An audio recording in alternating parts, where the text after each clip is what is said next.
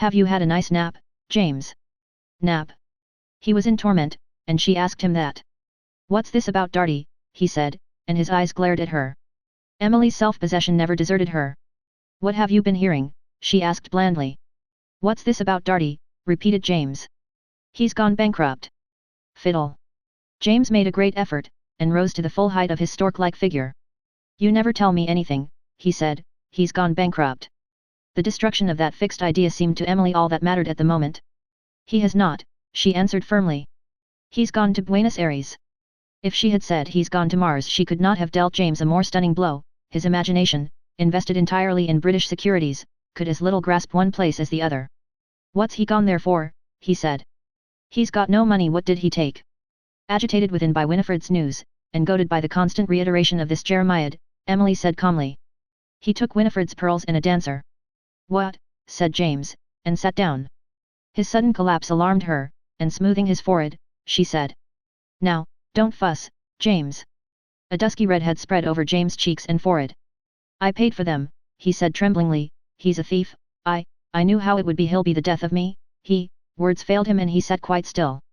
Emily, who thought she knew him so well, was alarmed, and went towards the sideboard where she kept some sal volatile. She could not see the tenacious Forsyte spirit working in that thin, tremulous shape against the extravagance of the emotion called up by this outrage on Forsyte principles, the Forsyte spirit deep in there, saying, you mustn't get into a fantod, it'll never do. You won't digest your lunch, you'll have a fit. All unseen by her, it was doing better work in James than sal volatile. Drink this, she said. James waved it aside. What was Winifred about, he said, to let him take her pearls? Emily perceived the crisis past. She can have mine, she said comfortably. I never wear them. She'd better get a divorce. There you go, said James. Divorce? We've never had a divorce in the family. Where's Soames? He'll be in directly. No, he won't, said James, almost fiercely. He's at the funeral. You think I know nothing?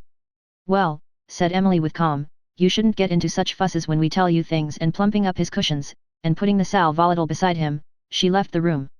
But James sat there seeing visions, of Winifred in the divorce court, and the family name in the papers, of the earth falling on Roger's coffin, of Val taking after his father, of the pearls he had paid for and would never see again, of money back at 4 per cent, and the country going to the dogs, and, as the afternoon wore into evening, and tea time passed, and dinner time, those visions became more and more mixed and menacing, of being told nothing, till he had nothing left of all his wealth, and they told him nothing of it. Where was Soames? Why didn't he come in? His hand grasped the glass of negus, he raised it to drink, and saw his son standing there looking at him. A little sigh of relief escaped his lips, and putting the glass down, he said. There you are, Darty's gone to Buenos Aires. Soames nodded. That's all right, he said, good riddance. A wave of assuagement passed over James' brain. Soames knew. Soames was the only one of them all who had sense. Why couldn't he come and live at home? He had no son of his own. And he said plaintively. At my age I get nervous. I wish you were more at home, my boy. Again Soames nodded, the mask of his countenance betrayed no understanding, but he went closer, and as if by accident touched his father's shoulder. They sent their love to you at Timothy's, he said. It went off all right. I've been to see Winifred. I'm going to take steps. And he thought, yes, and you mustn't hear of them. James looked up, his long white whiskers quivered, his thin throat between the points of his collar looked very gristly and naked. I've been very poorly all day, he said, they never tell me anything. Soames' heart twitched. Well, it's all right, there's nothing to worry about. Will you come up now? And he put his hand under his father's arm. James obediently and tremulously raised himself, and together they went slowly across the room, which had a rich look in the firelight, and out to the stairs. Very slowly they ascended. Good night, my boy, said James at his bedroom door. Good night, father, answered Soames. His hand stroked down the sleeve beneath the shawl, it seemed to have almost nothing in it, so thin was the arm. And, turning away from the light in the opening doorway, he went up the extra flight to his own bedroom. I want a son, he thought, sitting on the edge of his bed, I want a son. Chapter 6. No longer young Jolyon at home. Trees take little account of time, and the old oak on the upper lawn at Robin Hill looked no day older than when Bosinney sprawled under it and said to Soames, Forsyte, I've found the very place for your house. Since then Swithin had dreamed, and old Jolyon died, beneath its branches. And now, close to the swing, no longer young Jolyon often painted there. Of all spots in the world it was perhaps the most sacred to him, for he had loved his father. Contemplating its great girth, crinkled and a little mossed, but not yet hollow, he would speculate on the passage of time. That tree had seen, Perhaps, all real English history, it dated, he shouldn't wonder, from the days of Elizabeth at least. His own 50 years were as nothing to its wood. When the house behind it, which he now owned, was 300 years of age instead of 12, that tree might still be standing there, vast and hollow, for who would commit such sacrilege as to cut it down? A Forsyte might perhaps still be living in that house, to guard it jealously. And Jolyon would wonder what the house would look like coated with such age. Wisteria was already about its walls, the new look had gone. Would it hold its own and keep the dignity Bosinney had bestowed on it, or would the giant London have lapped it round and made it into an asylum in the midst of a jerry-built wilderness? Often, within and without of it, he was persuaded that Bosinney had been moved by the spirit when he built. He had put his heart into that house, indeed. It might even become one of the homes of England, a rare achievement for a house in these degenerate days of building. And the aesthetic spirit, moving hand in hand with his Forsyte sense of possessive continuity, dwelt with pride and pleasure on his ownership thereof. There was the smack of reverence and ancestor worship, if only for one ancestor, in his desire to hand this house down to his son and his son's son. His father had loved the house, had loved the view, the grounds, that tree, his last years had been happy there, and no one had lived there before him. These last 11 years at Robin Hill had formed in Jolyon's life as a painter, the important period of success. He was now in the very van of watercolor art, hanging on the line everywhere. His drawings fetched high prices. Specializing in that one medium with the tenacity of his breed, he had arrived, rather late, but not too late for a member of the family which made a point of living forever. His art had really deepened and improved. In conformity with his position he had grown a short fair beard, which was just beginning to grizzle, and hid his Forsyte chin. His brown face had lost the warped expression of his ostracized period, he looked, if anything, younger. The loss of his wife in 1894 had been one of those domestic tragedies which turn out in the end for the good of all. He had, indeed, loved her to the last, for his was an affectionate spirit, but she had become increasingly difficult, jealous of her stepdaughter June, jealous even of her own little daughter Holly, and making ceaseless plaint that he could not love her, ill as she was, and useless to everyone, and better dead. He had mourned her sincerely, but his face had looked younger since she died. If she could only have believed that she made him happy, how much happier would the 20 years of their companionship have been? June had never really got on well with her who had reprehensibly taken her own mother's place, and ever since old Jolyon died she had been established in a sort of studio in London. But she had come back to Robin Hill on her stepmother's death, and gathered the reins there into her small decided hands. Jolly was then at Harrow, Holly still learning from Mademoiselle Beausy. There had been nothing to keep Jolyon at home, and he had removed his grief and his paint-box abroad. There he had wandered, for the most part in Brittany, and at last had fetched up in Paris. He had stayed there several months, and come back with the younger face and the short fair beard. Essentially a man who merely lodged in any house, it had suited him perfectly that June should reign at Robin Hill, so that he was free to go off with his easel where and when he liked. She was inclined, it is true, to regard the house rather as an asylum for her protégés. But his own outcast days had filled Jolyon forever with sympathy towards an outcast, and June's lame ducks about the place did not annoy him. By all means let her have them down, and feed them up, and though his slightly cynical humor perceived that they ministered to his daughter's love of domination as well as moved her warm heart, he never ceased to admire her for having so many ducks. He fell, indeed, year by year into a more and more detached and brotherly attitude towards his own son and daughters, treating them with a sort of whimsical equality. When he went down to Harrow to see Jolly, he never quite knew which of them was the elder, and would sit eating cherries with him out of one paper bag, with an affectionate and ironical smile twisting up an eyebrow and curling his lips a little. And he was always careful to have money in his pocket, and to be modish in his dress, so that his son need not blush for him. They were perfect friends, but never seemed to have occasion for verbal confidences. Both having the competitive self-consciousness of Forsytes. They knew they would stand by each other in scrapes, but there was no need to talk about it. Jolyon had a striking horror, partly original sin, but partly the result of his early immorality, of the moral attitude. The most he could ever have said to his son would have been, "Look here, old man, don't forget you're a gentleman," and then have wondered whimsically whether that was not a snobbish sentiment. The great cricket match was perhaps the most searching and awkward time they annually went through together, for Jolyon had been at Eton. They would be particularly careful during that match, continually saying, "Hooray, oh, hard luck, old man," or "Hooray, oh, bad luck, dad," to each other, when some disaster at which their hearts bounded happened to the opposing school. And Jolyon would wear a grey top hat, instead of his usual soft one, to save his son's feelings, for a black top hat he could not stomach. When Jolly went up to Oxford, Jolyon went up with him, amused, humble, and a little anxious not to discredit his boy amongst all these youths who seemed so much more assured and old than himself. He often thought, "Glad I'm a painter," for he had long dropped under writing at Lloyd's. It's so innocuous you can't look down on a painter. You can't take him seriously enough for Jolly, who had a sort of natural lordliness, had passed at once into a very small set, who secretly amused his father. The boy had fair hair which curled a little, and his grandfather's deep-set iron-grey eyes. He was well-built and very upright, and always pleased Julian's aesthetic sense, so that he was a tiny bit afraid of him, as artists ever are of those of their own sex whom they admire physically. On that occasion, however, he actually did screw up his courage to give his son advice, and this was it. "Look here, old man, you're bound to get into debt, mind you come to me at once of course, I'll always pay them, but you might remember that one respects oneself more afterwards if one pays one's own way, and don't ever borrow, except from me, will you?" And Jolly had said, "All right, Dad, I won't," and he never had. "And there's just one other thing, I don't know much about morality and that, but there is this, it's always worthwhile before you do anything to consider whether it's going to hurt another person more than is absolutely necessary." Jolly had looked thoughtful, and nodded, and presently had squeezed his father's hand. And Jolyon had thought, I wonder if I had the right to say that. He always had a sort of dread of losing the dumb confidence they had in each other, remembering how for long years he had lost his own father's, so that there had been nothing between them but love at a great distance. He underestimated, no doubt, the change in the spirit of the age since he himself went up to Cambridge in '65, and perhaps he underestimated, too, his boy's power of understanding that he was tolerant to the very bone. It was that tolerance of his, and possibly his skepticism, which ever made his relations towards June so queerly defensive. She was such a decided mortal, knew her own mind so terribly well, wanted things so inexorably until she got them, and then, indeed, often dropped them like a hot potato. Her mother had been like that, whence had come all those tears.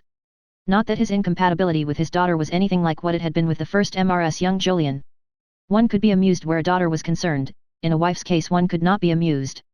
To see June set her heart and jaw on a thing until she got it was all right, because it was never anything which interfered fundamentally with Jolyon's liberty, the one thing on which his jaw was also absolutely rigid, a considerable jaw, under that short grizzling beard. Nor was there ever any necessity for real heart-to-heart encounters. One could break away into irony, as indeed he often had to. But the real trouble with June was that she had never appealed to his aesthetic sense, though she might well have, with her red gold hair and her Viking-colored eyes, and that touch of the berserker in her spirit. It was very different with Holly, soft and quiet, shy and affectionate, with a playful imp in her somewhere. He watched this younger daughter of his through the duckling stage with extraordinary interest. Would she come out a swan? With her sallow oval face and her grey wistful eyes and those long dark lashes, she might, or she might not. Only this last year had he been able to guess. Yes, she would be a swan, rather a dark one, always a shy one, but an authentic swan. She was 18 now, and Mademoiselle Beausy was gone, the excellent lady had removed, after 11 years haunted by her continuous reminiscences of the well-bred little Taylors, to another family whose bosom would now be agitated by her reminiscences of the well-bred little Forsytes. She had taught Holly to speak French like herself. Portraiture was not Jolyon's forte, but he had already drawn his younger daughter 3 times, and was drawing her a 4th, on the afternoon of October 4, 1899, when a card was brought to him which caused his eyebrows to go up. Mr. Soames Forsyte. The Shelter, Connoisseurs Club. Maple Durham. St. James's. But here the Forsyte saga must digress again. To return from a long travel in Spain to a darkened house, to a little daughter bewildered with tears, to the sight of a loved father lying peaceful in his last sleep, had never been, was never likely to be, forgotten by so impressionable and warm-hearted a man as Jolyon. A sense as of mystery, too, clung to that sad day, and about the end of one whose life had been so well ordered, balanced, and above board. It seemed incredible that his father could thus have vanished without, as it were, announcing his intention, without last words to his son, and due farewells. And those incoherent allusions of little Holly to the lady in grey, of Mademoiselle Beausy to a Madame Errant, as it sounded, involved all things in a mist, lifted a little when he read his father's will and the codicil thereto. It had been his duty as executor of that will and codicil to inform Irene, wife of his cousin Soames, of her life interest in £15,000. He had called on her to explain that the existing investment in India stock, earmarked to meet the charge, would produce for her the interesting net sum of £430 odd a year, clear of income tax. This was but the 3rd time he had seen his cousin Soames' wife, if indeed she was still his wife, of which he was not quite sure. He remembered having seen her sitting in the botanical gardens waiting for Bosinney, a passive, fascinating figure, reminding him of Titian's heavenly love, and again, when, charged by his father, he had gone to Montpellier Square on the afternoon when Bosinney's death was known. He still recalled vividly her sudden appearance in the drawing-room doorway on that occasion, her beautiful face, passing from wild eagerness of hope to stony despair, remembered the compassion he had felt, Soames' snarling smile, his words, "We are not at home," and the slam of the front door. This 3rd time he saw a face and form more beautiful, freed from that warp of wild hope and despair. Looking at her, he thought, yes, you are just what the dad would have admired, and the strange story of his father's Indian summer became slowly clear to him. She spoke of old Jolyon with reverence and tears in her eyes. He was so wonderfully kind to me, I don't know why he looked so beautiful and peaceful sitting in that chair under the tree, it was I who first came on him sitting there, you know, such a lovely day. I don't think an end could have been happier. We should all like to go out like that. Quite right, he had thought. We should all like to go out in full summer with beauty stepping towards us across a lawn. And looking round the little, almost empty drawing room, he had asked her what she was going to do now. I am going to live again a little, Cousin Jolyon. It's wonderful to have money of one's own. I've never had any. I shall keep this flat, I think, I'm used to it, but I shall be able to go to Italy. Exactly, Jolyon had murmured, looking at her faintly smiling lips, and he had gone away thinking, a fascinating woman, what a waste. I'm glad the dad left her that money. He had not seen her again, but every quarter he had signed her check, forwarding it to her bank, with a note to the Chelsea flat to say that he had done so, and always he had received a note in acknowledgement, generally from the flat, but sometimes from Italy, so that her personality had become embodied in slightly scented grey paper, an upright fine handwriting, and the words, Dear Cousin Jolyon. Man of property that he now was, the slender check he signed often gave rise to the thought, well, I suppose she just manages, sliding into a vague wonder how she was faring otherwise in a world of men not wont to let beauty go unpossessed. At first Holly had spoken of her sometimes, but ladies in grey soon fade from children's memories. And the tightening of June's lips in those first weeks after her grandfather's death whenever her former friend's name was mentioned, had discouraged allusion. Only once, indeed, had June spoken definitely, I've forgiven her. I'm frightfully glad she's independent now. On receiving Soames' card, Jolyon said to the maid, for he could not abide butlers, show him into the study, please, and say I'll be there in a minute, and then he looked at Holly and asked. Do you remember the lady in grey, who used to give you music lessons? Oh yes, why, has she come? Jolyon shook his head, and, changing his holland blouse for a coat, was silent, perceiving suddenly that such history was not for those young ears. His face, in fact, became whimsical perplexity incarnate while he journeyed towards the study. Standing by the French window, looking out across the terrace at the oak tree, were two figures, middle-aged and young, and he thought, who's that boy? Surely they never had a child. The elder figure turned.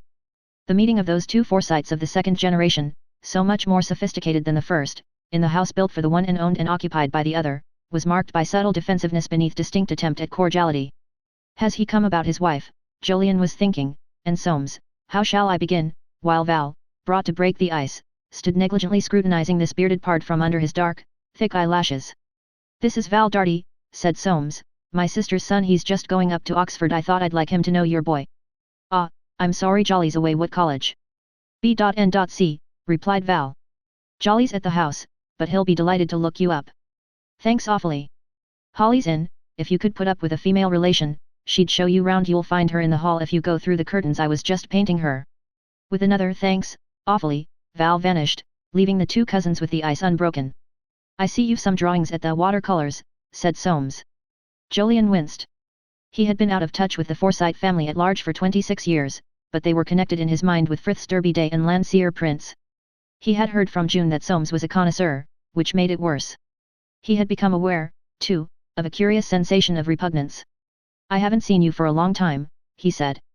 No, answered Soames between close lips, not since, as a matter of fact, it's about that I've come. You're her trustee, I'm told. Jolyon nodded. 12 years is a long time, said Soames rapidly. I'm tired of it. Jolyon found no more appropriate answer than, won't you smoke? No, thanks. Jolyon himself lit a cigarette. I wish to be free, said Soames abruptly. I don't see her, murmured Jolyon through the fume of his cigarette. But you know where she lives, I suppose. Jolyon nodded. He did not mean to give her address without permission. Soames seemed to divine his thought. I don't want her address, he said, I know it. What exactly do you want? She deserted me. I want a divorce. Rather late in the day, isn't it? Yes, said Soames. And there was a silence. I don't know much about these things, at least, I've forgotten, said Jolyon with a wry smile. He himself had had to wait for death to grant him a divorce from the first Mrs. Jolyon. Do you wish me to see her about it? Soames raised his eyes to his cousin's face. I suppose there's someone, he said. A shrug moved Jolyon's shoulders. I don't know at all. I imagine you may have both lived as if the other were dead. It's usual in these cases. Soames turned to the window. A few early fallen oak leaves strewed the terrace already, and were rolling round in the wind. Jolyon saw the figures of Holly and Val Darty moving across the lawn towards the stables. I'm not going to run with the hare and hunt with the hounds, he thought.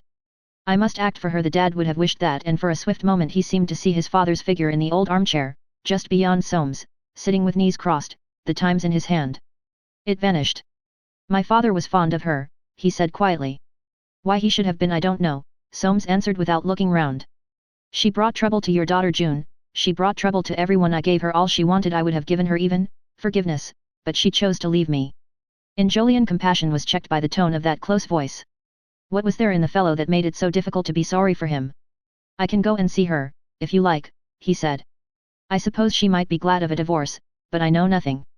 Soames nodded. Yes, please go as I say, I know her address, but I've no wish to see her. His tongue was busy with his lips, as if they were very dry. You'll have some tea, said Jolyon, stifling the words, and see the house, and he led the way into the hall. When he had rung the bell and ordered tea, he went to his easel to turn his drawing to the wall. He could not bear, somehow, that his work should be seen by Soames, who was standing there in the middle of the great room which had been designed expressly to afford wall space for his own pictures. In his cousin's face, with its unseizable family likeness to himself, and its chinny, narrow, concentrated look, Jolyon saw that which moved him to the thought, that chap could never forget anything, nor ever give himself away. He's pathetic. Chapter 7. The Colt and the Filly. When young Val left the presence of the last generation he was thinking, this is jolly dull, Uncle Soames does take the bun. I wonder what this filly's like. He anticipated no pleasure from her society, and suddenly he saw her standing there looking at him. Why, she was pretty. What luck. I'm afraid you don't know me, he said. My name's Val Darty, I'm once removed, second cousin, something like that. You know my mother's name was Forsyte. Holly, whose slim brown hand remained in his because she was too shy to withdraw it, said. I don't know any of my relations. Are there many? Tons. They're awful, most of them at least. I don't know, some of them one's relations always are, aren't they? I expect they think one awful too, said Holly. I don't know why they should. No one could think you awful, of course. Holly looked at him, the wistful candor in those grey eyes gave young Val a sudden feeling that he must protect her. I mean there are people and people, he added astutely. Your dad looks awfully decent, for instance. Oh yes, said Holly fervently, he is. A flush mounted in Val's cheeks, that scene in the Pandemonium Promenade, the dark man with the pink carnation developing into his own father. But you know what the Forsytes are, he said almost viciously. Oh, I forgot, you don't. What are they? Oh, fearfully careful, not sportsmen a bit. Look at Uncle Soames. I'd like to, said Holly. Val resisted a desire to run his arm through hers. Oh, no, he said, let's go out. You'll see him quite soon enough. What's your brother like? Holly led the way onto the terrace and down to the lawn without answering. How describe Jolly, who, ever since she remembered anything, had been her lord, master, and ideal. Does he sit on you? Said Val shrewdly. I shall be knowing him at Oxford. Have you got any horses? Holly nodded. Would you like to see the stables? Rather. They passed under the oak tree, through a thin shrubbery, into the stable yard. There under a clock tower lay a fluffy brown and white dog, so old that he did not get up, but faintly waved the tail curled over his back. That's Balthasar, said Holly, he's so old, awfully old, nearly as old as I am. Poor old boy, he's devoted to Dad. Balthasar, that's a rum name. He isn't purebred, you know. No, but he's a darling, and she bent down to stroke the dog. Gentle and supple, with dark covered head and slim brown neck and hands, she seemed to Val strange and sweet, like a thing slipped between him and all previous knowledge. When grandfather died, she said, he wouldn't eat for 2 days. He saw him die, you know. Was that old Uncle Jolyon? Mother always says he was a topper. He was, said Holly simply, and opened the stable door. In a loose box stood a silver roan of about 15 hands, with a long black tail and mane. This is mine, Fairy. Ah, said Val, she's a jolly palfrey, but you ought to bang her tail. She'd look much smarter. Then catching her wondering look, he thought suddenly, I don't know, anything she likes, and he took a long sniff of the stable air. Horses are ripping, aren't they, my dad? He stopped. Yes, said Holly. An impulse to unbosom himself almost overcame him, but not quite. Oh, I don't know, he's often gone a mucker over them. I'm jolly keen on them too, riding and hunting. I like racing awfully, as well. I should like to be a gentleman rider. And oblivious of the fact that he had but one more day in town, with 2 engagements, he plumped out. I say, if I hire a G tomorrow, will you come a ride in Richmond Park? Holly clasped her hands. Oh yes, I simply love riding. But there's Jolly's horse, why don't you ride him? Here he is. We could go after tea. Val looked doubtfully at his trousered legs. He had imagined them immaculate before her eyes in high brown boots and Bedford cords. I don't much like riding his horse, he said. He mightn't like it. Besides, Uncle Soames wants to get back, I expect not that I believe in buckling under to him. You know you haven't got an uncle, have you? This is rather a good beast, he added, scrutinizing Jolly's horse, a dark brown, which was showing the whites of its eyes. You haven't got any hunting here, I suppose? No, I don't know that I want to hunt. It must be awfully exciting, of course, but it's cruel, isn't it? June says so. Cruel, ejaculated Val. Oh, that's all rot. Who's June? My sister, my half-sister, you know, much older than me. She had put her hands up to both cheeks of Jolly's horse, and was rubbing her nose against its nose with a gentle snuffling noise which seemed to have an hypnotic effect on the animal. Val contemplated her cheek resting against the horse's nose, and her eyes gleaming round at him. She's really a duck, he thought. They returned to the house less talkative, followed this time by the dog Balthasar, walking more slowly than anything on earth, and clearly expecting them not to exceed his speed limit. This is a ripping place, said Val from under the oak tree, where they had paused to allow the dog Balthasar to come up. Yes, said Holly, and sighed. Of course I want to go everywhere. I wish I were a gypsy.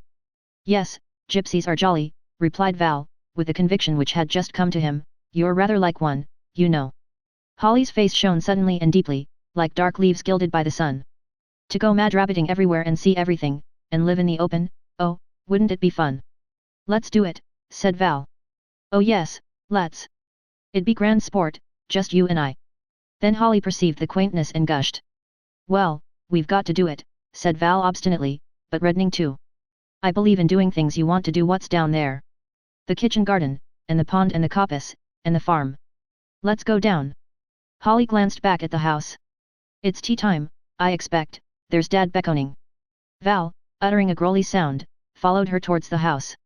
When they re-entered the hall gallery, the sight of two middle-aged Forsytes drinking tea together had its magical effect, and they became quite silent.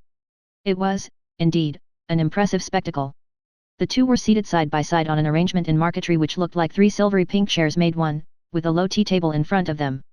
They seemed to have taken up that position, as far apart as the seat would permit, so that they need not look at each other too much, and they were eating and drinking rather than talking, Soames with his air of despising the tea cake as it disappeared, Jolyon of finding himself slightly amusing. To the casual eye neither would have seemed greedy, but both were getting through a good deal of sustenance. The two young ones having been supplied with food, the process went on silent and absorbative, till, with the advent of cigarettes, Jolyon said to Soames. And how's Uncle James? Thanks, very shaky. We're a wonderful family, aren't we? The other day I was calculating the average age of the 10 old Forsytes from my father's family Bible. I make it 84 already, and 5 still living. They ought to beat the record, and looking whimsically at Soames, he added. We aren't the men they were, you know. Soames smiled. Do you really think I shall admit that I'm not their equal? He seemed to be saying, or that I've got to give up anything, especially life. We may live to their age, perhaps, pursued Jolyon, but self-consciousness is a handicap, you know, and that's the difference between us. We've lost conviction. How and when self-consciousness was born I never can make out. My father had a little, but I don't believe any other of the old Forsytes ever had a scrap. Never to see yourself as others see you. It's a wonderful preservative. The whole history of the last century is in the difference between us and you, he added. Gazing through a ring of smoke at Val and Holly, uncomfortable under his quizzical regard, there'll be another difference. I wonder what? Soames took out his watch. We must go, he said, if we're to catch our train. Uncle Soames never misses a train, muttered Val, with his mouth full. Why should I? Soames answered simply. Oh, I don't know, grumbled Val, other people do. At the front door he gave Holly's slim brown hand a long and surreptitious squeeze. Look out for me tomorrow, he whispered, 3 o'clock. I'll wait for you in the road, it'll save time. We'll have a ripping ride. He gazed back at her from the lodge gate, and, but for the principles of a man about town, would have waved his hand. He felt in no mood to tolerate his uncle's conversation. But he was not in danger. Soames preserved a perfect muteness, busy with faraway thoughts. The yellow leaves came down about those two walking the 1.5 miles which Soames had traversed so often in those long ago days when he came down to watch with secret pride the building of the house, that house which was to have been the home of him and her from whom he was now going to seek release. He looked back once, up that endless vista of autumn lane between the yellowing hedges. What an age ago! I don't want to see her, he had said to Jolyon. Was that true? I may have to, he thought, and he shivered, seized by one of those queer shudderings that they say mean footsteps on one's grave. A chilly world. A queer world. And glancing sidelong at his nephew, he thought, wish I were his age, I wonder what she's like now. Chapter 8. Jolyon prosecutes trusteeship. When those two were gone Jolyon did not return to his painting, for daylight was failing, but went to the study, craving unconsciously a revival of that momentary vision of his father sitting in the old leather chair with his knees crossed and his straight eyes gazing up from under the dome of his massive brow. Often in this little room, coziest in the house, Jolyon would catch a moment of communion with his father. Not, indeed, that he had definitely any faith in the persistence of the human spirit, the feeling was not so logical, it was, rather, an atmospheric impact, like a scent, or one of those strong animistic impressions from forms, or effects of light, to which those with the artist's eye are especially prone. Here only, in this little unchanged room where his father had spent the most of his waking hours, could be retrieved the feeling that he was not quite gone, that the steady counsel of that old spirit and the warmth of his masterful lovability endured. What would his father be advising now, in this sudden recrudescence of an old tragedy? What would he say to this menace against her to whom he had taken such a fancy in the last weeks of his life? I must do my best for her, thought Jolyon, he left her to me in his will, but what is the best? And as if seeking to regain the sapience, the balance and shrewd common sense of that old Forsyte, he sat down in the ancient chair and crossed his knees. But he felt a mere shadow sitting there, nor did any inspiration come, while the fingers of the wind tapped on the darkening panes of the French window. Go and see her, he thought, or ask her to come down here. What's her life been, what is it now, I wonder? Beastly to rake up things at this time of day. Again the figure of his cousin standing with a hand on a front door of a fine olive green leaped out, vivid, like one of those figures from old-fashioned clocks when the hour strikes, and his words sounded in Jolyon's ears clearer than any chime. I manage my own affairs. I've told you once, I tell you again, we are not at home. The repugnance he had then felt for Soames, for his flat-cheeked, shaven face full of spiritual bulldoggedness, for his spare, square, sleek figure slightly crouched as it were over the bone he could not digest, came now again, fresh as ever, nay, with an odd increase. I dislike him, he thought, I dislike him to the very roots of me, and that's lucky. It'll make it easier for me to back his wife, half artist, and half Forsyte. Jolyon was constitutionally averse from what he termed ructions. Unless angered, he conformed deeply to that classic description of the she-dog, rather run than fight. A little smile became settled in his beard. Ironical that Soames should come down here, to this house, built for himself. How he had gazed and gaped at this ruin of his past intention, furtively nosing at the walls and stairway, appraising everything. And intuitively Jolyon thought, I believe the fellow even now would like to be living here. He could never leave off longing for what he once owned. Well, I must act, somehow or other, but it's a bore, a great bore. Late that evening he rode to the Chelsea flat, asking if Irene would see him. The old century which had seen the plant of individualism flower so wonderfully was setting in a sky orange with coming storms. Rumours of war added to the briskness of a London turbulent at the close of the summer holidays. And the streets to Jolyon, who was not often up in town, had a feverish look, due to these new motorcars and cabs, of which he disapproved aesthetically. He counted these vehicles from his hansom, and made the proportion of them 1 in 20. They were 1 in 30 about a year ago, he thought. They've come to stay, just so much more rattling round of wheels and general stink, for he was one of those rather rare liberals who object to anything new when it takes a material form, and he instructed his driver to get down to the river quickly, out of the traffic, desiring to look at the water through the mellowing screen of plane trees. At the little block of flats which stood back some 50 yards from the embankment, he told the cabman to wait, and went up to the first floor. Yes, Mrs. Heron was at home. The effect of a settled if very modest income was at once apparent to him, remembering the threadbare refinement in that tiny flat 8 years ago when he announced her good fortune. Everything was now fresh, dainty, and smelled of flowers. The general effect was silvery with touches of black, hydrangea color, and gold. A woman of great taste, he thought. Time had dealt gently with Jolyon, for he was a Forsyte. But with Irene time hardly seemed to deal at all, or such was his impression. She appeared to him not a day older, standing there in mole-colored velvet corduroy, with soft dark eyes and dark gold hair, with outstretched hand and a little smile. Won't you sit down? He had probably never occupied a chair with a fuller sense of embarrassment. You look absolutely unchanged, he said. And you look younger, cousin Jolyon. Jolyon ran his hands through his hair, whose thickness was still a comfort to him. I'm ancient, but I don't feel it. That's one thing about painting, it keeps you young. Titian lived to 99, and had to have plague to kill him off. Do you know, the first time I ever saw you I thought of a picture by him. When did you see me for the first time? In the botanical gardens. How did you know me, if you'd never seen me before? By someone who came up to you. He was looking at her heartily, but her face did not change, and she said quietly. Yes, many lives ago. What is your recipe for youth, Irene? People who don't live are wonderfully preserved. A bitter little saying. People who don't live. But an opening, and he took it. You remember my cousin Soames? He saw her smile faintly at that whimsicality, and at once went on. He came to see me the day before yesterday. He wants a divorce. Do you? The word seemed startled out of her. After 12 years, it's rather late. Won't it be difficult? Jolyon looked hard into her face. Unless, he said. Unless I have a lover now, but I have never had one since. What did he feel at the simplicity and candor of those words? Relief, surprise, pity. Venus for 12 years without a lover. And yet, he said, I suppose you would give a good deal to be free, too. I don't know, what does it matter, now? But if you were to love again, I should love. In that simple answer she seemed to sum up the whole philosophy of one on whom the world had turned its back. Well, is there anything you would like me to say to him? Only that I'm sorry he's not free. He had his chance once. I don't know why he didn't take it. Because he was a Forsyte. We never part with things, you know, unless we want something in their place, and not always then. Irene smiled. Don't you, cousin Jolyon? I think you do. Of course, I'm a bit of a mongrel, not quite a pure Forsyte. I never take the halfpennies off my checks, I put them on, said Jolyon uneasily. Well, what does Soames want in place of me now? I don't know, perhaps children. She was silent for a little, looking down. Yes, she murmured, it's hard. I would help him to be free if I could. Jolyon gazed into his hat. His embarrassment was increasing fast, so was his admiration, his wonder, and his pity. She was so lovely, and so lonely, and altogether it was such a coil. Well, he said, I shall have to see Soames. If there's anything I can do for you, I'm always at your service. You must think of me as a wretched substitute for my father. At all events, I'll let you know what happens when I speak to Soames. He may supply the material himself. She shook her head. You see, he has a lot to lose, and I have nothing. I should like him to be free, but I don't see what I can do. Nor I at the moment, said Jolyon, and soon after took his leave. He went down to his hansom.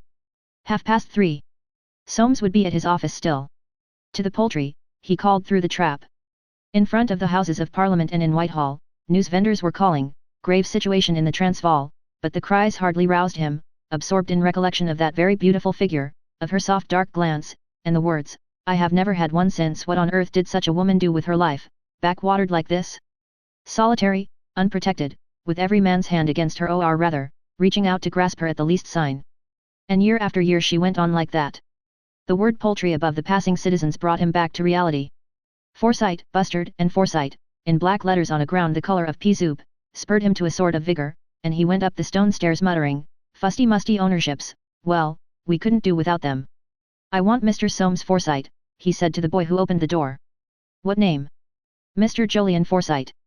The youth looked at him curiously, never having seen a Forsyte with a beard, and vanished. The offices of Forsyte, Bustard, and Forsyte had slowly absorbed the offices of Tooting and Bowles, and occupied the whole of the first floor. The firm consisted now of nothing but Soames and a number of managing and articled clerks. The complete retirement of James some 6 years ago had accelerated business, to which the final touch of speed had been imparted when Bustard dropped off, worn out, as many believed, by the suit of Fryer versus Forsyte, more in chancery than ever and less likely to benefit its beneficiaries. Soames, with his saner grasp of actualities, had never permitted it to worry him. On the contrary, he had long perceived that Providence had presented him therein with £200 a year net in perpetuity, and, why not? When Jolyon entered, his cousin was drawing out a list of holdings in consols, which in view of the rumours of war he was going to advise his companies to put on the market at once, before other companies did the same. He looked round, sighed long, and said, How are you? Just 1 minute, sit down, won't you? And having entered 3 amounts, and set a ruler to keep his place, he turned towards Jolyon, biting the side of his flat forefinger. Yes, he said. I have seen her. Soames frowned. Well, she has remained faithful to memory. Having said that, Jolyon was ashamed. His cousin had flushed a dusky yellowish red. What had made him tease the poor brute? I was to tell you she is sorry you are not free. 12 years is a long time, you know your law, and what chance it gives you. Soames uttered a curious little grunt, and the two remained a full minute without speaking. Like wax, thought Jolyon, watching that close face, where the flush was fast subsiding. He'll never give me a sign of what he's thinking, or going to do. Like wax, and he transferred his gaze to a plan of that flourishing town, by street on sea, the future existence of which lay exposed on the wall to the possessive instincts of the firm's clients. The whimsical thought flashed through him, I wonder if I shall get a bill of costs for this, to attending Mr. Jolyon Forsyte in the matter of my divorce, to receiving his account of his visit to my wife, and to advising him to go and see her again, 16 and 8 pence. Suddenly Soames said, I can't go on like this, I tell you, I can't go on like this. His eyes were shifting from side to side, like an animal's when it looks for way of escape.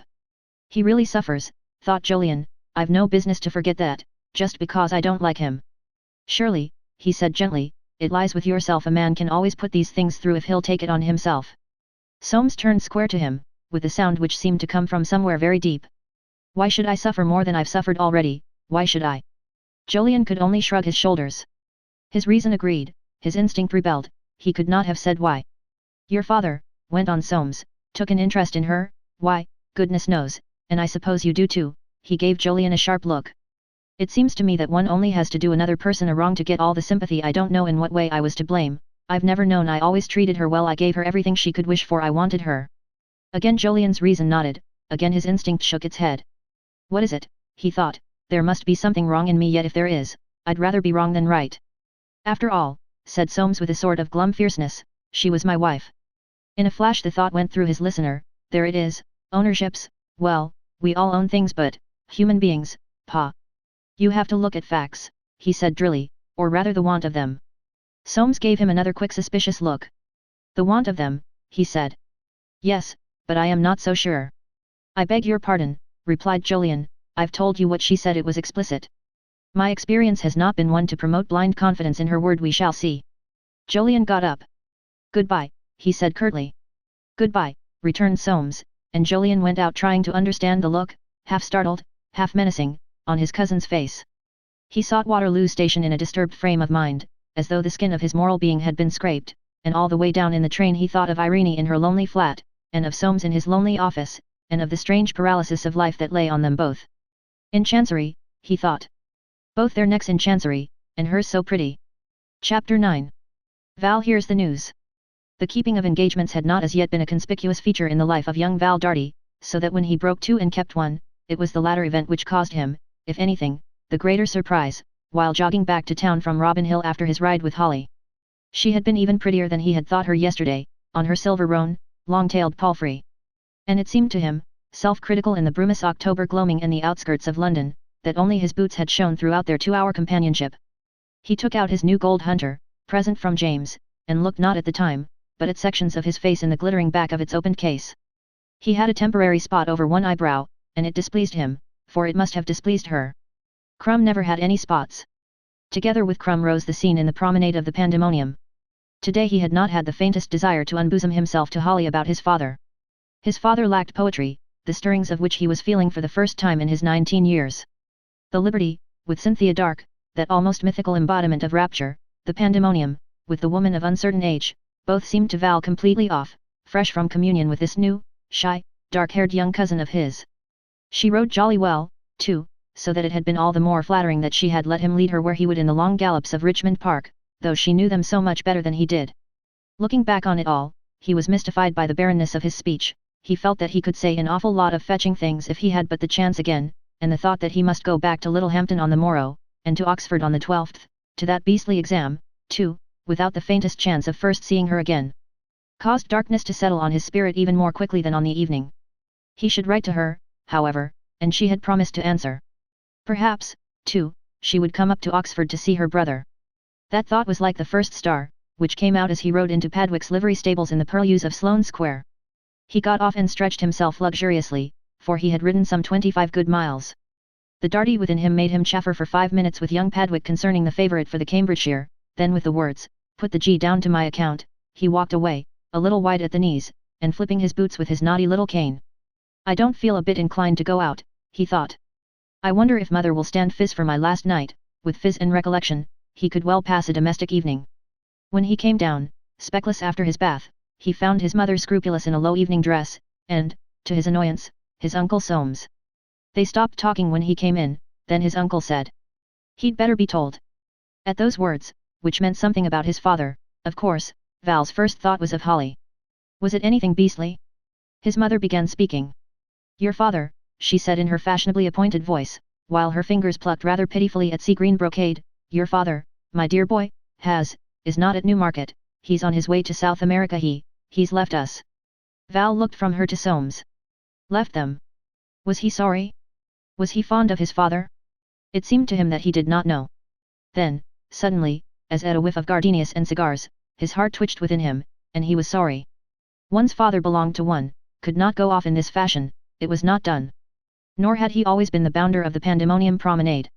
There were precious memories of tailors' shops and horses, tips at school, and general lavish kindness, when in luck. But why, he said. Then, as a sportsman himself, was sorry he had asked. The mask of his mother's face was all disturbed, and he burst out. All right, mother, don't tell me, only, what does it mean? A divorce, Val, I'm afraid.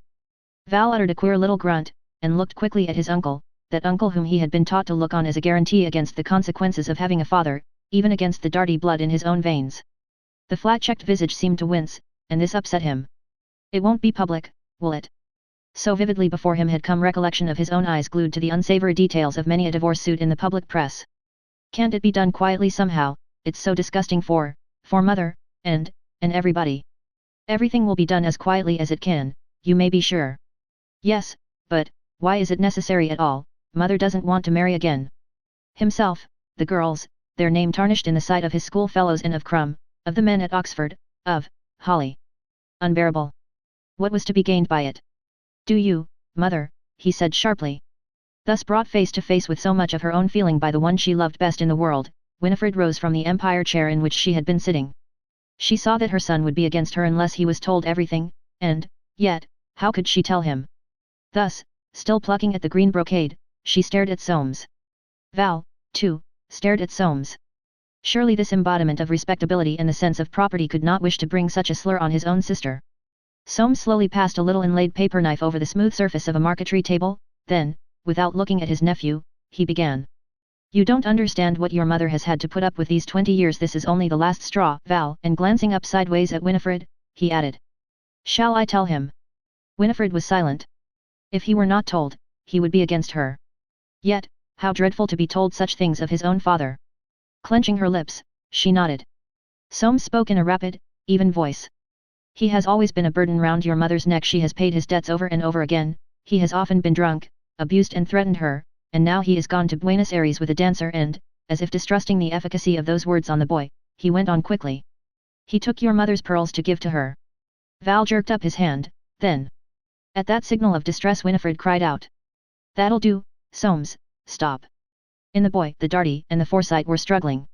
For debts, drink, dancers, he had a certain sympathy, but the pearls, no. That was too much. And suddenly he found his mother's hand squeezing his. You see, he heard Soames say, we can't have it all begin over again. There's a limit, we must strike while the iron's hot. Val freed his hand. But, you're never going to bring out that about the pearls. I couldn't stand that, I simply couldn't. Winifred cried out. No, no, Val, oh no, that's only to show you how impossible your father is, and his uncle nodded. Somewhat assuaged, Val took out a cigarette. His father had bought him that thin curved case. Oh. It was unbearable, just as he was going up to Oxford. Can't mother be protected without, he said. I could look after her. It could always be done later if it was really necessary. A smile played for a moment round Soames' lips, and became bitter. You don't know what you're talking of, nothing's so fatal as delay in such matters. Why? I tell you, boy, nothing's so fatal, I know from experience. His voice had the ring of exasperation.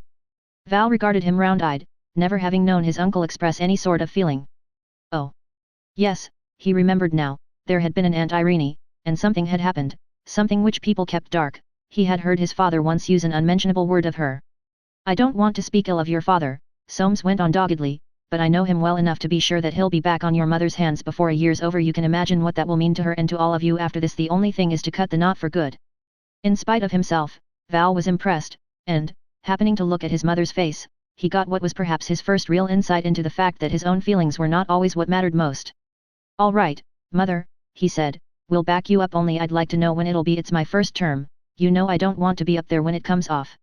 Oh, my dear boy, murmured Winifred, it is a bore for you, so, by habit, she phrased what, from the expression of her face, was the most poignant regret. When will it be, Soames? Can't tell, not for months. We must get restitution first.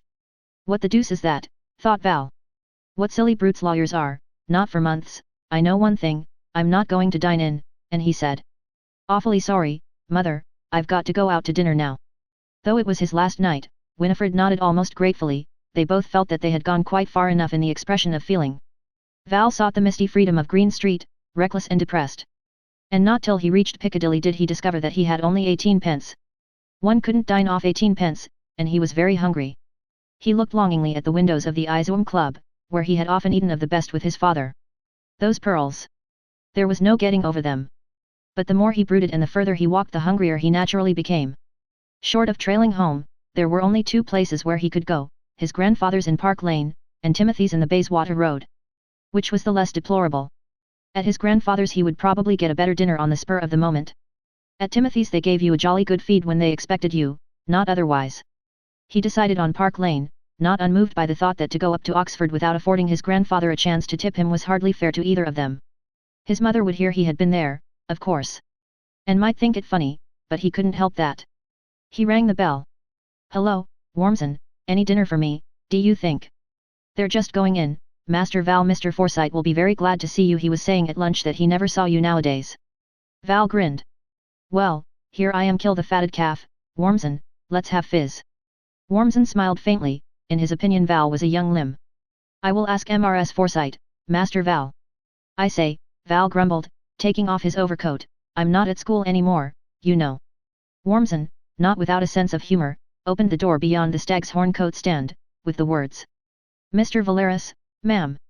"Confound him," thought Val, entering. A warm embrace, well, Val, from Emily, and a rather quavery "so there you are at last," from James, restored his sense of dignity. "Why didn't you let us know? There's only saddle of mutton champagne, Wormson," said Emily. And they went in.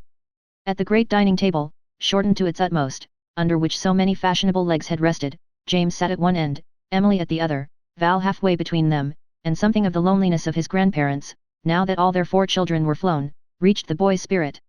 "I hope I shall kick the bucket long before I'm as old as grandfather," he thought. "Poor old chap, he's as thin as a rail," and lowering his voice while his grandfather and Wormson were in discussion about sugar in the soup, he said to Emily. "It's pretty brutal at home, Granny, I suppose you know." "Yes, dear boy. Uncle Soames was there when I left. I say, isn't there anything to be done to prevent a divorce? Why is he so beastly keen on it?" "Hush, my dear," murmured Emily, "we're keeping it from your grandfather." James' voice sounded from the other end. "What's that? What are you talking about?" "About Val's college," returned Emily.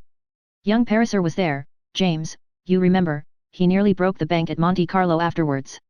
James muttered that he did not know, Val must look after himself up there, or he'd get into bad ways. And he looked at his grandson with gloom, out of which affection distrustfully glimmered.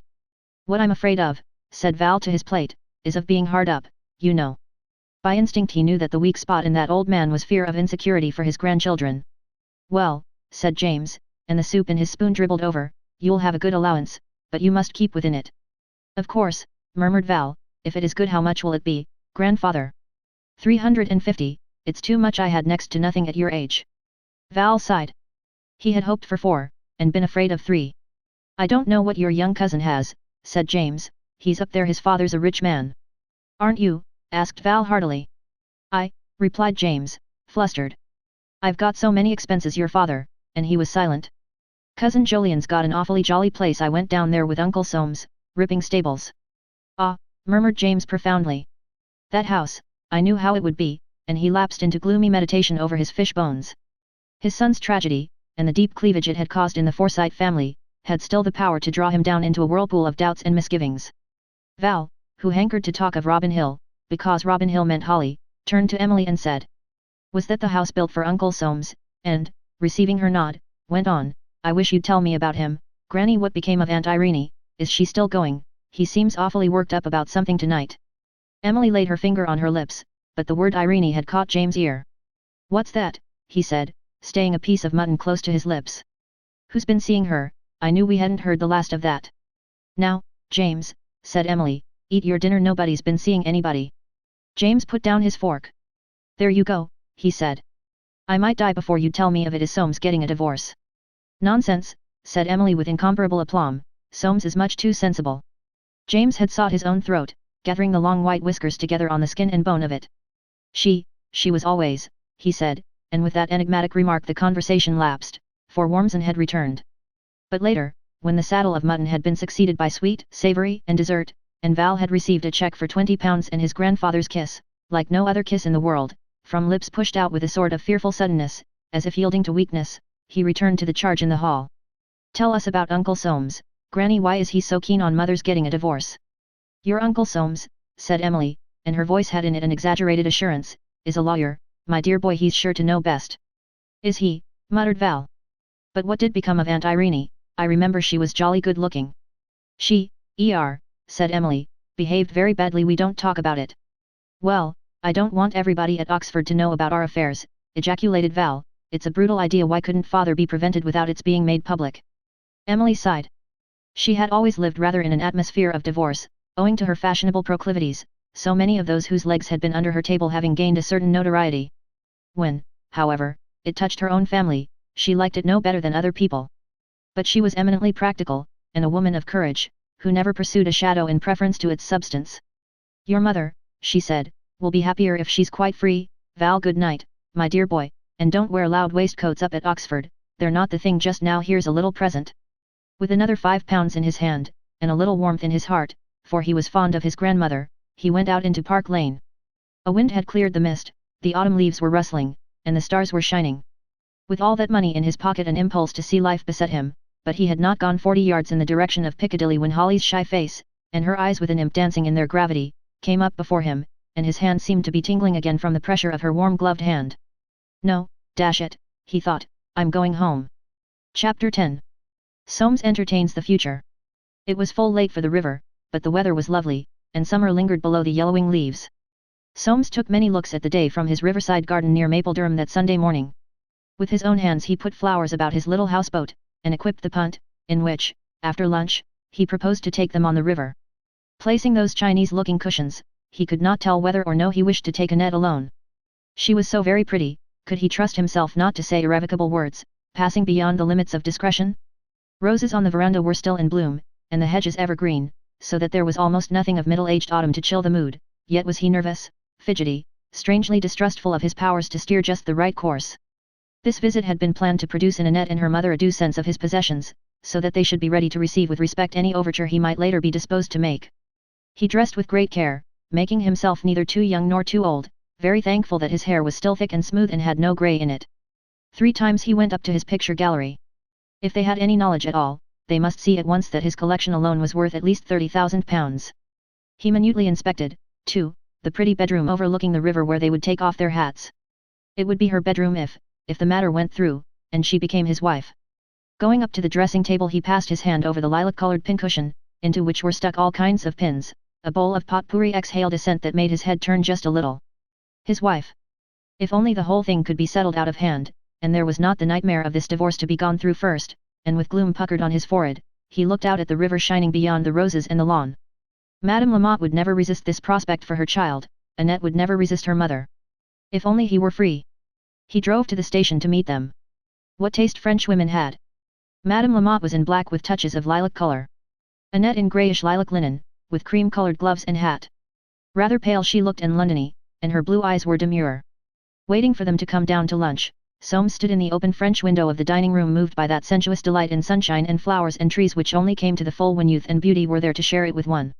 He had ordered the lunch with intense consideration, the wine was a very special sauterne, the whole appointments of the meal perfect, the coffee served on the veranda super excellent.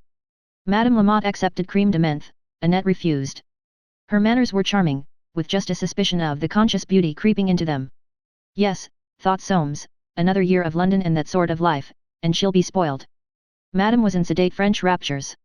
Adorable, le soleil est bon, how everything is chic, is it not, Annette? Monsieur is a real Monte Cristo. Annette murmured assent, with a look up at Soames which he could not read. He proposed a turn on the river. But to punt 2 persons when one of them looked so ravishing on those Chinese cushions was merely to suffer from a sense of lost opportunity, so they went but a short way towards Pangbourne, drifting slowly back, with every now and then an autumn leaf dropping on Annette or on her mother's black amplitude. And Soames was not happy, worried by the thought, how, when, where, can I say, what, they did not yet even know that he was married. To tell them he was married might jeopardize his every chance, yet, if he did not definitely make them understand that he wished for Annette's hand, it would be dropping into some other clutch before he was free to claim it. At tea, which they both took with lemon, Soames spoke of the Transvaal. There'll be war, he said. Madame Lamotte lamented. Ces pauvres Gensburgers, could they not be left to themselves? Soames smiled, the question seemed to him absurd. Surely as a woman of business she understood that the British could not abandon their legitimate commercial interests. Ah, that, but Madame Lamotte found that the English were a little hypocrite. They were talking of justice and the Uitlanders, not of business. Monsieur was the first who had spoken to her of that. The Boers are only half civilized, remarked Soames, they stand in the way of progress. It will never do to let our suzerainty go. What does that mean to say, suzerainty? What a strange word. Soames became eloquent, roused by these threats to the principle of possession, and stimulated by Annette's eyes fixed on him.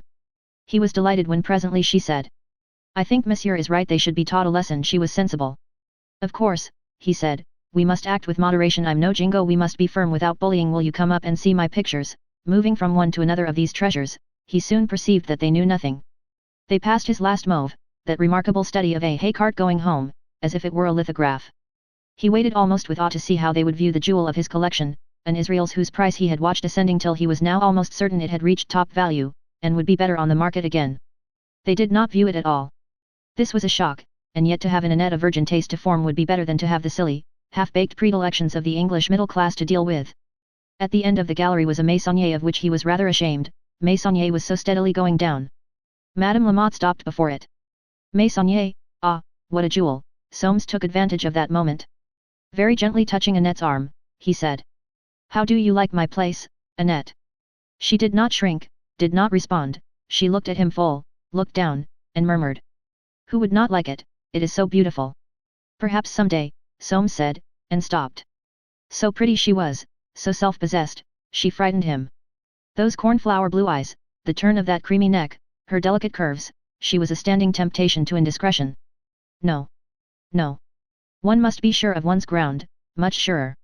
"If I hold off," he thought, "it will tantalize her," and he crossed over to Madame Lamotte, who was still in front of the maisonnier. "Yes, that's quite a good example of his later work. You must come again, madame, and see them lighted up. You must both come and spend a night." Enchanted. Would it not be beautiful to see them lighted? By moonlight too, the river must be ravishing. Annette murmured, "Thou art sentimental, ma man." Sentimental. That black-robed, comely, substantial Frenchwoman of the world. And suddenly he was certain as he could be that there was no sentiment in either of them. All the better. Of what use sentiment? And yet. He drove to the station with them, and saw them into the train. To the tightened pressure of his hand it seemed that Annette's fingers responded just a little. Her face smiled at him through the dark. He went back to the carriage, brooding. "Go on home, Jordan," he said to the coachman, "I'll walk," and he strode out into the darkening lanes, caution and the desire of possession playing seesaw within him. "Bonsoir, monsieur," how softly she had said it. To know what was in her mind. The French, they were like cats, one could tell nothing. But, how pretty! What a perfect young thing to hold in one's arms! What a mother for his heir! And he thought, with a smile, of his family and their surprise at a French wife, and their curiosity, and of the way he would play with it and buffet it confound them. The poplars sighed in the darkness, an owl hooted.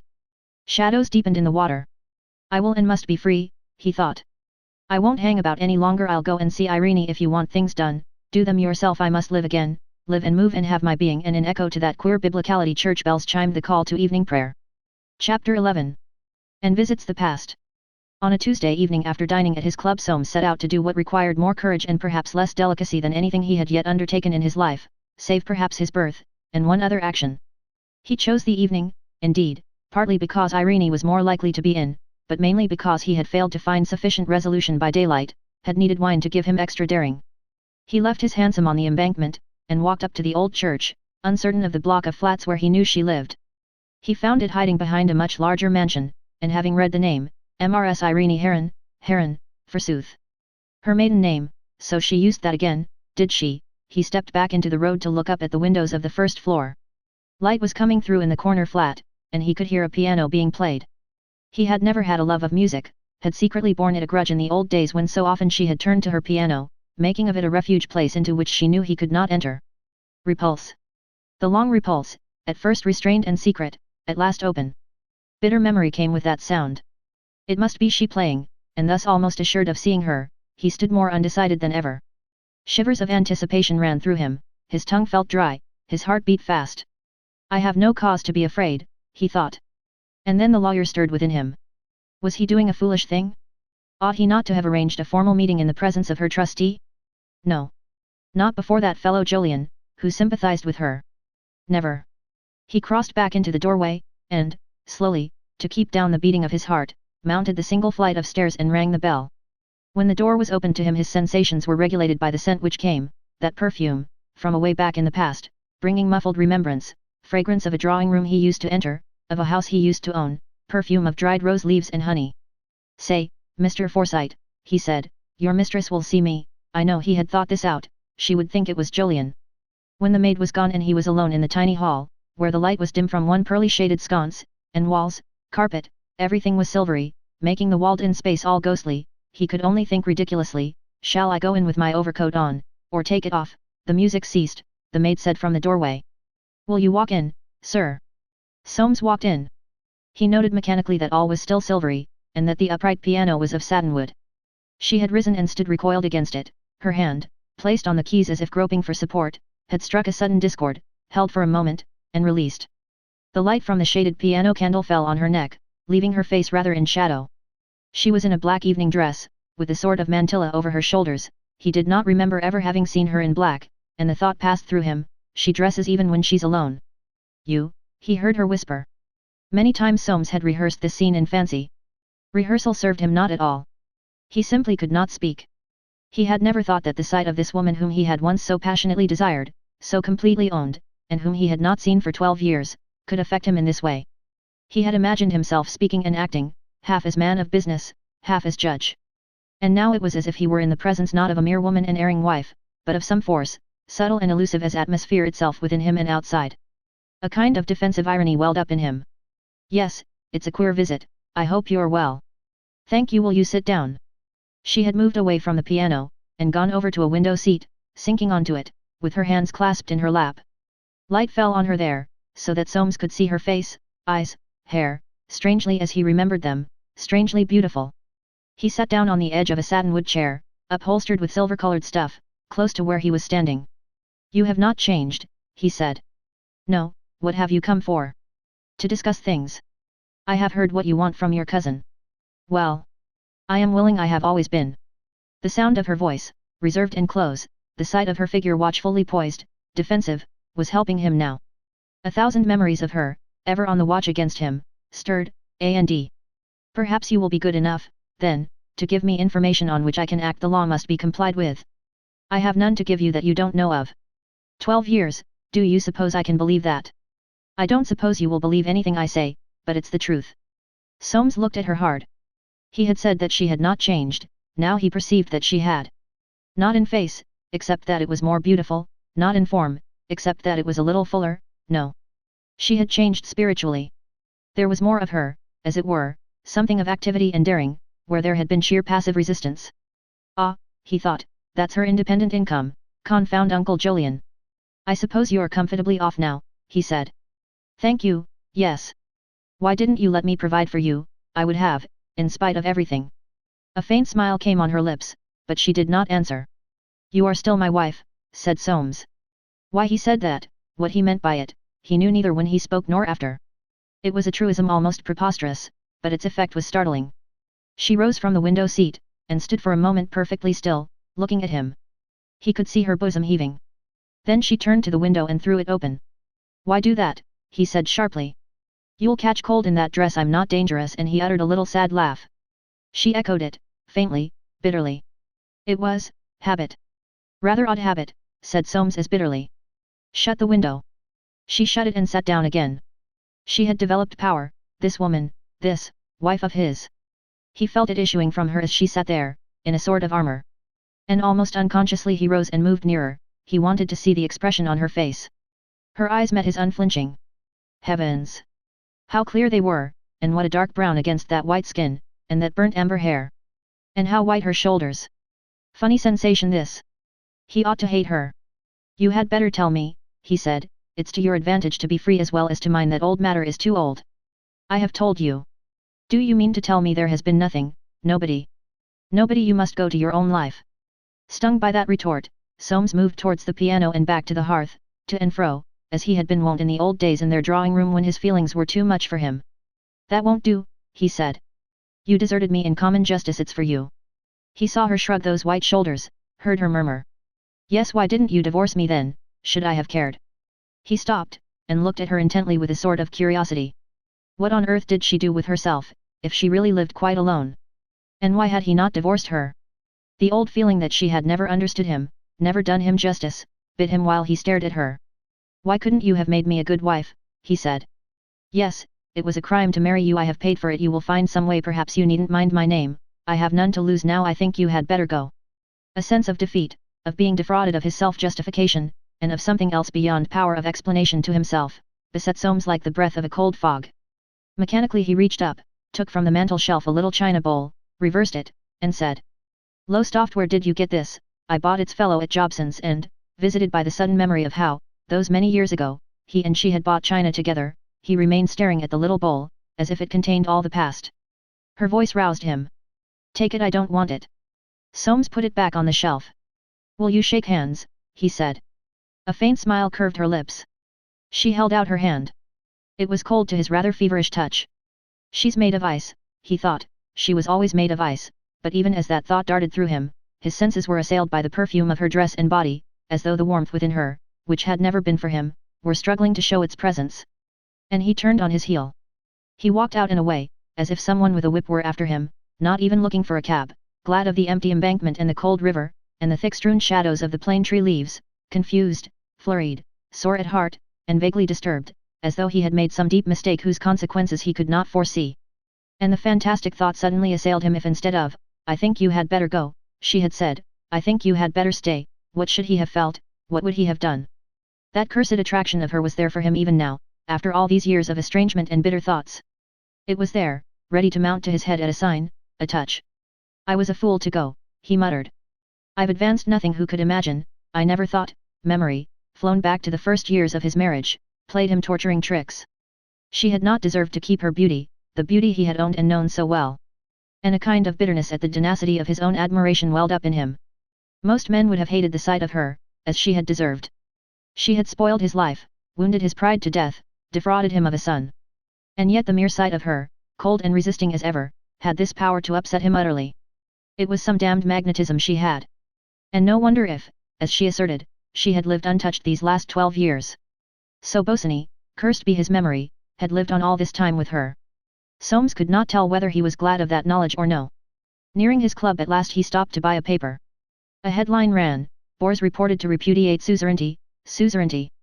Just like her, he thought, she always did suzerainty, I still have it by rights. She must be awfully lonely in that wretched little flat. Chapter 12. On Forsyte Change. Soames belonged to two clubs, the Connoisseurs, which he put on his cards and seldom visited, and the Remove, which he did not put on his cards and frequented. He had joined this liberal institution 5 years ago, having made sure that its members were now nearly all sound conservatives in heart and pocket, if not in principle. Uncle Nicholas had put him up. The fine reading room was decorated in the Adam style. On entering that evening he glanced at the tape for any news about the Transvaal, and noted that consols were down 7/16 since the morning. He was turning away to seek the reading room when a voice behind him said, "Well, Soames, that went off all right." It was Uncle Nicholas, in a frock coat and his special cutaway collar, with a black tie passed through a ring. Heavens! How young and dapper he looked at 82. "I think Roger D. have been pleased," his uncle went on. "The thing was very well done, Blackleys. I'll make a note of them. Buxton's done me no good. These Boers are upsetting me. That fellow Chamberlain's driving the country into war. What do you think?" "Bound to come," murmured Soames. Nicholas passed his hand over his thin, clean-shaven cheeks, very rosy after his summer cure. A slight pout had gathered on his lips. This business had revived all his liberal principles. "I mistrust that chap. He's a stormy petrol house. Property will go down if there's war. You'll have trouble with Roger's estate. I often told him he ought to get out of some of his houses. He was an opinionated beggar." There was a pair of you, thought Soames. But he never argued with an uncle, in that way, preserving their opinion of him as a long-headed chap, and the legal care of their property. "They tell me at Timothy's," said Nicholas, lowering his voice, "that Darty has gone off at last. That'll be a relief to your father. He was a rotten egg." Again Soames nodded. If there was a subject on which the Forsytes really agreed, it was the character of Montague Darty. "You take care," said Nicholas, "or he'll turn up again. Winifred had better have the tooth out. I should say no use preserving what's gone bad." Soames looked at him sideways. His nerves, exacerbated by the interview he had just come through, disposed him to see a personal allusion in those words. "I'm advising her," he said shortly. "Well," said Nicholas, "the brougham's waiting. I must get home. I'm very poorly. Remember me to your father." And having thus reconsecrated the ties of blood, he passed down the steps at his youthful gait and was wrapped into his fur coat by the junior porter. "I've never known Uncle Nicholas other than very poorly," mused Soames, "or seen him look other than everlasting. What a family, judging by him. I've got 38 years of health before me. Well, I'm not going to waste them." And going over to a mirror he stood looking at his face. Except for a line or two and 3 or 4 grey hairs in his little dark moustache, Had he aged any more than Irene? The prime of life, he and she in the very prime of life. And a fantastic thought shot into his mind. Absurd. Idiotic. But again it came. And genuinely alarmed by the recurrence, as one is by the second fit of shivering which presages a feverish cold, he sat down on the weighing machine. 11 stone. He had not varied 2 pounds in 20 years. What age was she? Nearly 37, not too old to have a child, not at all. 37 on the 9th of next month. He remembered her birthday well, he had always observed it religiously, even that last birthday so soon before she left him. When he was almost certain she was faithless. 4 birthdays in his house. He had looked forward to them, because his gifts had meant a semblance of gratitude, a certain attempt at warmth. Except, indeed, that last birthday, which had tempted him to be too religious. And he shied away in thought. Memory heaps dead leaves on corpse-like deeds, from under which they do but vaguely offend the sense. And then he thought suddenly, I could send her a present for her birthday after all, we're Christians, couldn't we join up again, and he uttered a deep sigh sitting there. Annette. Ah. But between him and Annette was the need for that wretched divorce suit. And how? A man can always work these things, if he'll take it on himself, Jolyon had said. But why should he take the scandal on himself with his whole career as a pillar of the law at stake? It was not fair. It was quixotic. 12 years' separation in which he had taken no steps to free himself put out of court the possibility of using her conduct with Bosinney as a ground for divorcing her. By doing nothing to secure relief he had acquiesced, even if the evidence could now be gathered, which was more than doubtful. Besides, his own pride would never let him use that old incident, he had suffered from it too much. No. Nothing but fresh misconduct on her part, but she had denied it, and, almost, he had believed her. Hung up.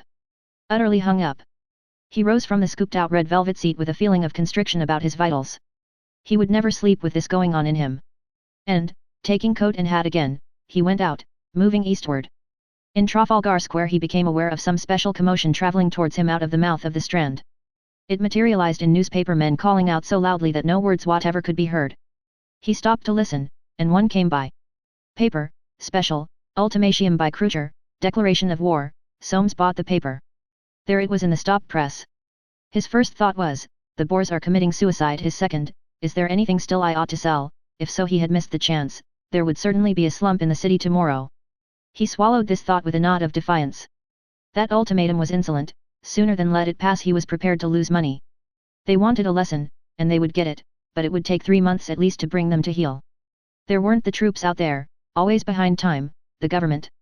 Confound those newspaper rats. What was the use of waking everybody up? Breakfast tomorrow was quite soon enough. And he thought with alarm of his father. They would cry it down Park Lane. Hailing a hansom, he got in and told the man to drive there. James and Emily had just gone up to bed, and after communicating the news to Wormson, Soames prepared to follow.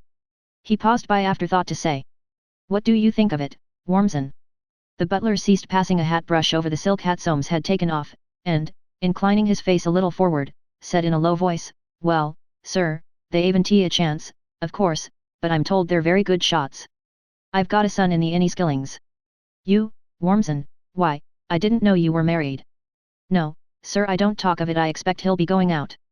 The slighter shock Soames had felt on discovering that he knew so little of one whom he thought he knew so well was lost in the slight shock of discovering that the war might touch one personally. Born in the year of the Crimean War, he had only come to consciousness by the time the Indian Mutiny was over. Since then the many little wars of the British Empire had been entirely professional, quite unconnected with the Forsytes and all they stood for in the body politic. This war would surely be no exception. But his mind ran hastily over his family. 2 of the Haymans, he had heard, were in some yeomanry or other. It had always been a pleasant thought, there was a certain distinction about the yeomanry. They wore, or used to wear, a blue uniform with silver about it, and rode horses. And Archibald, he remembered, had once on a time joined the militia, but had given it up because his father, Nicholas, had made such a fuss about his wasting his time peacocking about in a uniform. Recently he had heard somewhere that young Nicholas, eldest, very young Nicholas, had become a volunteer. No, thought Soames, mounting the stairs slowly, there's nothing in that. He stood on the landing outside his parents' bed and dressing rooms, debating whether or not to put his nose in and say a reassuring word. Opening the landing window, he listened. The rumble from Piccadilly was all the sound he heard, and with the thought, if these motor cars increase, it'll affect house property, he was about to pass on up to the room always kept ready for him when he heard, distant as yet, the hoarse rushing call of a news vendor. There it was, and coming past the house. He knocked on his mother's door and went in. His father was sitting up in bed, with his ears pricked under the white hair which Emily kept so beautifully cut. He looked pink, and extraordinarily clean, in his setting of white sheet and pillow, out of which the points of his high, thin, nightgown shoulders emerged in small peaks.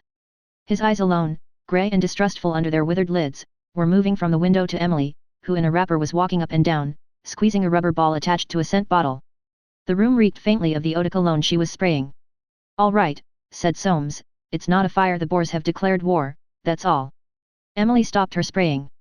"Oh," was all she said, and looked at James. Soames, too, looked at his father. He was taking it differently from their expectation, as if some thought, strange to them, were working in him. He muttered suddenly, "I shan't live to see the end of this." "Nonsense, James, it'll be over by Christmas." "What do you know about it?" James answered her with asperity. "It's a pretty mess at this time of night, too." He lapsed into silence, and his wife and son, as if hypnotized, waited for him to say, "I can't tell, I don't know, I knew how it would be," but he did not. The grey eyes shifted, evidently seeing nothing in the room, then movement occurred under the bedclothes, and the knees were drawn up suddenly to a great height. "They ought to send out Roberts, it all comes from that fellow Gladstone and his majuba."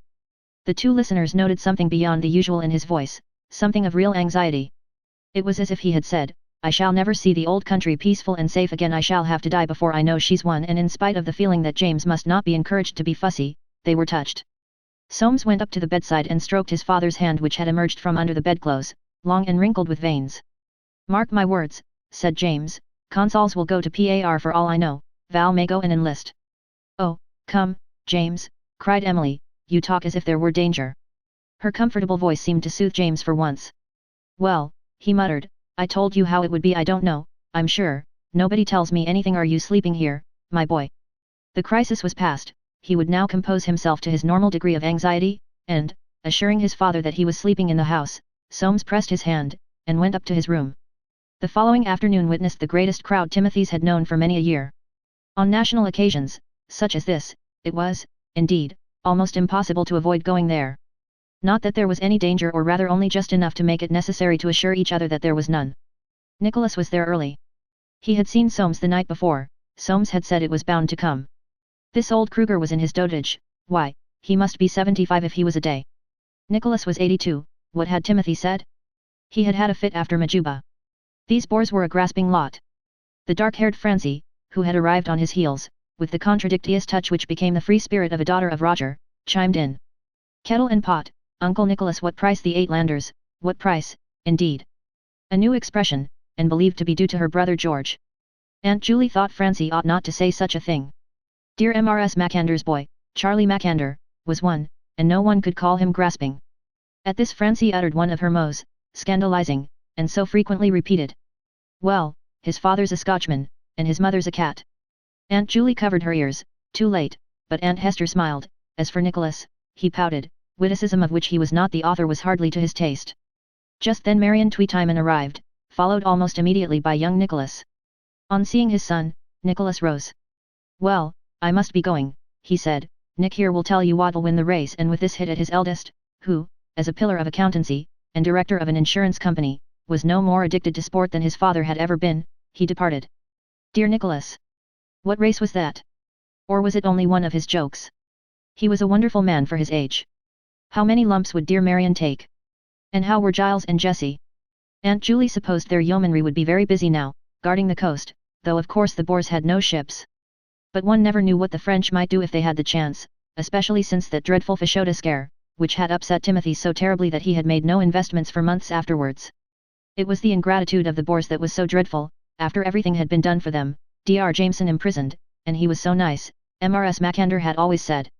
And Sir Alfred Milner sent out to talk to them, such a clever man. She didn't know what they wanted. But at this moment occurred one of those sensations, so precious at Timothy's, which great occasions sometimes bring forth. Miss June Forsyte. Aunts Julie and Hester were on their feet at once, trembling from smothered resentment, and old affection bubbling up, and pride at the return of a prodigal June. Well, this was a surprise. Dear June, after all these years. And how well she was looking. Not changed at all. It was almost on their lips to add, "And how is your dear grandfather?" forgetting in that giddy moment that poor dear Jolyon had been in his grave for 7 years now.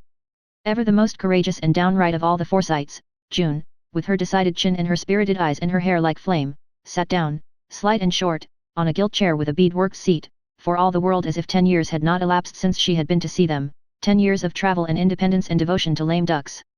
Those ducks of late had been all definitely painters, etchers, or sculptors, so that her impatience with the Forsytes and their hopelessly inartistic outlook had become intense. Indeed, she had almost ceased to believe that her family existed, and looked round her now with a sort of challenging directness which brought exquisite discomfort to the roomful.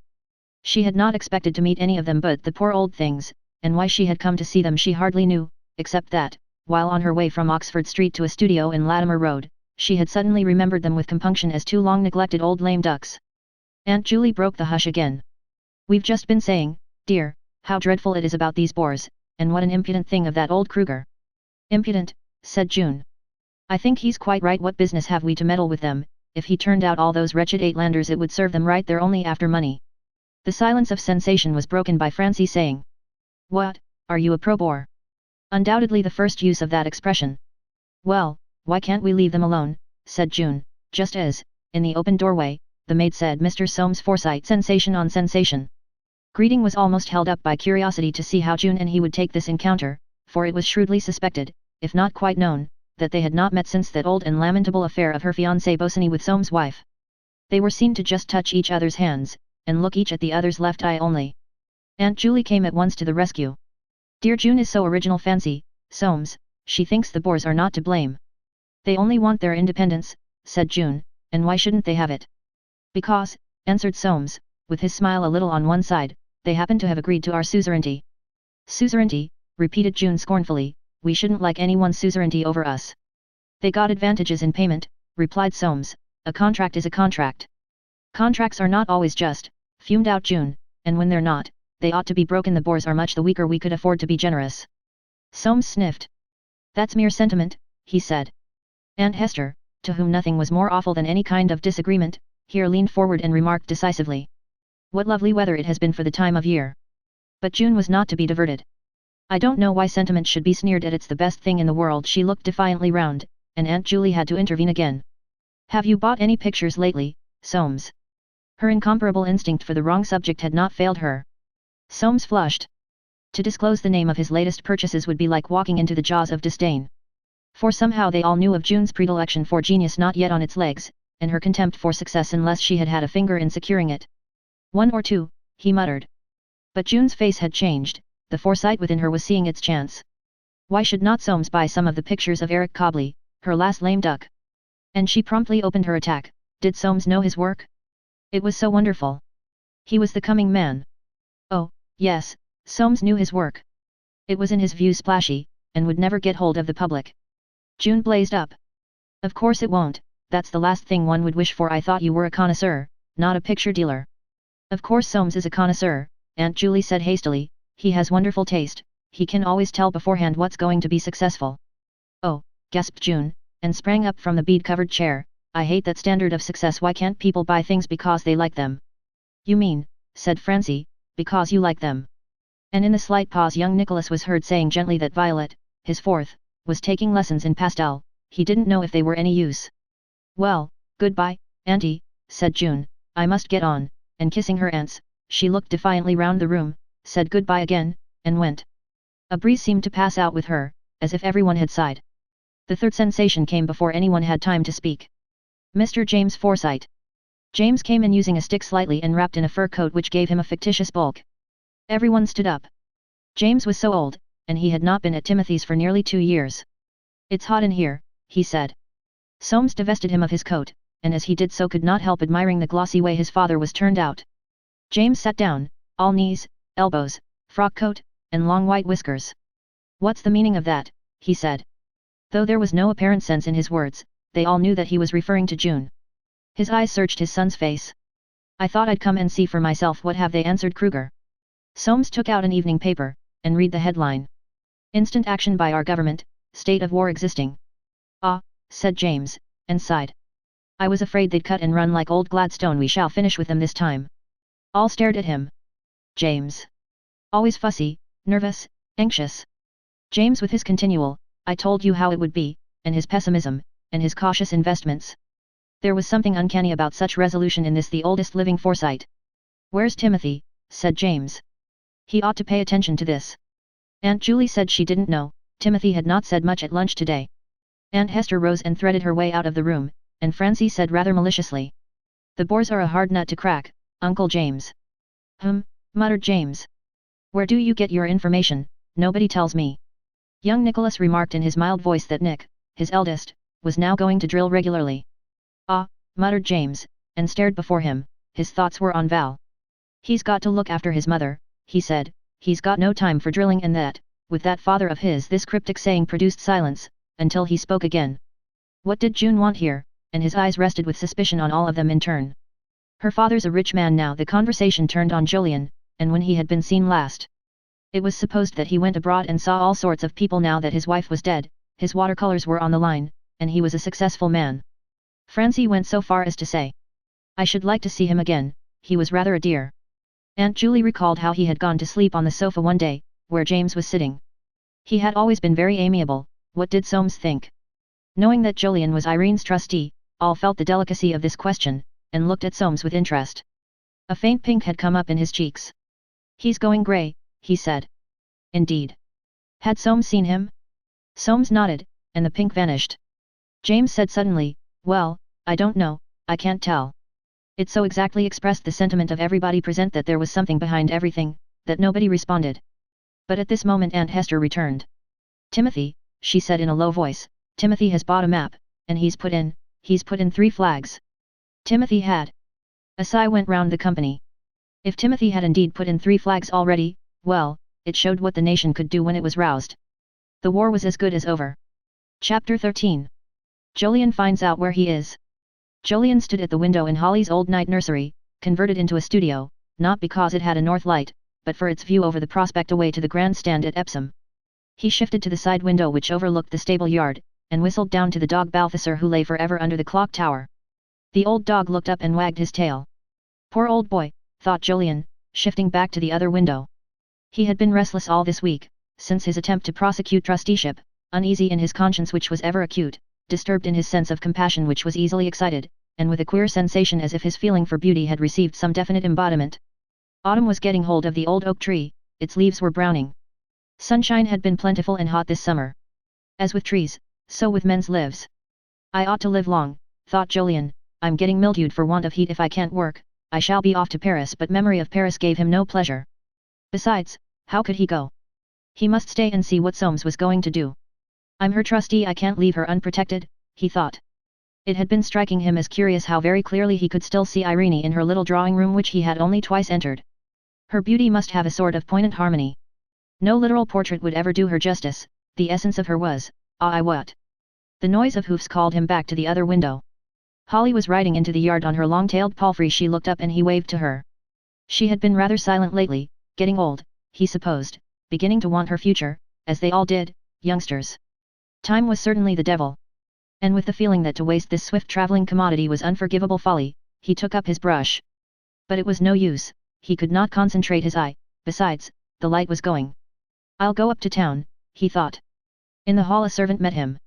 A lady to see you, sir, Mrs. Heron. Extraordinary coincidence. Passing into the picture gallery, as it was still called, he saw Irene standing over by the window. She came towards him saying, I've been trespassing, I came up through the coppice and garden. I always used to come that way to see Uncle Jolyon. You couldn't trespass here, replied Jolyon, history makes that impossible. I was just thinking of you. Irene smiled. And it was as if something shone through, not mere spirituality, serener, completer, more alluring. History, she answered, I once told Uncle Jolyon that love was forever. Well, it isn't, only aversion lasts. Jolyon stared at her. Had she got over Bosinney at last? Yes, he said, aversion's deeper than love or hate because it's a natural product of the nerves, and we don't change them. I came to tell you that Soames has been to see me. He said a thing that frightened me. He said, you are still my wife. What? Ejaculated Jolyon. You ought not to live alone. And he continued to stare at her, afflicted by the thought that where beauty was, nothing ever ran quite straight, which, no doubt, was why so many people looked on it as immoral. What more? He asked me to shake hands. Did you? Yes, when he came in. I'm sure he didn't want to, he changed while he was there. Ah, you certainly ought not to go on living there alone. I know no woman I could ask, and I can't take a lover to order, cousin Jolyon. Heaven forbid, said Jolyon. What a damnable position. Will you stay to dinner? No, well, let me see you back to town. I wanted to go up this evening. Truly. Truly I'll be ready in 5 minutes. On that walk to the station they talked of pictures and music, contrasting the English and French characters and the difference in their attitude to art. But to Jolyon the colours in the hedges of the long straight lane, the twittering of chaffinches who kept pace with them, the perfume of weeds being already burned, the turn of her neck, the fascination of those dark eyes bent on him now and then, the lure of her whole figure, made a deeper impression than the remarks they exchanged. Unconsciously he held himself straighter, walked with a more elastic step. In the train he put her through a sort of catechism as to what she did with her days. Made her dresses, shopped, visited a hospital, played her piano, translated from the French. She had regular work from a publisher, it seemed, which supplemented her income a little. She seldom went out in the evening. I've been living alone so long, you see, that I don't mind it a bit. I believe I'm naturally solitary. I don't believe that, said Jolyon. Do you know many people? Very few. At Waterloo they took a hansom, and he drove with her to the door of her mansions. Squeezing her hand at parting, he said. You know, you could always come to us at Robin Hill, you must let me know everything that happens. Goodbye, Irene. Goodbye, she answered softly. Jolyon climbed back into his cab, wondering why he had not asked her to dine and go to the theatre with him. Solitary, starved, hung-up life that she had. Hodgepodge Club, he said through the trap door. As his hansom debouched onto the embankment, a man in top hat and overcoat passed, walking quickly, so close to the wall that he seemed to be scraping it. By Jove, thought Jolyon, Soames himself, what's he up to now? And, stopping the cab round the corner, he got out and retraced his steps to where he could see the entrance to the mansions. Soames had halted in front of them, and was looking up at the light in her windows. If he goes in, thought Jolyon, what shall I do? What have I the right to do? What the fellow had said was true. She was still his wife, absolutely without protection from annoyance. Well, if he goes in, he thought, I follow, and he began moving towards the mansions. Again Soames advanced, he was in the very entrance now. But suddenly he stopped, spun round on his heel, and came back towards the river. What now? Thought Jolyon. In a dozen steps he'll recognize me, and he turned tail. His cousin's footsteps kept pace with his own. But he reached his cab, and got in before Soames had turned the corner. Go on, he said through the trap. Soames' figure ranged up alongside. Handsome, he said. Engaged, hello. Hello, answered Jolyon. You.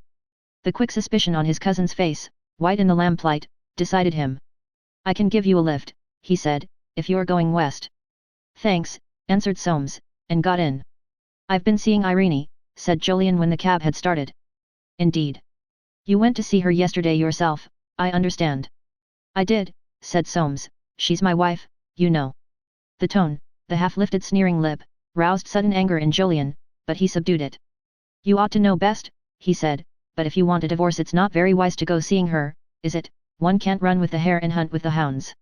You're very good to warn me, said Soames, but I have not made up my mind. She has, said Jolyon, looking straight before him, you can't take things up, you know, as they were 12 years ago. That remains to be seen. Look here, said Jolyon, she's in a damnable position, and I am the only person with any legal say in her affairs. Except myself, retorted Soames, who am also in a damnable position. Hers is what she made for herself, mine what she made for me. I am not at all sure that in her own interests I shan't require her to return to me. What? Exclaimed Jolyon, and a shiver went through his whole body. I don't know what you may mean by what, answered Soames coldly. Your say in her affairs is confined to paying out her income. Please bear that in mind in choosing not to disgrace her by a divorce. I retained my rights, and, as I say, I am not at all sure that I shan't require to exercise them. My God, ejaculated Jolyon, and he uttered a short laugh. Yes, said Soames, and there was a deadly quality in his voice. I've not forgotten the nickname your father gave me, the man of property. I'm not called names for nothing. This is fantastic, murmured Jolyon. Well, the fellow couldn't force his wife to live with him. Those days were past, anyway. And he looked around at Soames with the thought, is he real, this man? But Soames looked very real, sitting square yet almost elegant with the clipped moustache on his pale face, and a tooth showing where a lip was lifted in a fixed smile. There was a long silence, while Jolyon thought, instead of helping her, I've made things worse. Suddenly Soames said. It would be the best thing that could happen to her in many ways.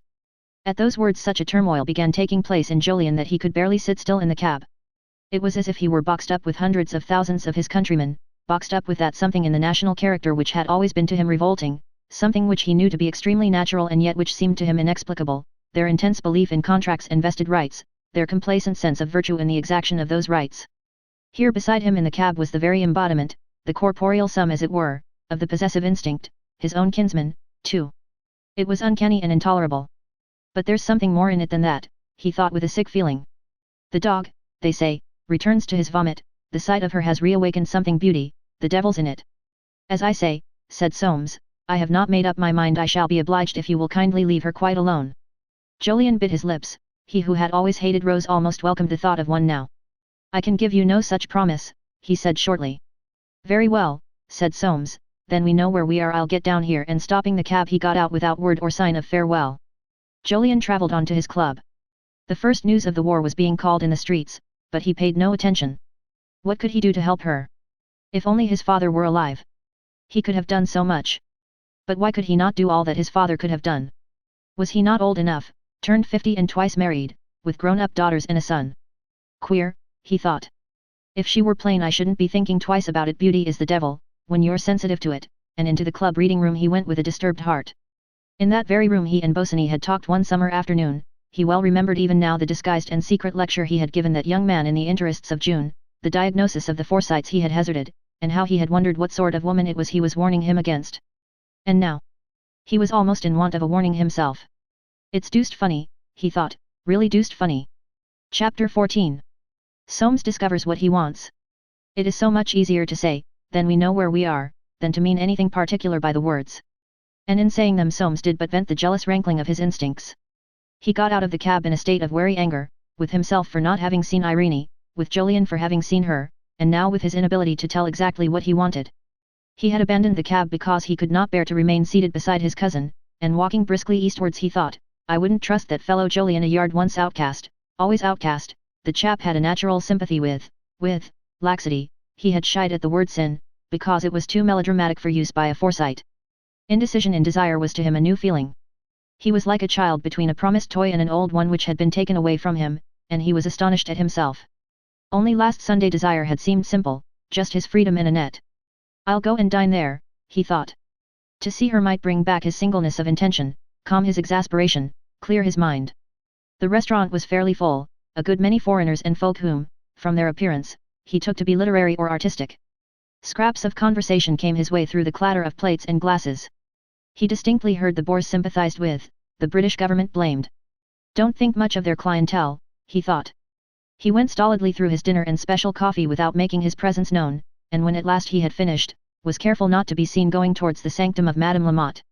They were, as he entered, having supper, such a much nicer looking supper than the dinner he had eaten that he felt a kind of grief, and they greeted him with a surprise so seemingly genuine that he thought with sudden suspicion, I believe they knew I was here all the time. He gave Annette a look furtive and searching. So pretty, seemingly so candid, could she be angling for him?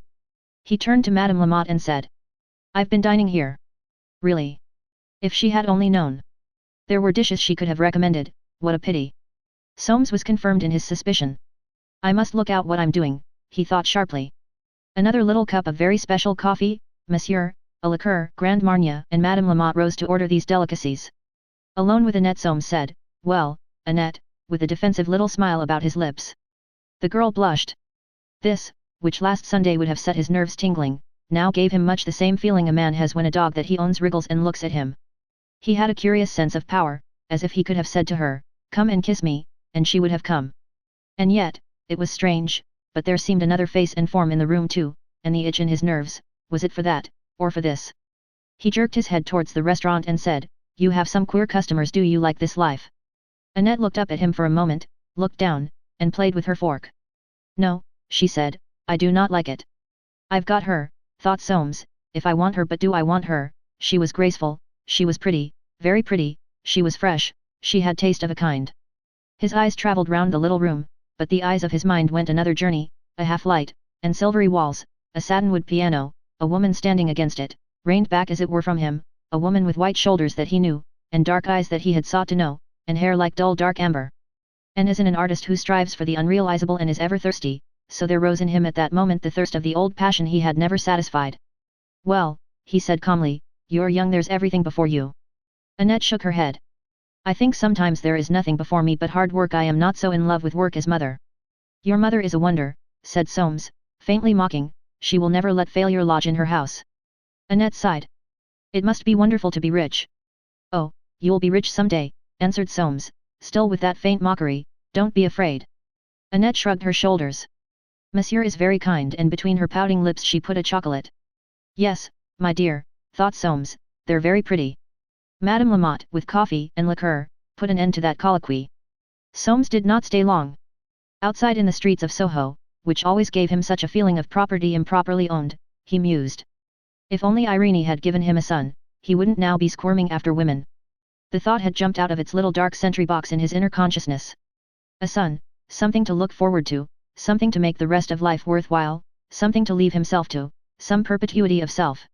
If I had a son, he thought bitterly, a proper legal son, I could make shift to go on as I used. One woman's much the same as another, after all. But as he walked he shook his head. No. One woman was not the same as another. Many a time had he tried to think that in the old days of his thwarted married life, and he had always failed. He was failing now. He was trying to think Annette the same as that other. But she was not, she had not the lure of that old passion. And Irene's my wife, he thought, my legal wife. I have done nothing to put her away from me. Why shouldn't she come back to me? It's the right thing, the lawful thing. It makes no scandal, no disturbance if it's disagreeable to her, but why should it be? I'm not a leper, and she's no longer in love. Why should he be put to the shifts and the sordid disgraces and the lurking defeats of the divorce court, when there she was like an empty house only waiting to be retaken into use and possession by him who legally owned her? To one so secretive as Soames the thought of re-entry into quiet possession of his own property with nothing given away to the world was intensely alluring. No, he mused, I'm glad I went to see that girl. I know now what I want most. If only Irene will come back I'll be as considerate as she wishes. She could live her own life, but perhaps she would come round to me. There was a lump in his throat. And doggedly along by the railings of the Green Park, towards his father's house, he went, trying to tread on his shadow walking before him in the brilliant moonlight. Part 2. Chapter 1. The Third Generation. Jolly Forsyte was strolling down High Street, Oxford, on a November afternoon. Val Darty was strolling up. Jolly had just changed out of boating flannels and was on his way to the frying pan, to which he had recently been elected. Val had just changed out of riding clothes and was on his way to the Fire, a bookmaker's in Corn Market. Hello, said Jolly. Hello, replied Val. The cousins had met but twice, Jolly, the second-year man, having invited the freshman to breakfast, and last evening they had seen each other again under somewhat exotic circumstances. Over a tailor's in the Corn Market resided one of those privileged young beings called minors, whose inheritances are large, whose parents are dead, whose guardians are remote, and whose instincts are vicious. At 19 he had commenced one of those careers attractive and inexplicable to ordinary mortals for whom a single bankruptcy is good as a feast. Already famous for having the only roulette table then to be found in Oxford, he was anticipating his expectations at a dazzling rate. He outcrumbed Crumb, though of a sanguine and rather beefy type which lacked the latter's fascinating languor. For Val it had been in the nature of baptism to be taken there to play roulette, in the nature of confirmation to get back into college, after hours, through a window whose bars were deceptive. Once, during that evening of delight, glancing up from the seductive green before him, he had caught sight, through a cloud of smoke, of his cousin standing opposite.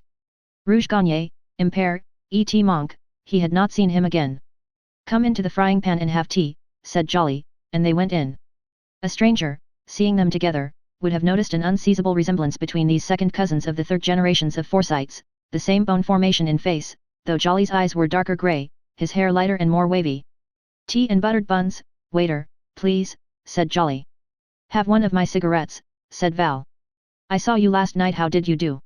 I didn't play. I won 15 quid. Though desirous of repeating a whimsical comment on gambling he had once heard his father make, when you're fleeced you're sick, and when you fleece you're sorry, Jolly contented himself with. Rotten game, I think. I was at school with that chapter. He's an awful fool. Oh, I don't know, said Val, as one might speak in defense of a disparaged god. He's a pretty good sport. They exchanged whiffs in silence. You met my people, didn't you? Said Jolly. They're coming up tomorrow. Val grew a little red. Really, I can give you a rare good tip for the Manchester November handicap. Thanks, I only take interest in the classic races. You can't make any money over them, said Val. I hate the ring, said Jolly, there's such a row and stink. I like the paddock. I like to back my judgment, answered Val. Jolly smiled, his smile was like his father's. I haven't got any. I always lose money if I bet. You have to buy experience, of course. Yes, but it's all messed up with doing people in the eye. Of course, or they'll do you, that's the excitement. Jolly looked a little scornful. What do you do with yourself, row? No, ride, and drive about. I'm going to play polo next term, if I can get my granddad to stump up. That's old Uncle James, isn't it? What's he like? Older than 40 hills, said Val, and always thinking he's going to be ruined. I suppose my granddad and he were brothers. I don't believe any of that old lot were sportsmen, said Val, they must have worshipped money. Mine didn't, said Jolly warmly. Val flipped the ash off his cigarette. Money's only fit to spend, he said, I wish the deuce I had more. Jolly gave him that direct upward look of judgment which he had inherited from old Jolyon. One didn't talk about money. And again there was silence, while they drank tea and ate the buttered buns. Where are your people going to stay? Asked Val, elaborately casual. Rainbow, what do you think of the war? Rotten, so far the Boers aren't sports a bit. Why don't they come out into the open? Why should they? They've got everything against them except their way of fighting. I rather admire them. They can ride and shoot, admitted Val, but they're a lousy lot. Do you know Crumb? Of Murden, only by sight. He's in that fast set too, isn't he? Rather Laudida and Brummagem. Val said fixedly, he's a friend of mine. Oh, sorry, and they sat awkwardly staring past each other, having pitched on their pet points of snobbery. For Jolly was forming himself unconsciously on a set whose motto was, we defy you to bore us. Life isn't half long enough, and we're going to talk faster and more crisply, do more and know more, and dwell less on any subject than you can possibly imagine. We are the best, made of wire and whipcord. And Val was unconsciously forming himself on a set whose motto was, we defy you to interest or excite us. We have had every sensation, or if we haven't, we pretend we have. We are so exhausted with living that no hours are too small for us. We will lose our shirts. With equanimity. We have flown fast and are past everything. All is cigarette smoke. Bismillah, competitive spirit, bone deep in the English, was obliging those two young Forsytes to have ideals, and at the close of a century ideals are mixed. The aristocracy had already in the main adopted the jumping Jesus principle, though here and there one like Crumb, who was an honourable, stood starkly languid for that gambler's nirvana which had been the summum bonum of the old dandies and of the mashers in the 80s. And round Crumb were still gathered a forlorn hope of blue bloods with a plutocratic following. But there was between the cousins another far less obvious antipathy, coming from the unseizable family resemblance, which each perhaps resented, or from some half-consciousness of that old feud persisting still between their branches of the clan, formed within them by odd words or half-hints dropped by their elders. And Jolly, tinkling his teaspoon, was musing, his tie-pin and his waistcoat and his drawl and his bedding, good lord. And Val, finishing his bun, was thinking, he's rather a young beast. I suppose you'll be meeting your people, he said, getting up. I wish you'd tell them I should like to show them over BNC, not that there's anything much there, if they'd care to come.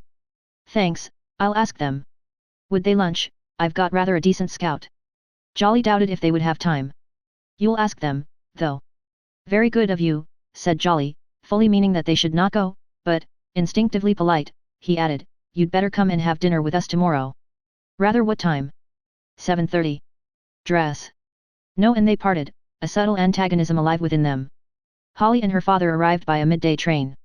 It was her first visit to the city of spires and dreams, and she was very silent, looking almost shyly at the brother who was part of this wonderful place. After lunch she wandered, examining his household gods with intense curiosity. Jolly's sitting room was panelled, and art represented by a set of Bartolozzi prints which had belonged to old Jolyon, and by college photographs, of young men, live young men, a little heroic, and to be compared with her memories of Val.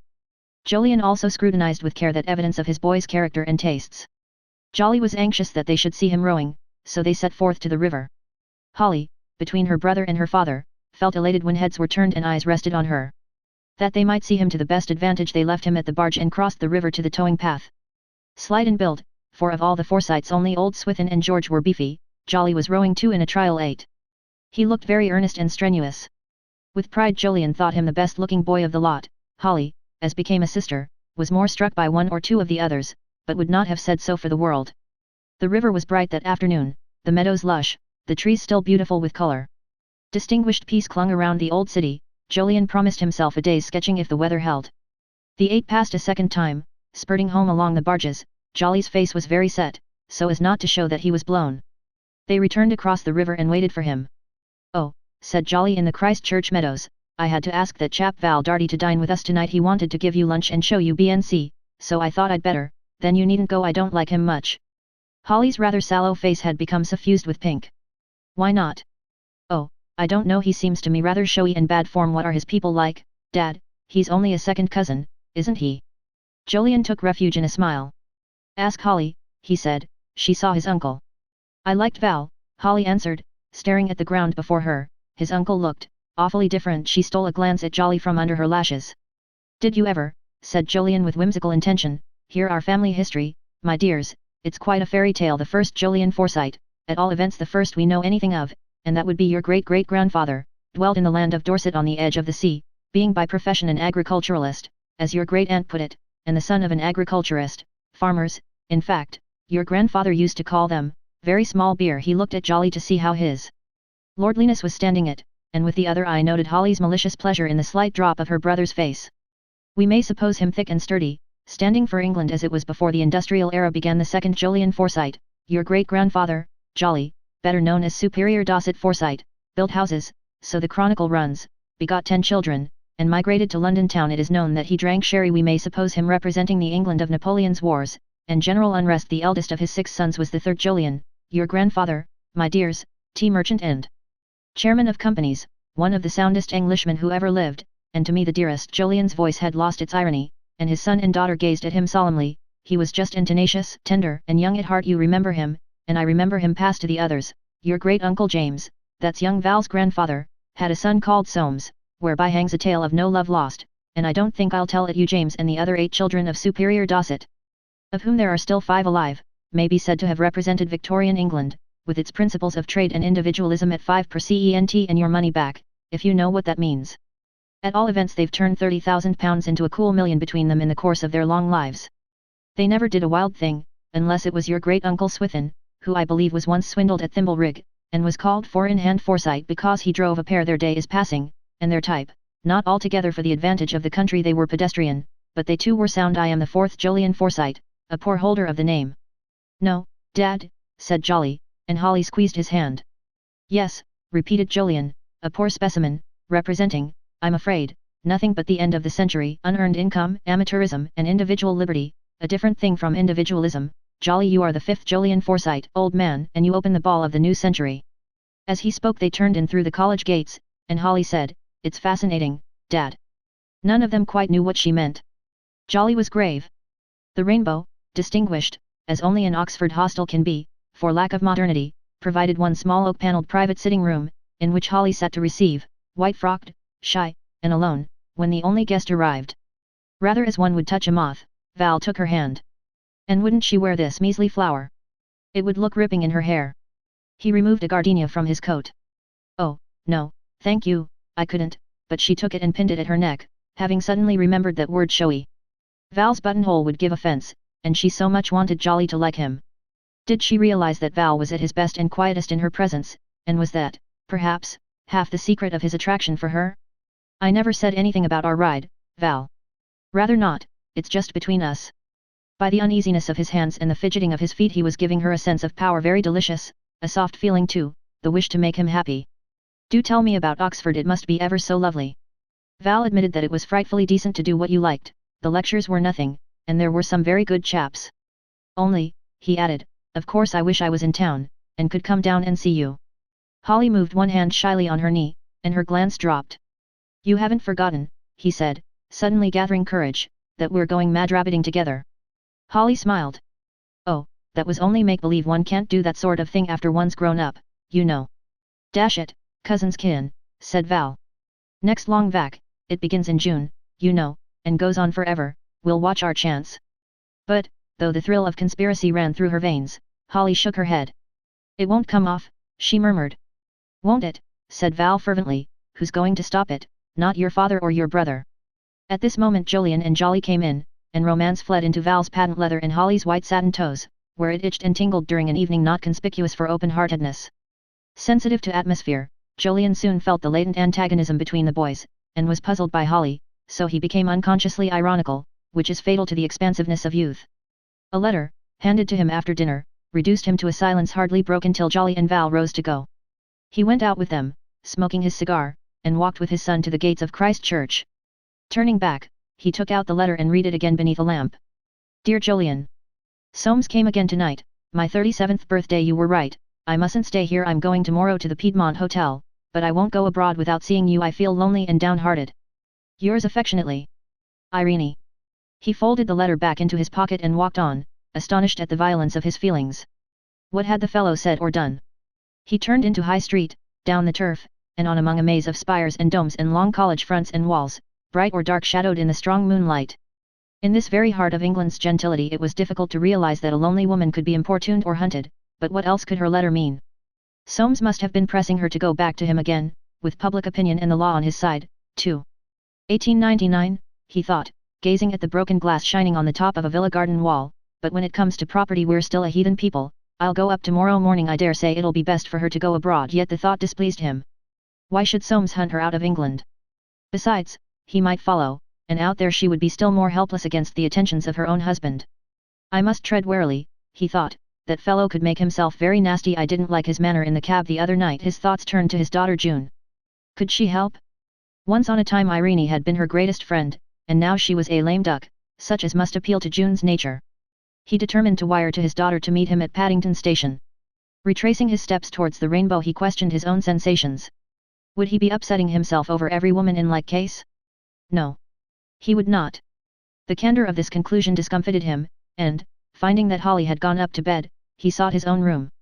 But he could not sleep, and sat for a long time at his window, huddled in an overcoat, watching the moonlight on the roofs.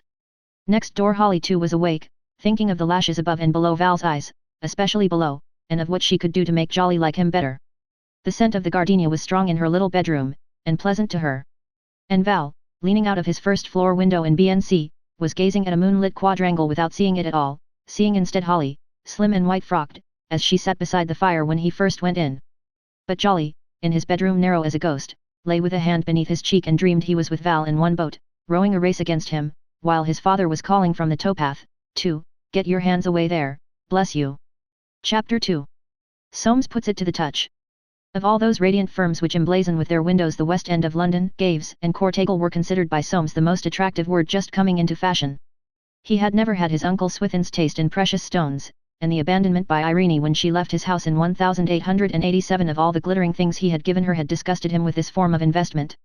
But he still knew a diamond when he saw one, and during the week before her birthday he had taken occasion, on his way into the Poultry or his way out therefrom, to dally a little before the greater jewellers where one got, if not one's money's worth, at least a certain cachet with the goods. Constant cogitation since his drive with Jolyon had convinced him more and more of the supreme importance of this moment in his life, the supreme need for taking steps and those not wrong. And, alongside the dry and reasoned sense that it was now or never with his self-preservation, now or never if he were to range himself and found a family, went the secret urge of his senses roused by the sight of her who had once been a passionately desired wife, and the conviction that it was a sin against common sense and the decent secrecy of Forsytes to waste the wife he had. In an opinion on Winifred's case, Dreamer, Q.C., he would much have preferred Waterbuck, but they had made him a judge, so late in the day as to rouse the usual suspicion of a political job, had advised that they should go forward and obtain restitution of conjugal rights, a point which to Soames had never been in doubt. When they had obtained a decree to that effect they must wait to see if it was obeyed. If not, it would constitute legal desertion, and they should obtain evidence of misconduct and file their petition for divorce. All of which Soames knew perfectly well. They had marked him 10-1. This simplicity in his sister's case only made him the more desperate about the difficulty in his own. Everything, in fact, was driving him towards the simple solution of Irene's return. If it were still against the grain with her, had he not feelings to subdue, injury to forgive, pain to forget? He at least had never injured her, and this was a world of compromise. He could offer her so much more than she had now. He would be prepared to make a liberal settlement on her which could not be upset. He often scrutinized his image in these days. He had never been a peacock like that fellow Darty, or fancied himself a woman's man, but he had a certain belief in his own appearance, not unjustly, for it was well coupled and preserved, neat, healthy, pale, unblemished by drink or excess of any kind. The Forsyte jaw and the concentration of his face were, in his eyes, virtues. So far as he could tell there was no feature of him which need inspire dislike. Thoughts and yearnings, with which one lives daily, become natural, even if far-fetched in their inception. If he could only give tangible proof enough of his determination to let bygones be bygones, and to do all in his power to please her, why should she not come back to him? He entered Gaves and Courtagle's therefore, on the morning of November the 9th, to buy a certain diamond brooch. £4.25 and dirt cheap, sir, at the money it's a lady's brooch. There was that in his mood which made him accept without demur. And he went on into the Poultry with the flat green morocco case in his breast pocket. Several times that day he opened it to look at the 7 soft shining stones in their velvet oval nest. If the lady doesn't like it, sir, happy to exchange it any time, but there's no fear of that if only there were not.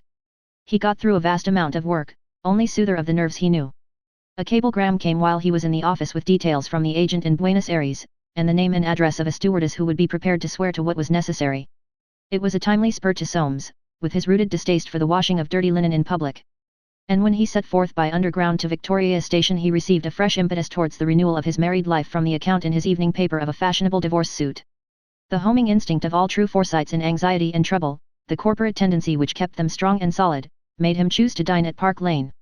He neither could nor would breathe a word to his people of his intention, too reticent and proud, but the thought that at least they would be glad if they knew, and wish him luck, was heartening.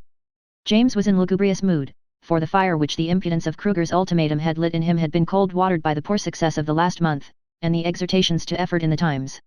He didn't know where it would end. Soames sought to cheer him by the continual use of the word buller. But James couldn't tell. There was Collie, and he got stuck on that hill, and this Ladysmith was down in a hollow, and altogether it looked to him a pretty kettle of fish. He thought they ought to be sending the sailors, they were the chaps, they did a lot of good in the Crimea. Soames shifted the ground of consolation. Winifred had heard from Val that there had been a rag and a bonfire on Guy Fawkes Day at Oxford, and that he had escaped detection by blacking his face. Ah, James muttered, he's a clever little chapter, but he shook his head shortly afterwards and remarked that he didn't know what would become of him, and looking wistfully at his son, murmured on that Soames had never had a boy. He would have liked a grandson of his own name. And now, well, there it was. Soames flinched. He had not expected such a challenge to disclose the secret in his heart. And Emily, who saw him wince, said, "Nonsense, James, don't talk like that." But James, not looking anyone in the face, muttered on. There were Roger and Nicholas and Jolyon, they all had grandsons. And Swithin and Timothy had never married. He had done his best, but he would soon be gone now. And, as though he had uttered words of profound consolation, he was silent, eating brains with a fork and a piece of bread, and swallowing the bread. Soames excused himself directly after dinner. It was not really cold, but he put on his fur coat, which served to fortify him against the fits of nervous shivering to which he had been subject all day. Subconsciously, he knew that he looked better thus than in an ordinary black overcoat.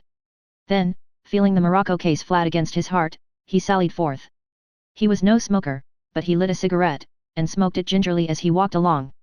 He moved slowly down the road towards Knightsbridge, timing himself to get to Chelsea at 9:15. What did she do with herself evening after evening in that little hole? How mysterious women were! One lived alongside and knew nothing of them. What could she have seen in that fellow Bosinney to send her mad? For there was madness after all in what she had done, crazy moonstruck madness, in which all sense of values had been lost, and her life and his life ruined. And for a moment he was filled with a sort of exaltation, as though he were a man read of in a story who, possessed by the Christian spirit, would restore to her all the prizes of existence, forgiving and forgetting, and becoming the godfather of her future. Under a tree opposite Knightsbridge Barracks, where the moonlight struck down clear and white, he took out once more the morocco case, and let the beams draw colour from those stones. Yes, they were of the first water. But, at the hard closing snap of the case, another cold shiver ran through his nerves, and he walked on faster, clenching his gloved hands in the pockets of his coat, almost hoping she would not be in. The thought of how mysterious she was again beset him. Dining alone there night after night, in an evening dress, too, as if she were making believe to be in society. Playing the piano, to herself. Not even a dog or cat, so far as he had seen. And that reminded him suddenly of the mare he kept for station work at Mapledurham. If ever he went to the stable, there she was quite alone, half asleep, and yet on her home journeys going more freely than on her way out, as if longing to be back and lonely in her stable. I would treat her well, he thought incoherently. I would be very careful, and all that capacity for home life of which a mocking fate seemed forever to have deprived him swelled suddenly in Soames, so that he dreamed dreams opposite South Kensington Station. In the King's Road a man came slithering out of a public house playing a concertina. Soames watched him for a moment dance crazily on the pavement to his own drawling jagged sounds, then crossed over to avoid contact with this piece of drunken foolery. A night in the lock-up. What asses people were! But the man had noticed his movement of avoidance, and streams of genial blasphemy followed him across the street. I hope they'll run him in, thought Soames viciously. To have ruffians like that about, with women out alone, a woman's figure in front had induced this thought. Her walk seemed oddly familiar, and when she turned the corner for which he was bound, his heart began to beat. He hastened on to the corner to make certain. Yes. It was Irene, he could not mistake her walk in that little drab street. She threaded 2 more turnings, and from the last corner he saw her enter her block of flats. To make sure of her now, he ran those few paces, hurried up the stairs, and caught her standing at her door. He heard the latch key in the lock, and reached her side just as she turned round, startled, in the open doorway. "Don't be alarmed," he said, breathless. "I happened to see you. Let me come in a minute." She had put her hand up to her breast, her face was colourless, her eyes widened by alarm. Then seeming to master herself, she inclined her head, and said, "Very well." Soames closed the door. He, too, had need to recover, and when she had passed into the sitting room, waited a full minute, taking deep breaths to still the beating of his heart. At this moment, so fraught with the future, to take out that Morocco case seemed crude. Yet, not to take it out left him there before her with no preliminary excuse for coming. And in this dilemma he was seized with impatience at all this paraphernalia of excuse and justification. This was a scene, it could be nothing else, and he must face it. He heard her voice, uncomfortably, pathetically soft. "Why have you come again? Didn't you understand that I would rather you did not?" He noticed her clothes, a dark brown velvet corduroy, a sable boa, a small round toque of the same. They suited her admirably. She had money to spare for dress, evidently. He said abruptly. "It's your birthday I brought you this," and he held out to her the green Morocco case. "Oh, no no." Soames pressed the clasp, the 7 stones gleamed out on the pale grey velvet. "Why not?" he said. "Just as a sign that you don't bear me ill feeling any longer." "I couldn't." Soames took it out of the case. "Let me just see how it looks." She shrank back. He followed, thrusting his hand with the brooch in it against the front of her dress. She shrank again. Soames dropped his hand. "Irene," he said, "let bygones be bygones if I can, surely you might let's begin again, as if nothing had been, won't you?" His voice was wistful, and his eyes, resting on her face, had in them a sort of supplication.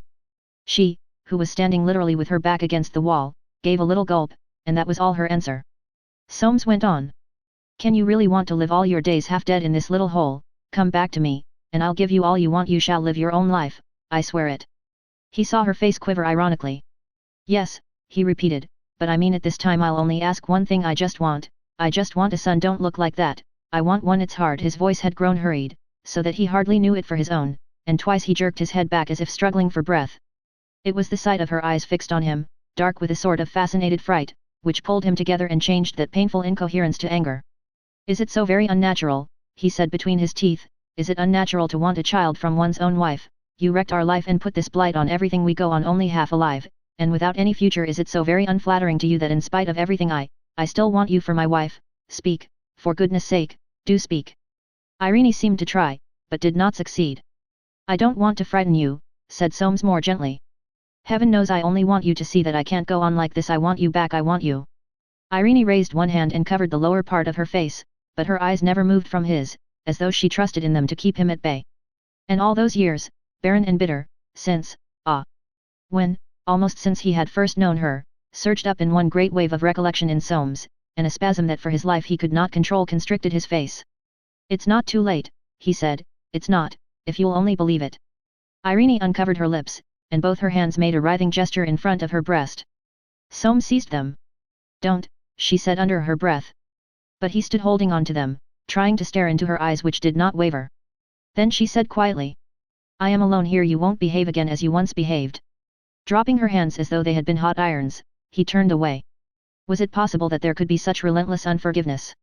Could that one act of violent possession be still alive within her? Did it bar him thus utterly? And doggedly he said, without looking up, "I am not going till you've answered me. I am offering what few men would bring themselves to offer. I want a reasonable answer." And almost with surprise he heard her say, "You can't have a reasonable answer. Reason has nothing to do with it. You can only have the brutal truth. I would rather die." Soames stared at her. "Oh," he said. And there intervened in him a sort of paralysis of speech and movement, the kind of quivering which comes when a man has received a deadly insult, and does not yet know how he is going to take it, or rather what it is going to do with him. "Oh," he said again, "as bad as that, indeed, you would rather die. That's pretty. I am sorry you wanted me to answer. I can't help the truth, can I?" At that queer spiritual appeal Soames turned for relief to actuality. He snapped the brooch back into its case and put it in his pocket. "The truth," he said, "there's no such thing with women. It's nerves, nerves." He heard the whisper. "Yes, nerves don't lie. Haven't you discovered that?" He was silent, obsessed by the thought, "I will hate this woman. I will hate her." That was the trouble. If only he could. He shot a glance at her who stood unmoving against the wall with her head up and her hands clasped, for all the world as if she were going to be shot. And he said quickly, "I don't believe a word of it. You have a lover. If you hadn't, you wouldn't be such a little idiot." He was conscious, before the expression in her eyes, that he had uttered something of a non sequitur, and dropped back too abruptly into the verbal freedom of his connubial days. He turned away to the door. But he could not go out. Something within him, that most deep and secret Forsyte quality, the impossibility of letting go, the impossibility of seeing the fantastic and forlorn nature of his own tenacity, prevented him. He turned about again, and there stood, with his back against the door, as hers was against the wall opposite, quite unconscious of anything ridiculous in this separation by the whole width of the room. "Do you ever think of anybody but yourself?" he said. Irene's lips quivered, then she answered slowly. "Do you ever think that I found out my mistake, my hopeless, terrible mistake, the very first week of our marriage, that I went on trying 3 years, you know I went on trying, was it for myself?" Soames gritted his teeth. "God knows what it was. I've never understood you, I shall never understand you. You had everything you wanted, and you can have it again, and more. What's the matter with me? I ask you a plain question, what is it?" Unconscious of the pathos in that inquiry, he went on passionately, "I'm not lame, I'm not loathsome, I'm not a bore, I'm not a fool. What is it? What's the mystery about me?" Her answer was a long sigh. He clasped his hands with a gesture that for him was strangely full of expression. "When I came here tonight I hoped, I meant everything that I could to do away with the past, and start fair again, and you meet me with nerves, and silence, and sighs. There's nothing tangible. It's like a spider's web." "Yes." That whisper from across the room maddened Soames afresh. "Well, I don't choose to be in a spider's web. I'll cut it." He walked straight up to her. Now, what he had gone up to her to do he really did not know. But when he was close, the old familiar scent of her clothes suddenly affected him. He put his hands on her shoulders and bent forward to kiss her. He kissed not her lips, but a little hard line where the lips had been drawn in, then his face was pressed away by her hands. He heard her say, "Oh, no." Shame, compunction, sense of futility flooded his whole being. He turned on his heel and went straight out. Chapter 3. Visit to Irene. Jolyon found June waiting on the platform at Paddington. She had received his telegram while at breakfast. Her abode, a studio and 2 bedrooms in a St. John's Wood garden, had been selected by her for the complete independence which it guaranteed. Unwatched by Mrs. Grundy, unhindered by permanent domestics, she could receive lame ducks at any hour of day or night, and not seldom had a duck without studio of its own made use of June's. She enjoyed her freedom, and possessed herself with a sort of virginal passion, the warmth which she would have lavished on Bosinney, and of which, given her Forsyte tenacity, he must surely have tired, she now expended in championship of the underdogs and budding geniuses of the artistic world. She lived, in fact, to turn ducks into the swans she believed they were. The very fervour of her protection warped her judgments. But she was loyal and liberal, her small eager hand was ever against the oppressions of academic and commercial opinion. And though her income was considerable, her bank balance was often a minus quantity. She had come to Paddington Station heated in her soul by a visit to Eric Cobley. A miserable gallery had refused to let that straight-haired genius have his one-man show after all. Its impudent manager, after visiting his studio, had expressed the opinion that it would only be a one-horse show from the selling point of view, this crowning example of commercial cowardice towards her favourite lame duck, and he so hard up, with a wife and 2 children, that he had caused her account to be overdrawn, was still making the blood glow in her small, resolute face, and her red gold hair to shine more than ever. She gave her father a hug, and got into a cab with him, having as many fish to fry with him as he with her. It became at once a question which would fry them first. Jolyon had reached the words, "My dear, I want you to come with me," when, glancing at her face, he perceived by her blue eyes moving from side to side, like the tail of a preoccupied cat, that she was not attending. "Dad, is it true that I absolutely can't get at any of my money?" "Only the income, fortunately, my love." "How perfectly beastly, can't it be done somehow? There must be a way. I know I could buy a small gallery for £10,000. "A small gallery," murmured Jolyon, "seems a modest desire, but your grandfather foresaw it." "I think," cried June vigorously, "that all this care about money is awful, when there's so much genius in the world simply crushed out for want of a little. I shall never marry and have children, why shouldn't I be able to do some good instead of having it all tied up in case of things which will never come off?" "Our name is Forsyte, my dear," replied Jolyon in the ironical voice to which his impetuous daughter had never quite grown accustomed, "and Forsytes, you know, are people who so settle their property that their grandchildren, in case they should die before their parents, have to make wills leaving the property that will only come to themselves when their parents die. Do you follow that? Nor do I, but it's a fact. Anyway, we live by the principle that so long as there is a possibility of keeping wealth in the family it must not go out. If you die unmarried, your money goes to Jolly and Holly and their children if they marry. Isn't it pleasant to know that whatever you do you can none of you be destitute?" "But can't I borrow the money?" Jolyon shook his head. "You could rent a gallery, no doubt, if you could manage it out of your income." June uttered a contemptuous sound.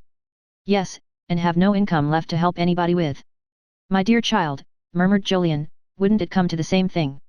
"No," said June shrewdly, "I could buy for 10,000, that would only be 400 a year, but I should have to pay 1,000 a year rent, and that would only leave me 500 if I had the gallery. Dad, think what I could do. I could make Eric Cobley's name in no time, and ever so many others." Names worth making make themselves in time. When they're dead. Did you ever know anybody living, my dear, improved by having his name made? Yes, you, said June, pressing his arm. Jolyon started. He thought.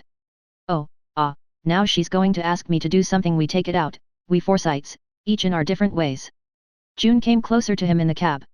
Darling, she said, you buy the gallery, and I'll pay you 400 a year for it, then neither of us will be any the worse off. Besides, it's a splendid investment. Jolyon wriggled. Don't you think, he said, that for an artist to buy a gallery is a bit dubious? Besides, £10,000 is a lump, and I'm not a commercial character. June looked at him with admiring appraisement. Of course you're not, but you're awfully businesslike, and I'm sure we could make it pay. It'll be a perfect way of scoring off those wretched dealers and people. And again she squeezed her father's arm. Jolyon's face expressed quizzical despair. Where is this desirable gallery? Splendidly situated, I suppose. Just off Cork Street. Ah, thought Jolyon, I knew it was just off somewhere. Now for what I want out of her. Well, I'll think of it, but not just now. You remember Irene, I want you to come with me and see her. Soames is after her again. She might be safer if we could give her asylum somewhere. The word asylum, which he had used by chance, was of almost calculated to rouse June's interest. Irene, I haven't seen her since. Of course, I'd love to help her. It was Jolyon's turn to squeeze her arm, in warm admiration for this spirited, generous-hearted little creature of his begetting. Irene is proud, he said, with a sidelong glance, in sudden doubt of June's discretion. She's difficult to help. We must tread gently. This is the place I wired her to expect us. Let's send up our cards. I can't bear Soames, said June as she got out. He sneers at everything that isn't successful. Irene was in what was called the ladies' drawing room of the Piedmont Hotel. Nothing if not morally courageous. June walked straight up to her former friend, kissed her cheek, and the two settled down on a sofa never sat on since the hotel's foundation. Jolyon could see that Irene was deeply affected by this simple forgiveness. So Soames has been worrying you, he said. I had a visit from him last night. He wants me to go back to him. You're not going, of course, cried June. Irene smiled faintly and shook her head. But his position is horrible, she murmured. It's his own fault. He ought to have divorced you when he could. Jolyon remembered how fervently in the old days June had hoped that no divorce would smirch her dead and faithless lover's name. Let us hear what Irene is going to do, he said. Irene's lips quivered, but she spoke calmly. I'd better give him fresh excuse to get rid of me. How horrible, cried June. What else can I do? Out of the question, said Jolyon very quietly, sans amour.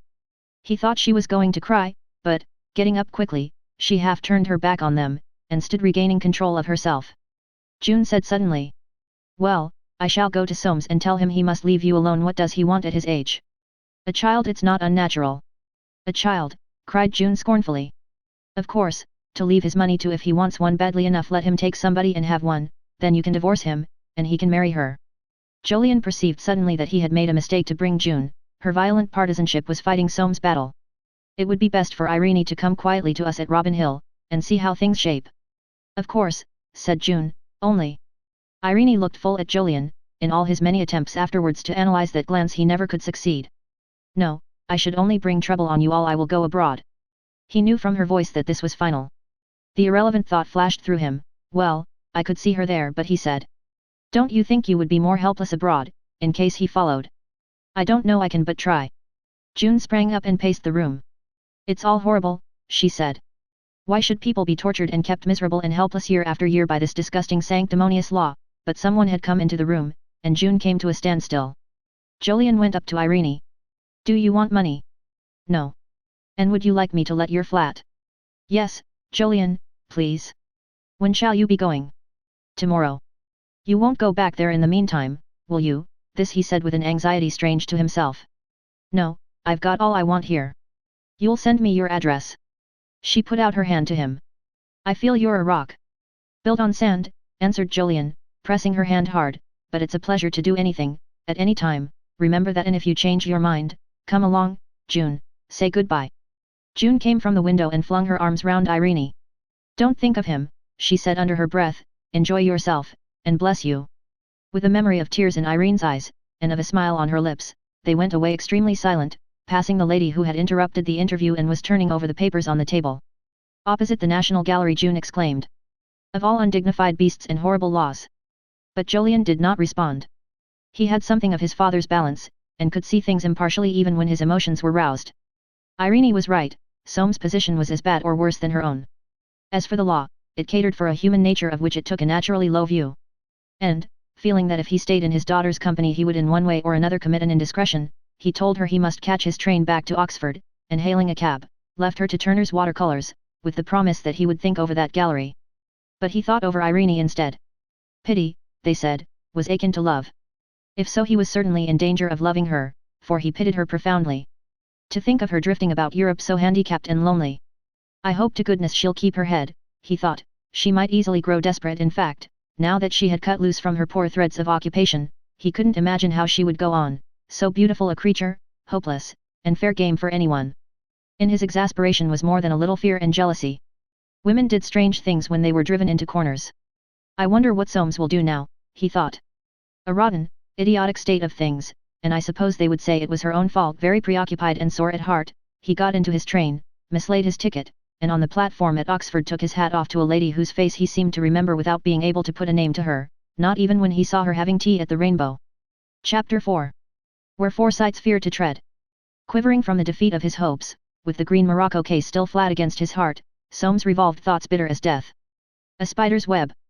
Walking fast, and noting nothing in the moonlight, he brooded over the scene he had been through, over the memory of her figure rigid in his grasp.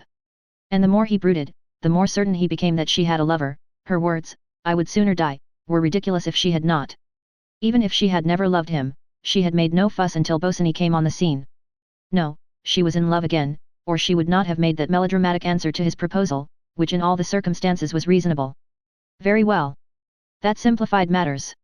I'll take steps to know where I am, he thought. I'll go to Polteed's the first thing tomorrow morning. But even in forming that resolution he knew he would have trouble with himself. He had employed Polteed's agency several times in the routine of his profession, even quite lately over Darty's case, but he had never thought it possible to employ them to watch his own wife. It was too insulting to himself. He slept over that project in his wounded pride, or rather, kept vigil. Only while shaving did he suddenly remember that she called herself by her maiden name of Heron. Polteed would not know, at first at all events, whose wife she was, would not look at him obsequiously and leer behind his back. She would just be the wife of one of his clients. And that would be true, for was he not his own solicitor? He was literally afraid not to put his design into execution at the first possible moment, lest, after all, he might fail himself. And making Wormson bring him an early cup of coffee, he stole out of the house before the hour of breakfast. He walked rapidly to one of those small West End streets where Polteed's and other firms ministered to the virtues of the wealthier classes. Hitherto he had always had Polteed to see him in the Poultry, but he well knew their address, and reached it at the opening hour. In the outer office, a room furnished so cosily that it might have been a moneylender's, he was attended by a lady who might have been a schoolmistress. "I wish to see Mr. Claude Polteed. He knows me, never mind my name." To keep everybody from knowing that he, Soames Forsyte, was reduced to having his wife spied on, was the overpowering consideration. Mr. Claude Polteed, so different from Mr. Louis Polteed, was one of those men with dark hair, slightly curved noses, and quick brown eyes, who might be taken for Jews but are really Phoenicians. He received Soames in a room hushed by thickness of carpet and curtains. It was, in fact, confidentially furnished, without trace of document anywhere to be seen. Greeting Soames deferentially, he turned the key in the only door with a certain ostentation. "If a client sends for me," he was in the habit of saying, "he takes what precaution he likes. If he comes here, we convince him that we have no leakages. I may safely say we lead in security, if in nothing else. Now, sir, what can I do for you?" Soames' gorge had risen so that he could hardly speak. It was absolutely necessary to hide from this man that he had any but professional interest in the matter, and, mechanically, his face assumed its sideway smile. "I've come to you early like this because there's not an hour to lose. If he lost an hour he might fail himself yet. Have you a really trustworthy woman free?" Mr. Polteed unlocked a drawer, produced a memorandum, ran his eyes over it, and locked the drawer up again. "Yes," he said, "the very woman." Soames had seated himself and crossed his legs. Nothing but a faint flush, which might have been his normal complexion, betrayed him. "Send her off at once, then, to watch a Mrs. Irene Heron of Flat C, Truro Mansions, Chelsea, till further notice." "Precisely," said Mr. Polteed. "Divorce, I presume," and he blew into a speaking tube. "Mrs. Blanchin, I shall want to speak to her in 10 minutes. Deal with any reports yourself," resumed Soames, "and send them to me personally, marked confidential, sealed and registered. My client exacts the utmost secrecy." Mr. Polteed smiled, as though saying, "You are teaching your grandmother, my dear sir," and his eyes slid over Soames' face for one unprofessional instant. "Make his mind perfectly easy," he said. "Do you smoke?" "No," said Soames. "Understand me, Nothing may come of this if a name gets out, or the watching is suspected, it may have very serious consequences. Mr. Polteed nodded. I can put it into the cipher category. Under that system a name is never mentioned, we work by numbers. He unlocked another drawer and took out 2 slips of paper, wrote on them, and handed one to Soames.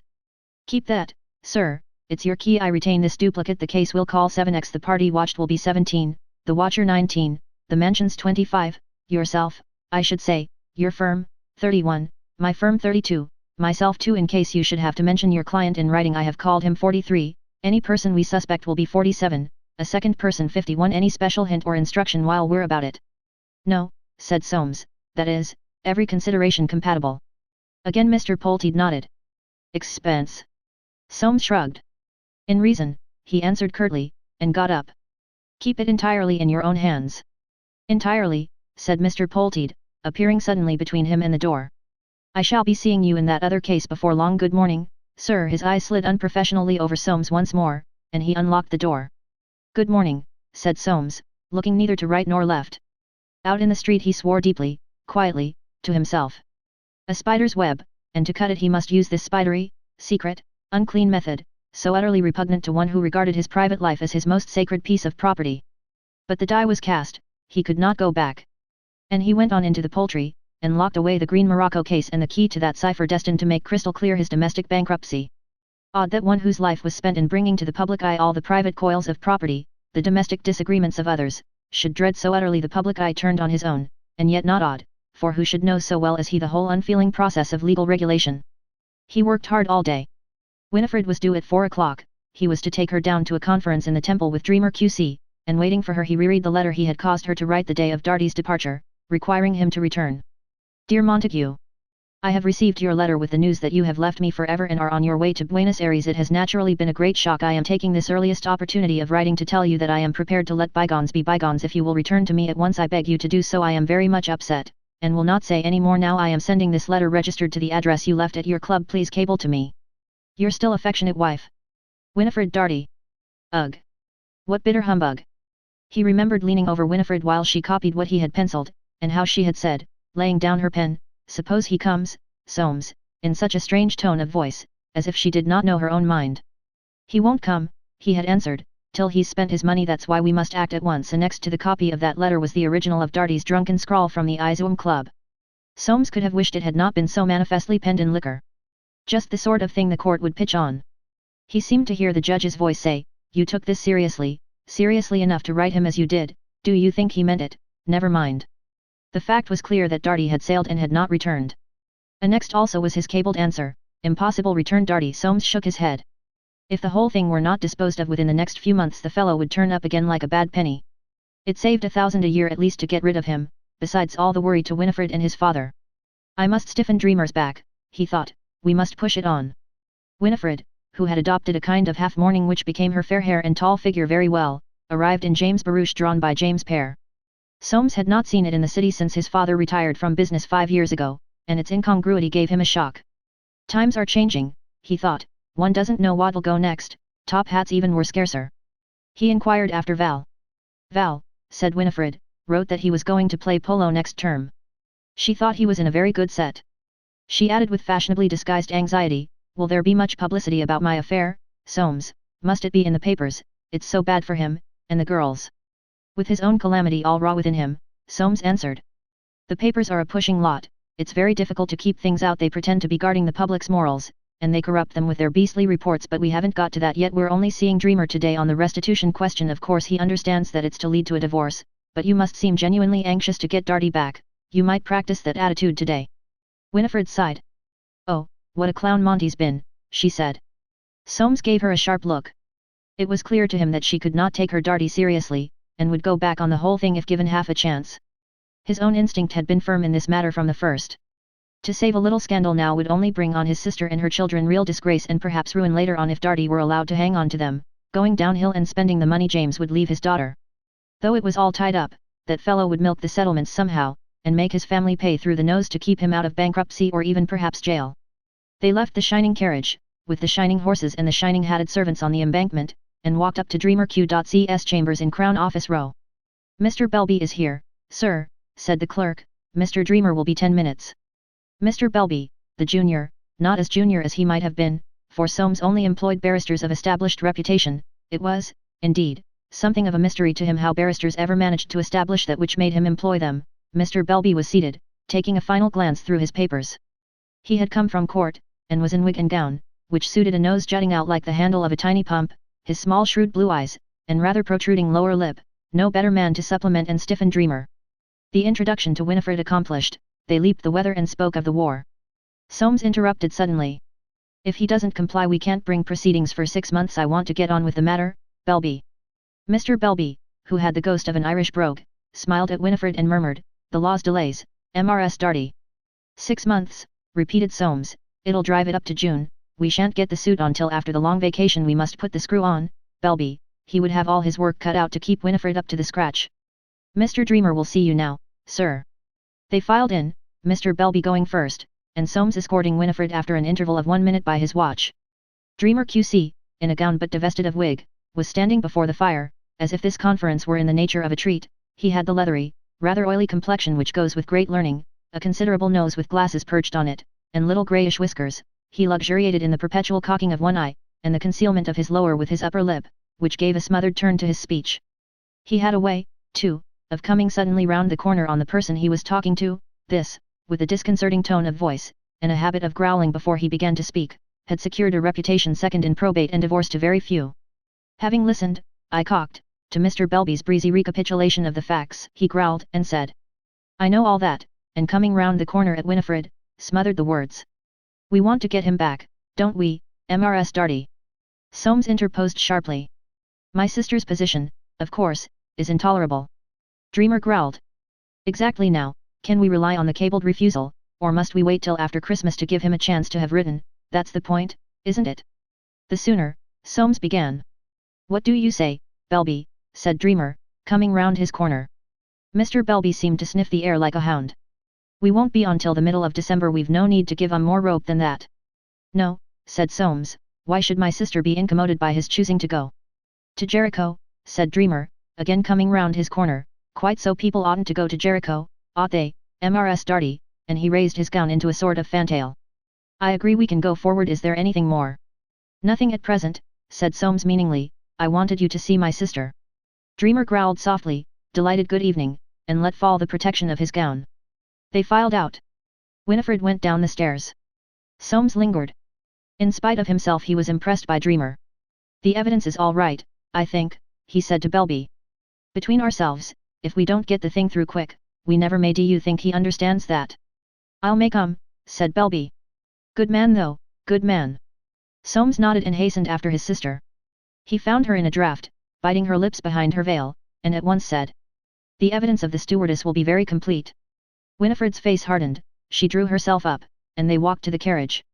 And, all through that silent drive back to Green Street, the souls of both of them revolved a single thought, why, oh, why should I have to expose my misfortune to the public like this? Why have to employ spies to peer into my private troubles? They were not of my making. Chapter 5. Jolly sits in judgment. The possessive instinct, which, so determinedly balked, was animating 2 members of the Forsyte family towards riddance of what they could no longer possess, was hardening daily in the British body politic. Nicholas, originally so doubtful concerning a war which must affect property, had been heard to say that these Boers were a pig-headed lot, they were causing a lot of expense, and the sooner they had their lesson the better. He would send out Wolseley. Seeing always a little further than other people, whence the most considerable fortune of all the Forsytes, he had perceived already that Buller was not the man, a bull of a chap, who just went butting, and if they didn't look out Ladysmith would fall. This was early in December, so that when Black Week came, he was enabled to say to everybody, I told you so. During that week of gloom such as no Forsyte could remember, very young Nicholas attended so many drills in his corps, the devil's own. That young Nicholas consulted the family physician about his son's health and was alarmed to find that he was perfectly sound. The boy had only just eaten his dinners and been called to the bar, at some expense, and it was in a way a nightmare to his father and mother that he should be playing with military efficiency at a time when military efficiency in the civilian population might conceivably be wanted. His grandfather, of course, pooh-poohed the notion, too thoroughly educated in the feeling that no British war could be other than little and professional, and profoundly distrustful of imperial commitments, by which, moreover, he stood to lose, for he owned De Beers, now going down fast, more than a sufficient sacrifice on the part of his grandson. At Oxford, however, rather different sentiments prevailed. The inherent effervescence of conglomerate youth had, during the 2 months of the term before Black Week, been gradually crystallizing out into vivid oppositions. Normal adolescence, ever in England of a conservative tendency though not taking things too seriously, was vehement for a fight to a finish and a good licking for the Boers. Of this larger faction Val Dartie was naturally a member. Radical Youth, on the other hand, a small but perhaps more vocal body, was for stopping the war and giving the Boers autonomy. Until Black Week, however, the groups were amorphous, without sharp edges, and argument remained but academic. Jolly was one of those who knew not where he stood. A streak of his grandfather old Jolyon's love of justice prevented him from seeing one side only. Moreover, in his set of the best there was a jumping Jesus of extremely advanced opinions and some personal magnetism. Jolly wavered. His father, too, seemed doubtful in his views. And though, as was proper at the age of 20, he kept a sharp eye on his father, watchful for defects which might still be remedied, still that father had an air which gave a sort of glamour to his creed of ironic tolerance. Artists, of course, were notoriously Hamlet-like, and to this extent one must discount for one's father, even if one loved him.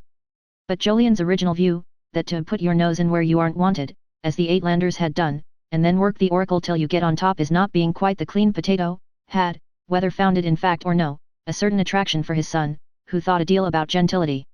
On the other hand Jolly could not abide such as his set called cranks, and Val's set called smugs, so that he was still balancing when the clock of Black Week struck.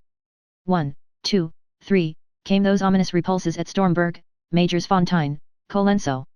The sturdy English soul reacting after the first cried, ah! But Methuen, after the second, ah! But Buller, then, in inspissated gloom, hardened. And Jolly said to himself, no, damn it, we've got to lick the beggars now, I don't care whether we're right or wrong and, if he had known it, his father was thinking the same thought. That next Sunday, last of the term, Jolly was bidden to wine with one of the best after the second toast, Buller and damnation to the Boers, drunk, no heel taps, in the college burgundy. He noticed that Val Dartie, also a guest, was looking at him with a grin and saying something to his neighbor. He was sure it was disparaging. The last boy in the world to make himself conspicuous or cause public disturbance, Jolly grew rather red and shut his lips. The queer hostility he had always felt towards his second cousin was strongly and suddenly reinforced. All right, he thought, you wait, my friend. More wine than was good for him, as the custom was, helped him to remember, when they all trooped forth to a secluded spot, to touch Val on the arm. What did you say about me in there? Mayn't I say what I like? No. Well, I said you were a pro-Boer, and so you are. You're a liar. Do you want to row? Of course, but not here, in the garden. All right, come on. They went, eyeing each other askance, unsteady, and unflinching, they climbed the garden railings. The spikes on the top slightly ripped Val's sleeve, and occupied his mind. Jolly's mind was occupied by the thought that they were going to fight in the precincts of a college foreign to them both. It was not the thing, but never mind, the young beast. They passed over the grass into very nearly darkness, and took off their coats. You're not screwed, are you? Said Jolly suddenly. I can't fight you if you're screwed. No more than you. All right then. Without shaking hands, they put themselves at once into postures of defense. They had drunk too much for science, and so were especially careful to assume correct attitudes, until Jolly smote Val almost accidentally on the nose. After that it was all a dark and ugly scrimmage in the deep shadow of the old trees, with no one to call time, till, battered and blown, they unclinched and staggered back from each other, as a voice said. Your names, young gentlemen. At this bland query spoken from under the lamp at the garden gate, like some demand of a god, their nerves gave way, and snatching up their coats, they ran at the railings, shinned up them, and made for the secluded spot whence they had issued to the fight. Here, in dim light, they mopped their faces, and without a word walked, 10 paces apart, to the college gate. They went out silently, Val going towards the broad along the brewery, Jolly down the lane towards the high. His head, still fumed, was busy with regret that he had not displayed more science, passing in review the counters and knockout blows which he had not delivered. His mind strayed on to an imagined combat, infinitely unlike that which he had just been through, infinitely gallant, with sash and sword, with thrust and parry, as if he were in the pages of his beloved Dumas. He fancied himself La Mole and Aramis, Bussy, Chiquet and D'Artagnan rolled into one, but he quite failed to envisage Val as Cockines, Brissac or Roquefort. The fellow was just a confounded cousin who didn't come up to Cocker. Never mind. He had given him 1 or 2.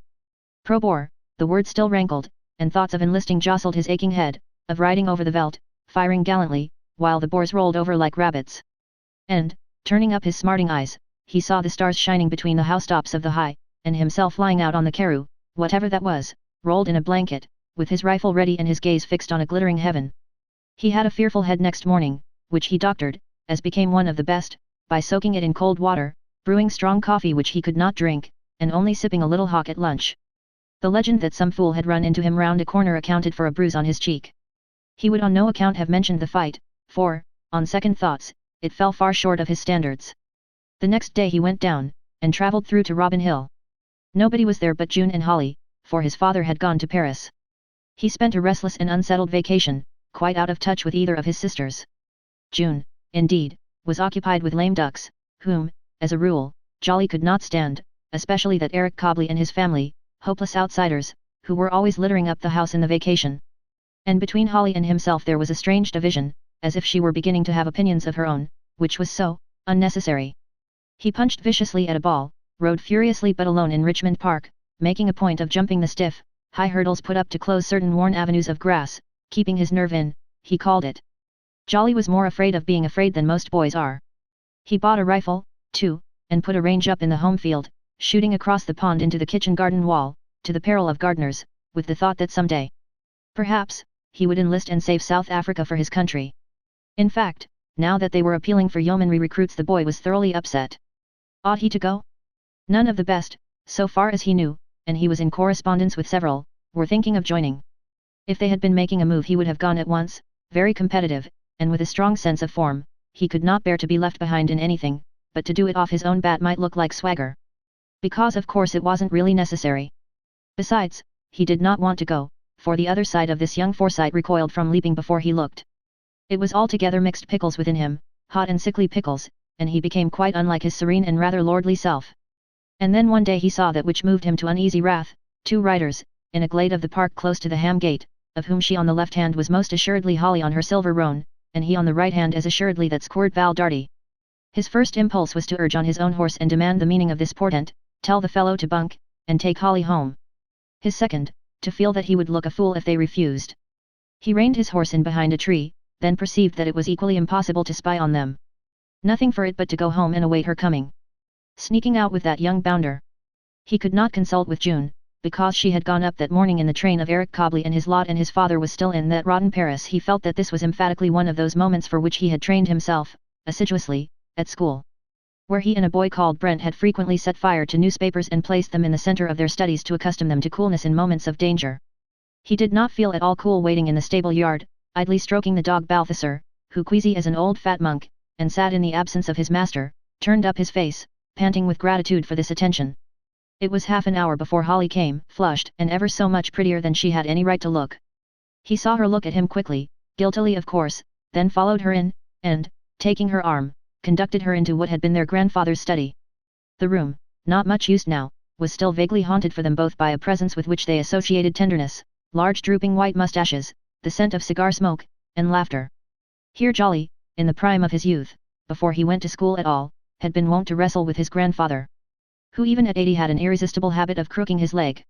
Here Holly, perched on the arm of the great leather chair, had stroked hair curving silvery over an ear into which she would whisper secrets. Through that window they had all three sallied times without number to cricket on the lawn, and a mysterious game called Wopsy Doozle, not to be understood by outsiders, which made old Jolyon very hot. Here once on a warm night Holly had appeared in her nightie, having had a bad dream, to have the clutch of it released. And here Jolly, having begun the day badly by introducing Physimagnesia into Mademoiselle Beaussy's new-laid egg, and gone on to worse, had been sent down, in the absence of his father, to the ensuing dialogue. Now, my boy, you mustn't go on like this. Well, she boxed my ears, Gran, so I only boxed hers, and then she boxed mine again. Strike a lady, that'll never do, have you begged her pardon? Not yet. Then you must go and do it at once, come along. But she began it, Gran, and she had 2 to my 1. My dear, it was an outrageous thing to do. Well, she lost her temper, and I didn't lose mine. Come along. You come too, then, Gran. Well, this time only. And they had gone hand in hand. Here, where the Waverley novels and Byron's works and Gibbon's Roman Empire and Humboldt's Cosmos, and the bronzes on the mantelpiece, and that masterpiece of the oily school, Dutch fishing boats at sunset, were fixed as fate, and for all sign of change old Jolyon might have been sitting there still, with legs crossed, in the armchair, and domed forehead and deep eyes grave above the times. Here they came, those 2 grandchildren. And Jolly said, I saw you and that fellow in the park. The sight of blood rushing into her cheeks gave him some satisfaction. She ought to be ashamed. Well, she said. Jolly was surprised, he had expected more, or less. Do you know, he said weightily, that he called me a pro boar last term, and I had to fight him. Who won? Jolly wished to answer, I should have, but it seemed beneath him. Look here, he said, what's the meaning of it, without telling anybody? Why should I? Dad isn't here, why shouldn't I ride with him? You've got me to ride with. I think he's an awful young rotter. Holly went pale with anger. He isn't, it's your own fault for not liking him. And slipping past her brother she went out, leaving him staring at the bronze Venus sitting on a tortoise, which had been shielded from him so far by his sister's dark head under her soft felt riding hat. He felt queerly disturbed, shaken to his young foundations. A lifelong domination lay shattered round his feet. He went up to the Venus and mechanically inspected the tortoise. Why didn't he like Val Darty? He could not tell. Ignorant of family history, barely aware of that vague feud which had started 13 years before with Bosinney's defection from June in favor of Soames' wife, knowing really almost nothing about Val, he was at sea. He just did dislike him. The question, however, was, what should he do? Val Darty, it was true, was a second cousin, but it was not the thing for Holly to go about with him. And yet to tell of what he had chanced on was against his creed. In this dilemma he went and sat in the old leather chair and crossed his legs. It grew dark while he sat there staring out through the long window at the old oak tree, ample yet bare of leaves, becoming slowly just a shape of deeper dark printed on the dusk. Grandfather, he thought without sequence, and took out his watch. He could not see the hands, but he set the repeater going. 5 o'clock, his grandfather's first gold hunter watch, butter smooth with age, all the milling worn from it, and dented with the mark of many a fall. The chime was like a little voice from out of that golden age, when they first came from St. John's Wood, London, to this house, came driving with grandfather in his carriage, and almost instantly took to the trees. Trees to climb, and grandfather watering the geranium beds below. What was to be done? Tell Dad he must come home? Confide in June, only she was so sudden. Do nothing and trust to luck? After all, the vac would soon be over. Go up and see Val and warn him off? But how get his address? Holly wouldn't give it him. A maze of paths, a cloud of possibilities. He lit a cigarette.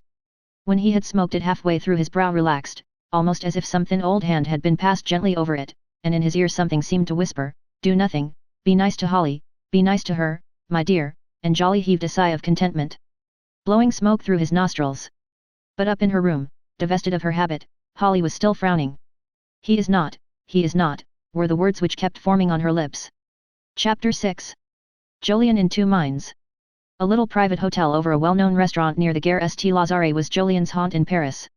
He hated his fellow Forsytes abroad, vapid as fish out of water in their well-trodden runs, the Opera, Rue de Rivoli, and Moulin Rouge. Their air of having come because they wanted to be somewhere else as soon as possible annoyed him. But no other Forsyte came near this haunt, where he had a wood fire in his bedroom and the coffee was excellent. Paris was always to him more attractive in winter. The acrid savour from wood smoke and chestnut roasting braziers, the sharpness of the wintry sunshine on bright rays, the open cafés defying keen-aired winter, the self-contained brisk boulevard crowds, all informed him that in winter Paris possessed a soul which, like a migrant bird, in high summer flew away.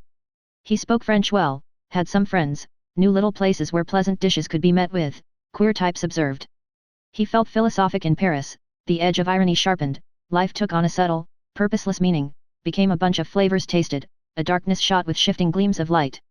When in the first week of December he decided to go to Paris, he was far from admitting that Irene's presence was influencing him. He had not been there 2 days before he owned that the wish to see her had been more than half the reason. In England one did not admit what was natural. He had thought it might be well to speak to her about the letting of her flat and other matters, but in Paris he at once knew better. There was a glamour over the city. On the 3rd day he wrote to her, and received an answer which procured him a pleasurable shiver of the nerves. My dear Jolien. It will be a happiness for me to see you. Irene. He took his way to her hotel on a bright day with a feeling such as he had often had going to visit an adored picture. No woman, so far as he remembered, had ever inspired in him this special sensuous and yet impersonal sensation. He was going to sit and feast his eyes, and come away knowing her no better, but ready to go and feast his eyes again tomorrow.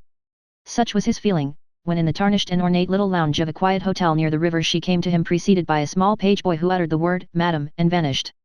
Her face, her smile, the poise of her figure, were just as he had pictured, and the expression of her face said plainly, "A friend." "Well," he said, "what news, poor exile?" "None. Nothing from Soames." "Nothing. I have let the flat for you, and like a good steward I bring you some money. How do you like Paris?" While he put her through this catechism, it seemed to him that he had never seen lips so fine and sensitive, the lower lip curving just a little upwards, the upper touched at one corner by the least conceivable dimple. It was like discovering a woman in what had hitherto been a sort of soft and breathed-on statue, almost impersonally admired. She owned that to be alone in Paris was a little difficult, and yet, Paris was so full of its own life that it was often, she confessed, as innocuous as a desert. Besides, the English were not like just now. That will hardly be your case, said Jolyon, you should appeal to the French. It has its disadvantages. Jolyon nodded. Well, you must let me take you about while I'm here. We'll start tomorrow. Come and dine at my pet restaurant, and we'll go to the Opera Comique. It was the beginning of daily meetings. Jolyon soon found that for those who desired a static condition of the affections, Paris was at once the first and last place in which to be friendly with a pretty woman. Revelation was alighting like a bird in his heart, singing, Lest ton rêve, lest ton rêve. Sometimes this seemed natural, sometimes ludicrous, a bad case of elderly rapture. Having once been ostracized by society, he had never since had any real regard for conventional morality, but the idea of a love which she could never return, and how could she at his age, hardly mounted beyond his subconscious mind. He was full, too, of resentment, at the waste and loneliness of her life. Aware of being some comfort to her, and of the pleasure she clearly took in their many little outings, he was amiably desirous of doing and saying nothing to destroy that pleasure. It was like watching a starved plant draw up water, to see her drink in his companionship. So far as they could tell, no one knew her address except himself. She was unknown in Paris, and he but little known, so that discretion seemed unnecessary in those walks, talks, visits to concerts, picture galleries, theatres, little dinners, expeditions to Versailles, St. Cloud, even Fontainebleau. And time fled, one of those full months without past to it or future. What in his youth would certainly have been headlong passion, was now perhaps as deep a feeling, but far gentler, tempered to protective companionship by admiration, hopelessness and a sense of chivalry, arrested in his veins at least so long as she was there, smiling and happy in their friendship, and always to him more beautiful and spiritually responsive, for her philosophy of life seemed to march in admirable step with his own, conditioned by emotion more than by reason, ironically mistrustful, susceptible to beauty, almost passionately humane and tolerant, yet subject to instinctive rigidities of which as a mere man he was less capable. And during all this companionable month he never quite lost that feeling with which he had set out on the first day, as if to visit an adored work of art, a well-nigh impersonal desire. The future, inexorable pendant to the present, he took care not to face, for fear of breaking up his untroubled manner, but he made plans to renew this time in places still more delightful, where the sun was hot and there were strange things to see and paint. The end came swiftly on the 20th of January with a telegram. Have enlisted in Imperial Yeomanry, Jolly. Jolyon received it just as he was setting out to meet her at the Louvre. It brought him up with a round turn. While he was lotus-eating here, his boy, whose philosopher and guide he ought to be, had taken this great step towards danger, hardship, perhaps even death. He felt disturbed to the soul, realizing suddenly how Irene had twined herself round the roots of his being. Thus threatened with severance, the tie between them, for it had become a kind of tie, no longer had impersonal quality. The tranquil enjoyment of things in common, Jolyon perceived, was gone forever. He saw his feeling as it was, in the nature of an infatuation. Ridiculous, perhaps, but so real that sooner or later it must disclose itself. And now, as it seemed to him, he could not, must not, make any such disclosure. The news of Jolly stood inexorably in the way. He was proud of this enlistment, proud of his boy for going off to fight for the country, for on Jolyon's pro-Boerism, too, Black Week had left its mark. And so the end was reached before the beginning. Well, luckily he had never made a sign. When he came into the gallery she was standing before the Virgin of the Rocks, graceful, absorbed, smiling and unconscious. Have I to give up seeing that, he thought. It's unnatural, so long as she's willing that I should see her. He stood, unnoticed, watching her, storing up the image of her figure, envying the picture on which she was bending that long scrutiny. Twice she turned her head towards the entrance, and he thought, that's for me. At last he went forward. Look, he said. She read the telegram, and he heard her sigh. That sigh, too, was for him. His position was really cruel. To be loyal to his son he must just shake her hand and go. To be loyal to the feeling in his heart he must at least tell her what that feeling was. Could she, would she understand the silence in which he was gazing at that picture? I'm afraid I must go home at once, he said at last. I shall miss all this awfully. So shall I, but, of course, you must go. Well, said Jolyon holding out his hand. Meeting her eyes, a flood of feeling nearly mastered him. Such is life, he said. Take care of yourself, my dear. He had a stumbling sensation in his legs and feet, as if his brain refused to steer him away from her. From the doorway, he saw her lift her hand and touch its fingers with her lips. He raised his hat solemnly, and did not look back again. Chapter 7. Darty vs. Darty. The suit, Darty vs. Darty, for restitution of those conjugal rights concerning which Winifred was at heart so deeply undecided, followed the laws of subtraction towards Day of Judgment. This was not reached before the courts rose for Christmas, but the case was third on the list when they sat again. Winifred spent the Christmas holidays a thought more fashionably than usual, with the matter locked up in her low-cut bosom. James was particularly liberal to her that Christmas, expressing thereby his sympathy, and relief, at the approaching dissolution of her marriage with that precious rascal, which his old heart felt but his old lips could not utter. The disappearance of Darty made the fall in consols a comparatively small matter, and as to the scandal, the real animus he felt against that fellow, and the increasing lead which property was attaining over reputation in a true Forsyte about to leave this world, served to drug a mind from which all allusions to the matter, except his own, were studiously kept. What worried him as a lawyer and a parent was the fear that Darty might suddenly turn up and obey the order of the court when made. That would be a pretty how-to-do. The fear preyed on him in fact so much that, in presenting Winifred with a large Christmas check, he said, "It's chiefly for that chap out there, to keep him from coming back." It was, of course, to pitch away good money, but all in the nature of insurance against that bankruptcy which would no longer hang over him if only the divorce went through, and he questioned Winifred rigorously until she could assure him that the money had been sent. Poor woman! It cost her many a pang to send what must find its way into the vanity bag of that creature. Soames, hearing of it, shook his head.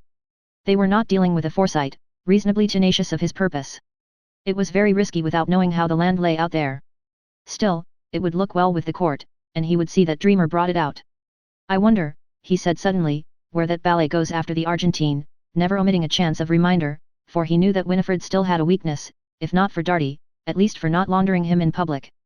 Though not good at showing admiration, he admitted that she was behaving extremely well, with all her children at home gaping like young birds for news of their father, Imogen just on the point of coming out, and Val very restive about the whole thing. He felt that Val was the real heart of the matter to Winifred, who certainly loved him beyond her other children. The boy could spoke the wheel of this divorce yet if he set his mind to it. And Soames was very careful to keep the proximity of the preliminary proceedings from his nephew's ears. He did more. He asked him to dine at the Remove, and over Val's cigar introduced the subject which he knew to be nearest to his heart. "I hear," he said, "that you want to play polo up at Oxford." Val became less recumbent in his chair. "Rather," he said. "Well," continued Soames, "that's a very expensive business. Your grandfather isn't likely to consent to it unless he can make sure that he's not got any other drain on him," and he paused to see whether the boy understood his meaning. Val's thick dark lashes concealed his eyes, but a slight grimace appeared on his wide mouth, and he muttered, "I suppose you mean my dad?" "Yes," said Soames, "I'm afraid it depends on whether he continues to be a drag or not," and said no more, letting the boy dream it over. But Val was also dreaming in those days of a silver roan palfrey and a girl riding it. Though Crum was in town and an introduction to Cynthia Dark to be had for the asking, Val did not ask. Indeed, he shunned Crum and lived a life strange even to himself, except in so far as accounts with tailor and livery stable were concerned. To his mother, his sisters, his young brother, he seemed to spend this vacation in seeing fellows, and his evenings sleepily at home. They could not propose anything in daylight that did not meet with the one response, "Sorry, I've got to see a fellow," and he was put to extraordinary shifts to get in and out of the house unobserved in riding clothes, until, being made a member of the Goats Club, he was able to transport them there, where he could change unregarded and slip off on his hack to Richmond Park. He kept his growing sentiment religiously to himself. Not for a world would he breathe to the fellows, whom he was not seeing, anything so ridiculous from the point of view of their creed and his. But he could not help its destroying his other appetites. It was coming between him and the legitimate pleasures of youth at last on its own in a way which must, he knew, make him a milksop in the eyes of Crum. All he cared for was to dress in his last created riding togs, and steal away to the Robin Hill gate, where presently the silver roan would come demurely sidling with its slim and dark-haired rider, and in the glades bare of leaves they would go off side by side, not talking very much, riding races sometimes, and sometimes holding hands. More than once of an evening, in a moment of expansion, he had been tempted to tell his mother how this shy sweet cousin had stolen in upon him and wrecked his life, but bitter experience, that all persons above 35 were spoil sports, prevented him. After all, he supposed he would have to go through with college, and she would have to come out, before they could be married. So why complicate things, so long as he could see her? Sisters were teasing and unsympathetic beings, a brother worse, so there was no one to confide in. Ah! And this beastly divorce business. What a misfortune to have a name which other people hadn't. If only he had been called Gordon or Scott or Howard or something fairly common. But Darty, there wasn't another in the directory. One might as well have been named Morkan for all the comfort it afforded. So matters went on, till one day in the middle of January the silver roan palfrey and its rider were missing at the tryst. Lingering in the cold, he debated whether he should ride on to the house, but Jolly might be there, and the memory of their dark encounter was still fresh within him. One could not be always fighting with her brother. So he returned dismally to town and spent an evening plunged in gloom. At breakfast next day he noticed that his mother had on an unfamiliar dress and was wearing her hat. The dress was black with a glimpse of peacock blue. The hat black and large, she looked exceptionally well. But when after breakfast she said to him, "Come in here, Val," and led the way to the drawing room, he was at once beset by qualms. Winifred carefully shut the door and passed her handkerchief over her lips, inhaling the violet de Parme with which it had been soaked. Val thought, has she found out about Holly? Her voice interrupted. "Are you going to be nice to me, dear boy?" Val grinned doubtfully. "Will you come with me this morning?" "I've got to see," began Val, but something in her face stopped him. "I say," he said, "you don't mean—" "Yes, I have to go to the court this morning already, that D business which he had almost succeeded in forgetting, since nobody ever mentioned it." In self-commiseration he stood picking little bits of skin off his fingers. Then noticing that his mother's lips were all awry, he said impulsively, "All right, mother, I'll come." The brutes, what brutes he did not know, but the expression exactly summed up their joint feeling, and restored a measure of equanimity. "I suppose I'd better change into a shooter," he muttered, escaping to his room. He put on the shooter, a higher collar, a pearl pin, and his neatest grey spats, to a somewhat blasphemous accompaniment. Looking at himself in the glass, he said, "Well, I'm damned if I'm going to show anything," and went down. He found his grandfather's carriage at the door, and his mother in furs, with the appearance of one going to a mansion house assembly. They seated themselves side by side in the closed barouche, and all the way to the courts of justice Val made but one allusion to the business in hand. "There'll be nothing about those pearls, will there?" The little tufted white tails of Winifred's muff began to shiver. "Oh, no," she said, "it'll be quite harmless today. Your grandmother wanted to come too, but I wouldn't let her. I thought you could take care of me. You look so nice, Val. Just pull your coat collar up a little more at the back, that's right." "If they bully you," began Val. "Oh, they won't. I shall be very cool. It's the only way. They won't want me to give evidence or anything." "No, dear, it's all arranged." And she patted his hand. The determined front she was putting on it stayed the turmoil in Val's chest, and he busied himself in drawing his gloves off and on. He had taken what he now saw was the wrong pair to go with his spats. They should have been grey, but were deerskin of a dark tan. Whether to keep them on or not he could not decide. They arrived soon after 10. It was his first visit to the law courts, and the building struck him at once. "By Jove," he said as they passed into the hall, "this D make 4 or 5 jolly good racket courts." Soames was awaiting them at the foot of some stairs. "Here you are," he said, without shaking hands, as if the event had made them too familiar for such formalities. "It's Happerly Brown, Court I we shall be on first." A sensation such as he had known when going into bat was playing now in the top of Val's chest, but he followed his mother and uncle doggedly, looking at no more than he could help, and thinking that the place smelled fuggy. People seemed to be lurking everywhere, and he plucked Soames by the sleeve. "I say, uncle, you're not going to let those beastly papers in, are you?" Soames gave him the sideway look which had reduced many to silence in its time. "In here," he said. "You needn't take off your furs, Winifred." Val entered behind them, nettled and with his head up. In this confounded hole everybody, and there were a good many of them, seemed sitting on everybody else's knee, though really divided from each other by pews, and Val had a feeling that they might all slip down together into the well. This, however, was but a momentary vision of mahogany and black gowns, and white blobs of wigs and faces and papers, all rather secret and whispery, before he was sitting next his mother in the front row, with his back to it all, glad of her violet de Parme, and taking off his gloves for the last time. His mother was looking at him. He was suddenly conscious that she had really wanted him there next to her, and that he counted for something in this business. All right. He would show them. Squaring his shoulders, he crossed his legs and gazed inscrutably at his spats. But just then an old Johnny in a gown and long wig, looking awfully like a funny rattled woman, came through a door into the high pew opposite, and he had to uncross his legs hastily, and stand up with everybody else. Darty versus Darty. It seemed to Val unspeakably disgusting to have one's name called out like this in public. And, suddenly conscious that someone nearly behind him had begun talking about his family, he screwed his face round to see an old bewigged buffer, who spoke as if he were eating his own words, queer-looking old cuss, the sort of man he had seen once or twice dining at Park Lane and punishing the port. He knew now where they dug them up. All the same he found the old buffer quite fascinating, and would have continued to stare if his mother had not touched his arm. Reduced to gazing before him, he fixed his eyes on the judge's face instead. Why should that old sportsman with his sarcastic mouth and his quick-moving eyes have the power to meddle with their private affairs? Hadn't he affairs of his own, just as many, and probably just as nasty? And there moved in Val, like an illness, all the deep-seated individualism of his breed. The voice behind him droned along, differences about money matters. Extravagance of the respondent, what a word, was that his father, strained situation, frequent absences on the part of Mr. Darty my client, very rightly, your Ludship will agree, was anxious to check a course, but lead to ruin, remonstrated, gambling at cards and on the racecourse, that's right, thought Val, pile it on. Crisis early in October, when the respondent wrote her this letter from his club. Val sat up and his ears burned. I propose to read it with the emendations necessary to the epistle of a gentleman who has been, shall we say dining, me lud. Old brute, thought Val, flushing deeper, you're not paid to make jokes. You will not get the chance to insult me again in my own house. I am leaving the country tomorrow. It's played out, an expression, your Ludship, not unknown in the mouths of those who have not met with conspicuous success. Sniggering owls, thought Val, and his flush deepened.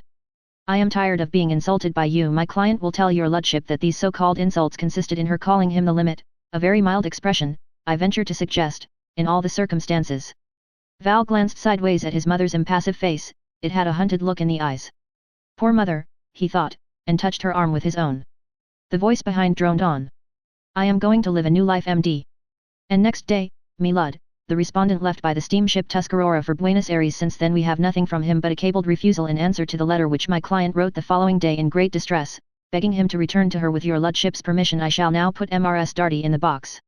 When his mother rose, Val had a tremendous impulse to rise too and say, look here, I'm going to see you jolly well treat her decently. He subdued it, however, heard her saying, the truth, the whole truth, and nothing but the truth, and looked up.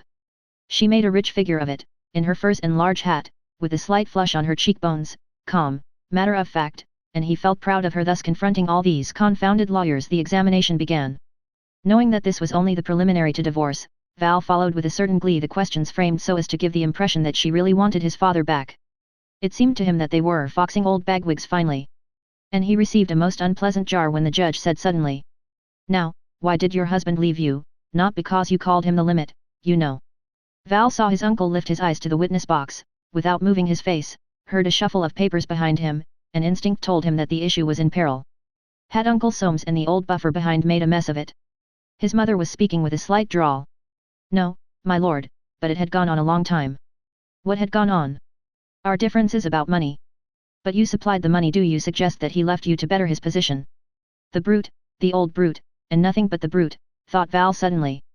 He smells a rat. He's trying to get at the pastry, and his heart stood still. If he did, then, of course, he would know that his mother didn't really want his father back. His mother spoke again, a thought more fashionably.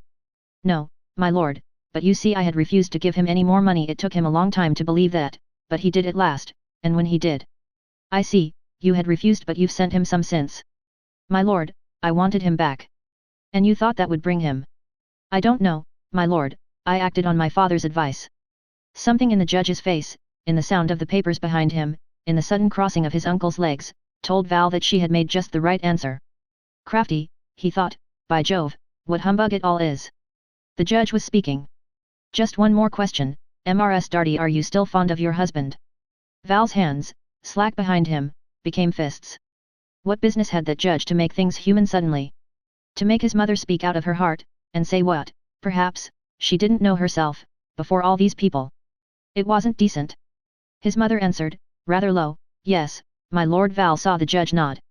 Wish I could take a cockshy at your head, he thought irreverently, as his mother came back to her seat beside him. Witnesses to his father's departure and continued absence followed, one of their own maids even, which struck Val as particularly beastly. There was more talking, all humbug, and then the judge pronounced the decree for restitution, and they got up to go. Val walked out behind his mother, chin squared, eyelids drooped, doing his level best to despise everybody. His mother's voice in the corridor roused him from an angry trance. You behaved beautifully, dear. It was such a comfort to have you. Your uncle and I are going to lunch. All right, said Val, I shall have time to go and see that fellow, and, parting from them abruptly, he ran down the stairs and out into the air. He bolted into a hansom, and drove to the Goats Club. His thoughts were on Holly and what he must do before her brother showed her this thing in tomorrow's paper. When Val had left them, Soames and Winifred made their way to the Cheshire Cheese. He had suggested it as a meeting place with Mr. Belby. At that early hour of noon they would have it to themselves, and Winifred had thought it would be amusing to see this far-famed hostelry. Having ordered a light repast, to the consternation of the waiter, they awaited its arrival together with that of Mr. Belby, in silent reaction after the hour and a half's suspense on the tenterhooks of publicity. Mr. Belby entered presently, preceded by his nose, as cheerful as they were glum. Well, they had got the decree of restitution, and what was the matter with that? Quite, said Soames in a suitably low voice, but we shall have to begin again to get evidence. He'll probably try the divorce. It will look fishy if it comes out that we knew of misconduct from the start. His questions showed well enough that he doesn't like this restitution dodge. Pho, said Mr. Belby cheerily, he'll forget. Why, man, he'll have tried 100 cases between now and then. Besides, he's bound by precedent to give ya your divorce. If the evidence is satisfactory, we won't let know that Mrs. Darty had knowledge of the facts. Dreamer did it very nicely. He's got a fatherly touch about Soames nodded. And I compliment ya, Mrs. Darty, went on Mr. Belby, you've a natural gift for giving evidence, steady as a rock. Here the waiter arrived with 3 plates balanced on one arm, and the remark, I hurried up the puddin', sir. You'll find plenty o' lark in it today. Mr. Belby applauded his forethought with a dip of his nose. But Soames and Winifred looked with dismay at their light lunch of gravified brown masses, touching them gingerly with their forks in the hope of distinguishing the bodies of the tasty little song-givers. Having begun, however, they found they were hungrier than they thought, and finished the lot, with a glass of port apiece. Conversation turned on the war. Soames thought Ladysmith would fall, and it might last a year. Belby thought it would be over by the summer. Both agreed that they wanted more men. There was nothing for it but complete victory, since it was now a question of prestige. Winifred brought things back to more solid ground by saying that she did not want the divorce suit to come on till after the summer holidays had begun at Oxford. Then the boys would have forgotten about it before Val had to go up again. The London season too would be over. The lawyers reassured her, an interval of 6 months was necessary. After that, the earlier the better. People were now beginning to come in, and they parted, Soames to the city, Belby to his chambers, Winifred in a hansom to Park Lane to let her mother know how she had fared. The issue had been so satisfactory on the whole that it was considered advisable to tell James, who never failed to say day after day that he didn't know about Winifred's affair. He couldn't tell. As his sands ran out, the importance of mundane matters became increasingly grave to him, as if he were feeling, I must make the most of it, and worry well, I shall soon have nothing to worry about. He received the report grudgingly. It was a newfangled way of going about things, and he didn't know. But he gave Winifred a check, saying, I expect you'll have a lot of expense. That's a new hat you've got on. Why doesn't Val come and see us? Winifred promised to bring him to dinner soon. And, going home, she sought her bedroom where she could be alone. Now that her husband had been ordered back into her custody with a view to putting him away from her forever, she would try once more to find out from her sore and lonely heart what she really wanted. Chapter 8. The Challenge. The morning had been misty, verging on frost, but the sun came out while Val was jogging towards the Roehampton gate, whence he would canter on to the usual tryst. His spirits were rising rapidly. There had been nothing so very terrible in the morning's proceedings beyond the general disgrace of violated privacy. If we were engaged, he thought, what happens wouldn't matter. He felt, indeed, like human society, which kicks and clamors at the results of matrimony, and hastens to get married. And he galloped over the winter-dried grass of Richmond Park, fearing to be late. But again he was alone at the trysting spot, and this second defection on the part of Holly upset him dreadfully. He could not go back without seeing her today. Emerging from the park, he proceeded towards Robin Hill. He could not make up his mind for whom to ask. Suppose her father were back, or her sister or brother were in. He decided to gamble, and ask for them all first, so that if he were in luck and they were not there, it would be quite natural in the end to ask for Holly, while if any of them were in, an excuse for a ride must be his saving grace. Only Miss Holly is in, sir. Oh, thanks. Might I take my horse round to the stables, and would you say, her cousin, Mr. Val Darty? When he returned she was in the hall, very flushed and shy. She led him to the far end, and they sat down on a wide window seat. I've been awfully anxious, said Val in a low voice. What's the matter? Jolly knows about our riding. Is he in? No, but I expect he will be soon. Then, cried Val, and diving forward, he seized her hand. She tried to withdraw it, failed, gave up the attempt, and looked at him wistfully.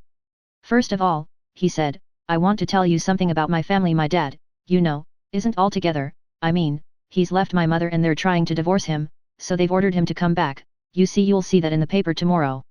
Her eyes deepened in color and fearful interest, her hand squeezed his.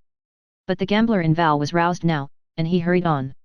Of course there's nothing very much at present, but there will be, I expect, before it's over. Divorce suits are beastly, you know. I wanted to tell you, because, you ought to know, and he began to stammer, gazing at her troubled eyes, if you're going to be a darling and love me, Holly, I love you, ever so, and I want to be engaged. He had done it in a manner so inadequate that he could have punched his own head, and dropping on his knees, he tried to get nearer to that soft, troubled face. You do love me, don't you? If you don't, There was a moment of silence and suspense, so awful that he could hear the sound of a mowing machine far out on the lawn pretending there was grass to cut. Then she swayed forward, Her free hand touched his hair, and he gasped, "Oh, Holly." Her answer was very soft, "Oh, Val." He had dreamed of this moment, but always in an imperative mood, as the masterful young lover, and now he felt humble, touched, trembly. He was afraid to stir off his knees lest he should break the spell, lest, if he did, she should shrink and deny her own surrender, so tremulous was she in his grasp, with her eyelids closed and his lips nearing them. Her eyes opened, seemed to swim a little, he pressed his lips to hers. Suddenly he sprang up, there had been footsteps, a sort of startled grunt. He looked round. No one. But the long curtains which barred off the outer hall were quivering. My God, who was that? Holly too was on her feet. Jolly, I expect, she whispered. Val clenched fists in resolution. All right, he said, I don't care a bit now we're engaged, and striding towards the curtains, he drew them aside. There at the fireplace in the hall stood Jolly, with his back elaborately turned. Val went forward. Jolly faced round on him. I beg your pardon for hearing, he said.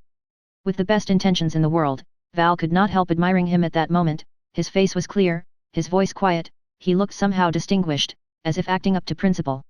Well, Val said abruptly, it's nothing to you.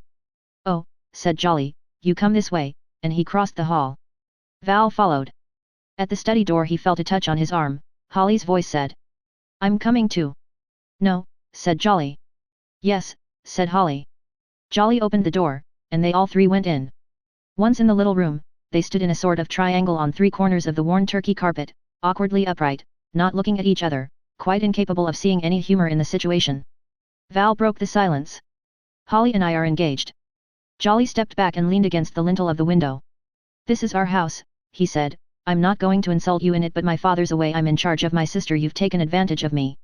I didn't mean to, said Val hotly. I think you did, said Jolly. If you hadn't meant to, you'd have spoken to me, or waited for my father to come back. There were reasons, said Val. What reasons? About my family, I've just told her I wanted her to know before things happen. Jolly suddenly became less distinguished. You're kids, he said, and you know you are. I am not a kid, said Val. You are, you're not 20. Well, what are you? I am 20, said Jolly. Only just, anyway, I'm as good a man as you. Jolly's face crimsoned, then clouded. Some struggle was evidently taking place in him, and Val and Holly stared at him, so clearly was that struggle marked, they could even hear him breathing. Then his face cleared up and became oddly resolute. We'll see that, he said. I dare you to do what I'm going to do. Dare me? Jolly smiled.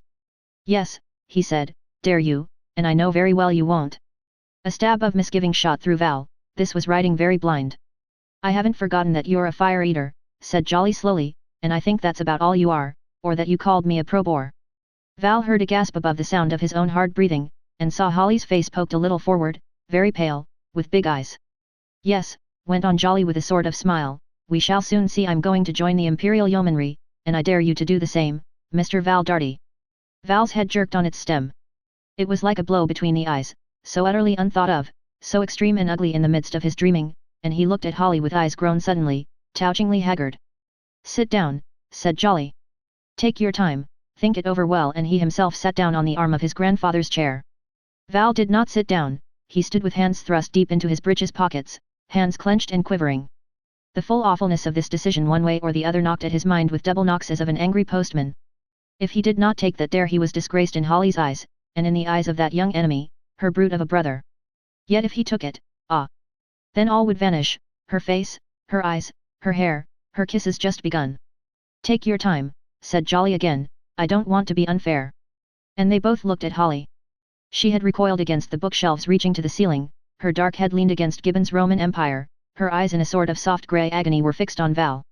And he, who had not much gift of insight, had suddenly a gleam of vision. She would be proud of her brother, that enemy. She would be ashamed of him. His hands came out of his pockets as if lifted by a spring. All right, he said. Done. Holly's face, oh. It was queer. He saw her flush, start forward. He had done the right thing, her face was shining with wistful admiration. Jolly stood up and made a little bow as who should say, you've passed. Tomorrow, then, he said, we'll go together. Recovering from the impetus which had carried him to that decision, Val looked at him maliciously from under his lashes. All right, he thought, one to you I shall have to join, but I'll get back on you somehow and he said with dignity, I shall be ready. We'll meet at the main recruiting office, then, said Jolly, at 12 o'clock and, opening the window, he went out onto the terrace, conforming to the creed which had made him retire when he surprised them in the hall.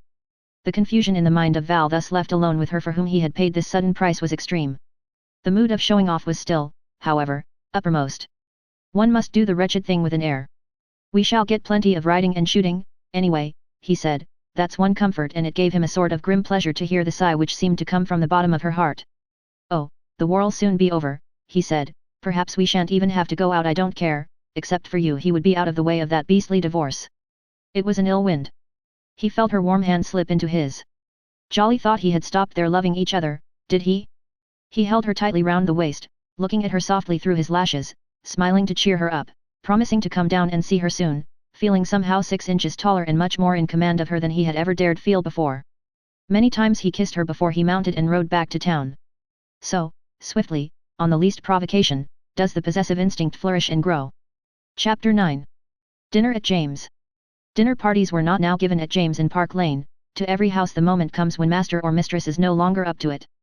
No more can 9 courses be served to 20 mouths above 20 fine white expanses, nor does the household cat any longer wonder why she is suddenly shut up.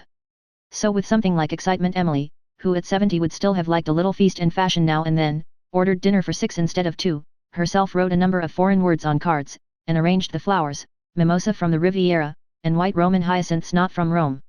There would only be, of course, James and herself, Soames, Winifred, Val, and Imogen, but she liked to pretend a little and dally in imagination with the glory of the past. She so dressed herself that James remarked, "What are you putting on that thing for? You'll catch cold."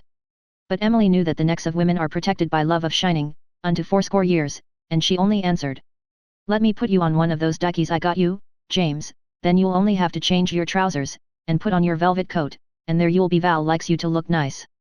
"Dickie," said James. "You're always wasting your money on something."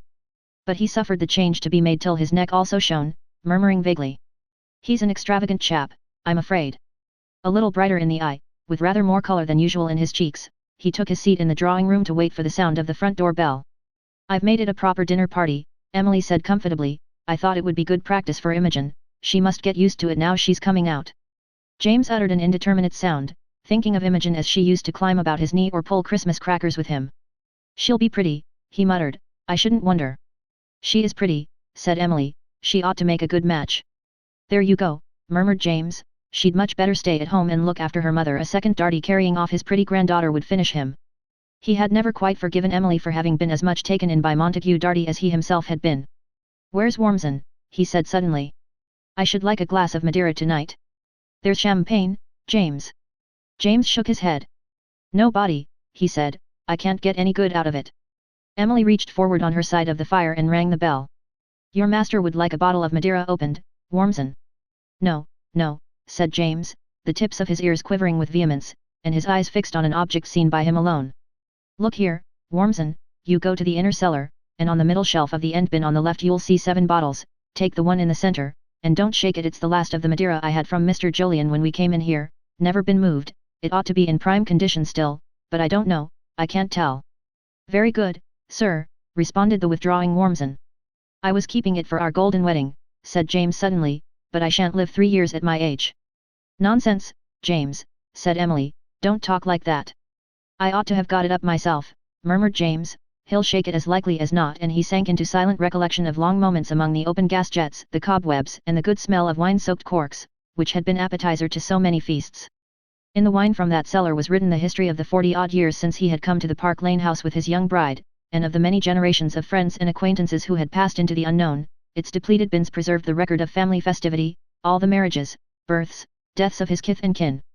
And when he was gone there it would be, and he didn't know what would become of it.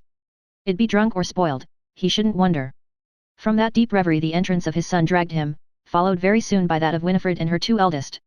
They went down arm in arm, James with Imogen, the debutante, because his pretty grandchild cheered him, Soames with Winifred, Emily with Val, whose eyes lighting on the oysters brightened. This was to be a proper full blowout with fizz and port. And he felt in need of it, after what he had done that day, as yet undivulged. After the first glass or 2 it became pleasant to have this bombshell up his sleeve, this piece of sensational patriotism, or example, rather, of personal daring, to display, for his pleasure in what he had done for his queen and country was so far entirely personal. He was now a blood, indissolubly connected with guns and horses, he had a right to swagger, not, of course, that he was going to. He should just announce it quietly, when there was a pause. And, glancing down the menu, he determined on bomb auxiliary phrases as the proper moment, there would be a certain solemnity while they were eating that. Once or twice before they reached that rosy summit of the dinner he was attacked by remembrance that his grandfather was never told anything. Still, the old boy was drinking Madeira, and looking jolly fit. Besides, he ought to be pleased at this set-off to the disgrace of the divorce. The sight of his uncle opposite, too, was a sharp incentive. He was so far from being a sportsman that it would be worth a lot to see his face. Besides, better to tell his mother in this way than privately, which might upset them both. He was sorry for her, but after all one couldn't be expected to feel much for others when one had to part from Holly. His grandfather's voice travelled to him thinly. "Val, try a little of the Madeira with your ice, you won't get that up at college." Val watched the slow liquid filling his glass, the essential oil of the old wine glazing the surface, inhaled its aroma, and thought, now for it, it was a rich moment. He sipped, and a gentle glow spread in his veins, already heated. With a rapid look round, he said, "I joined the Imperial Yeomanry today, Granny," and emptied his glass as though drinking the health of his own act.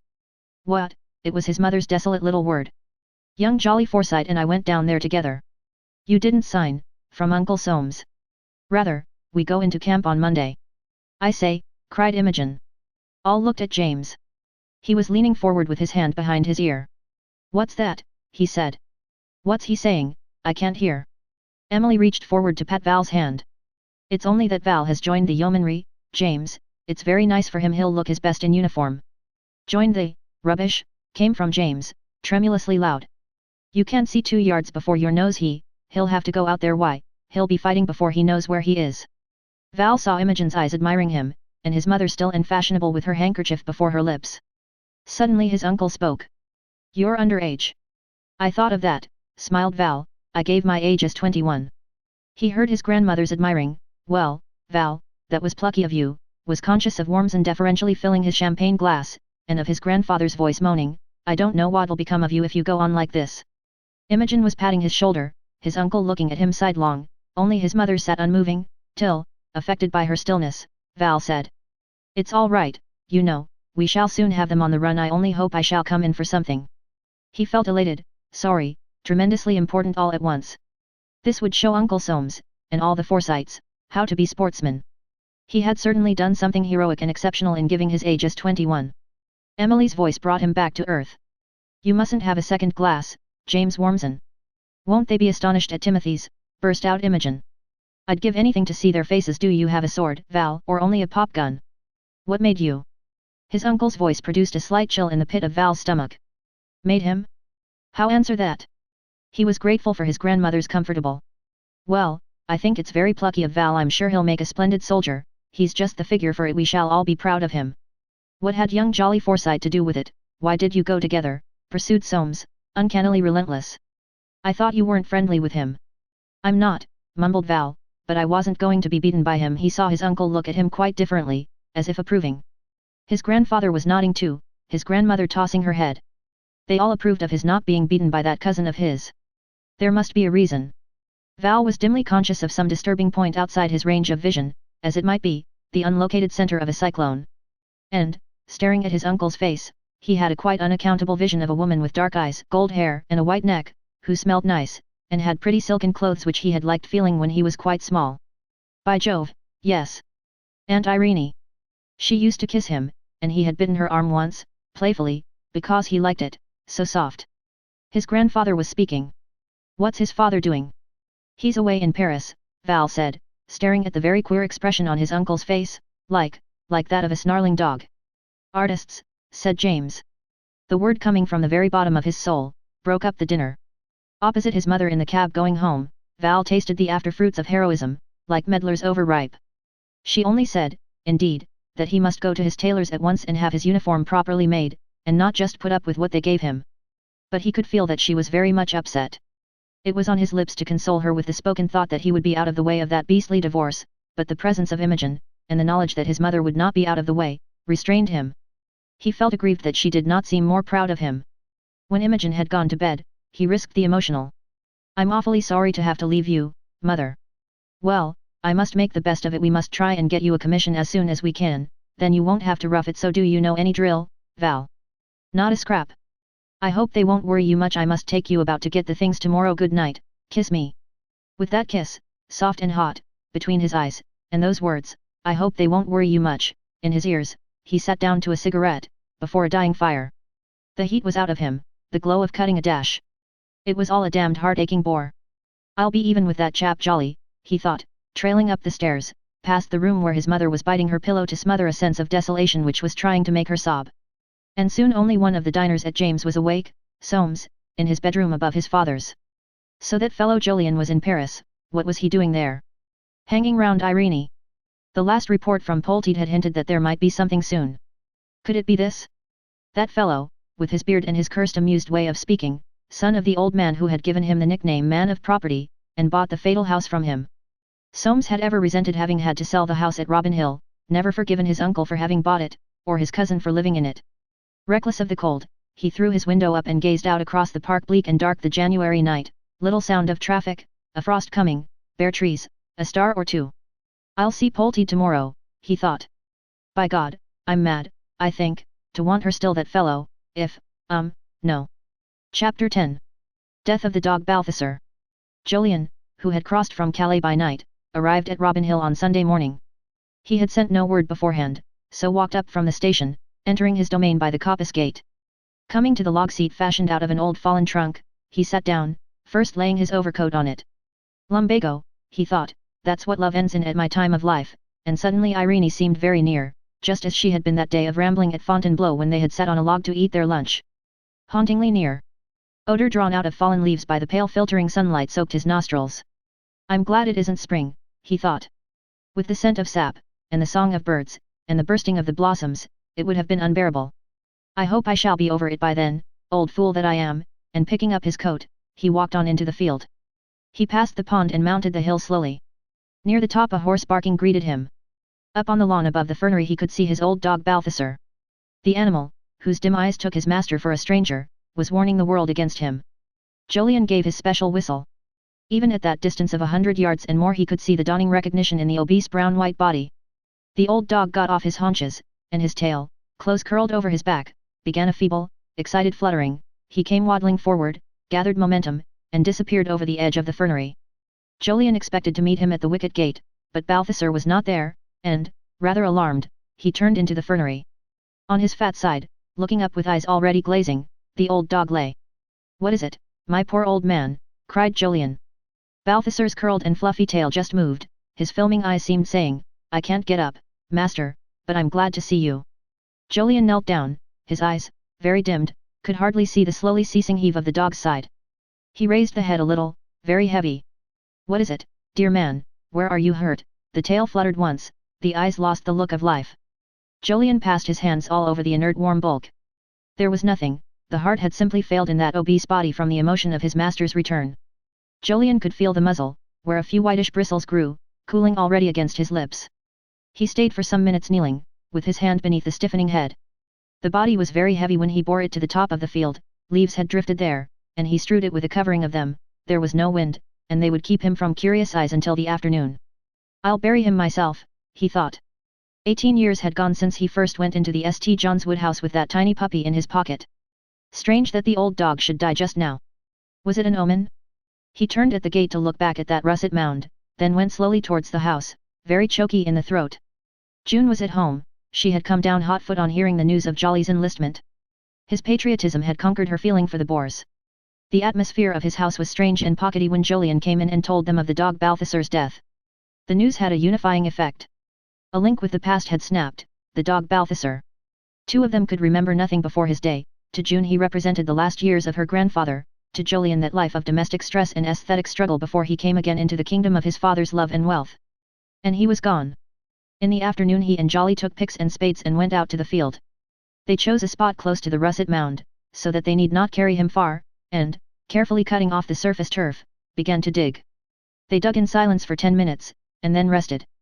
Well, old man, said Jolyon, so you thought you ought? Yes, answered Jolly, I don't want to a bit, of course. How exactly those words represented Jolyon's own state of mind.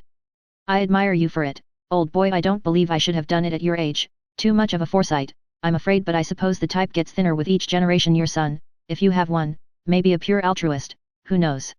He won't be like me, then, Dad, I'm beastly selfish. No, my dear, that you clearly are not. Jolly shook his head, and they dug again. Strange life of dogs, said Jolyon suddenly, the only four-footer with rudiments of altruism and a sense of God. Jolly looked at his father.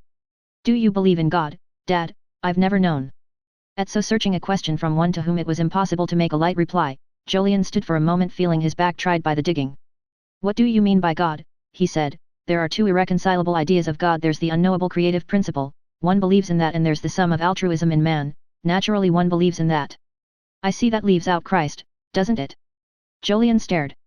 Christ, the link between those two ideas. Out of the mouth of babes. Here was orthodoxy scientifically explained at last.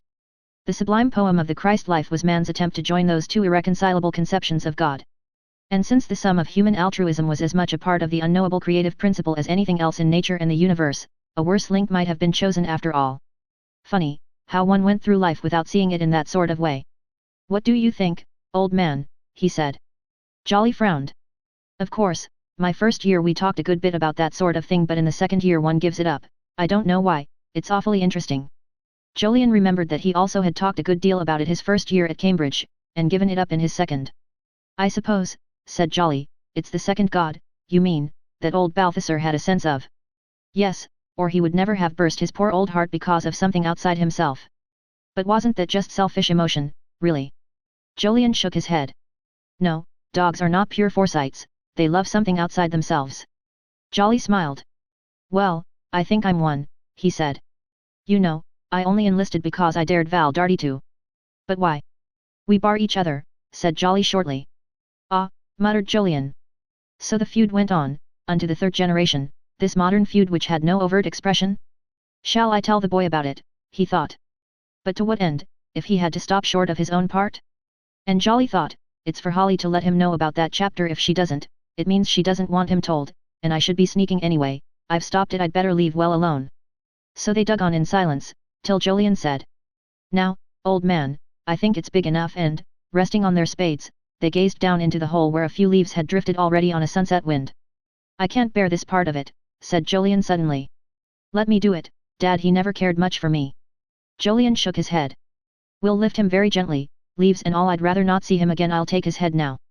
With extreme care they raised the old dog's body, whose faded tan and white showed here and there under the leaves stirred by the wind. They laid it, heavy, cold, and unresponsive, in the grave, and Jolly spread more leaves over it, while Jolyon, deeply afraid to show emotion before his son, began quickly shoveling the earth onto that still shape. There went the past. If only there were a joyful future to look forward to. It was like stamping down earth on one's own life. They replaced the turf carefully on the smooth little mound, and, grateful that they had spared each other's feelings, returned to the house arm in arm. Chapter 11. Timothy stays the rot. On Forsyte Change news of the enlistment spread fast, together with the report that June, not to be outdone, was going to become a Red Cross nurse. These events were so extreme, so subversive of pure Forsytism, as to have a binding effect upon the family, and Timothy's was thronged next Sunday afternoon by members trying to find out what they thought about it all, and exchange with each other a sense of family credit. Giles and Jessie Hayman would no longer defend the coast but go to South Africa quite soon. Jolly and Val would be following in April. As to June, well, you never knew what she would really do. The retirement from Spioncop and the absence of any good news from the seat of war imparted an air of reality to all this, clinched in startling fashion by Timothy. The youngest of the old Forsytes, scarcely 80, in fact popularly supposed to resemble their father, Superior Dosset, even in his best-known characteristic of drinking sherry, had been invisible for so many years that he was almost mythical. A long generation had elapsed since the risks of a publisher's business had worked on his nerves at the age of 40, so that he had got out with a mere £35,000 in the world, and started to make his living by careful investment. Putting by every year, at compound interest, he had doubled his capital in 40 years without having once known what it was like to shake in his shoes over money matters. He was now putting aside some £2,000 a year, and, with the care he was taking of himself, expected, so Aunt Hester said, to double his capital again before he died. What he would do with it then, with his sisters dead and himself dead, was often mockingly queried by free spirits such as Francie, Euphemia, or young Nicholas II, Christopher, whose spirit was so free that he had actually said he was going on the stage. All admitted, however, that this was best known to Timothy himself, and possibly to Soames, who never divulged a secret. Those few Forsytes who had seen him reported a man of thick and robust appearance, not very tall, with a brown-red complexion, grey hair, and little of the refinement of feature with which most of the Forsytes had been endowed by Superior Dossett's wife, a woman of some beauty and a gentle temperament.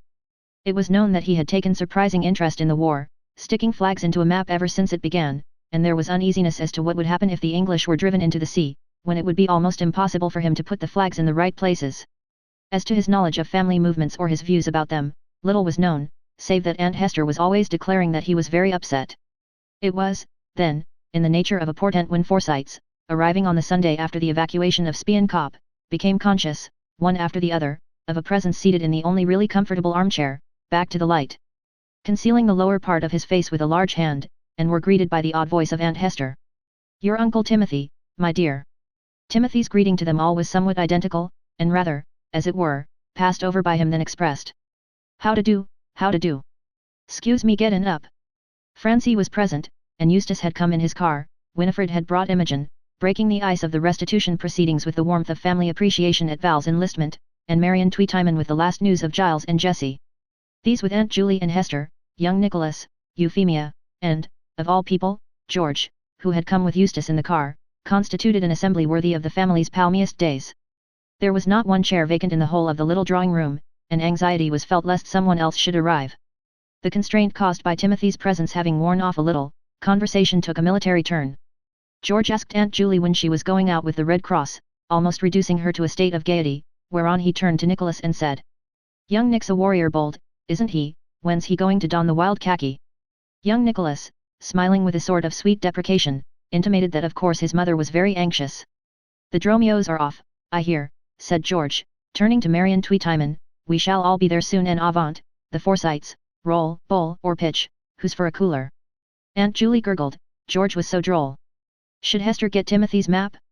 Then he could show them all where they were. At a sound from Timothy, interpreted as assent, Aunt Hester left the room. George pursued his image of the Forsyte advance, addressing Timothy as Field Marshal, and Imogen, whom he had noted at once for a pretty filly, as Vivandière, and holding his top hat between his knees, he began to beat it with imaginary drumsticks. The reception accorded to his fantasy was mixed. All laughed, George was licensed, but all felt that the family was being rotted, and this seemed to them unnatural, now that it was going to give 5 of its members to the service of the Queen.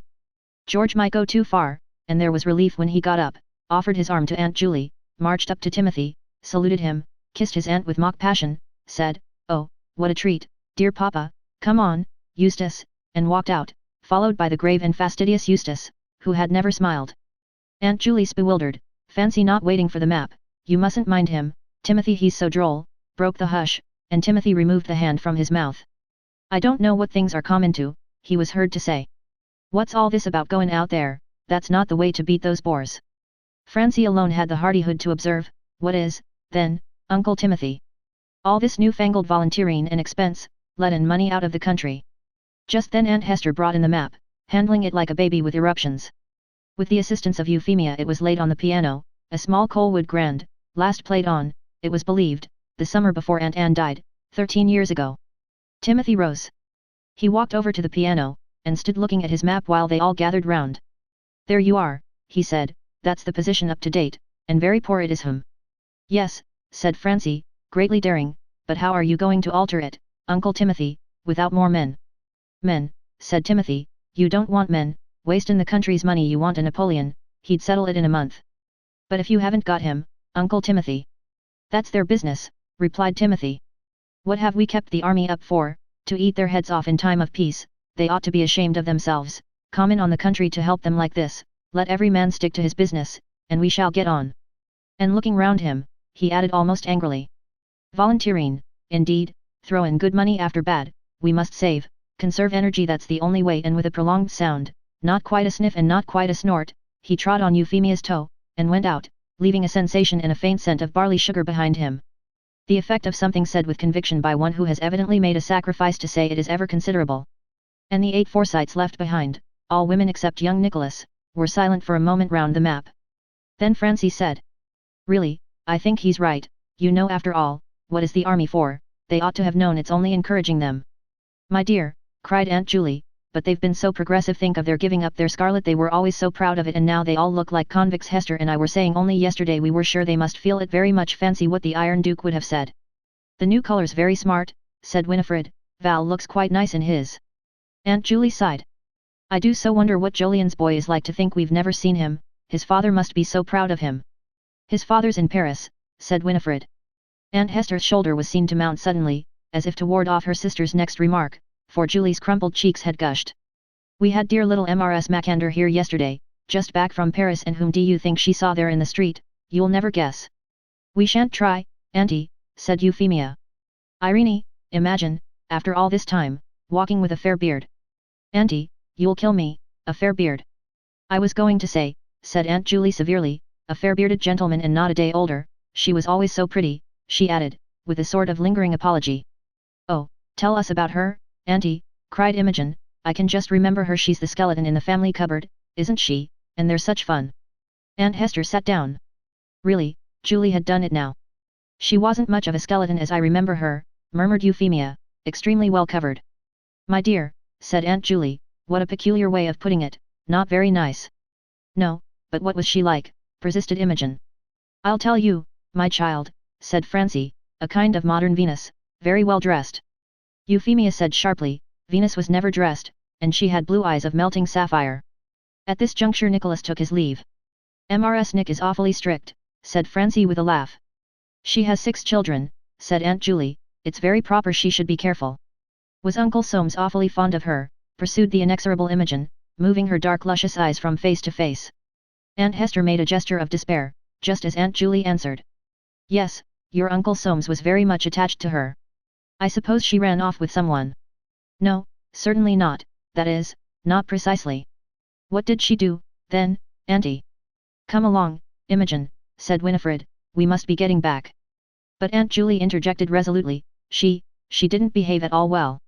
Oh, bother, cried Imogen, that's as far as I ever get. Well, my dear, said Francie, she had a love affair which ended with the young man's death, and then she left your uncle. I always rather liked her.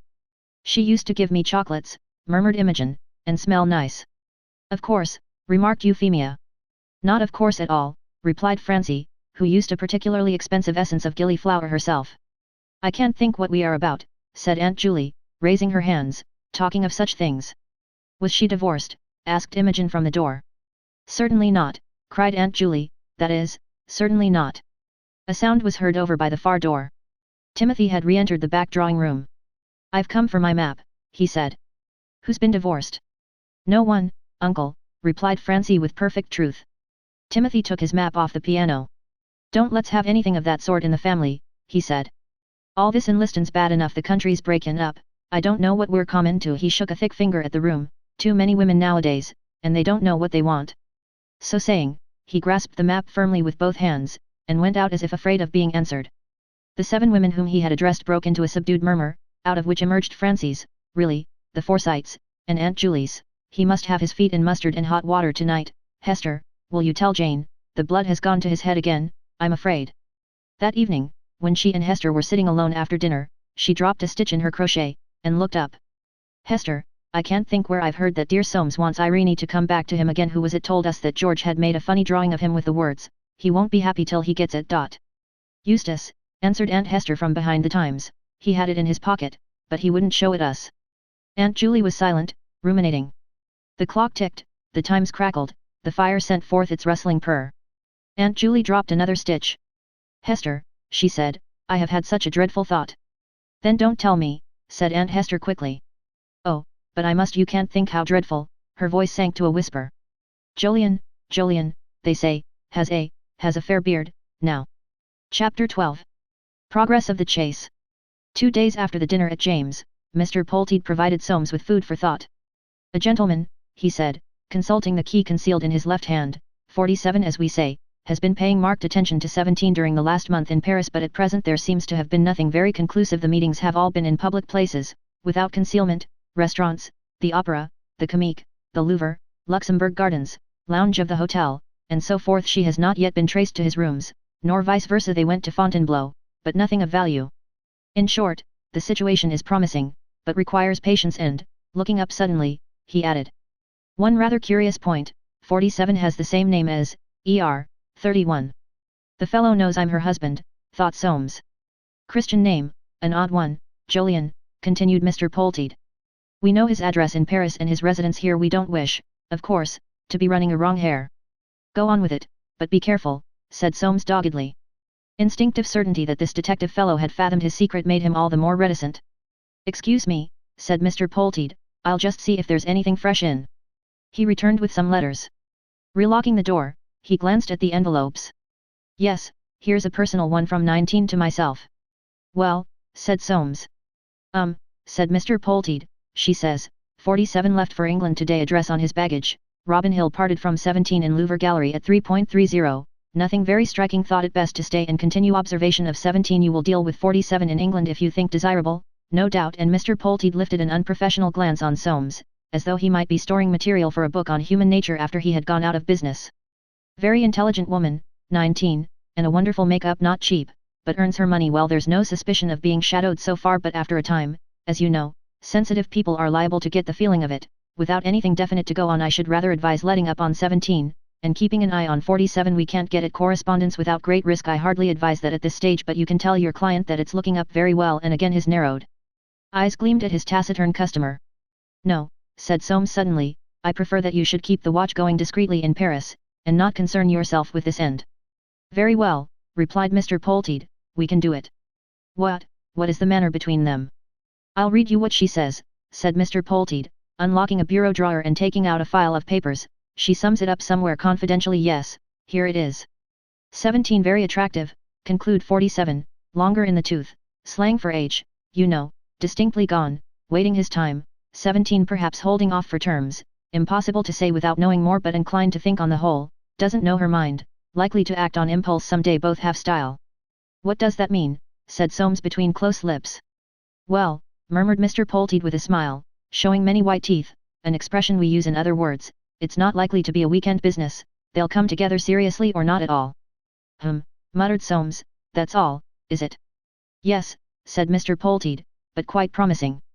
Spider, thought Soames. Good day. He walked into the Green Park that he might cross to Victoria Station and take the Underground into the city. For so late in January it was warm, sunlight, through the haze, sparkled on the frosty grass, an illumined cobweb of a day. Little spiders, and great spiders. And the greatest spinner of all, his own tenacity, forever wrapping its cocoon of threads round any clear way out. What was that fellow hanging round Irene for? Was it really as Polteed suggested? Or was Jolyon but taking compassion on her loneliness, as he would call it, sentimental radical chap that he had always been? If it were, indeed, as Polteed hinted. Soames stood still. It could not be. The fellow was 7 years older than himself, no better looking. No richer. What attraction had he? Besides, he's come back, he thought, that doesn't look. I'll go and see him, and, taking out a card, he wrote. If you can spare half an hour some afternoon this week, I shall be at the Connoisseurs any day between 5.30 and 6, or I could come to the Hodgepodge if you prefer it. I want to see you, SF. He walked up St. James's Street and confided it to the porter at the Hodgepodge. Give Mr. Jolyon Forsyte this as soon as he comes in, he said, and took one of the new motor cabs into the city. Jolyon received that card the same afternoon, and turned his face towards the Connoisseurs. What did Soames want now? Had he got wind of Paris? And stepping across St. James's Street, he determined to make no secret of his visit. But it won't do, he thought, to let him know she's there, unless he knows already. In this complicated state of mind he was conducted to where Soames was drinking tea in a small bay window. No tea, thanks, said Jolyon, but I'll go on smoking if I may. The curtains were not yet drawn, though the lamps outside were lighted. The two cousins sat waiting on each other. You've been in Paris, I hear, said Soames at last. Yes, just back. Young Val told me, he and your boy are going off, then. Jolyon nodded. You didn't happen to see Irene, I suppose. It appears she's abroad somewhere. Jolyon wreathed himself in smoke before he answered, yes, I saw her. How was she? Very well. There was another silence, then Soames roused himself in his chair. When I saw you last, he said, I was in two minds. We talked, and you expressed your opinion. I don't wish to reopen that discussion. I only wanted to say this, my position with her is extremely difficult. I don't want you to go using your influence against me. What happened is a very long time ago. I'm going to ask her to let bygones be bygones. You have asked her, you know, murmured Jolyon. The idea was new to her then, it came as a shock, but the more she thinks of it, the more she must see that it's the only way out for both of us. That's not my impression of her state of mind, said Jolyon with particular calm.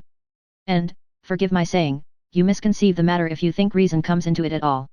He saw his cousin's pale face grow paler. He had used, without knowing it, Irene's own words. Thanks, muttered Soames, but I see things perhaps more plainly than you think. I only want to be sure that you won't try to influence her against me. I don't know what makes you think I have any influence, said Jolyon, but if I have I'm bound to use it in the direction of what I think is her happiness. I am what they call a feminist, I believe. Feminist, repeated Soames, as if seeking to gain time. Does that mean that you're against me?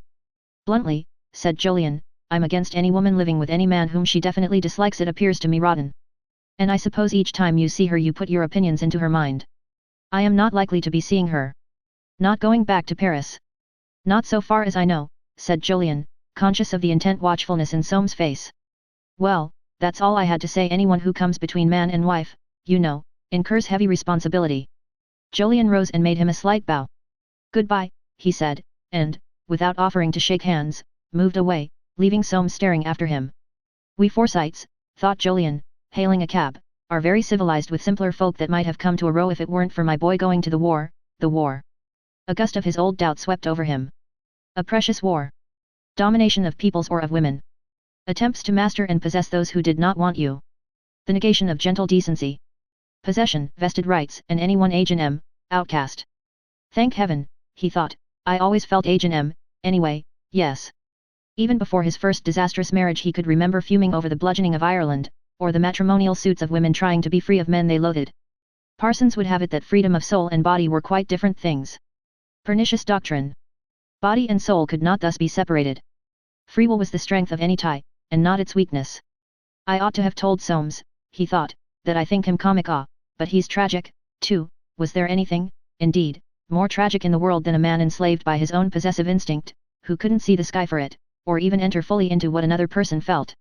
I must write and warn her, he thought. He's going to have another try, and all the way home to Robin Hill he rebelled at the strength of that duty to his son which prevented him from posting back to Paris. But Soames sat long in his chair, the prey of a no less gnawing ache, a jealous ache, as if it had been revealed to him that this fellow held precedence of himself, and had spun fresh threads of resistance to his way out. Does that mean that you're against me? He had got nothing out of that disingenuous question.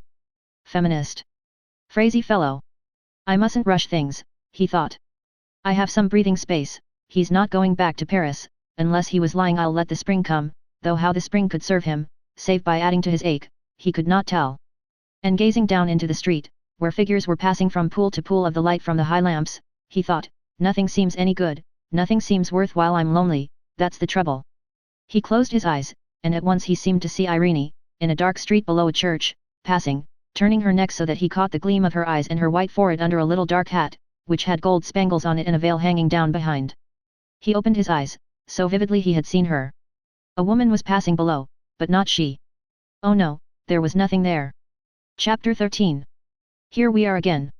Imogen's frocks for her first season exercised the judgment of her mother and the purse of her grandfather all through the month of March. With Forsyte tenacity Winifred quested for perfection.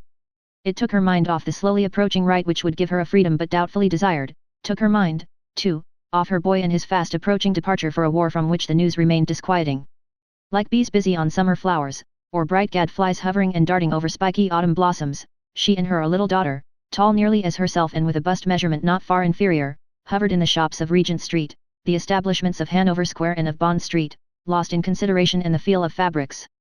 Dozens of young women of striking deportment and peculiar gait paraded before Winifred and Imogen, draped in creations the models, very new, modern, quite the latest thing, which those two reluctantly turned down. Would have filled a museum, the models which they were obliged to have nearly emptied James' bank. It was no good doing things by halves, Winifred felt, in view of the need for making this first and sole untarnished season a conspicuous success. Their patience in trying the patience of those impersonal creatures who swam about before them could alone have been displayed by such as were moved by faith. It was for Winifred a long prostration before her dear goddess Fashion, fervent as a Catholic might make before the Virgin, for Imogen an experience by no means too unpleasant. She often looked so nice, and flattery was implicit everywhere. In a word, it was amusing. On the afternoon of the 20th of March, having, as it were, gutted skywards, they had sought refreshment over the way at Caramel and Baker's, and, stored with chocolate frothed at the top with cream, turned homewards through Berkeley Square of an evening touched with spring. Opening the door, freshly painted a light olive green, nothing neglected that year to give Imogen a good send-off, Winifred passed towards the silver basket to see if anyone had called, and suddenly her nostrils twitched. What was that scent? Imogen had taken up a novel sent from the library, and stood absorbed. Rather sharply, because of the queer feeling in her breast, Winifred said. Take that up, dear, and have a rest before dinner. Imogen, still reading, passed up the stairs. Winifred heard the door of her room slam to, and drew a long savoring breath.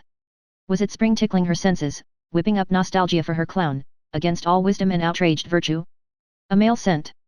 A faint reek of cigars and lavender water not smelt since that early autumn night 6 months ago, when she had called him the limit. Whence came it, or was it ghost of scent, sheer emanation from memory? She looked round her. Nothing, not a thing, no tiniest disturbance of her hall, nor of the dining room. A little daydream of a scent, illusory, saddening, silly. In the silver basket were new cards, 2 with Mr. and Mrs. Polegate Tom, and 1 with Mr. Polegate Tom thereon. She sniffed them, but they smelled severe. I must be tired, she thought, I'll go and lie down upstairs. The drawing room was darkened, waiting for some hand to give it evening light, and she passed on up to her bedroom. This, too, was half curtained and dim, for it was 6 o'clock. Winifred threw off her coat, that scent again, then stood, as if shot, transfixed against the bed rail. Something dark had risen from the sofa in the far corner. A word of horror, in her family, escaped her. God! It's I, Monty, said a voice. Clutching the bed rail, Winifred reached up and turned the switch of the light hanging above her dressing table. He appeared just on the rim of the light's circumference, emblazoned from the absence of his watch chain down to boots neat and sooty brown, but, yes, split at the toe cap. His chest and face were shadowy. Surely he was thin, or was it a trick of the light?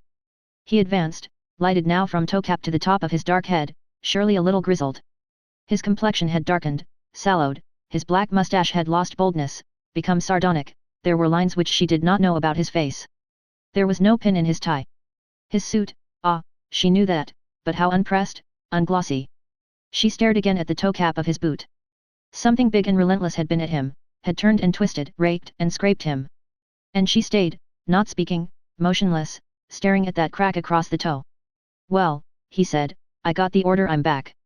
Winifred's bosom began to heave. The nostalgia for her husband which had rushed up with that scent was struggling with a deeper jealousy than any she had felt yet. There he was, a dark, and as if harried, shadow of his sleek and brazen self. What force had done this to him, squeezed him like an orange to its dry rind? That woman. I'm back, he said again. I've had a beastly time, by God. I came steerage, I've got nothing but what I stand up in, and that bag. And who has the rest? Cried Winifred, suddenly alive.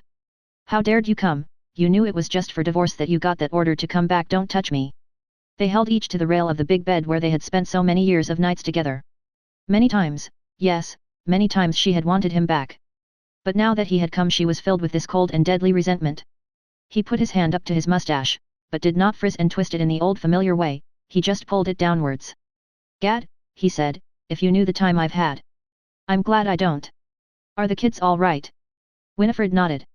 How did you get in? With my key. Then the maids don't know you can't stay here, Monty. He uttered a little sardonic laugh. Where then? Anywhere. Well, look at me, that damned. If you mention her, cried Winifred, I go straight out to Park Lane and I don't come back. Suddenly he did a simple thing, but so uncharacteristic that it moved her. He shut his eyes. It was as if he had said, all right, I'm dead to the world. You can have a room for the night, she said, your things are still here, only Imogen is at home. He leaned back against the bed rail. Well, it's in your hands, and his own made a writhing movement. I've been through it, you needn't hit too hard, it isn't worthwhile. I've been frightened, Freddie. That old pet name, disused for years and years, sent a shiver through Winifred. What am I to do with him, she thought. What in God's name am I to do with him? Got a cigarette? She gave him one from a little box she kept up there for when she couldn't sleep at night, and lighted it. With that action the matter-of-fact side of her nature came to life again. Go and have a hot bath, I'll put some clothes out for you in the dressing room, we can talk later. He nodded, and fixed his eyes on her. They looked half dead, or was it that the folds in the lids had become heavier? He's not the same, she thought. He would never be quite the same again. But what would he be? All right, he said, and went towards the door. He even moved differently, like a man who has lost illusion and doubts whether it is worthwhile to move at all.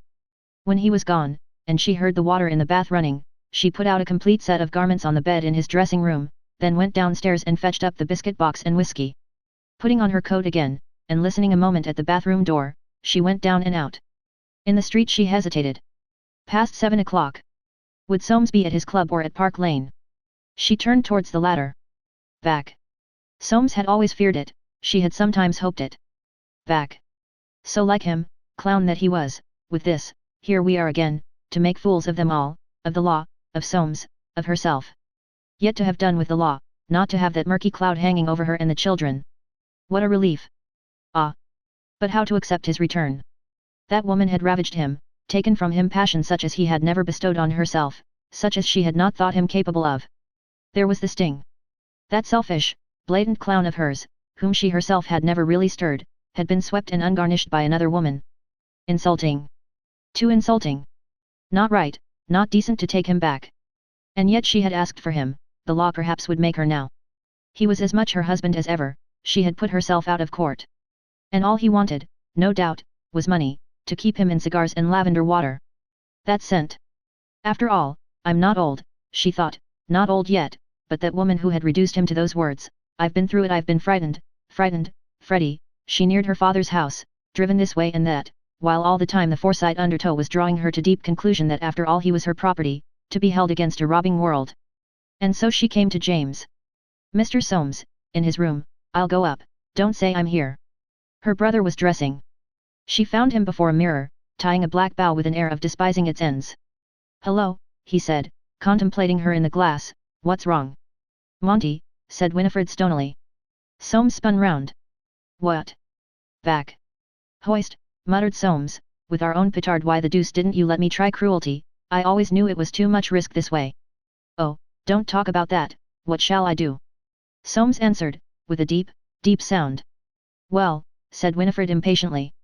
What has he to say for himself? Nothing, one of his boots is split across the toe. Soames stared at her. Ah, he said, of course, on his beam ends, so, it begins again, this'll about finish father. Can't we keep it from him? Impossible, he has an uncanny flair for anything that's worrying. And he brooded, with fingers hooked into his blue silk braces. There ought to be some way in law, he muttered, to make him safe. No, cried Winifred, I won't be made a fool of again, I'd sooner put up with him. The two stared at each other. Their hearts were full of feeling, but they could give it no expression, Forsytes that they were. Where did you leave him? In the bath, and Winifred gave a little bitter laugh. The only thing he's brought back is lavender water. Steady, said Soames, you're thoroughly upset, I'll go back with you. What's the use? We ought to make terms with him. Terms, it'll always be the same when he recovers, cards and betting, drink and she was silent, remembering the look on her husband's face. The burnt child, the burnt child. Perhaps. Recovers, replied Soames, is he ill? No, burnt out, that's all. Soames took his waistcoat from a chair and put it on, he took his coat and got into it, he scented his handkerchief with eau de cologne, threaded his watch chain, and said, we haven't any luck. And in the midst of her own trouble Winifred was sorry for him, as if in that little saying he had revealed deep trouble of his own. I'd like to see mother, she said. She'll be with father in their room, come down quietly to the study, I'll get her. Winifred stole down to the little dark study, chiefly remarkable for a canaletto too doubtful to be placed elsewhere, and a fine collection of law reports unopened for many years. Here she stood, with her back to maroon-colored curtains close drawn, staring at the empty grate, till her mother came in followed by Soames. Oh, my poor dear, said Emily, how miserable you look in here, this is too bad of him, really. As a family they had so guarded themselves from the expression of all unfashionable emotion that it was impossible to go up and give her daughter a good hug. But there was comfort in her cushioned voice, and her still dimpled shoulders under some rare black lace. Summoning pride and the desire not to distress her mother, Winifred said in her most offhand voice. It's all right, mother, no good fussing. I don't see, said Emily, looking at Soames, why Winifred shouldn't tell him that she'll prosecute him if he doesn't keep off the premises he took her pearls, and if he's not brought them back, that's quite enough. Winifred smiled. They would all plunge about with suggestions of this and that, but she knew already what she would be doing, and that was, nothing. The feeling that, after all, she had won a sort of victory, retained her property, was every moment gaining ground in her. No. If she wanted to punish him, she could do it at home without the world knowing. Well, said Emily, come into the dining room comfortably, you must stay and have dinner with us, leave it to me to tell your father, and, as Winifred moved towards the door, she turned out the light. Not till then did they see the disaster in the corridor. There, attracted by light from a room never lighted, James was standing with his dun-collared camel hair shawl folded about him, so that his arms were not free and his silvered head looked cut off from his fashionably trousered legs as if by an expanse of desert. He stood, inimitably stork-like, with an expression as if he saw before him a frog too large to swallow. What's all this? he said. Tell your father, you never tell me anything. The moment found Emily without reply. It was Winifred who went up to him, and, laying one hand on each of his swathed, helpless arms, said. Monty's not gone bankrupt, father, he's only come back. They all three expected something serious to happen, and were glad she had kept that grip of his arms, but they did not know the depth of root in that shadowy old Forsyte. Something wry occurred about his shaven mouth and chin, something scratchy between those long silvery whiskers. Then he said with a sort of dignity, he'll be the death of me, I knew how it would be. You mustn't worry, father, said Winifred calmly. I mean to make him behave. Ah, said James. Here, take this thing off, I'm hot. They unwound the shawl. He turned, and walked firmly to the dining room. I don't want any soup, he said to Wormson, and sat down in his chair. They all sat down too, Winifred still in her hat, while Wormson laid the fourth place. When he left the room, James said, what's he brought back? Nothing, father. James concentrated his eyes on his own image in a tablespoon. Divorce, he muttered, rubbish, what was I about? I ought to have paid him an allowance to stay out of England. Soames, you go and propose it to him. It seemed so right and simple a suggestion that even Winifred was surprised when she said, no, I'll keep him now he's back, he must just behave, that's all. They all looked at her. It had always been known that Winifred had pluck. Out there, said James elliptically, who knows what cutthroats, you look for his revolver, don't go to bed without you ought to have Wormson to sleep in the house, I'll see him myself tomorrow. They were touched by this declaration, and Emily said comfortably, that's right, James, we won't have any nonsense. Ah, muttered James darkly, I can't tell. The advent of Wormson with fish diverted conversation. When, directly after dinner, Winifred went over to kiss her father good night, he looked up with eyes so full of question and distress that she put all the comfort she could into her voice. It's all right, Daddy, dear, don't worry, I shan't need anyone, he's quite bland, I shall only be upset if you worry. Good night, bless you. James repeated the words, bless you, as if he did not quite know what they meant, and his eyes followed her to the door. She reached home before 9, and went straight upstairs. Darty was lying on the bed in his dressing room, fully redressed in a blue serge suit and pumps, his arms were crossed behind his head, and an extinct cigarette drooped from his mouth. Winifred remembered ridiculously the flowers in her window boxes after a blazing summer day, the way they lay, or rather stood, parched, yet rested by the sun's retreat. It was as if a little dew had come already on her burnt-up husband. He said apathetically, I suppose you've been to Park Lane House. The old man. Winifred could not help the bitter answer, not dead. He winced, actually he winced. Understand, Monty, she said, I will not have him worried if you aren't going to behave yourself, you may go back, you may go anywhere. Have you had dinner? No. Would you like some? He shrugged his shoulders. Imogen offered me some, I didn't want any. Imogen. In the plenitude of emotion Winifred had forgotten her. So you've seen her, what did she say? She gave me a kiss. With mortification Winifred saw his dark sardonic face relaxed. Yes, she thought, he cares for her, not for me a bit. Darty's eyes were moving from side to side. Does she know about me? He said. It flashed through Winifred that here was the weapon she needed. He minded their knowing. No, Val knows, the others don't, they only know you went away. She heard him sigh with relief. But they shall know, she said firmly, if you give me cause. All right, he muttered, hit me, I'm down. Winifred went up to the bed. Look here, Monty, I don't want to hit you, I don't want to hurt you, I shan't allude to anything, I'm not going to worry, what's the use? She was silent a moment.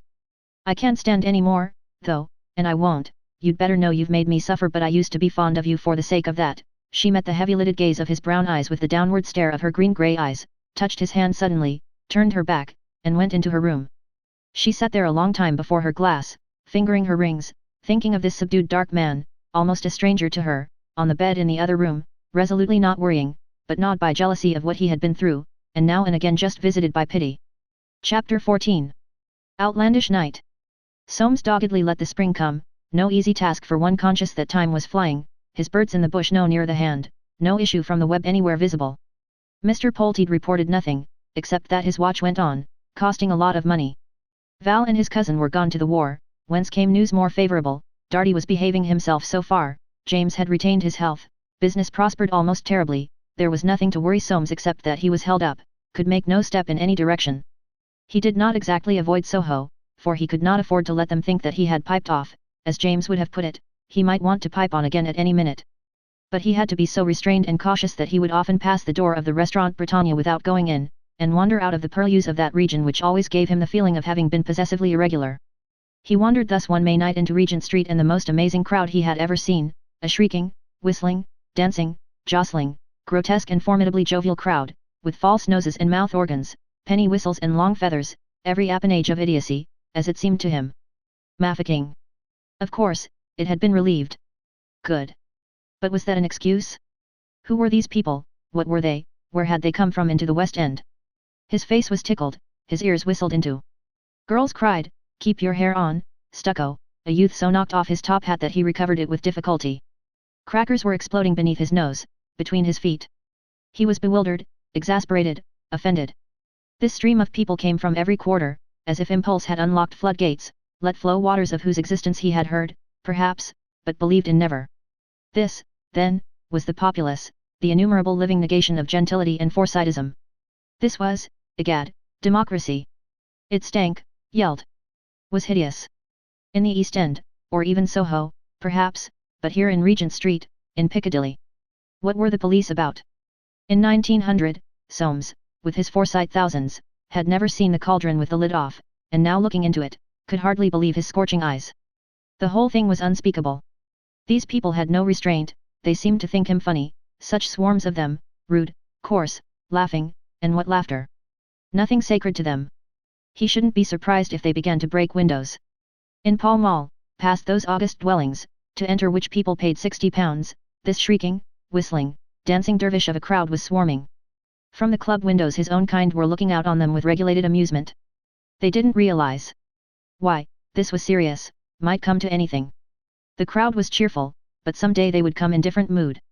He remembered there had been a mob in the late 80s, when he was at Brighton, they had smashed things and made speeches. But more than dread, he felt a deep surprise. They were hysterical, it wasn't English. And all about the relief of a little town as big as Watford, 6,000 miles away. Restraint, reserve. Those qualities to him more dear almost than life, those indispensable attributes of property and culture, where were they? It wasn't English. No, it wasn't English. So Soames brooded, threading his way on. It was as if he had suddenly caught sight of someone cutting the covenant for quiet possession out of his legal documents, or of a monster lurking and stalking out in the future, casting its shadow before. Their want of stolidity, their want of reverence. It was like discovering that 9/10 of the people of England were foreigners. And if that were so, then, anything might happen. At Hyde Park Corner he ran into George Forsyte, very sunburnt from racing, holding a false nose in his hand. "Hello, Soames," he said, "have a nose?" Soames responded with a pale smile. "Got this from one of these sportsmen," went on George, who had evidently been dining, "had to lay him out, for trying to bash my hat. I say, one of these days we shall have to fight these chaps, they're getting so damned cheeky, all radicals and socialists they want our goods. You tell Uncle James that, it'll make him sleep." In vino veritas, thought Soames, but he only nodded, and passed on up Hamilton Place. There was but a trickle of roisterers in Park Lane, not very noisy. And looking up at the houses he thought, after all, we're the backbone of the country, they won't upset us easily. Possession's 9 points of the law. But, as he closed the door of his father's house behind him, all that queer outlandish nightmare in the streets passed out of his mind almost as completely as if, having dreamed it, he had awakened in the warm clean morning comfort of his spring mattressed bed. Walking into the center of the great empty drawing room, he stood still. A wife. Somebody to talk things over with. One had a right. Damn it. One had a right. Part 3. Chapter 1. Soames in Paris. Soames had travelled little.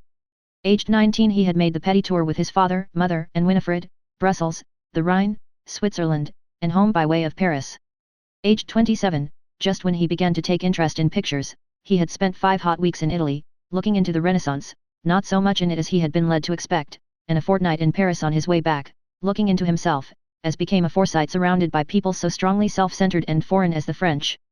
His knowledge of their language being derived from his public school, he did not understand them when they spoke. Silence he had found better for all parties, one did not make a fool of oneself. He had disliked the look of the men's clothes, the closed-in cabs, the theatres which looked like beehives, the galleries which smelled of beeswax. He was too cautious and too shy to explore that side of Paris supposed by Forsytes to constitute its attraction under the rose.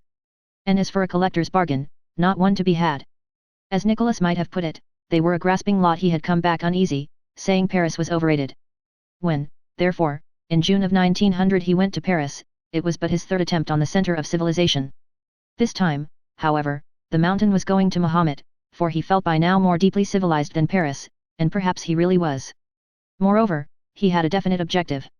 This was no mere genuflection to a shrine of taste and immorality, but the prosecution of his own legitimate affairs. He went, indeed, because things were getting past a joke. The watch went on, and, nothing. Jolyon had never returned to Paris, and no one else was suspect. Busy with new and very confidential matters, Soames was realizing more than ever how essential reputation is to a solicitor. But at night and in his leisure moments he was ravaged by the thought that time was always flying and money flowing in, and his own future as much in irons as ever. Since Mafeking night he had become aware that a young fool of a doctor was hanging round Annette.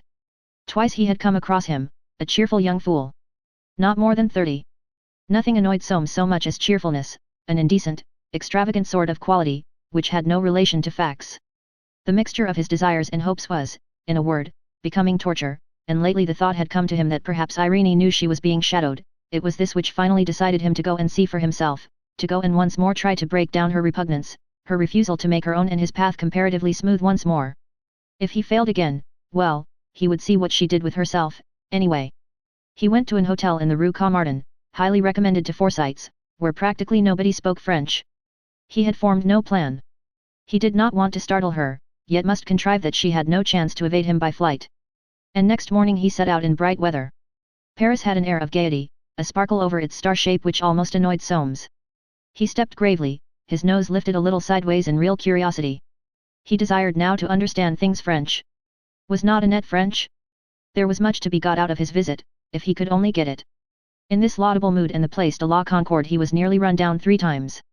He came on the Cours la Reine, where Irene's hotel was situated, almost too suddenly, for he had not yet fixed on his procedure. Crossing over to the riverside, he noted the building, white and cheerful looking, with green sunblinds, seen through a screen of plane tree leaves. And, conscious that it would be far better to meet her casually in some open place than to risk a call, he sat down on a bench whence he could watch the entrance. It was not quite 11 o'clock, and improbable that she had yet gone out. Some pigeons were strutting and preening their feathers in the pools of sunlight between the shadows of the plane trees. A workman in a blue blouse passed, and threw them crumbs from the paper which contained his dinner. A bonne coiffed with ribbon shepherded 2 little girls with pigtails and frilled drawers. A cab meandered by, whose cocker wore a blue coat and a black glazed hat. To Soames a kind of affectation seemed to cling about it all, a sort of picturesqueness which was out of date. A theatrical people, the French. He lit one of his rare cigarettes, with the sense of injury that fate should be casting his life into outlandish waters. He shouldn't wonder if Irene quite enjoyed this foreign life, she had never been properly English, even to look at. And he began considering which of those windows could be hers under the green sunblinds. How could he word what he had come to say so that it might pierce the defense of her proud obstinacy? He threw the fag end of his cigarette at a pigeon, with the thought, I can't stay here forever twiddling my thumbs. Better give it up and call on her in the late afternoon, but he still sat on, heard 12 strike, and then 1:30. I'll wait till 1, he thought, while I'm about it, but just then he started up, and shrinkingly sat down again. A woman had come out in a cream-colored frock, and was moving away under a fawn-colored parasol. Irene herself. He waited till she was too far away to recognize him, then set out after her. She was strolling as though she had no particular objective, moving, if he remembered rightly, toward the Bois de Boulogne. For half an hour at least he kept his distance on the far side of the way till she had passed into the Bois itself. Was she going to meet someone after all? Some confounded Frenchman, one of those Bel Ami chaps, perhaps, who had nothing to do but hang about women, for he had read that book with difficulty and a sort of disgusted fascination. He followed doggedly along a shady alley, losing sight of her now and then when the path curved. And it came back to him how, long ago, one night in Hyde Park he had slid and sneaked from tree to tree, from seat to seat, hunting blindly. Ridiculously, in burning jealousy for her and young Bosinney. The path bent sharply, and, hurrying, he came on her sitting in front of a small fountain, a little green bronze Niobe veiled in hair to her slender hips, gazing at the pool she had wept. He came on her so suddenly that he was past before he could turn and take off his hat. She did not start up. She had always had great self-command, it was one of the things he most admired in her, one of his greatest grievances against her, because he had never been able to tell what she was thinking. Had she realized that he was following? Her self-possession made him angry, and, disdaining to explain his presence, he pointed to the mournful little Niobe, and said, "That's rather a good thing." He could see, then, that she was struggling to preserve her composure. "I didn't want to startle you, is this one of your haunts?" "Yes." A little lonely as he spoke, a lady, strolling by, paused to look at the fountain and passed on. Irene's eyes followed her. "No," she said, prodding the ground with her parasol, never lonely one has always one's shadow. Soames understood, and, looking at her hard, he exclaimed. Well, it's your own fault, you can be free of it at any moment, Irene, come back to me, and be free. Irene laughed.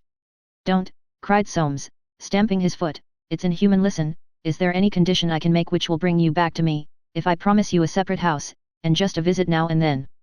Irene rose, something wild suddenly in her face and figure. None, none, none, you may hunt me to the grave, I will not come. Outraged and on edge, Soames recoiled. Don't make a scene, he said sharply. And they both stood motionless, staring at the little Niobe, whose greenish flesh the sunlight was burnishing. That's your last word, then, muttered Soames, clenching his hands, you condemn us both. Irene bent her head. I can't come back, goodbye. A feeling of monstrous injustice flared up in Soames. Stop, he said, and listen to me a moment. You gave me a sacred vow, you came to me without a penny, you had all I could give you, you broke that vow without cause, you made me a byword, you refused me a child, you've left me in prison, you still move me so that I want you well, what do you think of yourself? Irene turned, her face was deadly pale, her eyes burning dark. God made me as I am, she said, wicked if you like, but not so wicked that I'll give myself again to a man I hate. The sunlight gleamed on her hair as she moved away, and seemed to lay a caress all down her clinging cream-colored frock. Soames could neither speak nor move. That word hate, so extreme, so primitive, made all the Forsyte in him tremble. With a deep imprecation he strode away from where she had vanished, and ran almost into the arms of the lady sauntering back, the fool, the shadowing fool. He was soon dripping with perspiration, in the depths of the bois. Well, he thought, I need have no consideration for her now, she has not a grain of it for me, I'll show her this very day that she's my wife still. But on the way home to his hotel, he was forced to the conclusion that he did not know what he meant. One could not make scenes in public, and short of scenes in public what was there he could do? He almost cursed his own thin-skinnedness. She might deserve no consideration, but he, alas, deserved some at his own hands.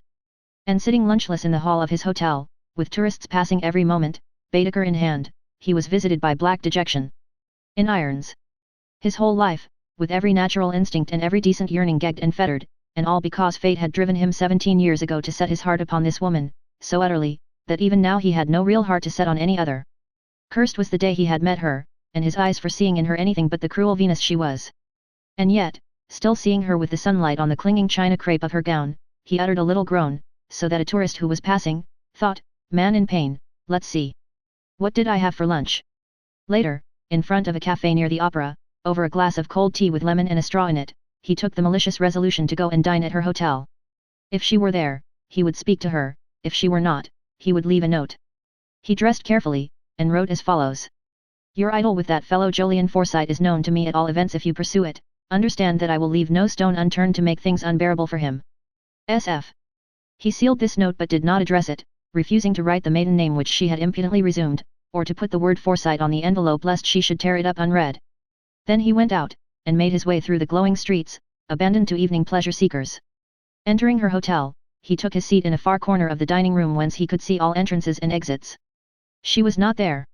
He ate little, quickly, watchfully. She did not come. He lingered in the lounge over his coffee, drank 2 liqueurs of brandy. But still she did not come. He went over to the keyboard and examined the names. Number 12, on the first floor. And he determined to take the note up himself. He mounted red-carpeted stairs, past a little salon, 8-10-12. Should he knock, push the note under, or? He looked furtively round and turned the handle. The door opened, but into a little space leading to another door. He knocked on that, no answer. The door was locked. It fitted very closely to the floor, the note would not go under. He thrust it back into his pocket, and stood a moment listening. He felt somehow certain that she was not there. And suddenly he came away, passing the little salon down the stairs. He stopped at the bureau and said. Will you kindly see that Mrs. Heron has this note? Madame Heron left today, monsieur, suddenly, about 3 o'clock. There was illness in her family. Soames compressed his lips. Oh, he said, do you know her address? Non, Monsieur, England, I think. Soames put the note back into his pocket and went out. He hailed an open horse cab which was passing. Drive me anywhere. The man, who, obviously, did not understand, smiled and waved his whip. And Soames was borne along in that little yellow-wheeled Victoria all over star-shaped Paris, with here and there a pause, and the question, "C'est Parici, monsieur?" No, go on, till the man gave it up in despair, and the yellow-wheeled chariot continued to roll between the tall, flat-fronted shuttered houses and plane tree avenues, a little Flying Dutchman of a cab. Like my life, thought Soames, without object, on and on. Chapter 2. In the web. Soames returned to England the following day, and on the third morning received a visit from Mr. Polteed, who wore a flower and carried a brown billycock hat. Soames motioned him to a seat. "The news from the war is not so bad, is it?" said Mr. Polteed. "I hope I see you well, sir." "Thanks, quite." Mr. Polteed leaned forward, smiled, opened his hand, looked into it, and said softly, "I think we've done your business for you at last." "What?" ejaculated Soames.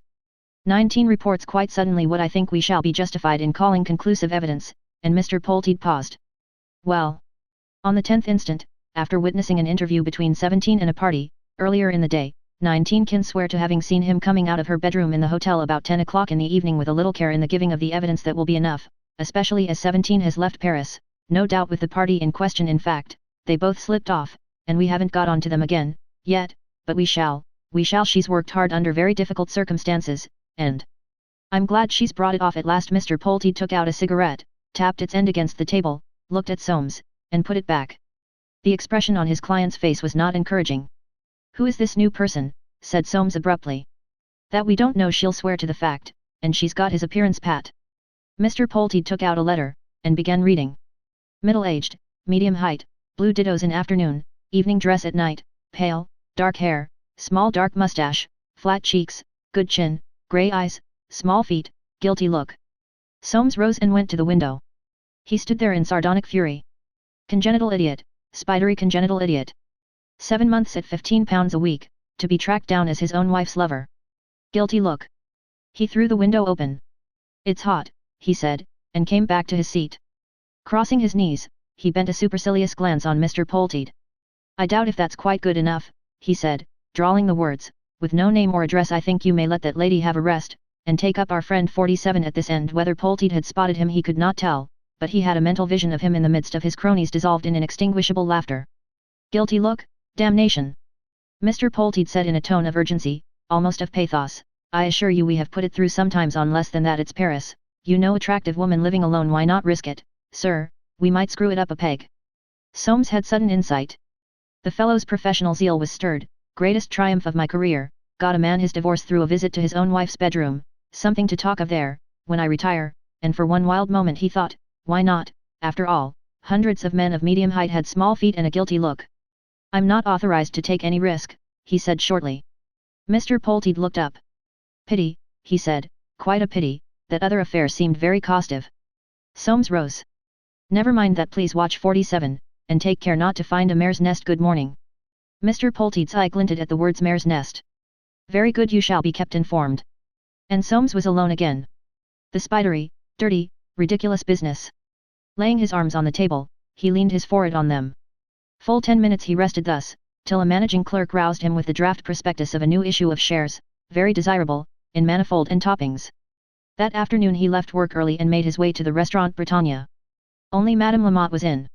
Would Monsieur have tea with her? Soames bowed. When they were seated at right angles to each other in the little room, he said abruptly, "I want to talk with you, madam." The quick lift of her clear brown eyes told him that she had long expected such words. "I have to ask you something first. That young doctor, what's his name, is there anything between him and Annette?" Her whole personality had become, as it were, like jet, clear-cut, black, hard, shining. "Annette is young," she said, "so is Monsieur le Docteur. Between young people things move quickly, but Annette is a good daughter. Ah, what a jewel of a nature." The least little smile twisted Soames' lips. "Nothing definite, then?" "But definite, no, indeed, the young man is very nice, but, what would you, there is no money at present." She raised her willow-patterned teacup, Soames did the same. Their eyes met. "I am a married man," he said, "living apart from my wife for many years. I am seeking to divorce her." Madame Lamotte put down her cup. Indeed. What tragic things there were! The entire absence of sentiment in her inspired a queer species of contempt in Soames. "I am a rich man," he added, fully conscious that the remark was not in good taste. "It is useless to say more at present, but I think you understand." Madame's eyes, so open that the whites showed above them, looked at him very straight. "Ah, ca, mais nous savons le temps," was all she said. Another little cup, Soames refused, and, taking his leave, walked westward. He had got that off his mind. She would not let Annette commit herself with that cheerful young ass until. But what chance of his ever being able to say, "I'm free," what chance? The future had lost all semblance of reality. He felt like a fly, entangled in cobweb filaments, watching the desirable freedom of the air with pitiful eyes. He was short of exercise, and wandered on to Kensington Gardens, and down Queen's Gate towards Chelsea. Perhaps she had gone back to her flat. That at all events he could find out. For since that last and most ignominious repulse his wounded self-respect had taken refuge again in the feeling that she must have a lover. He arrived before the little mansions at the dinner hour. No need to inquire. A grey-haired lady was watering the flower boxes in her window. It was evidently let. And he walked slowly past again, along the river, an evening of clear, quiet beauty, all harmony and comfort, except within his heart. Chapter 3. Richmond Park. On the afternoon that Soames crossed to France a cablegram was received by Jolyon at Robin Hill. "Your son down with enteric, no immediate danger, will cable again." It reached a household already agitated by the imminent departure of June, whose berth was booked for the following day. She was, indeed, in the act of confiding Eric Cobley and his family to her father's care when the message arrived. The resolution to become a Red Cross nurse, taken under stimulus of Jolly's enlistment, had been loyally fulfilled with the irritation and regret which all Forsytes feel at what curtails their individual liberties. Enthusiastic at first about the wonderfulness of the work, she had begun after a month to feel that she could train herself so much better than others could train her.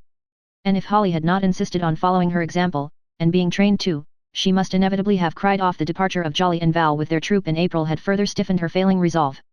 But now, on the point of departure, the thought of leaving Eric Cobley, with a wife and 2 children, adrift in the cold waters of an unappreciative world, weighed on her so that she was still in danger of backing out.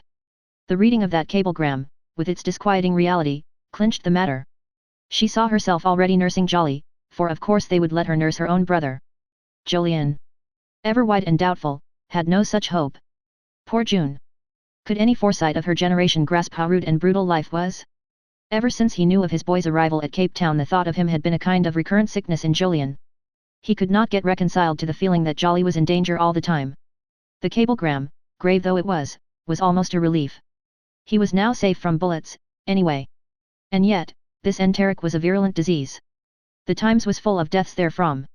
Why could he not be lying out there in that up-country hospital, and his boy safe at home? The unforsitian self-sacrifice of his 3 children, indeed, had quite bewildered Jolyon. He would eagerly change places with Jolly, because he loved his boy, but no such personal motive was influencing them. He could only think that it marked the decline of the Forsyte type. Late that afternoon Holly came out to him under the old oak tree. She had grown up very much during these last months of hospital training away from home. And, seeing her approach, he thought, she has more sense than June, child though she is, more wisdom. Thank God she isn't going out. She had seated herself in the swing, very silent and still. She feels this, thought Jolyon, as much as I, and, seeing her eyes fixed on him, he said, don't take it to heart too much, my child. If he weren't ill, he might be in much greater danger. Holly got out of the swing. I want to tell you something, Dad. It was through me that Jolly enlisted and went out. How's that? When you were away in Paris, Val Darty and I fell in love. We used to ride in Richmond Park, we got engaged. Jolly found it out, and thought he ought to stop it, so he dared Val to enlist. It was all my fault, Dad, and I want to go out too, because if anything happens to either of them I should feel awful. Besides, I'm just as much trained as June. Jolyon gazed at her in a stupefaction that was tinged with irony. So this was the answer to the riddle he had been asking himself, and his 3 children were Forsytes after all. Surely Holly might have told him all this before. But he smothered the sarcastic sayings on his lips. Tenderness to the young was perhaps the most sacred article of his belief. He had got, no doubt, what he deserved. Engaged. So this was why he had so lost touch with her. And to young Val Darty, nephew of Soames, in the other camp. It was all terribly distasteful. He closed his easel, and set his drawing against the tree. Have you told June? Yes, she says she'll get me into her cabin somehow. It's a single cabin, but one of us could sleep on the floor if you consent. She'll go up now and get permission. Consent, thought Jolyon. Rather late in the day to ask for that, but again he checked himself. You're too young, my dear, they won't let you. June knows some people that she helped to go to Cape Town. If they won't let me nurse yet, I could stay with them and go on training there. Let me go, Dad. Jolyon smiled because he could have cried. I never stop anyone from doing anything, he said. Holly flung her arms round his neck. Oh, Dad, you are the best in the world. That means the worst, thought Jolyon. If he had ever doubted his creed of tolerance he did so then. I'm not friendly with Val's family, he said, and I don't know Val, but Jolly didn't like him. Holly looked at the distance and said. I love him. That settles it, said Jolyon dryly, then catching the expression on her face, he kissed her, with the thought, is anything more pathetic than the faith of the young? Unless he actually forbade her going, it was obvious that he must make the best of it, so he went up to town with June. Whether due to her persistence, or the fact that the official they saw was an old school friend of Jolyon's, they obtained permission for Holly to share the single cabin. He took them to Surbiton station the following evening, and they duly slid away from him, provided with money, invalid foods, and those letters of credit without which Forsytes do not travel. He drove back to Robin Hill under a brilliant sky to his late dinner, served with an added care by servants trying to show him that they sympathized, eaten with an added scrupulousness to show them that he appreciated their sympathy. But it was a real relief to get to his cigar on the terrace of flagstones, cunningly chosen by young Bosinney for shape and color, with night closing in around him, so beautiful a night, hardly whispering in the trees, and smelling so sweet that it made him ache. The grass was drenched with dew, and he kept to those flagstones, up and down, till presently it began to seem to him that he was one of three, not wheeling, but turning right about at each end, so that his father was always nearest to the house, and his son always nearest to the terrace edge. Each had an arm lightly within his arm, he dared not lift his hand to his cigar lest he should disturb them, and it burned away, dripping ash on him, till it dropped from his lips, at last, which were getting hot. They left him then, and his arms felt chilly. 3 Jolyons and 1 Jolyon they had walked. He stood still, counting the sounds, a carriage passing on the highroad, a distant train, the dog at Gage's farm, the whispering trees, the groom playing on his penny whistle. A multitude of stars up there, bright and silent, so far off. No moon as yet. Just enough light to show him the dark flags and swords of the iris flowers along the terrace edge, his favorite flower that had the night's own color on its curving crumpled petals. He turned round to the house. Big, unlighted, not a soul beside himself to live in all that part of it. Stark loneliness. He could not go on living here alone. And yet, so long as there was beauty, why should a man feel lonely? The answer, as to some idiot's riddle, was, because he did. The greater the beauty, the greater the loneliness, for at the back of beauty was harmony, and at the back of harmony was union. Beauty could not comfort if the soul were out of it. The night, maddeningly lovely, with bloom of grapes on it in starshine, and the breath of grass and honey coming from it, he could not enjoy, while she who was to him the life of beauty, its embodiment and essence, was cut off from him, utterly cut off now, he felt, by honorable decency. He made a poor fist of sleeping, striving too hard after that resignation which Forsytes find difficult to reach, bred to their own way and left so comfortably off by their fathers. But after dawn he dozed off, and soon was dreaming a strange dream. He was on a stage with immensely high rich curtains, high as the very stars, stretching in a semicircle from footlights to footlights. He himself was very small, a little black restless figure roaming up and down, and the odd thing was that he was not altogether himself, but Soames as well, so that he was not only experiencing but watching. This figure of himself and Soames was trying to find a way out through the curtains, which, heavy and dark, kept him in. Several times he had crossed in front of them before he saw with delight a sudden narrow rift, a tall chink of beauty the color of iris flowers, like a glimpse of paradise, remote, ineffable. Stepping quickly forward to pass into it, he found the curtains closing before him. Bitterly disappointed he, or was it Soames, moved on, and there was the chink again through the parted curtains, which again closed too soon. This went on and he never got through till he woke with the word Irene on his lips. The dream disturbed him badly. Especially that identification of himself with Soames. Next morning, finding it impossible to work, he spent hours riding Jolly's horse in search of fatigue. And on the second day he made up his mind to move to London and see if he could not get permission to follow his daughters to South Africa. He had just begun to pack the following morning when he received this letter. Green Hotel, Richmond, June 13. My dear Jolyon, you will be surprised to see how near I am to you. Paris became impossible, and I have come here to be within reach of your advice. I would so love to see you again since you left Paris. I don't think I have met anyone I could really talk to. Is all well with you and with your boy? No one knows, I think, that I am here at present. Always your friend, Irene. Irene within 3 miles of him, and again in flight. He stood with a very queer smile on his lips. This was more than he had bargained for. About noon he set out on foot across Richmond Park, and as he went along, he thought, Richmond Park, by Jove, it suits us Forsytes. Not that Forsytes lived there, nobody lived there save royalty, rangers and the deer, but in Richmond Park nature was allowed to go so far and no further, putting up a brave show of being natural, seeming to say, look at my instincts, they are almost passions, very nearly out of hand, but not quite. Of course, the very hub of possession is to possess oneself. Yes. Richmond Park possessed itself, even on that bright day of June, with arrowy cuckoos shifting the tree points of their calls, and the wood doves announcing high summer. The Green Hotel, which Jolyon entered at 1 o'clock, stood nearly opposite that more famous hostelry, the Crown and Scepter. It was modest, highly respectable, never out of cold beef, gooseberry tart, and a dowager or two, so that a carriage and pair was almost always standing before the door. In a room draped in chintz so slippery as to forbid all emotion, Irene was sitting on a piano stool covered with crewel work, playing Hansel and Gretel out of an old score. Above her on a wall, not yet Morris papered, was a print of the Queen on a pony, amongst deerhounds, Scotch caps, and slain stags. Beside her in a pot on the windowsill was a white and rosy fuchsia. The Victorianism of the room almost talked, and in her clinging frock Irene seemed to Julian like Venus emerging from the shell of the past century. "If the proprietor had eyes," he said, "he would show you the door. You have broken through his decorations." Thus lightly he smothered up an emotional moment.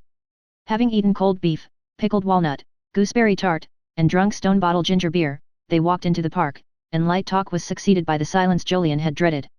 "You haven't told me about Paris," he said at last. "No, I've been shadowed for a long time, one gets used to that." But then Soames came by the little Niobe, the same story, would I go back to him? Incredible. She had spoken without raising her eyes, but she looked up now. Those dark eyes clinging to his said as no words could have, "I have come to an end, if you want me, here I am." For sheer emotional intensity had he ever, old as he was, passed through such a moment? The words, "Irene, I adore you," almost escaped him. Then, with a clearness of which he would not have believed mental vision capable, he saw Jolly lying with a white face turned to a white wall. "My boy is very ill out there," he said quietly. Irene slipped her arm through his. "Let's walk on, I understand." No miserable explanation to attempt. She had understood. And they walked on among the bracken, knee-high already, between the rabbit holes and the oak trees, talking of Jolly. He left her 2 hours later at the Richmond Hill gate, and turned towards home. "She knows of my feeling for her, then," he thought. Of course. One could not keep knowledge of that from such a woman. Chapter 4. Over the river. Jolly was tired to death of dreams. They had left him now too wan and weak to dream again, left him to lie torpid, faintly remembering far-off things, just able to turn his eyes and gaze through the window near his cot at the trickle of river running by in the sands, at the straggling milk bush of the Karoo beyond. He knew what the Karoo was now, even if he had not seen a boar roll over like a rabbit, or heard the whine of flying bullets. This pestilence had sneaked on him before he had smelled powder. A thirsty day and a rash drink, or perhaps a tainted fruit, who knew? Not he, who had not even strength left to grudge the evil thing its victory, just enough to know that there were many lying here with him, that he was sore with frenzied dreaming, just enough to watch that thread of river and be able to remember faintly those faraway things. The sun was nearly down. It would be cooler soon. He would have liked to know the time, to feel his old watch, so butter-smooth, to hear the repeater strike. It would have been friendly, home-like. He had not even strength to remember that the old watch was last wound the day he began to lie here. The pulse of his brain beat so feebly that faces which came and went, nurses, doctors, orderlies, were indistinguishable, just one indifferent face, and the words spoken about him meant all the same thing, and that almost nothing.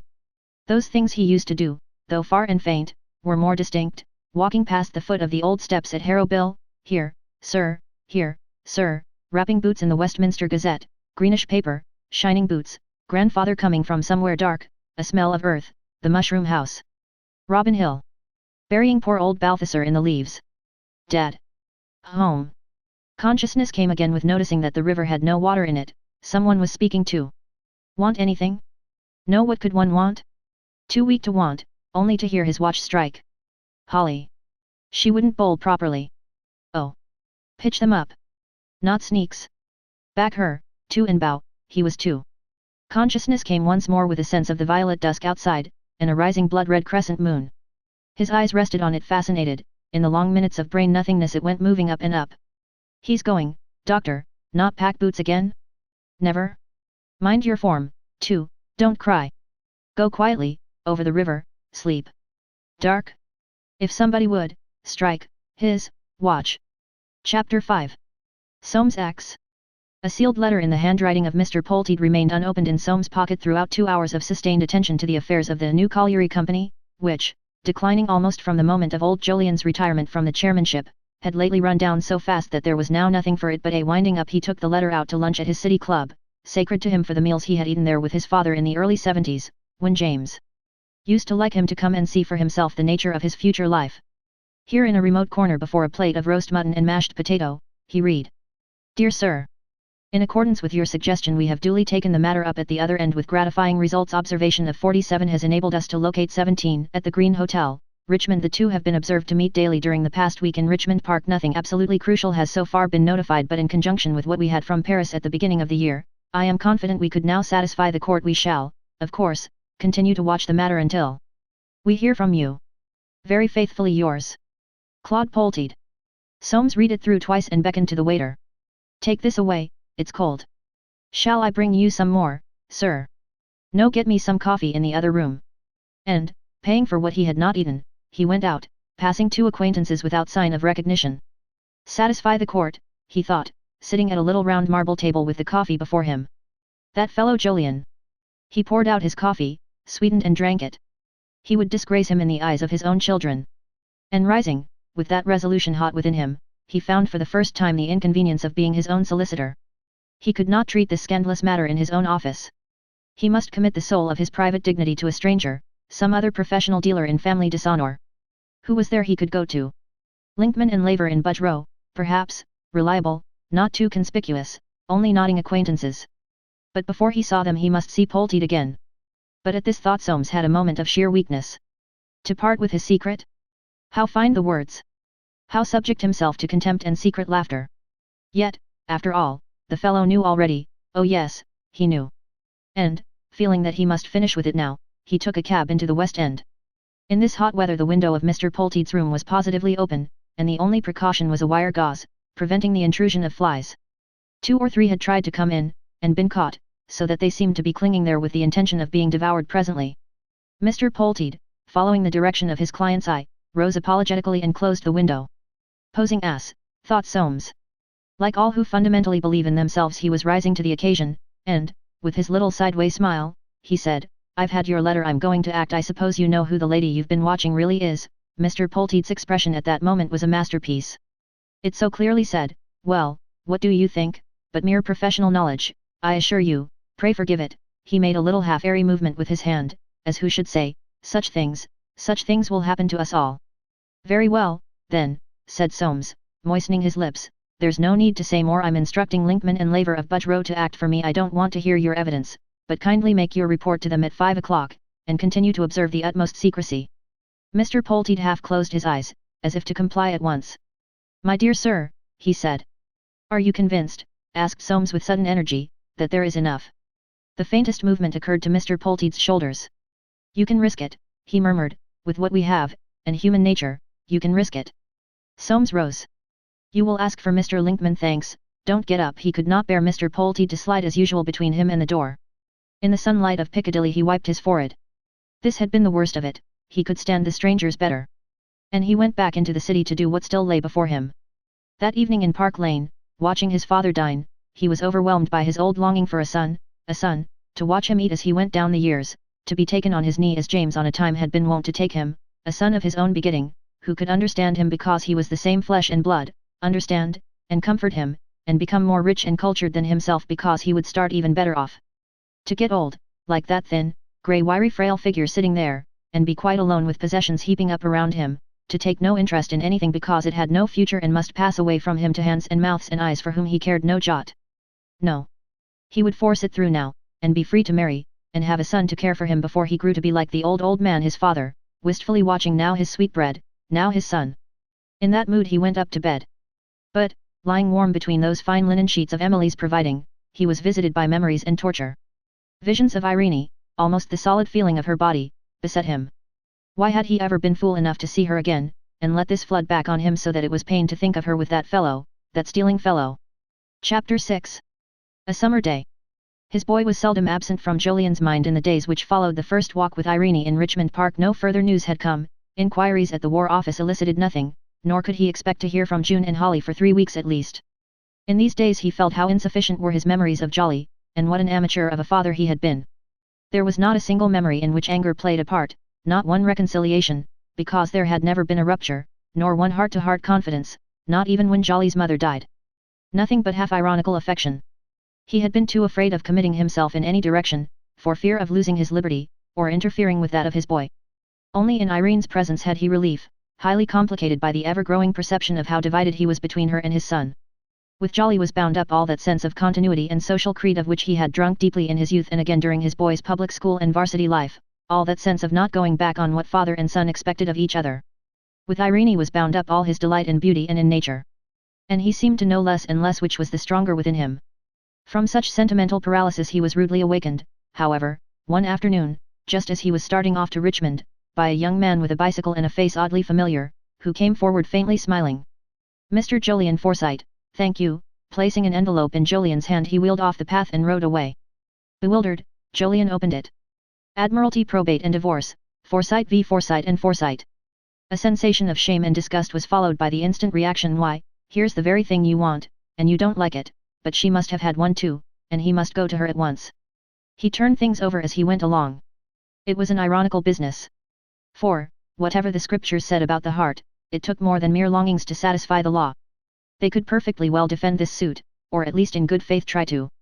But the idea of doing so revolted Jolyon. If not her lover, indeed he was in desire, and he knew that she was ready to come to him. Her face had told him so. Not that he exaggerated her feeling for him. She had had her grand passion, and he could not expect another from her at his age. But she had trust in him, affection for him, and must feel that he would be a refuge. Surely she would not ask him to defend the suit, knowing that he adored her. Thank heaven she had not that maddening British conscientiousness which refused happiness for the sake of refusing. She must rejoice at this chance of being free after 17 years of death in life. As to publicity, the fat was in the fire. To defend the suit would not take away the slur. Jolyon had all the proper feeling of a Forsyte whose privacy is threatened. If he was to be hung by the law, by all means let it be for a sheep. Moreover, the notion of standing in a witness box and swearing to the truth that no gesture, not even a word of love had passed between them seemed to him more degrading than to take the tacit stigma of being an adulterer, more truly degrading, considering the feeling in his heart, and just as bad and painful for his children. The thought of explaining away, if he could, before a judge and 12 average Englishmen, their meetings in Paris, and the walks in Richmond Park, horrified him. The brutality and hypocritical censoriousness of the whole process, the probability that they would not be believed, the mere vision of her, whom he looked on as the embodiment of nature and of beauty, standing there before all those suspicious, gloating eyes was hideous to him. No, no. To defend a suit only made a London holiday, and sold the newspapers. 1,000 times better accept what Soames and the gods had sent. Besides, he thought honestly, who knows whether, even for my boy's sake, I could have stood this state of things much longer. Anyway, her neck will be out of chancery at last. Thus absorbed, he was hardly conscious of the heavy heat. The sky had become overcast, purplish with little streaks of white. A heavy heat drop plashed a little star pattern in the dust of the road as he entered the park. Phew, he thought, thunder, I hope she's not come to meet me, there's a ducking up there. But at that very minute he saw Irene coming towards the gate. We must scuttle back to Robin Hill, he thought. The storm had passed over the Poultry at 4 o'clock, bringing welcome distraction to the clerks in every office. Soames was drinking a cup of tea when a note was brought in to him. Dear Sir. Forsyte v. Forsyte and Forsyte. In accordance with your instructions, we beg to inform you that we personally served the respondent and co-respondent in this suit today, at Richmond, and Robin Hill, respectively. Faithfully yours. Linkman and Laver. For some minutes Soames stared at that note. Ever since he had given those instructions he had been tempted to annul them. It was so scandalous, such a general disgrace. The evidence, too, what he had heard of it, had never seemed to him conclusive. Somehow, he believed less and less that those two had gone all lengths. But this, of course, would drive them to it, and he suffered from the thought. That fellow to have her love, where he had failed. Was it too late? Now that they had been brought up sharp by service of this petition, had he not a lever with which he could force them apart? But if I don't act at once, he thought, it will be too late. Now they've had this thing, I'll go and see him, I'll go down. And, sick with nervous anxiety, he sent out for one of the newfangled motor cabs. It might take a long time to run that fellow to ground, and goodness knew what decision they might come to after such a shock. If I were a theatrical ass, he thought, I suppose I should be taking a horsewhip or a pistol or something. He took instead a bundle of papers in the case of Magenti vs. Wake, intending to read them on the way down.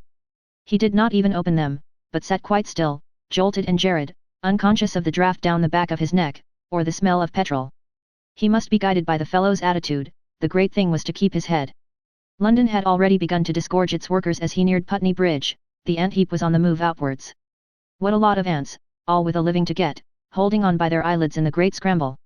Perhaps for the first time in his life Soames thought, I could let go if I liked, nothing could touch me, I could snap my fingers, live as I wished, enjoy myself. No. One could not live as he had and just drop it all, settle down in Capua, to spend the money and reputation he had made. A man's life was what he possessed and sought to possess. Only fools thought otherwise, fools, and socialists, and libertines. The cab was passing villas now, going a great pace. 15 miles an hour, I should think, he mused, this'll take people out of town to live, and he thought of its bearing on the portions of London owned by his father. He himself had never taken to that form of investment, the gambler in him having all the outlet needed in his pictures. And the cab sped on, down the hill past Wimbledon Common. This interview. Surely a man of 52 with grown-up children, and hung on the line, would not be reckless. He won't want to disgrace the family, he thought, he was as fond of his father as I am of mine, and they were brothers. That woman brings destruction, what is it in her, I've never known. The cab branched off, along the side of a wood, and he heard a late cuckoo calling, almost the first he had heard that year. He was now almost opposite the site he had originally chosen for his house, and which had been so unceremoniously rejected by Bosinney in favor of his own choice. He began passing his handkerchief over his face and hands, taking deep breaths to give him steadiness. Keep one's head, he thought, keep one's head. The cab turned in at the drive which might have been his own, and the sound of music met him. He had forgotten the fellow's daughters. I may be out again directly, he said to the driver, or I may be kept some time, and he rang the bell. Following the maid through the curtains into the inner hall, he felt relieved that the impact of this meeting would be broken by June or Holly, whichever was playing in there, so that with complete surprise he saw Irene at the piano, and Jolyon sitting in an armchair listening. They both stood up. Blood surged into Soames' brain, and all his resolution to be guided by this oar that left him utterly. The look of his farmer forebears, dogged Forsytes down by the sea, from superior Dorset back, grinned out of his face. Very pretty, he said. He heard the fellow murmur. This is hardly the place, we'll go to the study, if you don't mind, and they both passed him through the curtain opening. In the little room to which he followed them, Irene stood by the open window, and the fellow close to her by a big chair. Soames pulled the door to behind him with a slam. The sound carried him back all those years to the day when he had shut out Jolyon, shut him out for meddling with his affairs. Well, he said, what have you to say for yourselves? The fellow had the effrontery to smile. What we have received today has taken away your right to ask. I should imagine you will be glad to have your neck out of chancery. Oh, said Soames, you think so? I came to tell you that I'll divorce her with every circumstance of disgrace to you both, unless you swear to keep clear of each other from now on. He was astonished at his fluency, because his mind was stammering and his hands twitching. Neither of them answered, but their faces seemed to him as if contemptuous. Well, he said, you, Irene. Her lips moved, but Jolyon laid his hand on her arm. Let her alone, said Soames furiously. Irene, will you swear it? No. Oh, and you? Still less. So then you're guilty, are you? Yes, guilty. It was Irene speaking in that serene voice, with that unreached air which had maddened him so often, and, carried beyond himself, he cried. You are a devil. Go out, leave this house, or I'll do you an injury. That fellow to talk of injuries. Did he know how near his throat was to being scragged? A trustee, he said, embezzling trust property, a thief, stealing his cousin's wife. Call me what you like. You have chosen your part, we have chosen ours. Go out. If he had brought a weapon, Soames might have used it at that moment. I'll make you pay, he said. I shall be very happy. At that deadly turning of the meaning of his speech by the son of him who had nicknamed him the man of property, Soames stood glaring. It was ridiculous. There they were, kept from violence by some secret force. No blow possible, no words to meet the case. But he could not, did not know how to turn and go away. His eyes fastened on Irene's face, the last time he would ever see that fatal face, the last time, no doubt. You, he said suddenly, I hope you'll treat him as you treated me, that's all. He saw her wince, and with a sensation not quite triumph, not quite relief, he wrenched open the door, passed out through the hall, and got into his cab. He lolled against the cushion with his eyes shut. Never in his life had he been so near to murderous violence, never so thrown away the restraint which was his second nature. He had a stripped and naked feeling, as if all virtue had gone out of him, life meaningless, mind-striking work. Sunlight streamed in on him, but he felt cold. The scene he had passed through had gone from him already, what was before him would not materialize, he could catch on to nothing, and he felt frightened, as if he had been hanging over the edge of a precipice, as if with another turn of the screw sanity would have failed him. I'm not fit for it, he thought, I mustn't, I'm not fit for it. The cab sped on, and in mechanical procession trees, houses, people passed, but had no significance. I feel very queer, he thought, I'll take a Turkish bath, I've been very near to something it won't do. The cab whirred its way back over the bridge, up the Fulham Road, along the park. To the hammam, said Soames. Curious that on so warm a summer day, heat should be so comforting. Crossing into the hot room he met George Forsyte coming out, red and glistening. Hello, said George, What are you training for? You've not got much superfluous. Buffoon. Soames passed him with his sideways smile. Lying back, rubbing his skin uneasily for the first signs of perspiration, he thought, let them laugh, I won't feel anything, I can't stand violence, it's not good for me. Chapter 7. A summer night. Soames left dead silence in the little study. Thank you for that good lie, said Jolyon suddenly. Come out, the air in here is not what it was. In front of a long high southerly wall on which were trained peach trees the two walked up and down in silence. Old Jolyon had planted some cupressus trees, at intervals, between this grassy terrace and the dipping meadow full of buttercups and ox-eyed daisies. For 12 years they had flourished, till their dark spiral shapes had quite a look of Italy. Birds fluttered softly in the wet shrubbery, the swallows swooped past, with a steel blue sheen on their swift little bodies, the grass felt springy beneath the feet, its green refreshed, butterflies chased each other. After that painful scene the quiet of nature was wonderfully poignant. Under the sun-soaked wall ran a narrow strip of garden bed full of mignonette and pansies, and from the bees came a low hum in which all other sounds were set, the mooing of a cow deprived of her calf, the calling of a cuckoo from an elm tree at the bottom of the meadow. Who would have thought that behind them, within 10 miles, London began, that London of the Forsytes. With its wealth, its misery, its dirt and noise, its jumbled stone aisles of beauty, its grey sea of hideous brick and stucco? That London which had seen Irene's early tragedy, and Jolyon's own hard days, that web, that princely workhouse of the possessive instinct. And while they walked Jolyon pondered those words, I hope you'll treat him as you treated me. That would depend on himself. Could he trust himself? Did nature permit a Forsyte not to make a slave of what he adored? Could beauty be confided to him?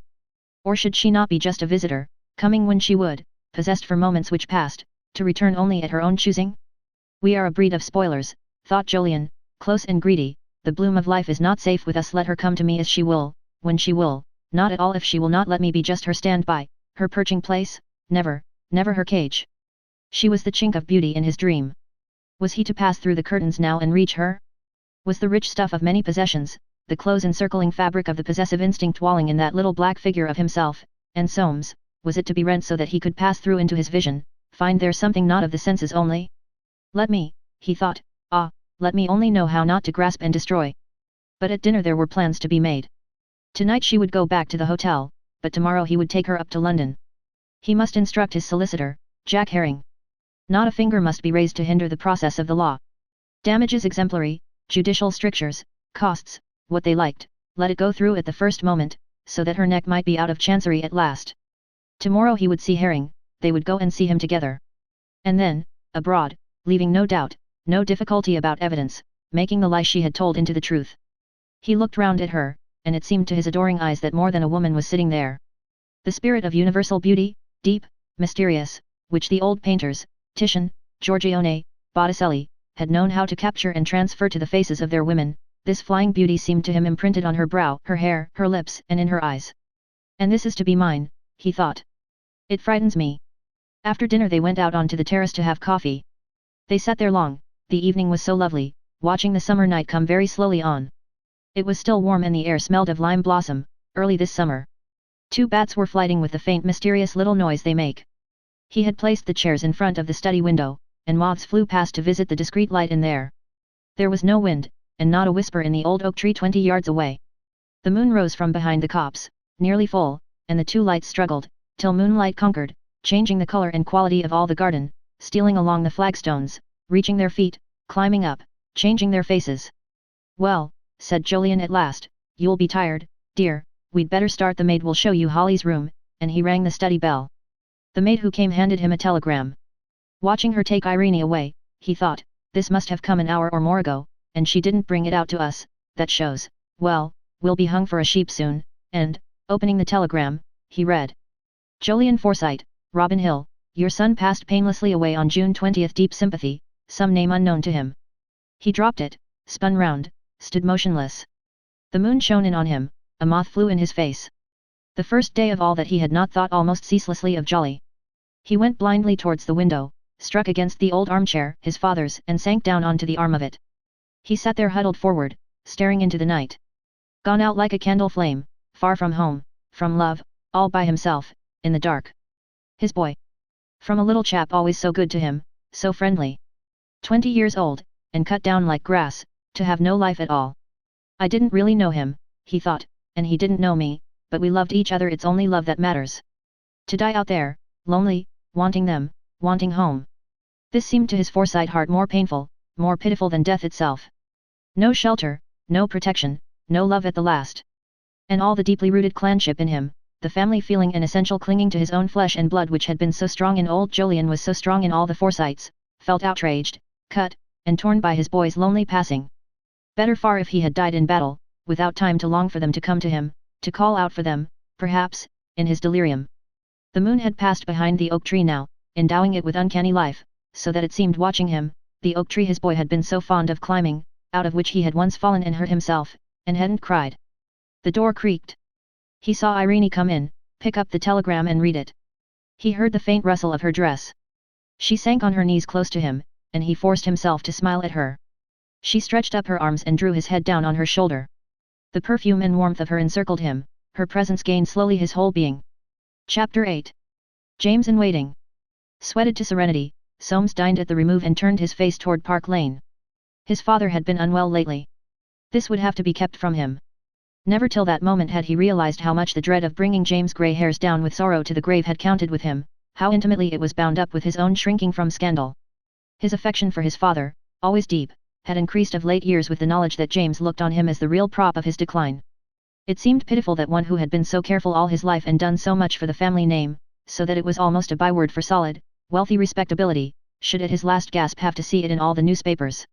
This was like lending a hand to death, that final enemy of Forsytes. I must tell mother, he thought, and when it comes on, we must keep the papers from him somehow. He sees hardly anyone letting himself in with his latchkey. He was beginning to ascend his stairs when he became conscious of commotion on the second-floor landing. His mother's voice was saying, "Now, James, you'll catch cold, why can't you wait quietly?" His father's answering, "Wait, I'm always waiting, why doesn't he come in? You can speak to him tomorrow morning, instead of making a guy of yourself on the landing. He'll go up to bed, I shouldn't wonder I shan't sleep. Now come back to bed, James. I might die before tomorrow morning for all you can tell. You shan't have to wait till tomorrow morning, I'll go down and bring him up, don't fuss. There you go, always so cock-a-hoop, he mayn't come in at all. Well, if he doesn't come in you won't catch him by standing out here in your dressing gown." Soames rounded the last bend and came in sight of his father's tall figure wrapped in a brown silk quilted gown, stooping over the balustrade above. Light fell on his silvery hair and whiskers, investing his head with a sort of halo. "Here he is," he heard him say in a voice which sounded injured, and his mother's comfortable answer from the bedroom door. "That's all right, come in, and I'll brush your hair." James extended a thin, crooked finger, oddly like the beckoning of a skeleton, and passed through the doorway of his bedroom. What is it, thought Soames. What has he got hold of now? His father was sitting before the dressing table sideways to the mirror, while Emily slowly passed two silver-backed brushes through and through his hair. She would do this several times a day, for it had on him something of the effect produced on a cat by scratching between its ears. "There you are," he said. "I've been waiting." Soames stroked his shoulder, and, taking up a silver button hook, examined the mark on it. "Well," he said, "you're looking better." James shook his head. "I want to say something your mother hasn't heard," he announced Emily's ignorance of what he hadn't told her, as if it were a grievance. "Your father's been in a great state all the evening, I'm sure I don't know what about." The faint whisk-whisk of the brushes continued the soothing of her voice. "No, you know nothing," said James. "Soames can tell me," and, fixing his grey eyes, in which there was a look of strain, uncomfortable to watch, on his son, he muttered. "I'm getting on, Soames, at my age I can't tell, I might die any time. There'll be a lot of money, there's Rachel and Cicely got no children, and Val's out there, that chap his father will get hold of all he can and somebody'll pick up Imogen, I shouldn't wonder." Soames listened vaguely, he had heard all this before. "Wish wish," went the brushes. "If that's all," said Emily. "All," cried James, "it's nothing, I'm coming to that," and again his eyes strained pitifully at Soames. "It's you, my boy," he said suddenly, "you ought to get a divorce." That word, from those of all lips, was almost too much for Soames' composure. His eyes reconcentrated themselves quickly on the button hook, and as if in apology James hurried on. "I don't know what's become of her, they say she's abroad. Your Uncle Swithin used to admire her, he was a funny fellow. So he always alluded to his dead twin, the stout and the lean of it, they had been called. She wouldn't be alone, I should say." And with that summing up of the effect of beauty on human nature, he was silent, watching his son with eyes doubting as a bird's. Soames, too, was silent. Wish wish went the brushes. "Come, James, Soames knows best, it's his business." "Ah," said James, and the word came from deep down, "but there's all my money, and there's his, who's it to go to, and when he dies the name goes out." Soames replaced the buttonhook on the lace and pink silk of the dressing table coverlet. "The name," said Emily, "there are all the other Forsytes." "As if that helped me," muttered James. "I shall be in my grave, and there'll be nobody, unless he marries again." "You're quite right," said Soames quietly, "I'm getting a divorce." James' eyes almost started from his head. "What?" he cried. "There, nobody tells me anything." "Well," said Emily, "who would have imagined you wanted it, my dear boy, that is a surprise, after all these years." "It'll be a scandal," muttered James, as if to himself, "but I can't help that. Don't brush so hard. When'll it come on?" "Before the long vacation, it's not defended." James' lips moved in secret calculation. "I shan't live to see my grandson," he muttered. Emily ceased brushing. "Of course you will, James. Soames will be as quick as he can." There was a long silence, till James reached out his arm. "Here, let's have the eau-de cologne," and, putting it to his nose, he moved his forehead in the direction of his son. Soames bent over and kissed that brow just where the hair began. A relaxing quiver passed over James' face, as though the wheels of anxiety within were running down. "I'll get to bed," he said. "I shan't want to see the papers when that comes. They're a morbid lot, I can't pay attention to them, I'm too old." Queerly affected, Soames went to the door. He heard his father say, "Here, I'm tired, I'll say a prayer in bed." And his mother answering, "That's right, James, it'll be ever so much more comfy." Chapter 9. Out of the web. On Forsyte Change, the announcement of Jolly's death, among a batch of troopers, caused mixed sensation. Strange to read that Jolyon Forsyte, fifth of the name in direct descent, had died of disease in the service of his country, and not be able to feel it personally. It revived the old grudge against his father for having estranged himself. For such was still the prestige of old Jolyon that the other Forsytes could never quite feel, as might have been expected, that it was they who had cut off his descendants for irregularity. The news increased, of course, the interest and anxiety about Val, but then Val's name was Darty, and even if he were killed in battle or got the Victoria Cross, it would not be at all the same as if his name were Forsyte. Not even casualty or glory to the Haymans would be really satisfactory. Family pride felt defrauded. How the rumor arose, then, that something very dreadful, my dear, was pending, no one, least of all Soames, could tell, secret as he kept everything. Possibly some eye had seen Forsyte v. Forsyte and Forsyte, in the cause list, and had added it to Irene in Paris with a fair beard. Possibly some wall at Park Lane had ears. The fact remained that it was known, whispered among the old, discussed among the young, that family pride must soon receive a blow. Soames, paying one of his Sunday visits to Timothy's, paying it with the feeling that after the suit came on he would be paying no more, felt knowledge in the air as he came in. Nobody, of course, dared speak of it before him, but each of the 4 other Forsytes present held their breath, aware that nothing could prevent Aunt Julie from making them all uncomfortable. She looked so piteously at Soames, she checked herself on the point of speech so often, that Aunt Hester excused herself and said she must go and bathe Timothy's eye. He had a sty coming. Soames, impassive, slightly supercilious, did not stay long. He went out with a curse stifled behind his pale, just smiling lips. Fortunately for the peace of his mind, cruelly tortured by the coming scandal, he was kept busy day and night with plans for his retirement, for he had come to that grim conclusion. To go on seeing all those people who had known him as a long-headed chap, an astute adviser, after that, no. The fastidiousness and pride which was so strangely, so inextricably blended in him with possessive obtuseness, revolted against the thought. He would retire, live privately, go on buying pictures, make a great name as a collector. After all, his heart was more in that than it had ever been in law. In pursuance of this now fixed resolve, he had to get ready to amalgamate his business with another firm without letting people know, for that would excite curiosity and make humiliation cast its shadow before. He had pitched on the firm of Cuthcott, Holliday and Kingson, 2 of whom were dead. The full name after the amalgamation would therefore be Cuthcott, Holliday, Kingson, Forsyte, Bustard and Forsyte. But after debate as to which of the dead still had any influence with the living, it was decided to reduce the title to Cuthcott, Kingson and Forsyte, of whom Kingson would be the active and Soames the sleeping partner. For leaving his name, prestige, and clients behind him, Soames would receive considerable value. One night, as befitted a man who had arrived at so important a stage of his career, he made a calculation of what he was worth, and after writing off liberally for depreciation by the war, found his value to be some £130,000. At his father's death, which could not, alas, be delayed much longer, he must come into at least another 50,000, and his yearly expenditure at present just reached 2. Standing among his pictures, he saw before him a future full of bargains earned by the trained faculty of knowing better than other people. Selling what was about to decline, keeping what was still going up, and exercising judicious insight into future taste, he would make a unique collection, which at his death would pass to the nation under the title Forsyte Bequest. If the divorce went through, he had determined on his line with Madame Lamotte. She had, he knew, but one real ambition, to live on her rent in Paris near her grandchildren. He would buy the goodwill of the Restaurant Bretagne at a fancy price. Madame would live like a queen mother in Paris on the interest, invested as she would know how. Incidentally, Soames meant to put a capable manager in her place, and make the restaurant pay good interest on his money. There were great possibilities in Soho. On a net he would promise to settle £15,000, whether designedly or not, precisely the sum old Jolyon had settled on that woman. A letter from Jolyon's solicitor to his own had disclosed the fact that those two were in Italy.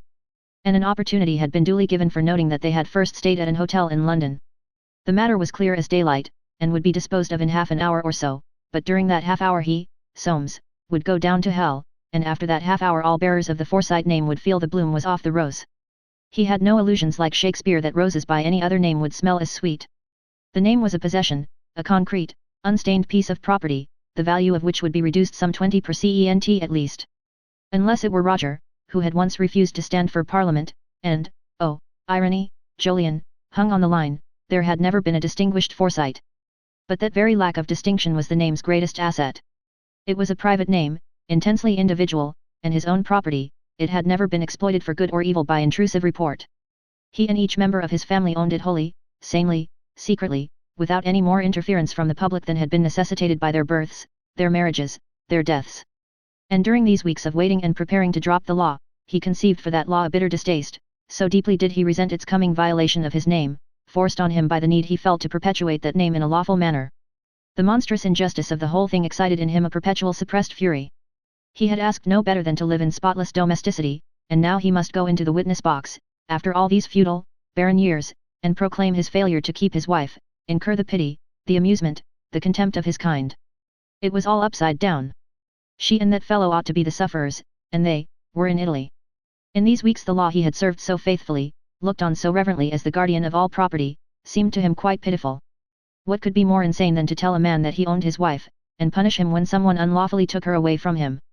Did the law not know that a man's name was to him the apple of his eye, that it was far harder to be regarded as cuckold than as seducer?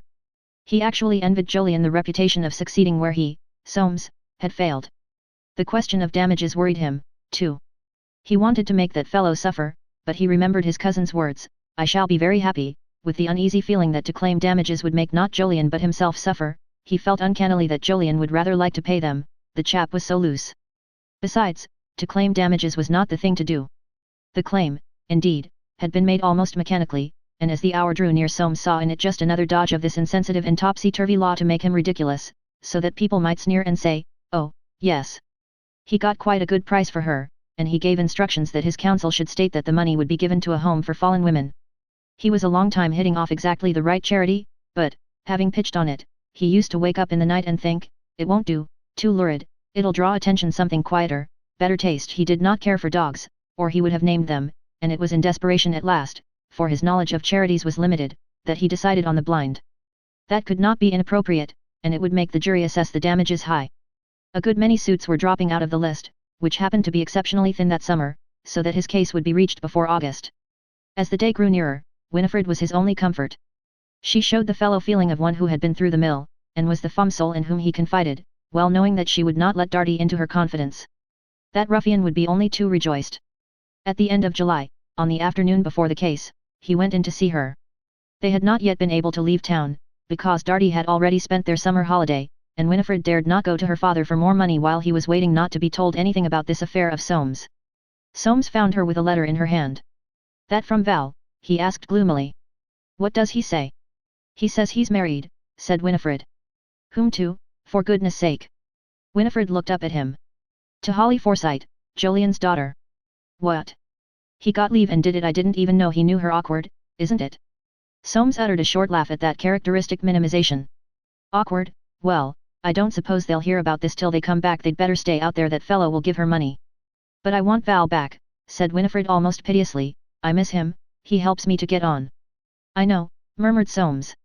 "How's Dartie behaving now?" "It might be worse, but it's always money. Would you like me to come down to the court tomorrow, Soames?" Soames stretched out his hand for hers. The gesture so betrayed the loneliness in him that she pressed it between her two.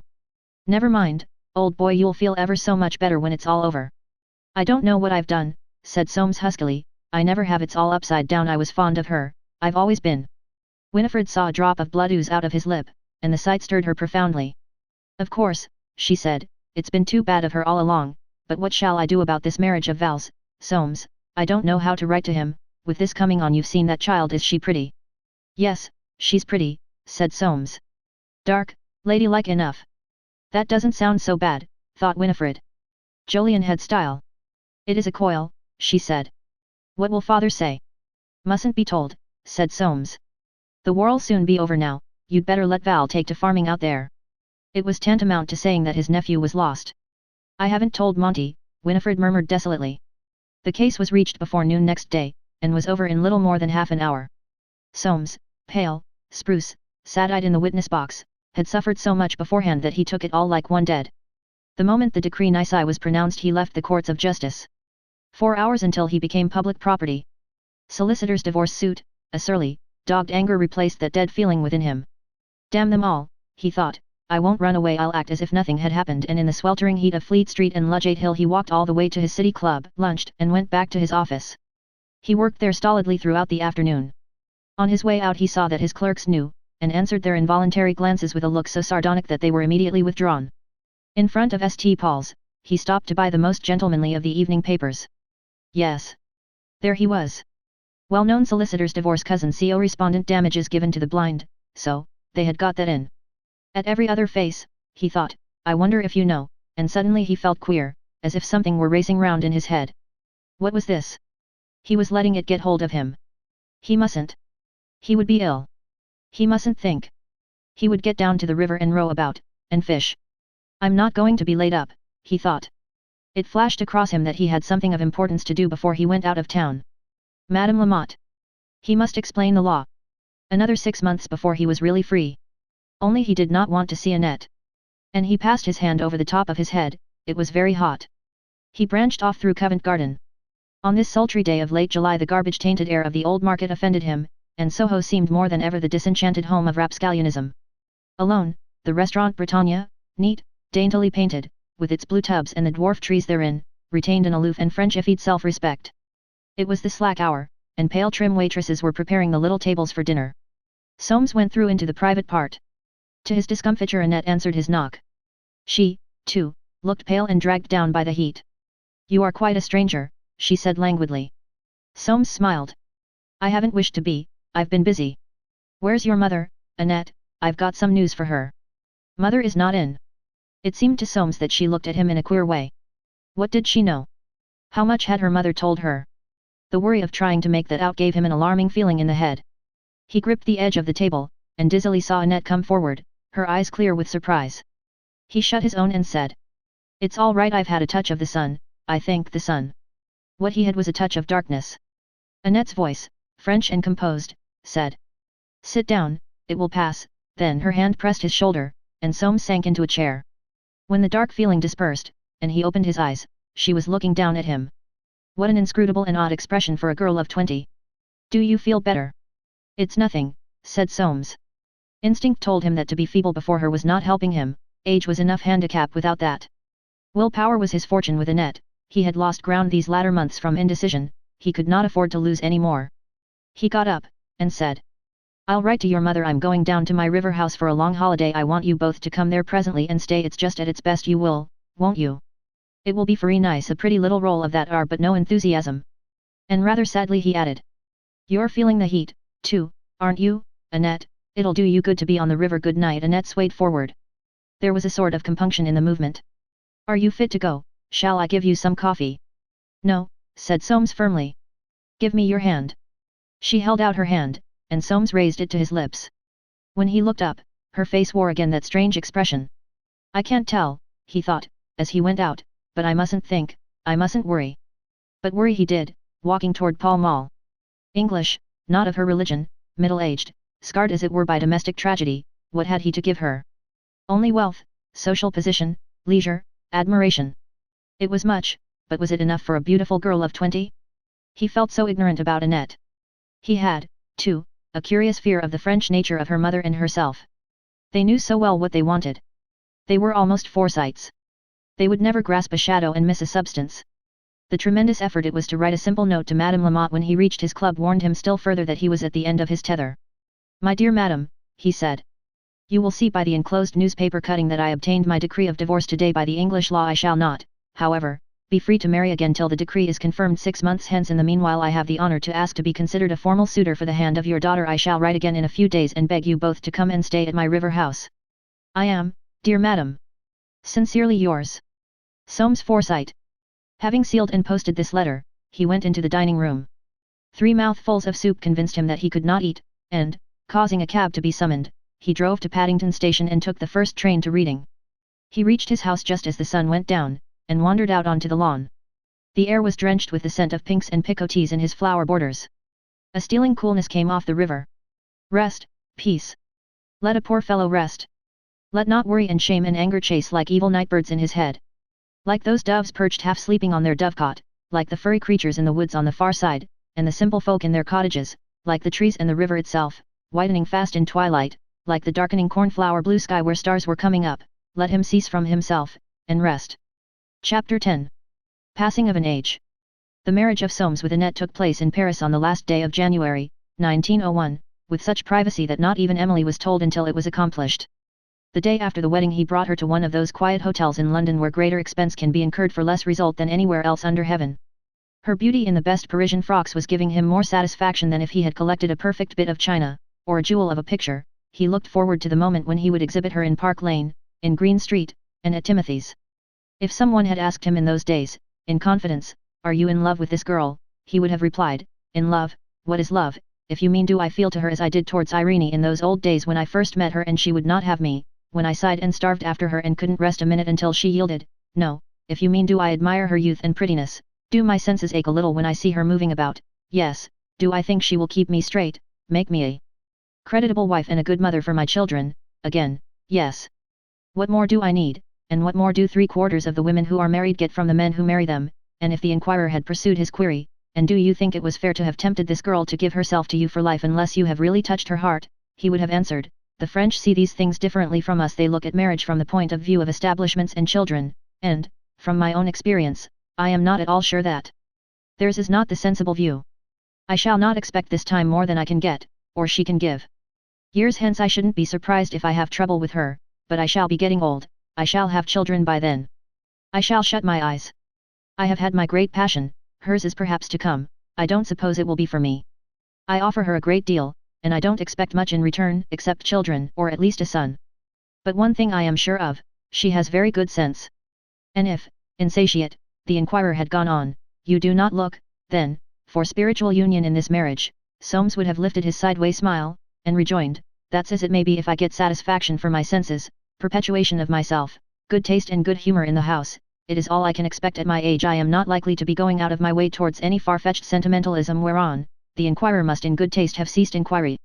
The Queen was dead, and the air of the greatest city upon earth grey with unshed tears.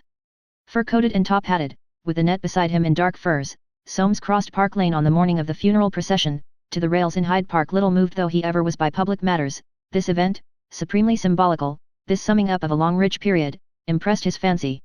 In 37, when she came to the throne, Superior Dawsett was still building houses to make London hideous, and James, a stripling of 26, just laying the foundations of his practice in the law. Coaches still ran, men wore stocks, shaved their upper lips, ate oysters out of barrels, tigers swung behind cabriolets, women said, law, and owned no property, there were manors in the land, and pigsties for the poor, unhappy devils were hanged for little crimes, and Dickens had but just begun to write. Well nigh 2 generations had slipped by, of steamboats, railways, telegraphs, bicycles, electric light, telephones. And now these motorcars, of such accumulated wealth, that 8 per cent had become 3, and Forsytes were numbered by the thousand. Morals had changed, manners had changed, men had become monkeys twice removed, God had become Mammon, Mammon so respectable as to deceive himself, 64 years that favoured property, and had made the upper middle class, buttressed, chiseled, polished it, till it was almost indistinguishable in manners, morals, speech, appearance, habit, and soul from the nobility. An epoch which had gilded individual liberty so that if a man had money, he was free in law and fact, and if he had not money he was free in law and not in fact. An era which had canonized hypocrisy, so that to seem to be respectable was to be a great age, whose transmuting influence nothing had escaped save the nature of man and the nature of the universe. And to witness the passing of this age, London, its pet and fancy, was pouring forth her citizens through every gate into Hyde Park, hub of Victorianism, happy hunting ground of Forsytes. Under the grey heavens, whose drizzle just kept off, the dark concourse gathered to see the show. The good old queen, full of years and virtue, had emerged from her seclusion for the last time to make a London holiday. From Houndsditch, Acton, Ealing, Hampstead, Islington and Bethnal Green, from Hackney, Hornsey, Leytonstone, Battersea, and Fulham, and from those green pastures where Forsytes flourish, Mayfair and Kensington, St James and Belgravia, Bayswater and Chelsea and the Regent's Park, the people swarmed down onto the roads where death would presently pass with dusky pomp and pageantry. Never again would a queen reign so long, or people have a chance to see so much history buried for their money. A pity the war dragged on, and that the wreath of victory could not be laid upon her coffin. All else would be there to follow and commemorate: soldiers, sailors, foreign princes, half-masted bunting, tolling bells, and above all the surging, great, dark-coated crowd, with perhaps a simple sadness here and there deep in hearts beneath black clothes put on by regulation. After all, more than a queen was going to her rest, a woman who had braved sorrow, lived well and wisely according to her lights. Out in the crowd against the railings, with his arm hooked in Annette's, Soames waited. Yes. The age was passing. What with this trade unionism, and Labour fellows in the House of Commons, with continental fiction, and something in the general feel of everything, not to be expressed in words, things were very different. He recalled the crowd on Mafeking night, and George Forsyte saying, "They're all socialists, they want our goods like James." Soames didn't know, he couldn't tell, with Edward on the throne. Things would never be as safe again as under good old Vicky. Convulsively he pressed his young wife's arm. There, at any rate, was something substantially his own, domestically certain again at last, something which made property worthwhile, a real thing once more. Pressed close against her and trying to ward others off, Soames was content. The crowd swayed round them, ate sandwiches and dropped crumbs. Boys who had climbed the plane trees chattered above like monkeys through twigs and orange peel. It was past time, they should be coming soon. And, suddenly, a little behind them to the left, he saw a tallish man with a soft hat and short grizzling beard, and a tallish woman in a little round fur cap and veil. Jolyon and Irene talking, smiling at each other, close together like Annette and himself. They had not seen him, and stealthily, with a very queer feeling in his heart, Soames watched those two. They looked happy. What had they come here for? Inherently illicit creatures, rebels from the Victorian ideal. What business had they in this crowd? Each of them twice exiled by morality, making a boast, as it were, of love and laxity. He watched them fascinated, admitting grudgingly even with his arm thrust through Annette's that she, Irene, no. He would not admit it, and he turned his eyes away. He would not see them, and let the old bitterness, the old longing rise up within him.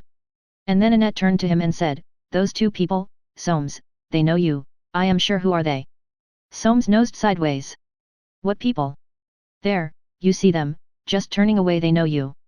"No," Soames answered, "a mistake, my dear. A lovely face, and how she walk, lest trace distingue." Soames looked then. Into his life, out of his life she had walked like that, swaying and erect, remote, unseizable, ever eluding the contact of his soul. He turned abruptly from that receding vision of the past.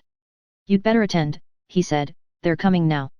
But while he stood, grasping her arm, seemingly intent on the head of the procession, he was quivering with the sense of always missing something, with instinctive regret that he had not got them both. Slow came the music and the march, till, in silence, the long line wound in through the park gate. He heard Annette whisper, "How sad it is and beautiful," felt the clutch of her hand as she stood up on tiptoe, and the crowd's emotion gripped him. There it was, the bier of the Queen, coffin of the age slow passing.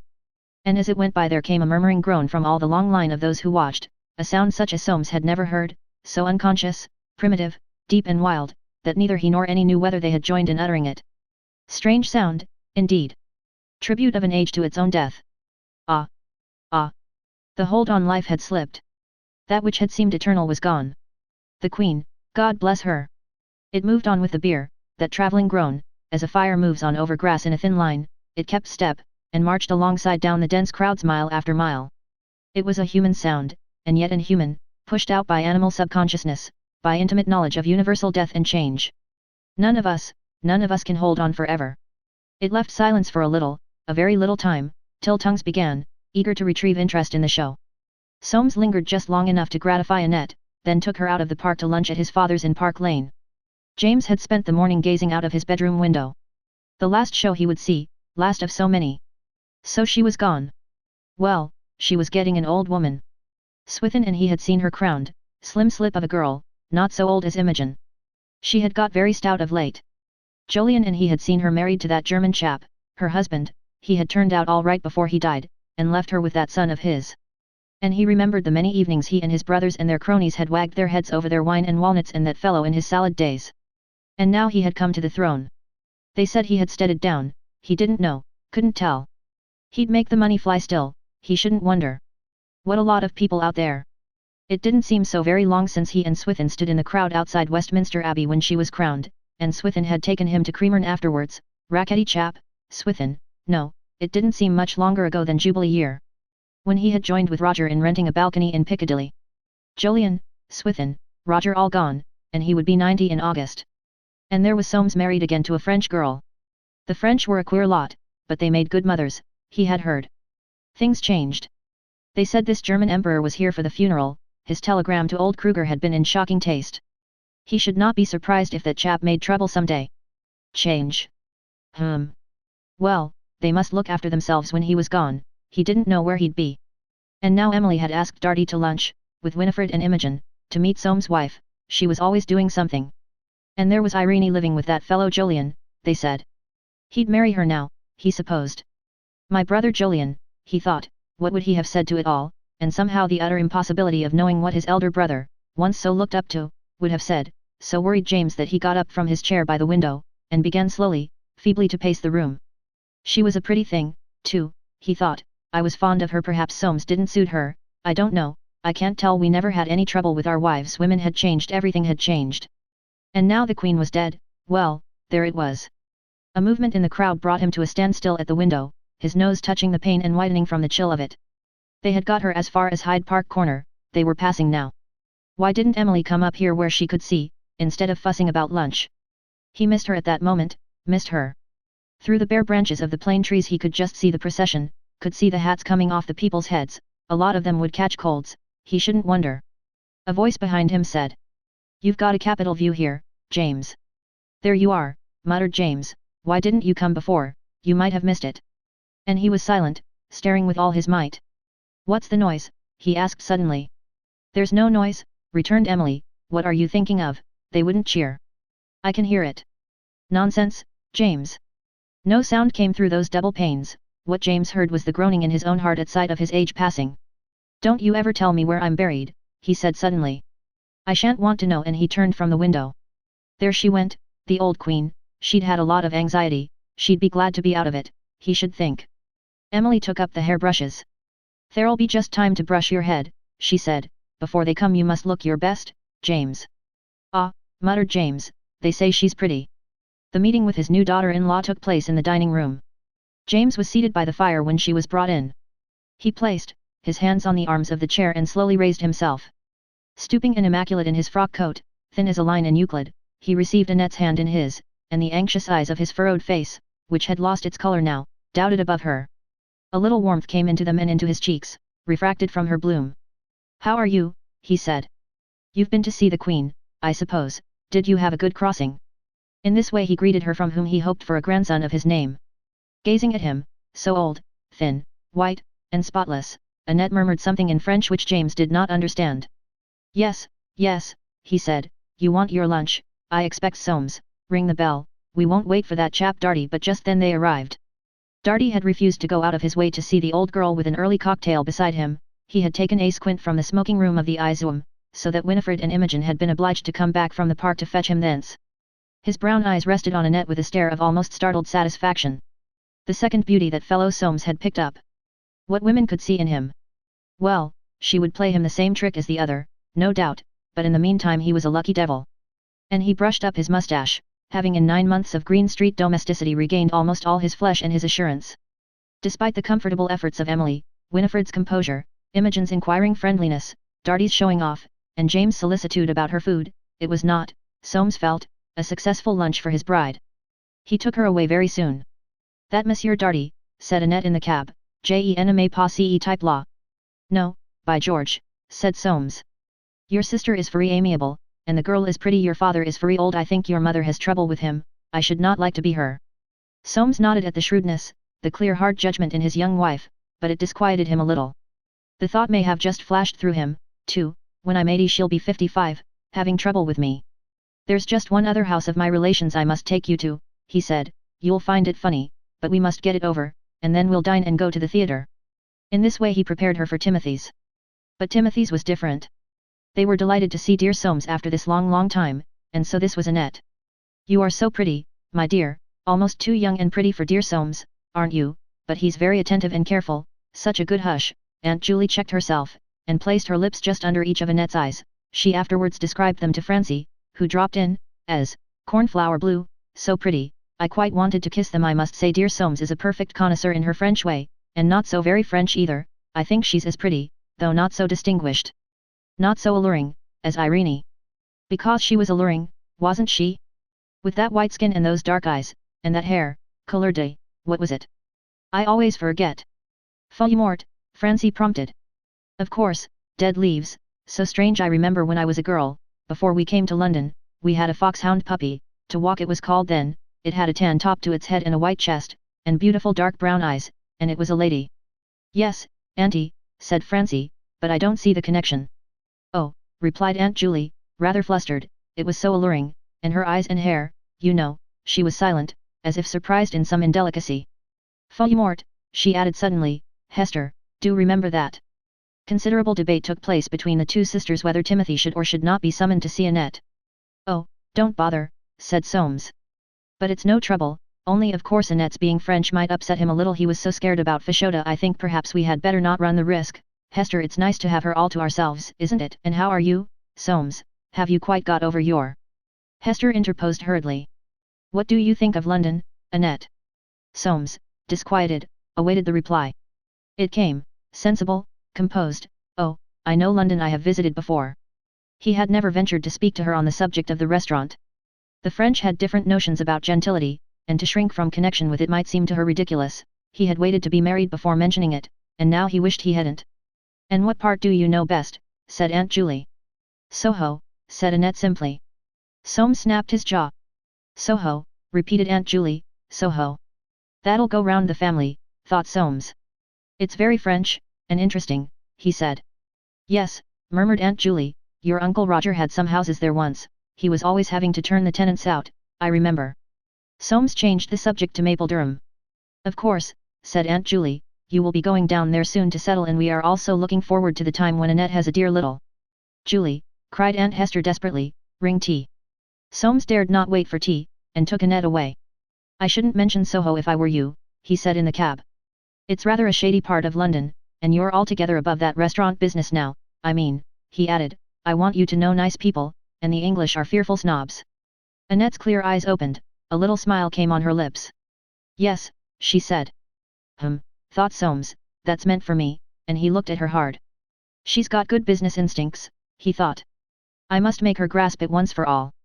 Look here, Annette, it's very simple, only it wants understanding. Our professional and leisured classes still think themselves a cut above our business classes, except of course the very rich. It may be stupid, but there it is. You see, it isn't advisable in England to let people know that you ran a restaurant or kept a shop or were in any kind of trade. It may have been extremely creditable, but it puts a sort of label on you. You don't have such a good time, or meet such nice people, that's all. I see, said Annette, it is the same in France. Oh, murmured Soames, at once relieved and taken aback. Of course, class is everything, really. Yes, said Annette, comme vous êtes sage. That's all right, thought Soames, watching her lips. Only she's pretty cynical. His knowledge of French was not yet such as to make him grieve that she had not said Tuesday. He slipped his arm round her, and murmured with an effort. Et vous êtes ma belle femme. Annette went off into a little fit of laughter. Oh, non, she said. Oh, non, ne parlez pas français, Soames. What is that old lady, your aunt, looking forward to? Soames bit his lip. God knows, he said, she's always saying something, but he knew better than God. Chapter 11. Suspended animation. The war dragged on. Nicholas had been heard to say that it would cost 300 millions if it cost a penny before they'd done with it. The income tax was seriously threatened. Still, there would be South Africa for their money, once for all. And though the possessive instinct felt badly shaken at 3 o'clock in the morning, it recovered by breakfast time with the recollection that one gets nothing in this world without paying for it. So, on the whole, people went about their business much as if there were no war, no concentration camps, no slippery to wet, no feeling on the continent, no anything unpleasant. Indeed, the attitude of the nation was typified by Timothy's map, whose animation was suspended, for Timothy no longer moved the flags, and they could not move themselves, not even backwards and forwards as they should have done. Suspended animation went further, it invaded Forsyte change, and produced a general uncertainty as to what was going to happen next. The announcement in the marriage column of the Times, Jolyon Forsyte to Irene, only daughter of the late Professor Heron, had occasioned doubt whether Irene had been justly described. And yet, on the whole, relief was felt that she had not been entered as Irene, late the wife, or the divorced wife, of Soames Forsyte altogether. There had been a kind of sublimity from the first about the way the family had taken that affair as James had phrased it. There it was, no use to fuss. Nothing to be had out of admitting that it had been a nasty jar, in the phraseology of the day.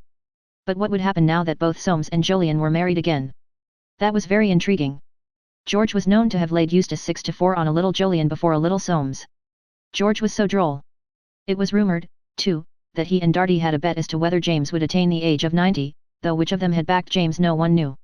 Early in May, Winifred came round to say that Val had been wounded in the leg by a spent bullet, and was to be discharged. His wife was nursing him. He would have a little limp, nothing to speak of. He wanted his grandfather to buy him a farm out there where he could breed horses. Her father was giving Holly $800 a year, so they could be quite comfortable, because his grandfather would give Val 5, he had said, but as to the farm, he didn't know, couldn't tell, he didn't want Val to go throwing away his money. But you know, said Winifred, he must do something. Aunt Hester thought that perhaps his dear grandfather was wise, because if he didn't buy a farm it couldn't turn out badly. But Val loves horses, said Winifred. It'd be such an occupation for him. Aunt Julie thought that horses were very uncertain, had not Montague found them so? Val's different, said Winifred, he takes after me. Aunt Julie was sure that dear Val was very clever. I always remember, she added, how he gave his bad penny to a beggar. His dear grandfather was so pleased he thought it showed such presence of mind. I remember his saying that he ought to go into the Navy. Aunt Hester chimed in, did not Winifred think that it was much better for the young people to be secure and not run any risk at their age? Well, said Winifred, if they were in London, perhaps. In London it's amusing to do nothing but out there, of course, he'll simply get bored to death. Aunt Hester thought that it would be nice for him to work, if he were quite sure not to lose by it. It was not as if they had no money. Timothy, of course, had done so well by retiring. Aunt Julie wanted to know what Montague had said. Winifred did not tell her, for Montague had merely remarked, wait till the old man dies. At this moment Francie was announced. Her eyes were brimming with a smile. Well, she said, what do you think of it? Of what, dear? In the Times this morning. We haven't seen it, we always read it after dinner, Timothy has it till then. Francie rolled her eyes. Do you think you ought to tell us, said Aunt Julie. What was it? Irene's had a son at Robin Hill. Aunt Julie drew in her breath. But, she said, they were only married in March. Yes, Auntie, isn't it interesting? Well, said Winifred, I'm glad. I was sorry for Jolyon losing his boy. It might have been Val. Aunt Julie seemed to go into a sort of dream. I wonder, she murmured, what dear Soames will think. He has so wanted to have a son himself. A little bird has always told me that. Well, said Winifred, he's going to, bar accidents. Gladness trickled out of Aunt Julie's eyes. How delightful, she said. When? November. Such a lucky month. But she did wish it could be sooner. It was a long time for James to wait, at his age. To wait. They dreaded it for James, but they were used to it themselves. Indeed, it was their great distraction. To wait. For the Times to read, for one or other of their nieces or nephews to come in and cheer them up, for news of Nicholas' health, for that decision of Christopher's about going on the stage, for information concerning the mine of Mrs. Mackander's nephew, for the doctor to come about Hester's inclination to wake up early in the morning, for books from the library which were always out, for Timothy to have a cold, for a nice quiet warm day, not too hot, when they could take a turn in Kensington Gardens. To wait, one on each side of the hearth in the drawing room, for the clock between them to strike, their thin, veined, knuckled hands plying knitting needles and crochet hooks, their hair ordered to stop, like Canute's waves, from any further advance in color.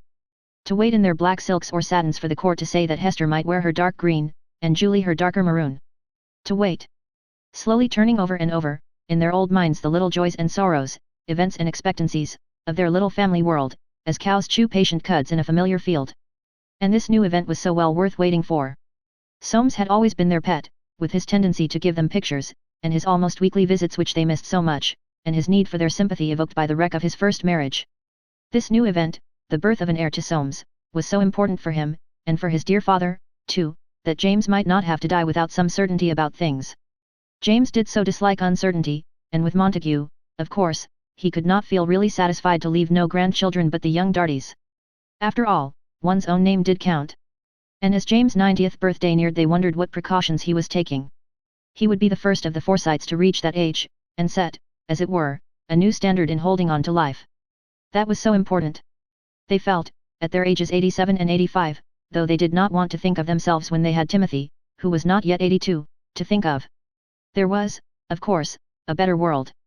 "In my father's house are many mansions" was one of Aunt Julie's favorite sayings. It always comforted her, with its suggestion of house property, which had made the fortune of dear Roger.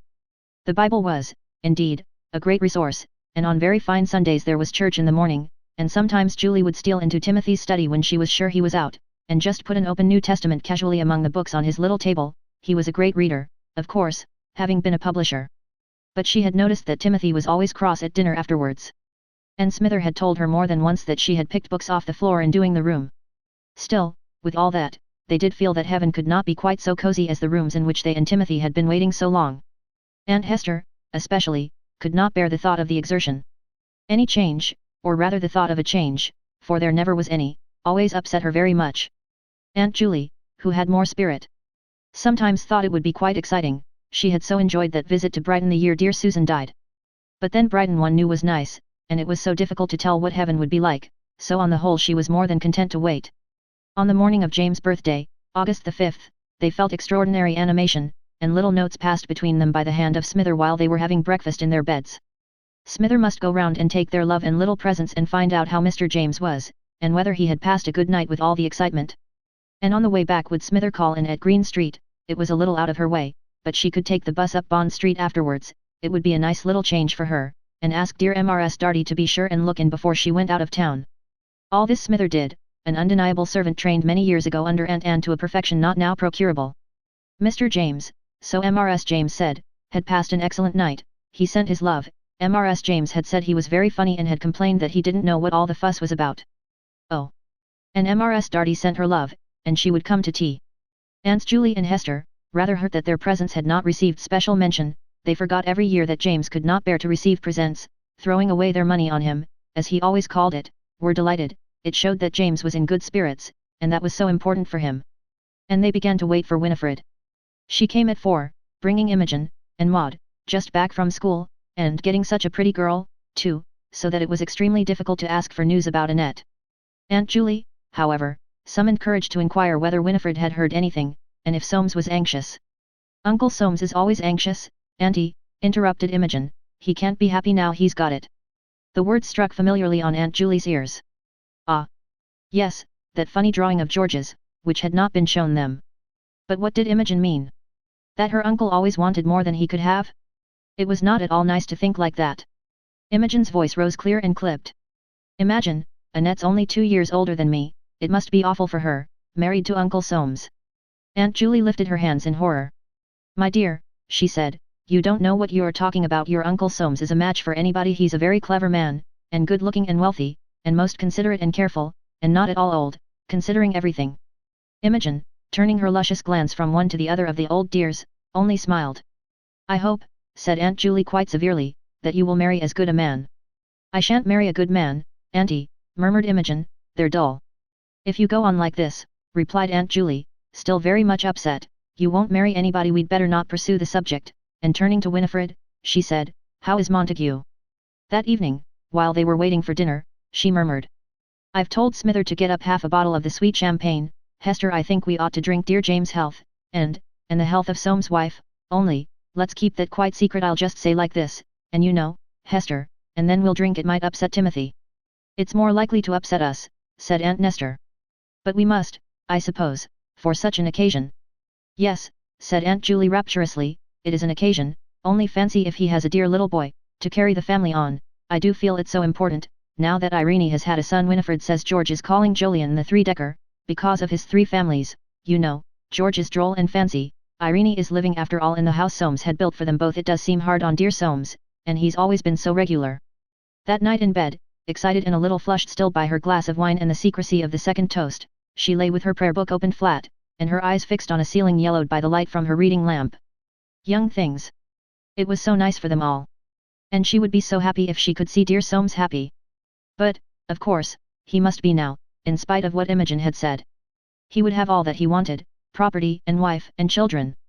And he would live to a green old age, like his dear father, and forget all about Irene and that dreadful case. If only she herself could be here to buy his children their first rocking horse. Smither should choose it for her at the stores, nice and dappled. Ah! How Roger used to rock her until she fell off. Oh dear! That was a long time ago. It was. In my father's house are many mansions. A little scrattling noise caught her ear, but no mice, she thought mechanically. The noise increased. There. It was a mouse. How naughty of Smither to say there wasn't. It would be eating through the wainscot before they knew where they were, and they would have to have the builders in. They were such destructive things. And she lay, with her eyes just moving, following in her mind that little scrattling sound, and waiting for sleep to release her from it. Chapter 12. Birth of a Forsyte. Soames walked out of the garden door, crossed the lawn, stood on the path above the river, turned round and walked back to the garden door, without having realized that he had moved. The sound of wheels crunching the drive convinced him that time had passed, and the doctor gone. What, exactly, had he said? This is the position, Mr. Forsyte. I can make pretty certain of her life if I operate, but the baby will be born dead if I don't operate. The baby will most probably be born alive, but it's a great risk for the mother, a great risk in either case. I don't think she can ever have another child in her state. She obviously can't decide for herself, and we can't wait for her mother. It's for you to make the decision. While I'm getting what's necessary, I shall be back within the hour. The decision. What a decision. No time to get a specialist down. No time for anything. The sound of wheels died away, but Soames still stood intent. Then, suddenly covering his ears, he walked back to the river. To come before its time like this, with no chance to foresee anything, not even to get her mother here. It was for her mother to make that decision, and she couldn't arrive from Paris till tonight. If only he could have understood the doctor's jargon, the medical niceties, so as to be sure he was weighing the chances properly, but they were Greek to him, like a legal problem to a layman. And yet he must decide. He brought his hand away from his brow, wet, though the air was chilly. These sounds which came from her room. To go back there would only make it more difficult. He must be calm, clear. On the one hand, life, nearly certain, of his young wife, death quite certain, of his child, and no more children afterwards. On the other, death perhaps of his wife, nearly certain life for the child, and no more children afterwards. Which to choose? It had rained this last fortnight. The river was very full, and in the water, collected round the little houseboat moored by his landing stage, were many leaves from the woods above, brought off by a frost. Leaves fell, lives drifted down, death.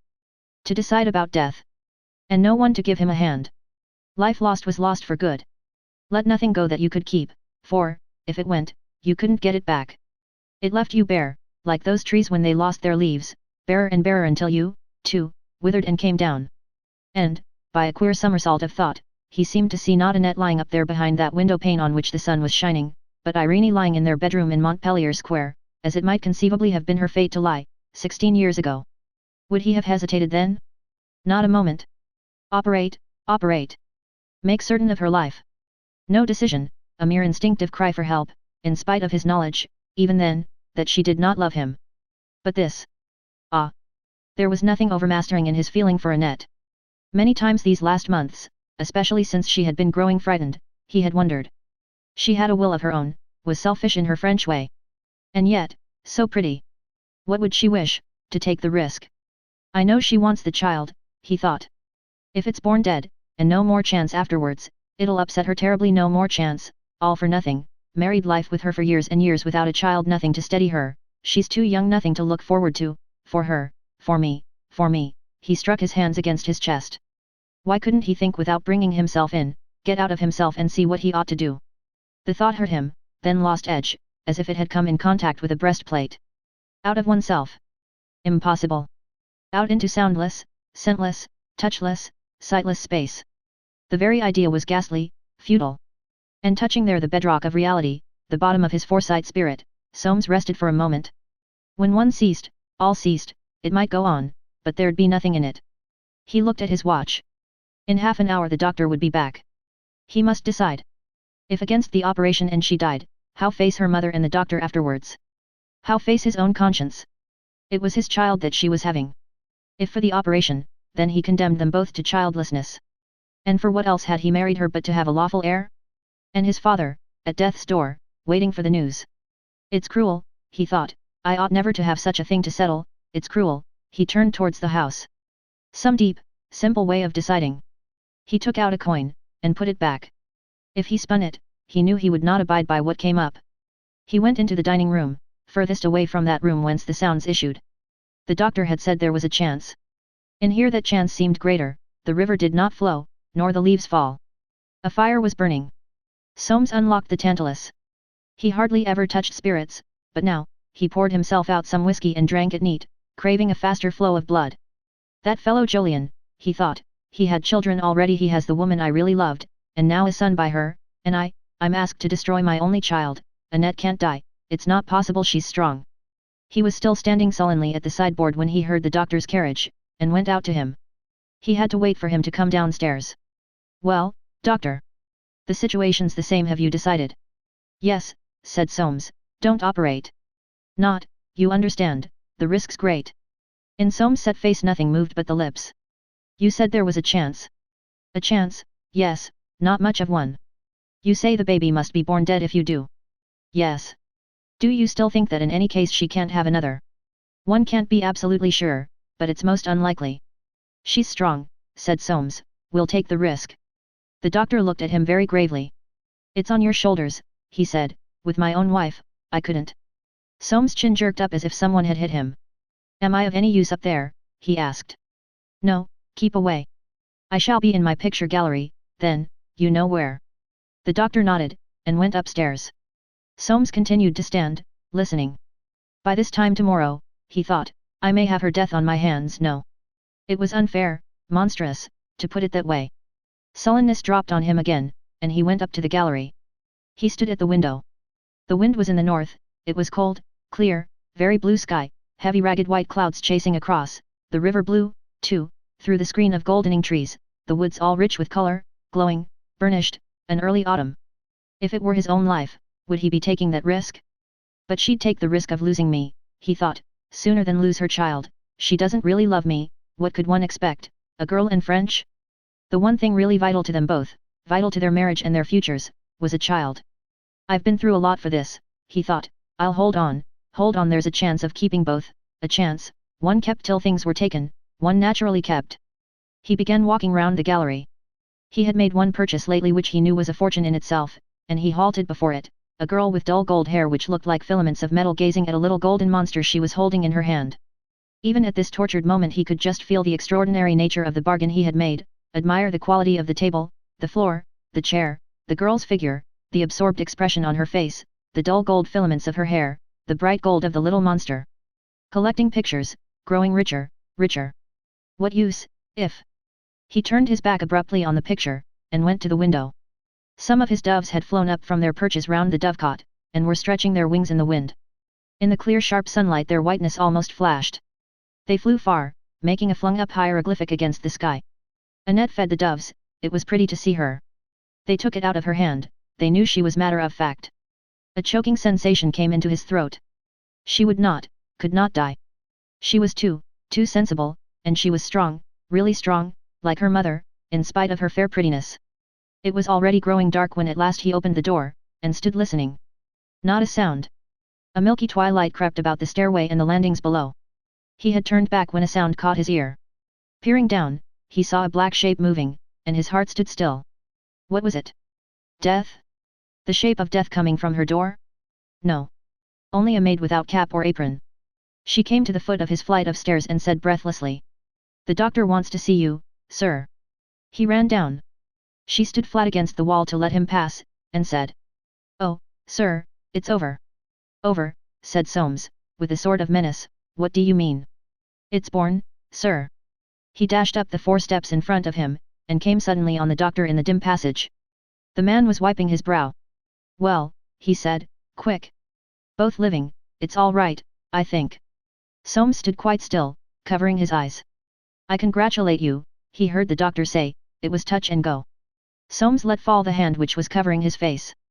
Thanks, he said, thanks very much. What is it? Daughter, luckily, a son would have killed her, the head. A daughter. The utmost care of both, he hears the doctor say, and we shall do. When does the mother come? Tonight, between 9 and 10, I hope. I'll stay till then. Do you want to see them? Not now, said Soames, before you go I'll have dinner sent up to you, and he went downstairs. Relief unspeakable, and yet, a daughter. It seemed to him unfair. To have taken that risk, To have been through this agony, and what agony, for a daughter. He stood before the blazing fire of wood logs in the hall, touching it with his toe and trying to readjust himself. My father, he thought. A bitter disappointment, no disguising it. One never got all one wanted in this life. And there was no other, at least, if there was, it was no use. While he was standing there, a telegram was brought him.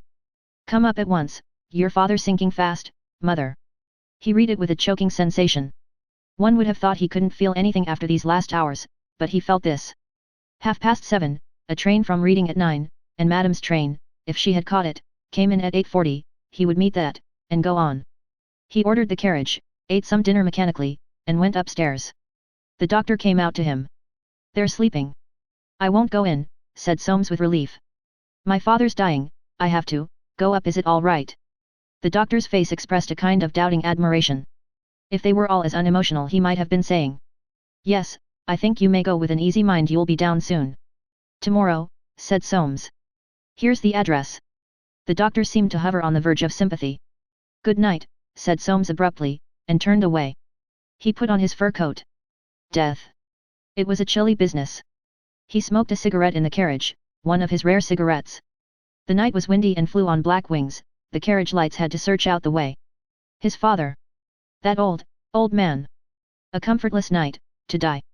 The London train came in just as he reached the station, and Madame Lamotte, substantial, dark-clothed, very yellow in the lamplight, came towards the exit with a dressing bag. This all you have? Asked Soames. But yes, I had not the time. How is my little one? Doing well, both a girl. A girl, what joy, I had a frightful crossing. Her black bulk, solid, unreduced by the frightful crossing, climbed into the brougham. And you, Monday Cher? My father's dying, said Soames between his teeth. I'm going up. Give my love to Annette. Tiens, murmured Madame Lamotte, Colmalha. Soames took his hat off, and moved towards his train. The French, he thought. Chapter 13. James is told. A simple cold, caught in the room with double windows, where the air and the people who saw him were filtered, as it were, the room he had not left since the middle of September, and James was in deep waters. A little cold, passing his little strength and flying quickly to his lungs. He mustn't catch cold, the doctor had declared, and he had gone and caught it. When he first felt it in his throat he had said to his nurse, for he had one now, there, I knew how it would be, airing the room like that. For a whole day he was highly nervous about himself and went in advance of all precautions and remedies, drawing every breath with extreme care and having his temperature taken every hour. Emily was not alarmed. But next morning when she went in, the nurse whispered, he won't have his temperature taken. Emily crossed to the side of the bed where he was lying, and said softly, How do you feel, James, holding the thermometer to his lips. James looked up at her. What's the good of that, he murmured huskily, I don't want to know. Then she was alarmed. He breathed with difficulty. He looked terribly frail, white, with faint red discolorations. She had had trouble with him, goodness knew, but he was James, had been James for nearly 50 years, she couldn't remember or imagine life without James, behind all his fussiness, his pessimism, his crusty shell, deeply affectionate, really kind and generous to them all. All that day and the next he hardly uttered a word, but there was in his eyes a noticing of everything done for him, a look on his face which told her he was fighting, and she did not lose hope. His very stillness, the way he conserved every little scrap of energy, showed the tenacity with which he was fighting. It touched her deeply, and though her face was composed and comfortable in the sick room, tears ran down her cheeks when she was out of it. About tea time on the third day, she had just changed her dress, keeping her appearance so as not to alarm him, because he noticed everything, she saw a difference. It's no use, I'm tired, was written plainly across that white face, and when she went up to him, he muttered, Send for Soames. Yes, James, she said comfortably, all right, at once, and she kissed his forehead. A tear dropped there, and as she wiped it off she saw that his eyes looked grateful. Much upset, and without hope now, she sent Soames the telegram. When he entered out of the black windy night, the big house was still as a grave. Wormson's broad face looked almost narrow, he took the fur coat with a sort of added care, saying, Will you have a glass of wine, sir? Soames shook his head, and his eyebrows made inquiry. Wormson's lips twitched. He's asking for you, sir, and suddenly he blew his nose. It's a long time, sir, he said, that I've been with Mr. Forsyte, a long time. Soames left him folding the coat, and began to mount the stairs. This house, where he had been born and sheltered, had never seemed to him so warm and rich and cozy, as during this last pilgrimage to his father's room. It was not his taste, but in its own substantial, Ling crust away it was the acme of comfort and security.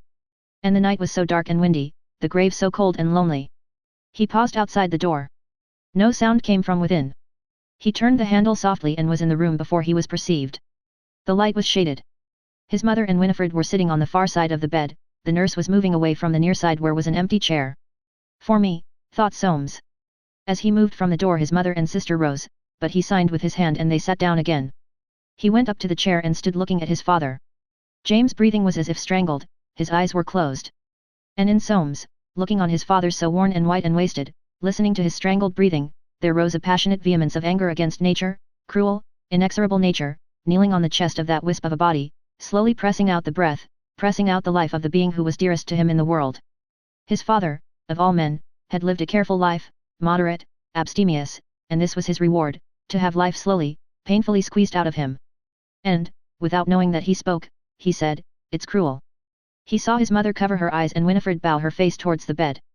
Women. They put up with things so much better than men. He took a step nearer to his father.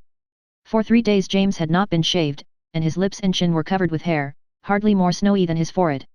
It softened his face, gave it a queer look already not of this world. His eyes opened. Soames went quite close and bent over. The lips moved. "Here I am, father." What news, they never tell," the voice died, and a flood of emotion made Soames' face work so that he could not speak. "Tell him, yes." "But what?" He made a great effort, got his lips together, and said. "Good news, dear, good, Annette, a son." Ah, it was the queerest sound, ugly, relieved, pitiful, triumphant, like the noise a baby makes getting what it wants. The eyes closed, and that strangled sound of breathing began again. Soames recoiled to the chair and stonily sat down. The lie he had told, based, as it were, on some deep, temperamental instinct that after death James would not know the truth, had taken away all power of feeling for the moment. His arm brushed against something. It was his father's naked foot. In the struggle to breathe he had pushed it out from under the clothes. Soames took it in his hand, a cold foot, light and thin, white, very cold. What use to put it back, to wrap up that which must be colder soon? He warmed it mechanically with his hand, listening to his father's laboured breathing, while the power of feeling rose again within him. A little sob, quickly smothered, came from Winifred, but his mother sat unmoving with her eyes fixed on James. Soames signed to the nurse. "Where's the doctor?" he whispered. "He's been sent for. Can't you do anything to ease his breathing?" "Only an injection, and he can't stand it," the doctor said, while he was fighting. "He's not fighting," whispered Soames, "he's being slowly smothered, it's awful." James stirred uneasily, as if he knew what they were saying. Soames rose and bent over him. James feebly moved his 2 hands, and Soames took them. "He wants to be pulled up," whispered the nurse. Soames pulled. He thought he pulled gently, but a look almost of anger passed over James' face. The nurse plumped the pillows. Soames laid the hands down, and bending over kissed his father's forehead. As he was raising himself again, James' eyes bent on him a look which seemed to come from the very depths of what was left within. "I'm done, my boy," it seemed to say, "take care of them, take care of yourself, take care, I leave it all to you." "Yes, yes," Soames whispered, "yes, yes." Behind him the nurse did he knew not what, for his father made a tiny movement of repulsion as if resenting that interference, and almost at once his breathing eased away, became quiet, he lay very still. The strained expression on his face passed, a curious white tranquility took its place. His eyelids quivered, rested, the whole face rested, at ease. Only by the faint puffing of his lips could they tell that he was breathing. Soames sank back on his chair, and fell to cherishing the foot again. He heard the nurse quietly crying over there by the fire, curious that she, a stranger, should be the only one of them who cried. He heard the quiet lick and flutter of the fire flames. One more old Forsyte going to his long rest, wonderful, they were, wonderful how he had held on. His mother and Winifred were leaning forward, hanging on the side of James' lips. But Soames bent sideways over the feet, warming them both, they gave him comfort, colder and colder though they grew. Suddenly he started up, a sound. A dreadful sound such as he had never heard, was coming from his father's lips, as if an outraged heart had broken with a long moan. What a strong heart, to have uttered that farewell! It ceased. Soames looked into the face. No motion, no breath. Dead. He kissed the brow, turned round and went out of the room. He ran upstairs to the bedroom, his old bedroom, still kept for him, flung himself face down on the bed, and broke into sobs which he stilled with the pillow. A little later he went downstairs and passed into the room. James lay alone, wonderfully calm, free from shadow and anxiety, with the gravity on his ravaged face which underlies great age, the worn fine gravity of old coins. Soames looked steadily at that face, at the fire, at all the room with windows thrown open to the London night. "Goodbye," he whispered, and went out. Chapter 14. He had much to see to, that night and all next day. A telegram at breakfast reassured him about Annette, and he only caught the last train back to Reading, with Emily's kiss on his forehead and in his ears her words. "I don't know what I should have done without you, my dear boy." He reached his house at midnight. The weather had changed, was mild again, as though, having finished its work and sent a Forsyte to his last account, it could relax. A second telegram, received at dinner time, had confirmed the good news of Annette, and, instead of going in, Soames passed down through the garden in the moonlight to his houseboat. He could sleep there quite well. Bitterly tired, he lay down on the sofa in his fur coat and fell asleep. He woke soon after dawn and went on deck. He stood against the rail, looking west where the river swept round in a wide curve under the woods. In Soames, appreciation of natural beauty was curiously like that of his farmer ancestors, a sense of grievance if it wasn't there, sharpened, no doubt, and civilized, by his researches among landscape painting. But dawn has power to fertilize the most matter-of-fact vision, and he was stirred. It was another world from the river he knew, under that remote cool light, a world into which man had not entered. An unreal world, like some strange shore sighted by discovery. Its color was not the color of convention, was hardly color at all, its shapes were brooding yet distinct, its silence stunning, it had no scent. Why it should move him he could not tell, unless it were that he felt so alone in it, bare of all relationship and all possessions. Into such a world his father might be voyaging, for all resemblance it had to the world he had left. And Soames took refuge from it in wondering what painter could have done it justice. The white-grey water was like the belly of a fish. Was it possible that this world on which he looked was all private property, except the water, and even that was tapped? No tree, no shrub, not a blade of grass, not a bird or beast, not even a fish that was not owned. And once on a time all this was jungle and marsh and water, and weird creatures roamed and sported without human cognizance to give them names, rotting luxuriance had rioted where those tall, carefully planted woods came down to the water, and marsh-misted reeds on that far side had covered all the pasture. Well, they had got it under, kennelled it all up, labelled it, and stowed it in lawyers' offices. And a good thing too. But once in a way, as now, the ghost of the past came out to haunt and brood and whisper to any human who chanced to be awake, "Out of my unowned loneliness you all came, into it some day you will all return." And Soames, who felt the chill and the eeriness of that world, new to him and so very old, the world, unowned, visiting the scene of its past, went down and made himself tea on a spirit lamp. When he had drunk it, he took out writing materials and wrote 2 paragraphs. On the 20th instant at his residence in Park Lane, James Forsyte, in his 91st year funeral at noon. On the 24th at Highgate, no flowers by request. On the 20th instant at the shelter, Maple Durham, Annette, wife of Soames Forsyte, of a daughter, and underneath on the blotting paper he traced the word son. It was 8 o'clock in an ordinary autumn world when he went across to the house. Bushes across the river stood round and bright-coloured out of a milky haze, the wood smoke went up blue and straight, and his doves cooed, preening their feathers in the sunlight. He stole up to his dressing room, bathed, shaved, put on fresh linen and dark clothes. Madame Lamotte was beginning her breakfast when he went down. She looked at his clothes, said, "Don't tell me," and pressed his hand. "Annette is pretty well, but the doctor say she can never have no more children. You knew that?" Soames nodded. "It's a pity, mais la petite est adorable du café." Soames got away from her as soon as he could. She offended him, solid, matter-of-fact, quick, clear, French. He could not bear her vowels, her rs. He resented the way she had looked at him, as if it were his fault that Annette could never bear him a son. His fault. He even resented her cheap adoration of the daughter he had not yet seen. Curious how he jibbed away from sight of his wife and child. One would have thought he must have rushed up at the first moment. On the contrary, he had a sort of physical shrinking from it, fastidious possessor that he was. He was afraid of what Annette was thinking of him, author of her agonies, afraid of the look of the baby, afraid of showing his disappointment with the present and the future. He spent an hour walking up and down the drawing-room before he could screw his courage up to mount the stairs and knock on the door of their room. Madame Lamotte opened it. "Ah, at last you come, elle vous attend," she passed him, and Soames went in with his noiseless step, his jaw firmly set, his eyes furtive. Annette was very pale and very pretty lying there. The baby was hidden away somewhere, he could not see it. He went up to the bed, and with sudden emotion bent and kissed her forehead. "Here you are then, Soames," she said. "I am not so bad now, but I suffered terribly, terribly. I am glad I cannot have any more. Oh, how I suffered." Soames stood silent, stroking her hand. Words of endearment, of sympathy, absolutely would not come. The thought passed through him, an English girl wouldn't have said that. At this moment he knew with certainty that he would never be near to her in spirit and in truth, nor she to him. He had collected her, that was all. And Jolien's words came rushing into his mind, I should imagine you will be glad to have your neck out of Chancery. Well, he had got it out. Had he got it in again? We must feed you up, he said, you'll soon be strong. Don't you want to see baby, Soames? She is asleep. Of course, said Soames, very much. He passed round the foot of the bed to the other side and stood staring. For the first moment what he saw was much what he had expected to see, a baby.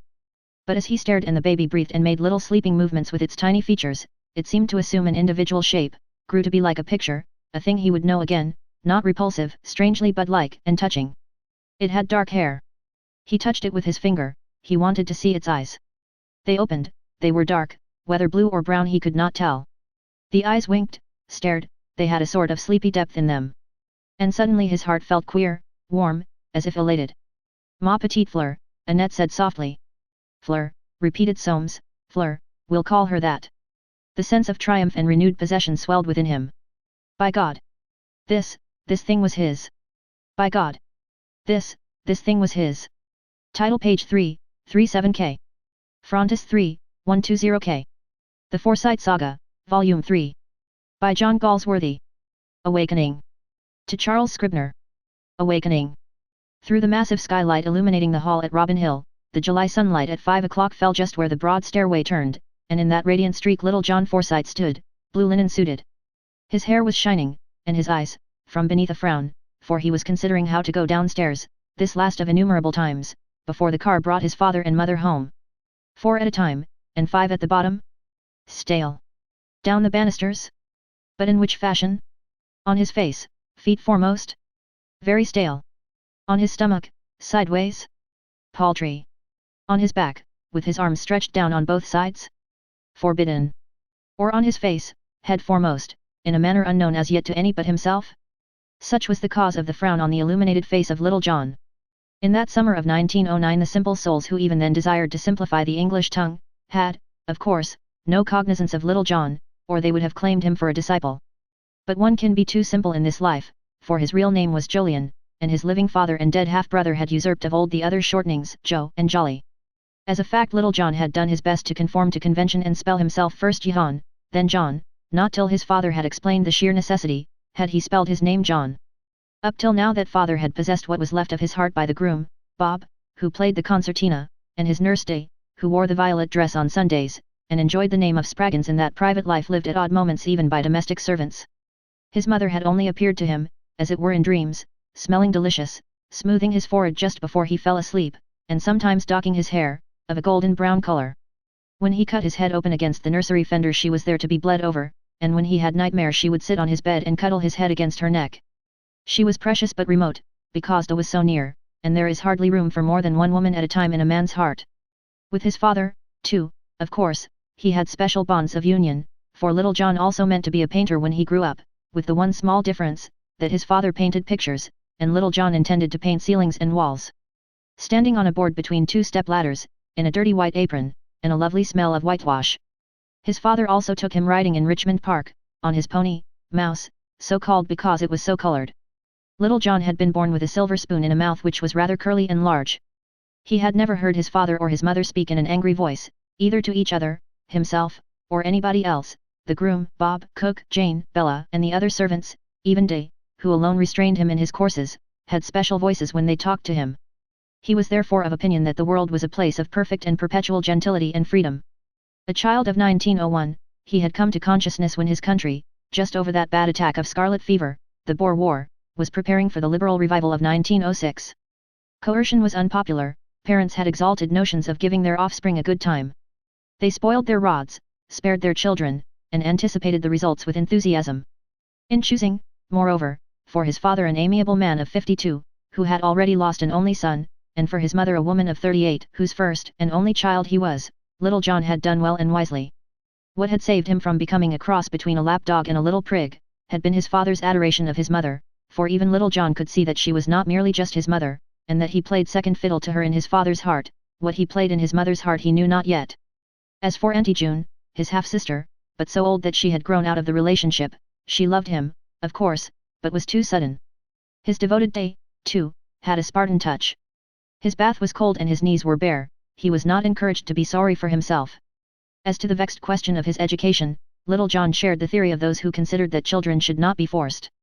He rather liked the mademoiselle who came for 2 hours every morning to teach him her language, together with history, geography and sums, nor were the piano lessons which his mother gave him disagreeable, for she had a way of luring him from tune to tune, never making him practice one which did not give him pleasure, so that he remained eager to convert 10 thumbs into 8 fingers.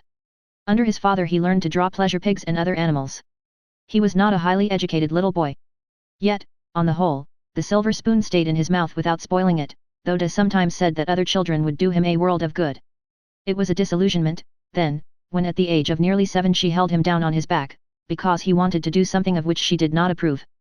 This first interference with the free individualism of a Forsyte drove him almost frantic. There was something appalling in the utter helplessness of that position, and the uncertainty as to whether it would ever come to an end. Suppose she never let him get up any more? He suffered torture at the top of his voice for 50 seconds. Worse than anything was his perception that De had taken all that time to realize the agony of fear he was enduring. Thus, dreadfully, was revealed to him the lack of imagination in the human being. When he was let up he remained convinced that De had done a dreadful thing. Though he did not wish to bear witness against her, he had been compelled, by fear of repetition, to seek his mother and say, "Mum, don't let De hold me down on my back again." His mother, her hands held up over her head, and in them 2 plaits of hair, couleur de feuille morte, as Little John had not yet learned to call it, had looked at him with eyes like little bits of his brown velvet tunic, and answered, "No, darling, I won't." She, being in the nature of a goddess, Little John was satisfied, especially when, from under the dining table at breakfast, where he happened to be waiting for a mushroom, he had overheard her say to his father, "Then, will you tell De, dear, or shall I? She's so devoted to him," and his father's answer, "Well, she mustn't show it that way. I know exactly what it feels like to be held down on one's back. No Forsyte can stand it for a minute." Conscious that they did not know him to be under the table, Little John was visited by the quite new feeling of embarrassment, and stayed where he was, ravaged by desire for the mushroom. Such had been his first dip into the dark abysses of existence. Nothing much had been revealed to him after that, till one day, having gone down to the cow-house for his drink of milk fresh from the cow, after Garrett had finished milking, he had seen Clover's calf, dead. Inconsolable, and followed by an upset Garrett, he had sought De, but suddenly aware that she was not the person he wanted, had rushed away to find his father, and had run into the arms of his mother. Clover's calf's dead, oh, it looked so soft. His mother's clasp, and her "Yes, darling, there," had stayed his sobbing. But if Clover's calf could die, anything could, not only bees, flies, beetles and chickens, and look soft like that. This was appalling, and soon forgotten. The next thing had been to sit on a bumblebee, a poignant experience, which his mother had understood much better than De, and nothing of vital importance had happened after that till the year turned, when, following a day of utter wretchedness, he had enjoyed a disease composed of little spots, bed, honey in a spoon, and many tangerine oranges. It was then that the world had flowered. To Auntie June he owed that flowering, for no sooner was he a little lame duck than she came rushing down from London, bringing with her the books which had nurtured her own berserker spirit, born in the noted year of 1869. Aged, and of many colours, they were stored with the most formidable happenings. Of these she read to Little John, till he was allowed to read to himself, whereupon she whisked back to London and left them with him in a heap. Those books cooked his fancy, till he thought and dreamed of nothing but midshipmen and dhows, pirates, rafts, sandalwood traders, iron horses, sharks, battles, Tartars, Red Indians, balloons, North Poles, and other extravagant delights. The moment he was suffered to get up, he rigged his bed fore and aft, and set out from it in a narrow bath across green seas of carpet, to a rock, which he climbed by means of its mahogany drawer knobs, to sweep the horizon with his drinking tumbler screwed to his eye, in search of rescuing sails. He made a daily raft out of the towel stand, the tea tray, and his pillows. He saved the juice from his French plums, bottled it in an empty medicine bottle, and provisioned the raft with the rum that it became, also with pemmican made out of little saved-up bits of chicken sat on and dried at the fire, and with lime juice against scurvy, extracted from the peel of his oranges in a little economized juice. He made a North Pole one morning from the whole of his bedclothes except the bolster, and reached it in a birch-bark canoe, in private life the fender. After a terrible encounter with a polar bear fashioned from the bolster and 4 skittles dressed up in Daw's nightgown. After that, his father, seeking to steady his imagination, brought him Ivanhoe, Bevis, a book about King Arthur, and Tom Brown's schooldays. He read the first, and for 3 days built, defended, and stormed Front de Boeuf's castle, taking every part in the piece except those of Rebecca and Rowena, with piercing cries of, en avant, de Bracy, and similar utterances. After reading the book about King Arthur he became almost exclusively Sir Lamorac de Gallis, because, though there was very little about him, he preferred his name to that of any other knight, and he rode his old rocking horse to death, armed with a long bamboo. Bevis he found tame, besides, it required woods and animals, of which he had none in his nursery, except his 2 cats, Fitz and Puck Forsyte, who permitted no liberties. For Tom Brown he was as yet too young. There was relief in the house when, after the 4th week, he was permitted to go down and out. The month being March the trees were exceptionally like the masts of ships, and for little John that was a wonderful spring, extremely hard on his knees, suits and the patience of day, who had the washing and reparation of his clothes. Every morning the moment his breakfast was over, he could be viewed by his mother and father, whose windows looked out that way, coming from the study, crossing the terrace, climbing the old oak tree, his face resolute and his hair bright. He began the day thus because there was not time to go far afield before his lessons. The old tree's variety never staled, it had mainmast, foremast, top-gallant mast, and he could always come down by the halyards, or ropes of the swing. After his lessons, completed by 11, he would go to the kitchen for a thin piece of cheese, a biscuit and 2 French plums, provision enough for a jolly boat at least, and eat it in some imaginative way, then, armed to the teeth with gun, pistols and sword, he would begin the serious climbing of the morning, encountering by the way innumerable slavers, Indians, pirates, leopards and bears. He was seldom seen at that hour of the day without a cutlass in his teeth, like Dick Needham, amid the rapid explosion of copper caps. And many were the gardeners he brought down with yellow peas shot out of his little gun. He lived a life of the most violent action. "John," said his father to his mother, under the oak tree, "is terrible. I'm afraid he's going to turn out a sailor, or something hopeless. Do you see any sign of his appreciating beauty?" "Not the faintest." "Well, thank heaven he's no turn for wheels or engines. I can bear anything but that, but I wish he'd take more interest in nature." "He's imaginative, Jolyon." "Yes, in a sanguinary way. Does he love anyone just now?" "No, only everyone. There never was anyone born more loving or more lovable than John. Being your boy, Irene." At this moment little John, lying along a branch high above them, brought them down with 2 peas, but that fragment of talk lodged, thick, in his small gizzard. Loving, lovable, imaginative, sanguinary. The leaves also were thick by now, and it was time for his birthday, which, occurring every year on the 12th of May, was always memorable for his chosen dinner of sweetbread, mushrooms, macaroons, and ginger beer. Between that 8th birthday, however, and the afternoon when he stood in the July radiance at the turning of the stairway, several important things had happened. A, worn out by washing his knees, or moved by that mysterious instinct which forces even nurses to desert their nurslings, left the very day after his birthday in floods of tears to be married, of all things, to a man. Little John, from whom it had been kept, was inconsolable for an afternoon. It ought not to have been kept from him. 2 large boxes of soldiers and some artillery, together with the young buglers, which had been among his birthday presents, co-operated with his grief in a sort of conversion, and instead of seeking adventures in person and risking his own life, he began to play imaginative games, in which he risked the lives of countless tin soldiers, marbles, stones and beans. Of these forms of chara cannon he made collections, and, using them alternately, fought the Peninsular, the 7 Years, the 30 Years, and other wars, about which he had been reading of late in a big history of Europe which had been his grandfather's. He altered them to suit his genius, and fought them all over the floor in his day nursery, so that nobody could come in, for fearing of disturbing Gustavus Adolphus, King of Sweden, or treading on an army of Austrians. Because of the sound of the word he was passionately addicted to the Austrians, and finding there were so few battles in which they were successful he had to invent them in his games. His favorite generals were Prince Eugene, the Archduke Charles and Wallenstein. Tilly and Mac, music hall turns he heard his father call them one day, whatever that might mean, one really could not love very much, Austrian though they were. For euphonic reasons, too, he doted on Turin. This phase, which caused his parents anxiety, because it kept him indoors when he ought to have been out, lasted through May and half of June, till his father killed it by bringing home to him Tom Sawyer and Huckleberry Finn. When he read those books something happened in him, and he went out of doors again in passionate quest of a river. There being none on the premises at Robin Hill, he had to make one out of the pond, which fortunately had water lilies, dragonflies, gnats, bulrushes and 3 small willow trees. On this pond, after his father and Garrett had ascertained by sounding that it had a reliable bottom and was nowhere more than 2 feet deep, he was allowed a little collapsible canoe, in which he spent hours and hours paddling, and lying down out of sight of Indian Joe and other enemies. On the shore of the pond, too, he built himself a wigwam about 4 feet square, of old biscuit tins, roofed in by boughs. In this he would make little fires, and cook the birds he had not shot with his gun. Hunting in the coppice and fields, or the fish he did not catch in the pond because there were none. This occupied the rest of June and that July, when his father and mother were away in Ireland. He led a lonely life of make-believe during those 5 weeks of summer weather, with gun, wigwam, water, and canoe, and, however hard his active little brain tried to keep the sense of beauty away, she did creep in on him for a second now and then, perching on the wing of a dragonfly, glistening on the water lilies, or brushing his eyes with her blue as he lay on his back in ambush.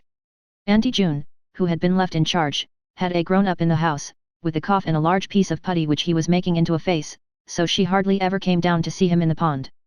Once, however, she brought with her 2 other grown-ups little John, who happened to have painted his naked self bright blue and yellow in stripes out of his father's watercolor box, and put some duck's feathers in his hair, saw them coming, and ambushed himself among the willows.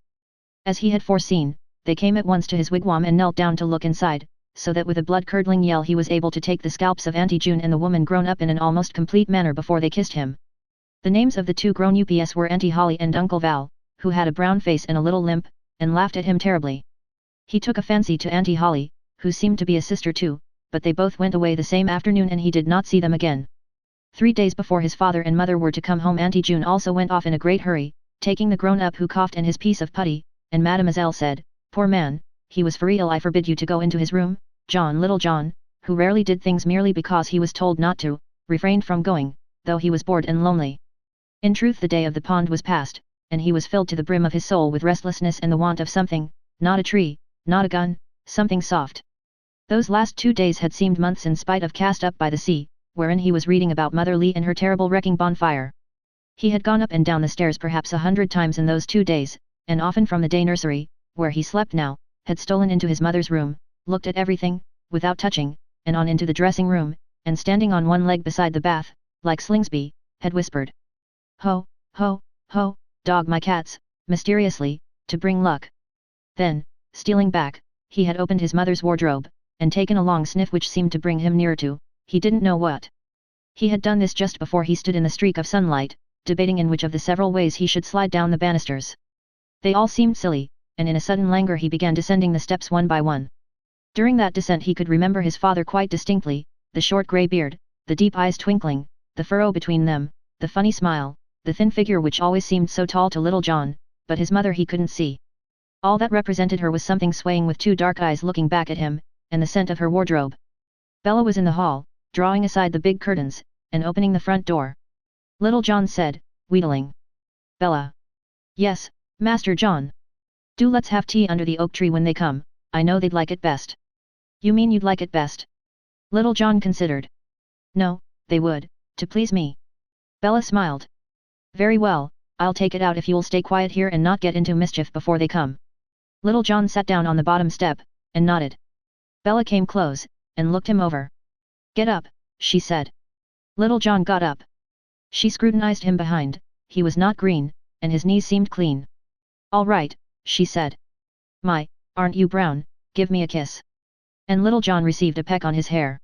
"What jam?" he asked. "I'm so tired of waiting." "Gooseberry and strawberry." "Number." They were his favorites. When she was gone he sat still for quite a minute. It was quiet in the big hall open to its east end so that he could see one of his trees, a brig sailing very slowly across the upper lawn. In the outer hall shadows were slanting from the pillars.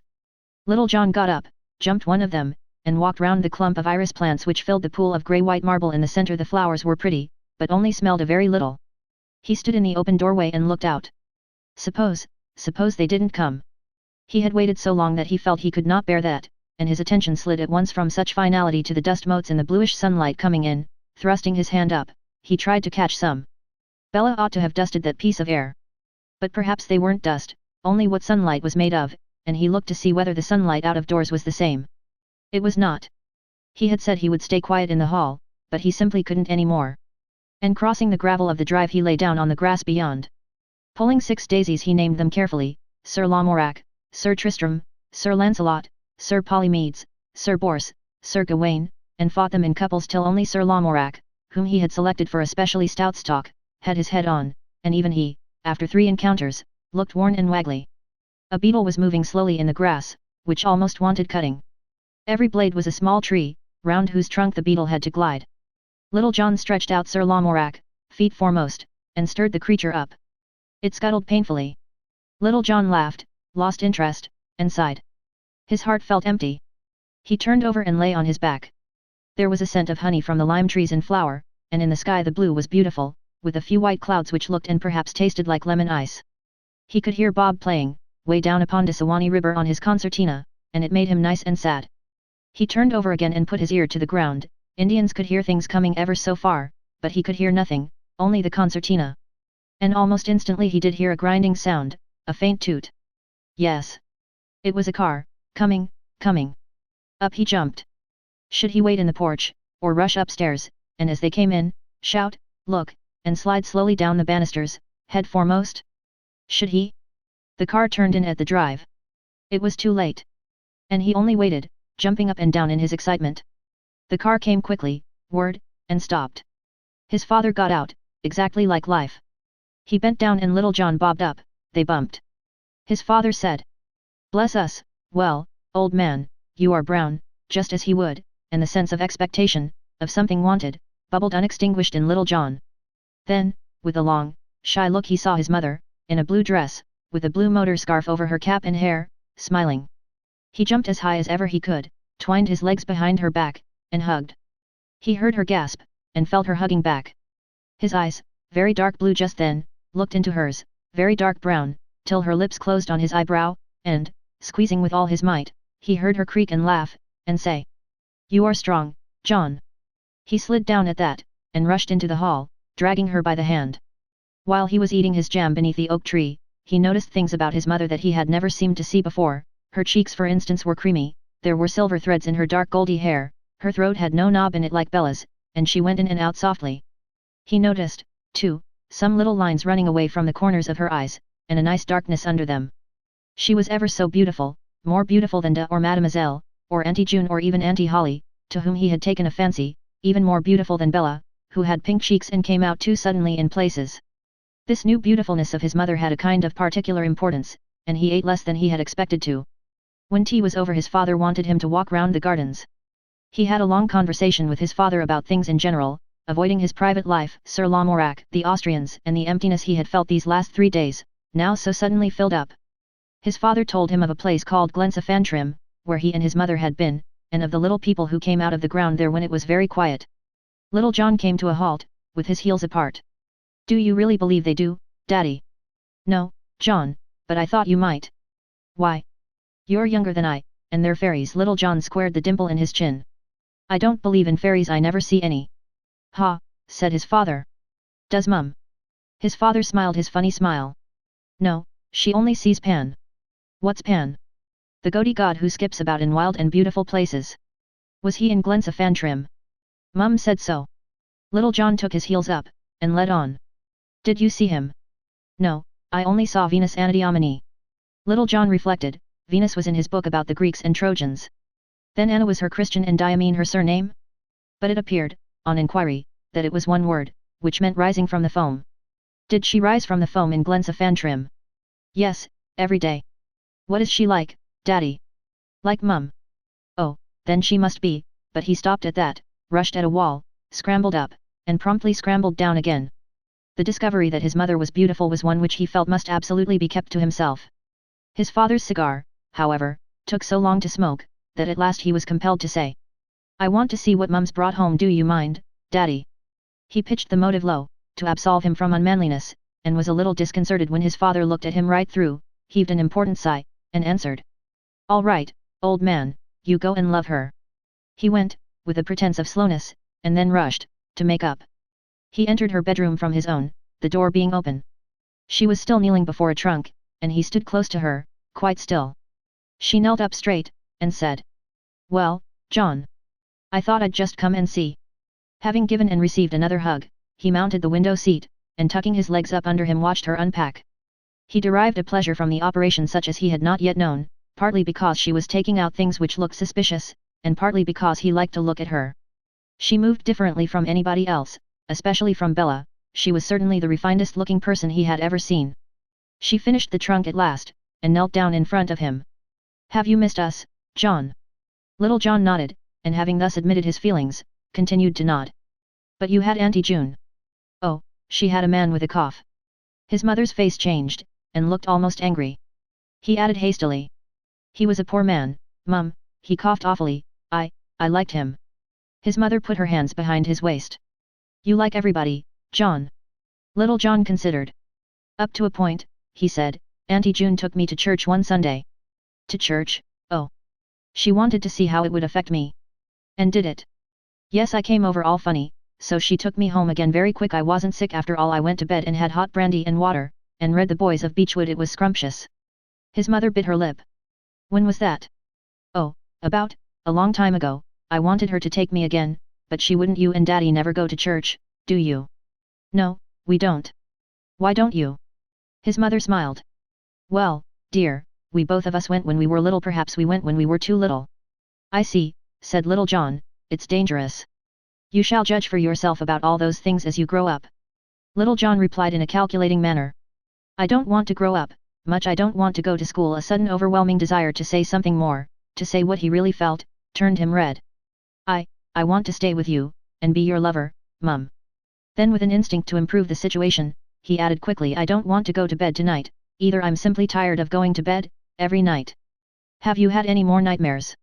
Only about one. May I leave the door open into your room tonight, Mum? Yes, just a little. Little John heaved a sigh of satisfaction. What did you see in Glensaphantrim? Nothing but beauty, darling. What exactly is beauty? What exactly is, oh, John, that's a poser. Can I see it, for instance? His mother got up, and sat beside him. You do, every day the sky is beautiful, the stars, and moonlit nights, and then the birds, the flowers, the trees, they're all beautiful. Look out of the window, there's beauty for you, John. Oh, yes, that's the view. Is that all? All, no, the sea is wonderfully beautiful, and the waves, with their foam flying back. Did you rise from it every day, Mum? His mother smiled. Well, we bathed. Little John suddenly reached out and caught her neck in his hands.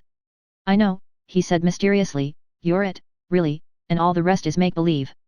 She sighed, laughed, said, oh, John. Little John said critically. Do you think Bella beautiful, for instance? I hardly do. Bella is young, that's something. But you look younger, Mum. If you bump against Bella she hurts.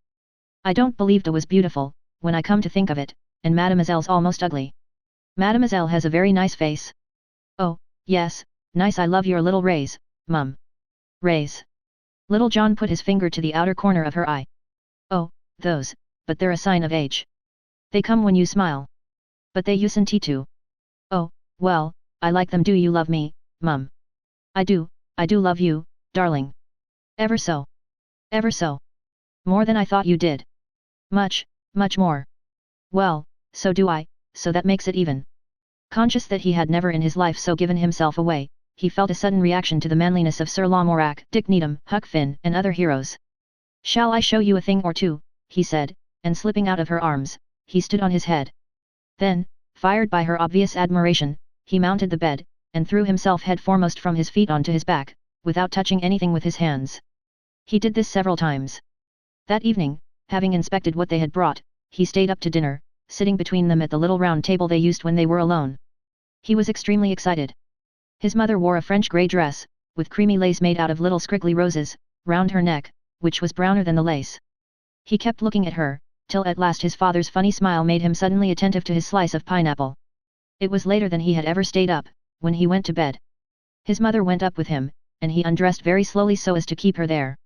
When at last he had nothing on but his pajamas, he said, Promise you won't go while I say my prayers. I promise. Kneeling down and plunging his face into the bed, Little John hurried up, under his breath, opening one eye now and then, to see her standing perfectly still with a smile on her face.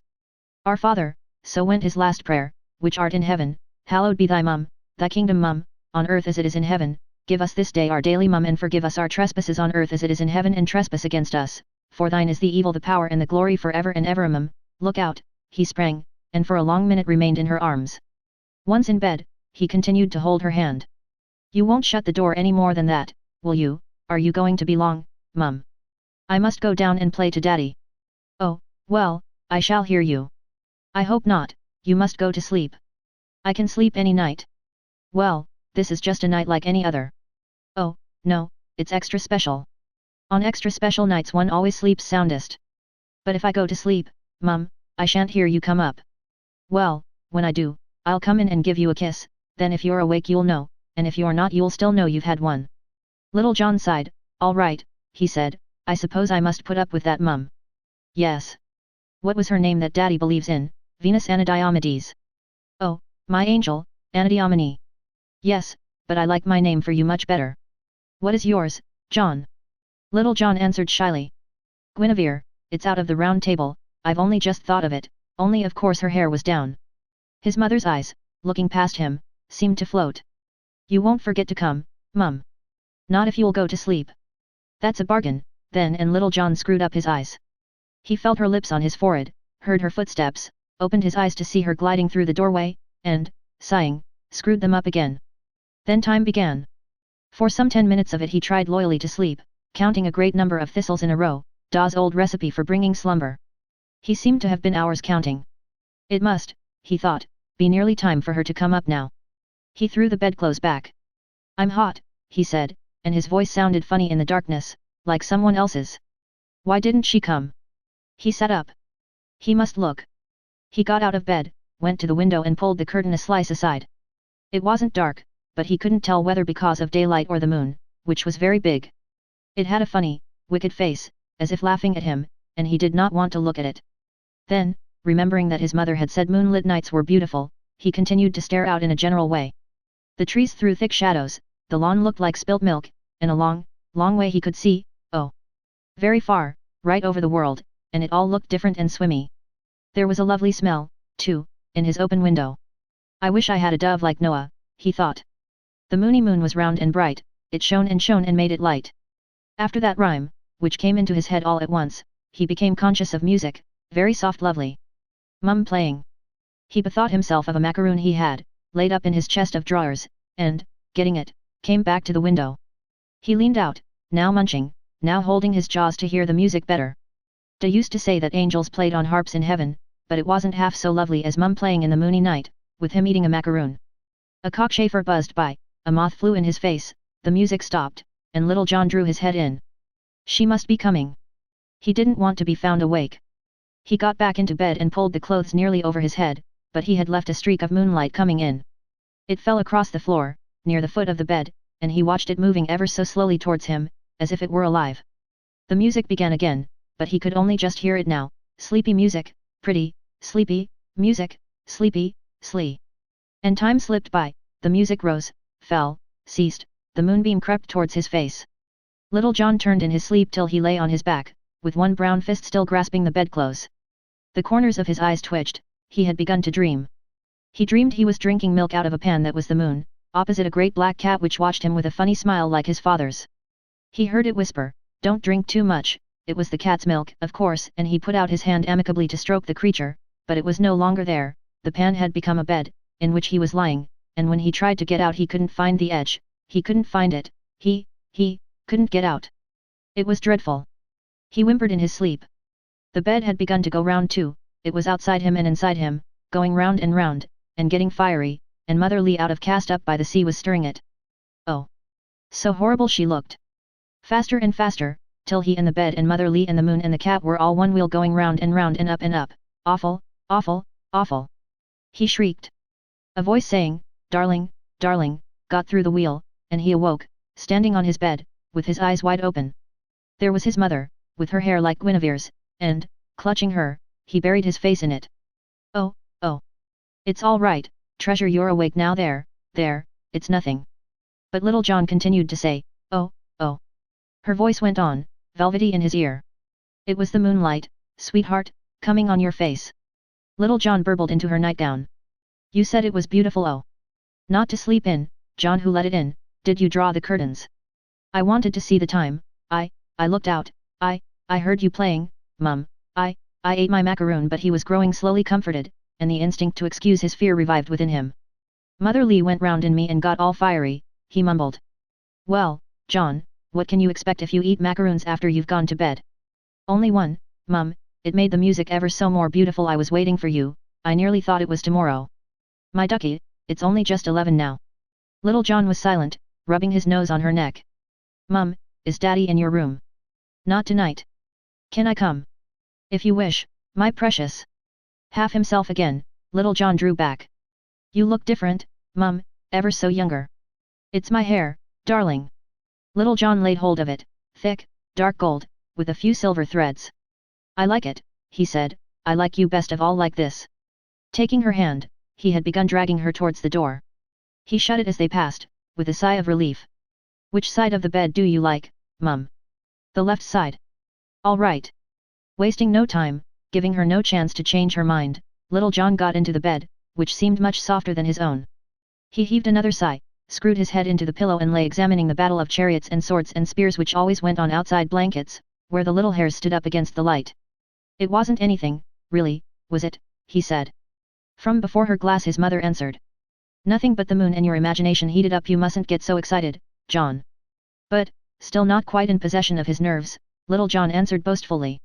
I wasn't afraid, really, of course, and again he lay watching the spears and chariots. It all seemed very long. Oh, Mum, do hurry up. Darling, I have to plait my hair. Oh, not tonight, you'll only have to unplait it again tomorrow. I'm sleepy now, if you don't come, I shan't be sleepy soon. His mother stood up white and flowy before the winged mirror. He could see three of her, with her neck turned and her hair bright under the light, and her dark eyes smiling. It was unnecessary, and he said. Do come, Mum, I'm waiting. Very well, my love, I'll come. Little John closed his eyes. Everything was turning out most satisfactory, only she must hurry up. He felt the bed shake, she was getting in. And, still with his eyes closed, he said sleepily, it's nice, isn't it? He heard her voice say something, felt her lips touching his nose, and, snuggling up beside her who lay awake and loved him with her thoughts, he fell into the dreamless sleep, which rounded off his past. To let. From out the fatal loins of those two foes. A pair of star-crossed lovers take their life. Romeo and Juliet. To Charles Scribner. Part 1. Encounter. Soames Forsyte emerged from the Knightsbridge Hotel, where he was staying, in the afternoon of the 12th of May, 1920, with the intention of visiting a collection of pictures in a gallery off Cork Street, and looking into the future. He walked. Since the war he never took a cab if he could help it. Their drivers were, in his view, an uncivil lot, though now that the war was over and supply beginning to exceed demand again, getting more civil in accordance with the custom of human nature. Still, he had not forgiven them, deeply identifying them with gloomy memories, and now, dimly, like all members of their class, with revolution. The considerable anxiety he had passed through during the war, and the more considerable anxiety he had since undergone in the peace, had produced psychological consequences in a tenacious nature. He had, mentally, so frequently experienced ruin, that he had ceased to believe in its material probability. Paying away 4,000 a year in income and super tax, one could not very well be worse off. A fortune of $250,000, encumbered only by a wife and one daughter, and very diversely invested, afforded substantial guarantee even against that wildcat notion a levy on capital. And as to confiscation of war profits, he was entirely in favor of it, for he had none, and serve the beggars right, the price of pictures, moreover, had, if anything, gone up, and he had done better with his collection since the war began than ever before. Air raids, also, had acted beneficially on a spirit congenitally cautious, and hardened a character already dogged. To be in danger of being entirely dispersed inclined one to be less apprehensive of the more partial dispersions involved in levies and taxation, while the habit of condemning the impudence of the Germans had led naturally to condemning that of labor, if not openly at least in the sanctuary of his soul. He walked. There was, moreover, time to spare, for Fleur was to meet him at the gallery at 4 o'clock, and it was as yet but 2:30. It was good for him to walk, his liver was a little constricted, and his nerves rather on edge. His wife was always out when she was in town, and his daughter would flibberty-gibbet all over the place like most young women since the war. Still, he must be thankful that she had been too young to do anything in that war itself. Not, of course, that he had not supported the war from its inception, with all his soul, but between that and supporting it with the bodies of his wife and daughter, there had been a gap fixed by something old-fashioned within him which abhorred emotional extravagance. He had, for instance, strongly objected to Annette, so attractive, and in 1914 only 34, going to her native France, her chère patrie as, under the stimulus of war, she had begun to call it, to nurse her braves poilus, forsooth. Ruining her health and her looks. As if she were really a nurse. He had put a stopper on it. Let her do needlework for them at home, or knit. She had not gone, therefore, and had never been quite the same woman since. A bad tendency of hers to mock at him, not openly, but in continual little ways, had grown. As for Fleur, the war had resolved the vexed problem whether or not she should go to school. She was better away from her mother in her war mood, from the chance of air raids, and the impetus to do extravagant things, so he had placed her in a seminary as far west as had seemed to him compatible with excellence, and had missed her horribly. Fleur. He had never regretted the somewhat outlandish name by which at her birth he had decided so suddenly to call her, marked concession though it had been to the French. Fleur. A pretty name, a pretty child. But restless, too restless and willful. Knowing her power too over her father. Soames often reflected on the mistake it was to dote on his daughter. To get old and dote. 65. He was getting on, but he didn't feel it, for, fortunately perhaps, considering Annette's youth and good looks, his second marriage had turned out a cool affair. He had known but one real passion in his life, for that first wife of his, Irene. Yes, and that fellow, his cousin Jolyon, who had gone off with her, was looking very shaky, they said. No wonder, at 72, after 20 years of a third marriage. Soames paused a moment in his march to lean over the railings of the Row. A suitable spot for reminiscence, halfway between that house in Park Lane which had seen his birth and his parents' deaths, and the little house in Montpellier Square where 35 years ago he had enjoyed his first edition of Matrimony. Now, after 20 years of his second edition, that old tragedy seemed to him like a previous existence, which had ended when Fleur was born in place of the son he had hoped for. For many years he had ceased regretting, even vaguely, the son who had not been born. Fleur filled the bill in his heart. After all, she bore his name, and he was not looking forward at all to the time when she would change it. Indeed, if he ever thought of such a calamity, it was seasoned by the vague feeling that he could make her rich enough to purchase perhaps and extinguish the name of the fellow who married her. Why not, since, as it seemed, women were equal to men nowadays? And Soames, secretly convinced that they were not, passed his curved hand over his face vigorously, till it reached the comfort of his chin. Thanks to abstemious habits, he had not grown fat and gabby, his nose was pale and thin, his grey moustache close-clipped, his eyesight unimpaired. A slight stoop close and corrected the expansion given to his face by the heightening of his forehead in the recession of his grey hair. Little change had time wrought in the warmest of the young Forsytes, as the last of the old Forsytes, Timothy now in his 101st year, would have phrased it. The shade from the plane trees fell on his neat Homburg hat. He had given up top hats, it was no use attracting attention to wealth in days like these. Plane trees. His thoughts travelled sharply to Madrid, the Easter before the war, when, having to make up his mind about that Goya picture, he had taken a voyage of discovery to study the painter on his spot. The fellow had impressed him, great range, real genius.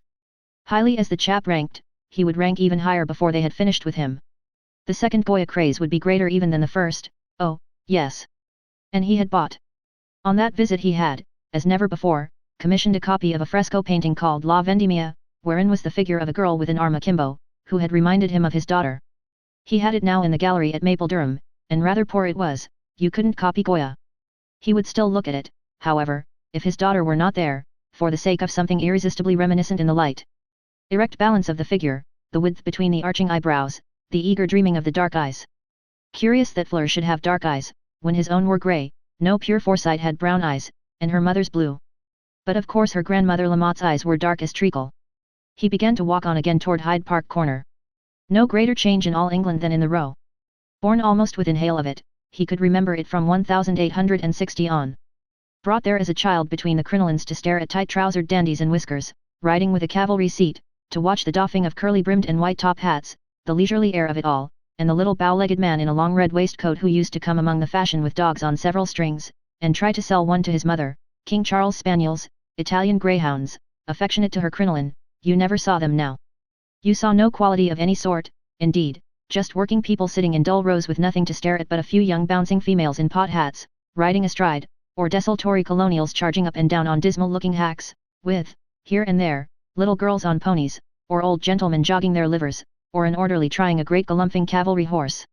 No thoroughbreds, no grooms, no bowing, no scraping, no gossip, nothing, only the trees the same, the trees indifferent to the generations and declensions of mankind. A democratic England, dishevelled, hurried, noisy, and seemingly without an apex. And that something fastidious in the soul of Soames turned over within him. Gone forever, the close burrow of rank and polish. Wealth there was, oh, yes. Wealth, he himself was a richer man than his father had ever been, but manners, flavour, quality, all gone, engulfed in one vast, ugly, shoulder-rubbing, petrol-smelling Cheerio. Little half-beaten pockets of gentility and caste lurking here and there, dispersed and caitiff, as Annette would say, but nothing ever again firm and coherent to look up to. And into this new hurly-burly of bad manners and loose morals his daughter, flower of his life, was flung. And when those Labour chaps got power, if they ever did, the worst was yet to come. He passed out under the archway, at last no longer, thank goodness, disfigured by the gungree of its searchlight. They'd better put a searchlight on to where they're all going, he thought, and light up their precious democracy, and he directed his steps along the club fronts of Piccadilly. George Forsyte, of course, would be sitting in the bay window of the Izoom. The chap was so big now that he was there nearly all his time, like some immovable, sardonic, humorous eye noting the decline of men and things. And Soames hurried, ever constitutionally uneasy beneath his cousin's glance. George, who, as he had heard, had written a letter signed Patriot in the middle of the war, complaining of the government's hysteria in docking the oats of race horses.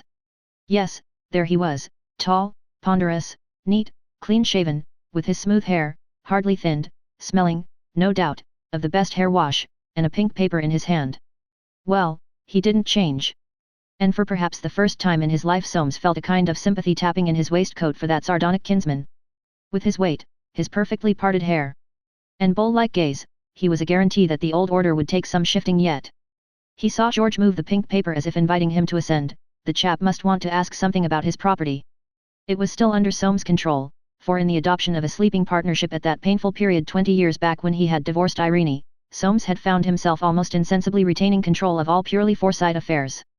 Hesitating for just a moment, he nodded and went in. Since the death of his brother-in-law Montague Darty, in Paris, which no one had quite known what to make of, except that it was certainly not suicide, the Izoom Club had seemed more respectable to Soames. George, too, he knew, had sown the last of his wild oats, and was committed definitely to the joys of the table, eating only of the very best so as to keep his weight down, and owning, as he said, just one or two old screws to give me an interest in life. He joined his cousin, therefore, in the bay window without the embarrassing sense of indiscretion he had been used to feel up there. George put out a well-kept hand. "Haven't seen you since the war," he said. "How's your wife?" "Thanks," said Soames coldly, "well enough." Some hidden jest curved, for a moment, George's fleshy face, and gloated from his eye. "That Belgian chap, Profond," he said, "is a member here now. He's a rum customer." "Quite," muttered Soames. "What did you want to see me about?" "Old Timothy, he might go off the hooks at any moment. I suppose he's made his will." "Yes." "Well, you or somebody ought to give him a look up, last of the old lot. He's 100, you know they say he's like a mummy. Where are you going to put him? He ought to have a pyramid by rights." Soames shook his head. "Highgate, the family vault." "Well, I suppose the old girls would miss him. If he was anywhere else they say he still takes an interest in food he might last on. You know, don't we get anything for the old Forsytes, 10 of them, average age 88, I worked it out that ought to be equal to triplets." "Is that all?" said Soames, "I must be getting on." "You unsociable devil," George's eyes seemed to answer. "Yes, that's all, look him up in his mausoleum, the old chap might want to prophesy." The grin died on the rich curves of his face, and he added, "Haven't you attorneys invented a way yet of dodging this damned income tax? It hits the fixed inherited income like the very deuce. I used to have 2,500 a year, now I've got a beggarly 1,500, and the price of living doubled." "Ah," murmured Soames, "the turf's in danger." Over George's face moved a gleam of sardonic self-defense. "Well," he said, "they brought me up to do nothing, and here I am in the sere and yellow, getting poorer every day. These Labour chaps mean to have the lot before they've done. What are you going to do for a living when it comes?" "I shall work a 6-hour day teaching politicians how to see a joke. Take my tip, Soames, go into Parliament, make sure of your 400, and employ me." And, as Soames retired, he resumed his seat in the bay window. Soames moved along Piccadilly deep in reflections excited by his cousin's words. He himself had always been a worker and a saver, George always a drone and a spender, and yet, if confiscation once began, it was he, the worker and the saver, who would be looted. That was the negation of all virtue, the overturning of all Forsyte principles. Could civilization be built on any other?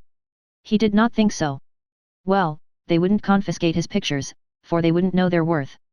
But what would they be worth, if these maniacs once began to milk capital? A drug on the market. "I don't care about myself," he thought, "I could live on 500 a year, and never know the difference, at my age. But Fleur. This fortune, so widely invested, these treasures so carefully chosen and amassed, were all for her. And if it should turn out that he couldn't give or leave them to her, well, life had no meaning, and what was the use of going in to look at this crazy, futuristic stuff with the view of seeing whether it had any future?" Arriving at the gallery off Cork Street, however, he paid his shilling, picked up a catalogue, and entered. Some 10 persons were prowling round. Soames took steps and came on what looked to him like a lamp-post bent by collision with a motor omnibus. It was advanced some 3 paces from the wall, and was described in his catalogue as Jupiter. He examined it with curiosity, having recently turned some of his attention to sculpture. "If that's Jupiter," he thought, "I wonder what Juno's like." And suddenly he saw her, opposite. She appeared to him like nothing so much as a pump with 2 handles, lightly clad in snow. He was still gazing at her, when two of the prowlers halted on his left. "Epitant," he heard one say. "Jargon," growled Soames to himself. The other's boyish voice replied. "Missed it, old bean, he's pulling your leg when Jove and Juno created he them," he was saying. "I'll see how much these fools will swallow, and they've lapped up the lot. You young duffer, Vespovich is an innovator, don't you see that he's brought satire into sculpture, the future of plastic art, of music, painting, and even architecture, has set in satiric. It was bound to. People are tired, the bottom's tumbled out of sentiment. Well, I'm quite equal to taking a little interest in beauty. I was through the war. You've dropped your handkerchief, sir." Soames saw a handkerchief held out in front of him. He took it with some natural suspicion, and approached it to his nose. It had the right scent, of distant eau de cologne, and his initials in a corner. Slightly reassured, he raised his eyes to the young man's face. It had rather fawn-like ears, a laughing mouth, with half a toothbrush growing out of it on each side, and small lively eyes, above a normally dressed appearance. "Thank you," he said, and moved by a sort of irritation, added, "Glad to hear you like beauty, that's rare, nowadays." "I dote on it," said the young man, "but you and I are the last of the old guard, sir." Soames smiled. "If you really care for pictures," he said, "here's my card. I can show you some quite good ones any Sunday, if you're down the river and care to look in." "Awfully nice of you, sir. I'll drop in like a bird. My name's Montmichael." And he took off his hat. Soames, already regretting his impulse, raised his own slightly in response, with a downward look at the young man's companion, who had a purple tie, dreadful little slug-like whiskers, and a scornful look, as if he were a poet. It was the first indiscretion he had committed for so long that he went and sat down in an alcove. What had possessed him to give his card to a rackety young fellow, who went about with a thing like that? And Fleur, always at the back of his thoughts, started out like a filigree figure from a clock when the hour strikes. On the screen opposite the alcove was a large canvas with a great many square tomato-colored blobs on it, and nothing else, so far as Soames could see from where he Saturday he looked at his catalogue. No 32 The Future Town, Paul Post. "I suppose that's satiric too," he thought. What a thing, but his second impulse was more cautious. It did not do to condemn hurriedly. There had been those stripy, streaky creations of Monet's, which had turned out such trumps, and then the stippled school, and Gauguin. Why, even since the post-impressionists there had been one or two painters not to be sneezed at. During the 38 years of his connoisseur's life, indeed, he had marked so many movements, seen the tides of taste and technique so ebb and flow, that there was really no telling anything except that there was money to be made out of every change of fashion. This too might quite well be a case where one must subdue primordial instinct, or lose the market. He got up and stood before the picture, trying hard to see it with the eyes of other people. Above the tomato blobs was what he took to be a sunset, till someone passing said, "He's got the airplanes wonderfully, don't you think?" Below the tomato blobs was a band of white with vertical black stripes, to which he could assign no meaning whatever, till someone else came by, murmuring, "What expression he gets with his foreground." Expression? Of what? Soames went back to his seat. The thing was rich, as his father would have said, and he wouldn't give a damn for it. Expression. Ah! They were all expressionists now, he had heard, on the continent. So it was coming here too, was it? He remembered the first wave of influenza in 1887, or 8, hatched in China, so they said. He wondered where this expressionism had been hatched. The thing was a regular disease. He had become conscious of a woman and a youth standing between him and the future town. Their backs were turned, but very suddenly Soames put his catalogue before his face, and drawing his hat forward, gazed through the slit between. No mistaking that back, elegant as ever though the hair above had gone grey.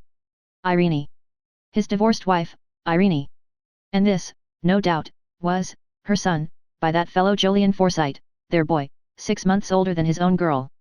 And mumbling over in his mind the bitter days of his divorce, he rose to get out of sight, but quickly sat down again. She had turned her head to speak to her boy. Her profile was still so youthful that it made her grey hair seem powdery, as if fancy dressed, and her lips were smiling as Soames, first possessor of them, had never seen them smile. Grudgingly he admitted her still beautiful and in figure almost as young as ever. And how that boy smiled back at her! Emotion squeezed Soames' heart. The sight infringed his sense of justice. He grudged her that boy's smile. It went beyond what Fleur gave him, and it was undeserved. Their son might have been his son, Fleur might have been her daughter, if she had kept straight. He lowered his catalogue. If she saw him, all the better. A reminder of her conduct in the presence of her son, who probably knew nothing of it, would be a salutary touch from the finger of that nemesis which surely must soon or late visit her. Then, half conscious that such a thought was extravagant for a Forsyte of his age, Soames took out his watch. Past 4. Fleur was late. She had gone to his niece Imogen Cardigan's, and there they would keep her smoking cigarettes and gossiping, and that. He heard the boy laugh, and say eagerly, "I say, Mum, is this by one of Auntie June's lame ducks?" "Paul Post, I believe it is, darling." The word produced a little shock in Soames, he had never heard her use it. And then she saw him. His eyes must have had in them something of George Forsyte's sardonic look, for her gloved hand crisped the folds of her frock, her eyebrows rose, her face went stony. She moved on. "It is a caution," said the boy, catching her arm again. Soames stared after them. That boy was good-looking, with a Forsyte chin, and eyes deep grey, deep in, but with something sunny, like a glass of old sherry spilled over him, his smile perhaps, his hair. Better than they deserved, those two. They passed from his view into the next room, and Soames continued to regard the future town, but saw it not. A little smile snarled up his lips. He was despising the vehemence of his own feelings after all these years. Ghosts. And yet as one grew old, was there anything but what was ghost-like left? Yes, there was Fleur. He fixed his eyes on the entrance. She was due, but she would keep him waiting, of course. And suddenly he became aware of a sort of human breeze, a short, slight form clad in a sea-green jibba with a metal belt and a fillet binding unruly red gold hair all streaked with grey. She was talking to the gallery attendants, and something familiar riveted his gaze, in her eyes, her chin, her hair, her spirit. Something which suggested a thin Skye terrier just before its dinner.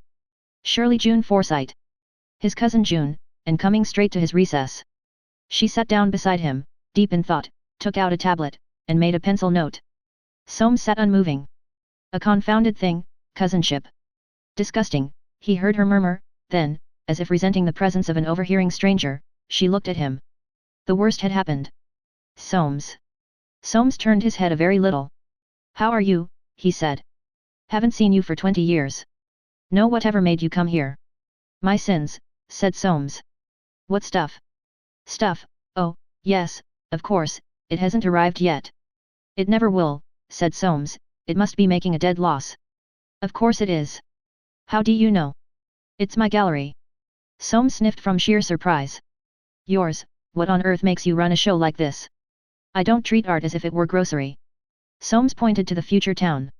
"Look at that, who's going to live in a town like that, or with it on his walls?" June contemplated the picture for a moment. "It's a vision," she said. "The deuce." There was silence, then June rose. "Crazy-looking creature," he thought. "Well," he said, "you'll find your young step-brother here with a woman I used to know. If you take my advice, you'll close this exhibition." June looked back at him. "Oh, you Forsyte," she said, and moved on. About her light, flyaway figure, passing so suddenly away, was a look of dangerous decisions. Forsyte. Of course, he was a Forsyte. And so was she. But from the time when, as a mere girl, she brought Bosinney into his life to wreck it, he had never hit it off with June and never would. And here she was, unmarried to this day, owning a gallery. And suddenly it came to Soames how little he knew now of his own family. The old aunts at Timothy's had been dead so many years, there was no clearinghouse for news. What had they all done in the war? Young Roger's boy had been wounded, St. John Heyman's second son killed, young Nicholas' eldest had got an OBE, or whatever they gave them. They had all joined up somehow, he believed. That boy of Jolien's and Irene's, he supposed, had been too young, his own generation, of course, too old, though Giles Heyman had driven a car for the Red Cross, and Jesse Heyman been a special constable. Those Dromios had always been of a sporting type. As for himself, he had given a motor ambulance, read the papers till he was sick of them, passed through much anxiety, bought no clothes, lost 7 pounds in weight, he didn't know what more he could have done at his age. Indeed, thinking it over, it struck him that he and his family had taken this war very differently to that affair with the Boers, which had been supposed to tax all the resources of the empire. In that old war, of course, his nephew Val Darty had been wounded, that fellow Jolien's first son had died of enteric, the Dromios had gone out on horses, and June had been a nurse, but all that had seemed in the nature of a portent, while in this war everybody had done their bit, so far as he could make out, as a matter of course. It seemed to show the growth of something or other, or perhaps the decline of something else. Had the Forsytes become less individual, or more imperial, or less provincial? Or was it simply that one hated Germans? Why didn't Fleur come, so that he could get away? He saw those three return together from the other room and pass back along the far side of the screen. The boy was standing before the Juno now.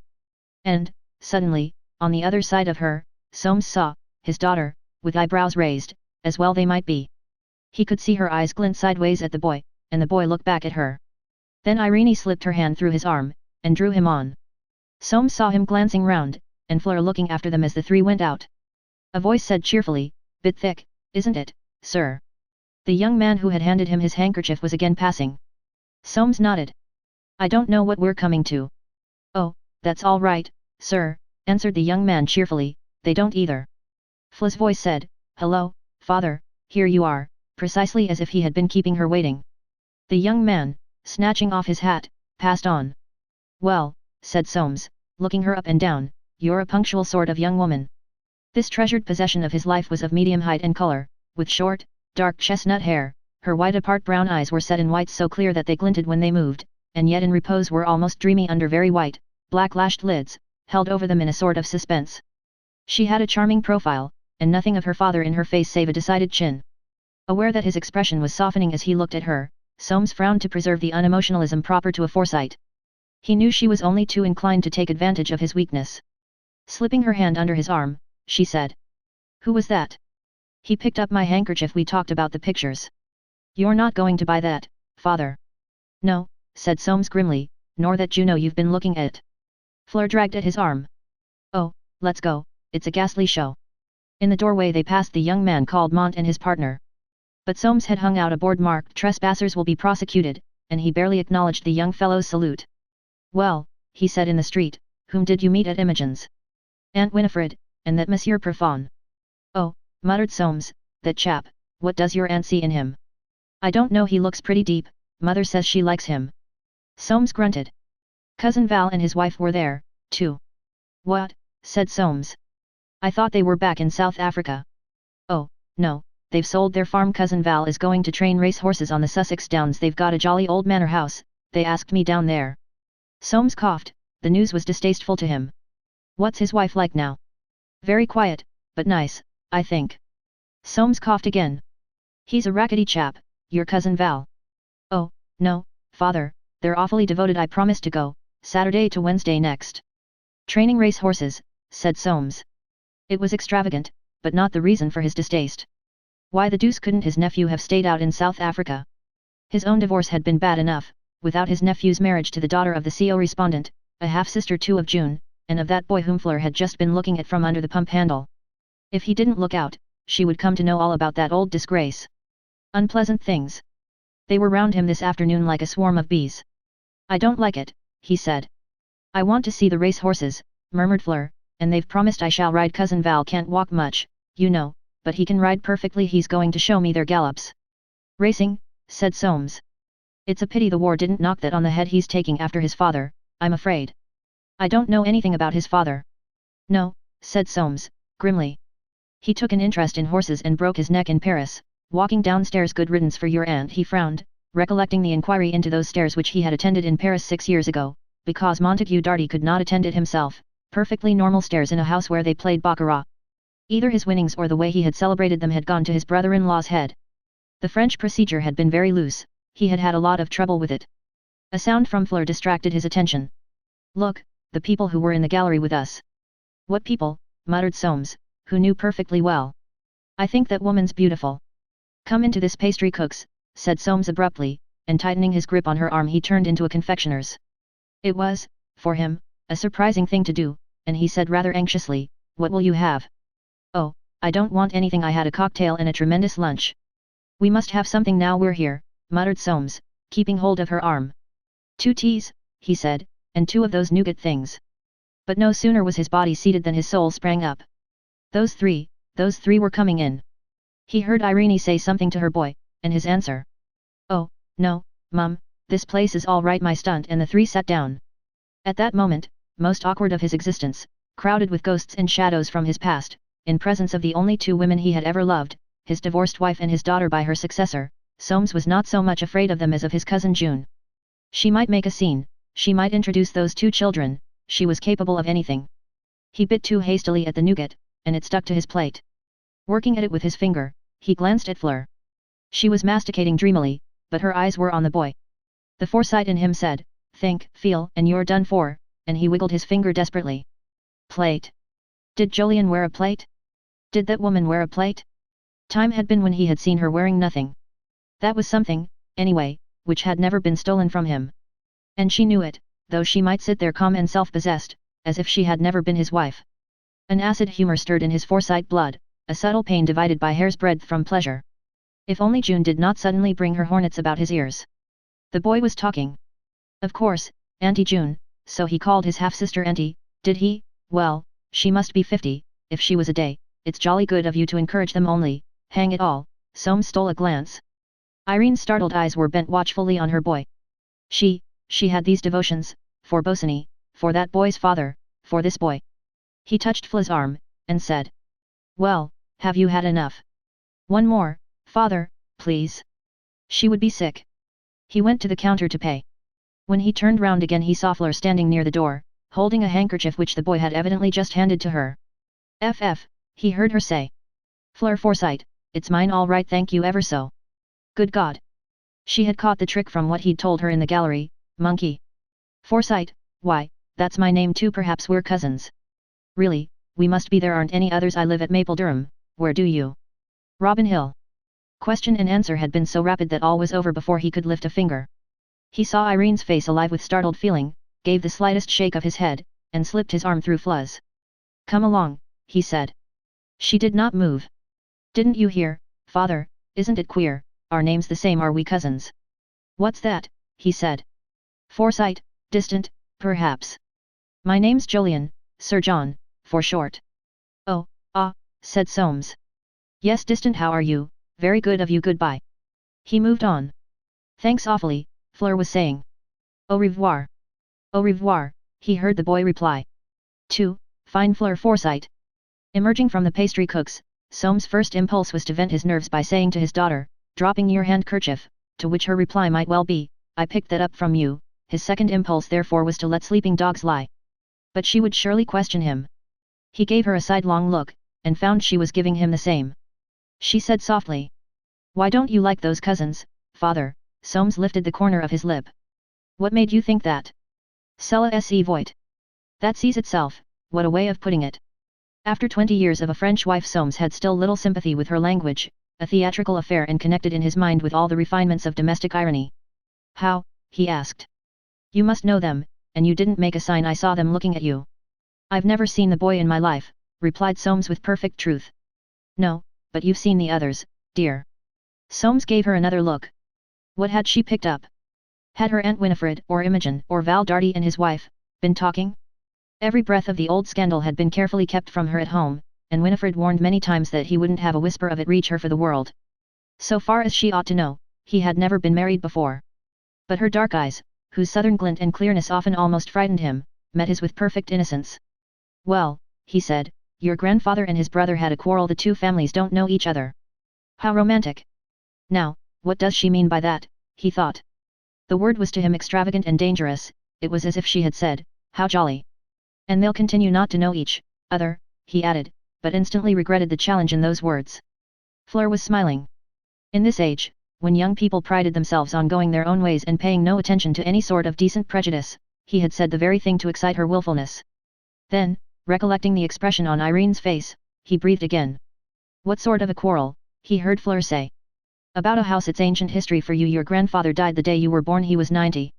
90? Are there many Forsytes besides those in the Red Book?" "I don't know," said Soames. "They're all dispersed now. The old ones are dead, except Timothy." Fleur clasped her hands. "Timothy, isn't that delicious?" "Not at all," said Soames. It offended him that she should think Timothy delicious, a kind of insult to his breed. This new generation mocked at anything solid and tenacious. You go and see the old boy, he might want to prophesy. If Timothy could see the disquiet England of his great-nephews and great-nieces, he would certainly give tongue. And involuntarily he glanced up at the Izoom. Yes, George was still in the window, with the same pink paper in his hand. "Where is Robin Hill, father?" Robin Hill. Robin Hill, round which all that tragedy had centred. What did she want to know for? "In Surrey," he muttered, "not far from Richmond." "Why? Is the house there?" "What house?" "That they quarrelled about." "Yes, but what's all that to do with you? We're going home tomorrow, you'd better be thinking about your frocks." "Bless you, they're all thought about. A family feud, it's like the Bible, or Mark Twain, awfully exciting." "What did you do in the feud, father?" "Never you mind." "Oh, but if I'm to keep it up." "Who said you were to keep it up?" "You, darling." I said it had nothing to do with you." "Just what I think, you know, so that's all right." She was too sharp for him. "Fine, as Annette sometimes called her. Nothing for it but to distract her attention.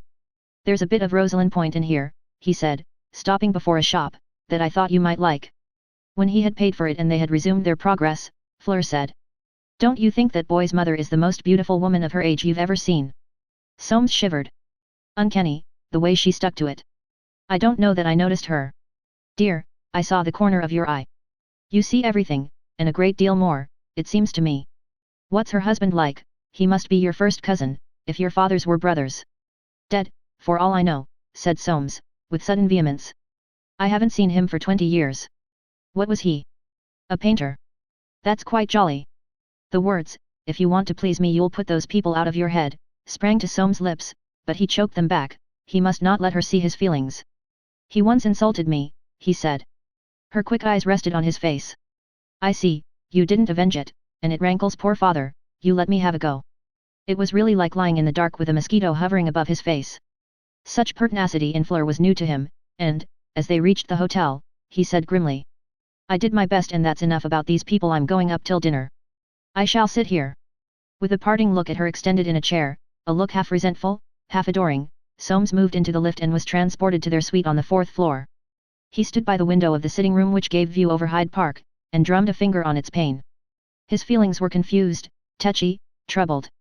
The throb of that old wound, scarred over by time and new interests, was mingled with displeasure and anxiety, and a slight pain in his chest where that nougat stuff had disagreed. Had Annette come in? Not that she was any good to him in such a difficulty. Whenever she had questioned him about his first marriage, he had always shut her up. She knew nothing of it, save that it had been the great passion of his life, and his marriage with herself but domestic makeshift. She had always kept the grudge of that up her sleeve, as it were, and used it commercially. He listened. A sound, the vague murmur of a woman's movements, was coming through the door. She was in. He tapped. Who? I, said Soames. She had been changing her frock, and was still imperfectly clothed, a striking figure before her glass. There was a certain magnificence about her arms, shoulders, hair, which had darkened since he first knew her, about the turn of her neck, the silkiness of her garments, her dark-lashed, grey-blue eyes. She was certainly as handsome at 40 as she had ever been. A fine possession, an excellent housekeeper, a sensible and affectionate enough mother. If only she weren't always so frankly cynical about the relations between them. Soames, who had no more real affection for her than she had for him, suffered from a kind of English grievance in that she had never dropped even the thinnest veil of sentiment over their partnership. Like most of his countrymen and women, he held the view that marriage should be based on mutual love, but that when from a marriage love had disappeared, or, been found never to have really existed, so that it was manifestly not based on love, you must not admit it. There it was.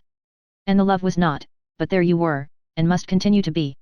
Thus you had it both ways, and were not tarred with cynicism, realism, and immorality like the French. Moreover, it was necessary in the interests of property.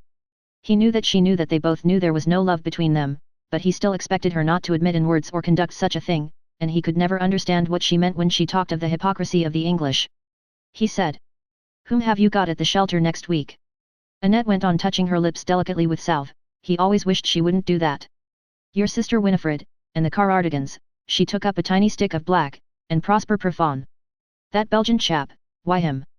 Annette turned her neck lazily, touched one eyelash, and said. He amuses Winifred. I want someone to amuse Fleur, she's restive. Are restive, repeated Annette. Is it the first time you see that, my friend? She was born restive, as you call it. Would she never get that affected roll out of her RS? He touched the dress she had taken off, and asked. What have you been doing? Annette looked at him, reflected in her glass.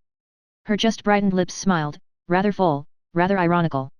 Enjoying myself, she said. Oh, answered Soames glumly. Ribandry, I suppose. It was his word for all that incomprehensible running in and out of shops that women went in for. Has Fleur got her summer dresses? You don't ask if I have mine. You don't care whether I do or not. Quite right, well, she has, and I have mine, terribly expensive. Said Soames. What does that chap Profond do in England? Annette raised the eyebrows she had just finished. He yachts.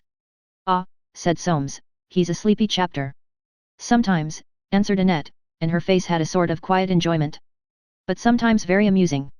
He's got a touch of the tar brush about him. Annette stretched herself. Tar brush, she said. What is that? His mother was Armenian. That's it, then, muttered Soames. Does he know anything about pictures?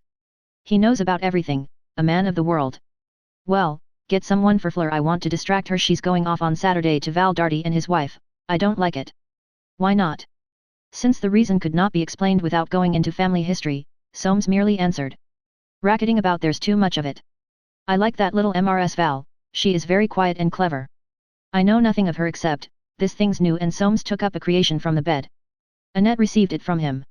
Would you hook me, she said. Soames hooked. Glancing once over her shoulder into the glass, he saw the expression on her face, faintly amused, faintly contemptuous, as much as to say, thanks, you will never learn. No, thank God, he wasn't a Frenchman. He finished with a jerk, and the words, it's too low here, and he went to the door, with the wish to get away from her and go down to Fleur again. Annette stayed a powder puff, and said with startling suddenness. K2es grossier. He knew the expression, he had reason to. The first time she had used it he had thought it meant what a grocer you are, and had not known whether to be relieved or not when better informed. He resented the word, he was not coarse. If he was coarse, what was that chap in the room beyond his, who made those horrible noises in the morning when he cleared his throat, or those people in the lounge who thought it well bred to say nothing but what the whole world could hear at the top of their voices, quacking inanity? Coarse, because he had said her dress was low. Well, so it was. He went out without reply. Coming into the lounge from the far end, he at once saw Fleur where he had left her. She sat with crossed knees, slowly balancing a foot in silk stocking and grey shoe, sure sign that she was dreaming. Her eyes showed it too, they went off like that sometimes. And then, in a moment, she would come to life, and be as quick and restless as a monkey. And she knew so much, so self-assured, and not yet 19. What was that odious word? Flapper. Dreadful young creatures, squealing and squawking and showing their legs. The worst of them bad dreams, the best of them powdered angels. Fleur was not a flapper, not one of those slangy, ill-bred young females. And yet she was frighteningly self-willed, and full of life, and determined to enjoy it. Enjoy. The word brought no Puritan terror to Soames, but it brought the terror suited to his temperament. He had always been afraid to enjoy today for fear he might not enjoy tomorrow so much. And it was terrifying to feel that his daughter was divested of that safeguard. The very way she sat in that chair showed it, lost in her dream. He had never been lost in a dream himself, there was nothing to be had out of it, and where she got it from he did not know. Certainly not from Annette. And yet Annette, as a young girl, when he was hanging about her, had once had a flowery look. Well, she had lost it now. Fleur rose from her chair swiftly, restlessly, and flung herself down at a writing table. Seizing ink and writing paper, she began to write as if she had not time to breathe before she got her letter written. And suddenly she saw him. The air of desperate absorption vanished, she smiled, waved a kiss, made a pretty face as if she were a little puzzled and a little bored. Ah! She was fine, fine. 3. At Robin Hill. Jolyon Forsyte had spent his boy's 19th birthday at Robin Hill, quietly going into his affairs. He did everything quietly now, because his heart was in a poor way, and, like all his family, he disliked the idea of dying. He had never realized how much till one day, 2 years ago, he had gone to his doctor about certain symptoms, and been told. At any moment, on any overstrain. He had taken it with a smile, the natural Forsyte reaction against an unpleasant truth. But with an increase of symptoms in the train on the way home, he had realized to the full the sentence hanging over him. To leave Irene, his boy, his home, his work, though he did little enough work now. To leave them for unknown darkness, for the unimaginable state, for such nothingness that he would not even be conscious of wind-stirring leaves above his grave, nor of the scent of earth and grass.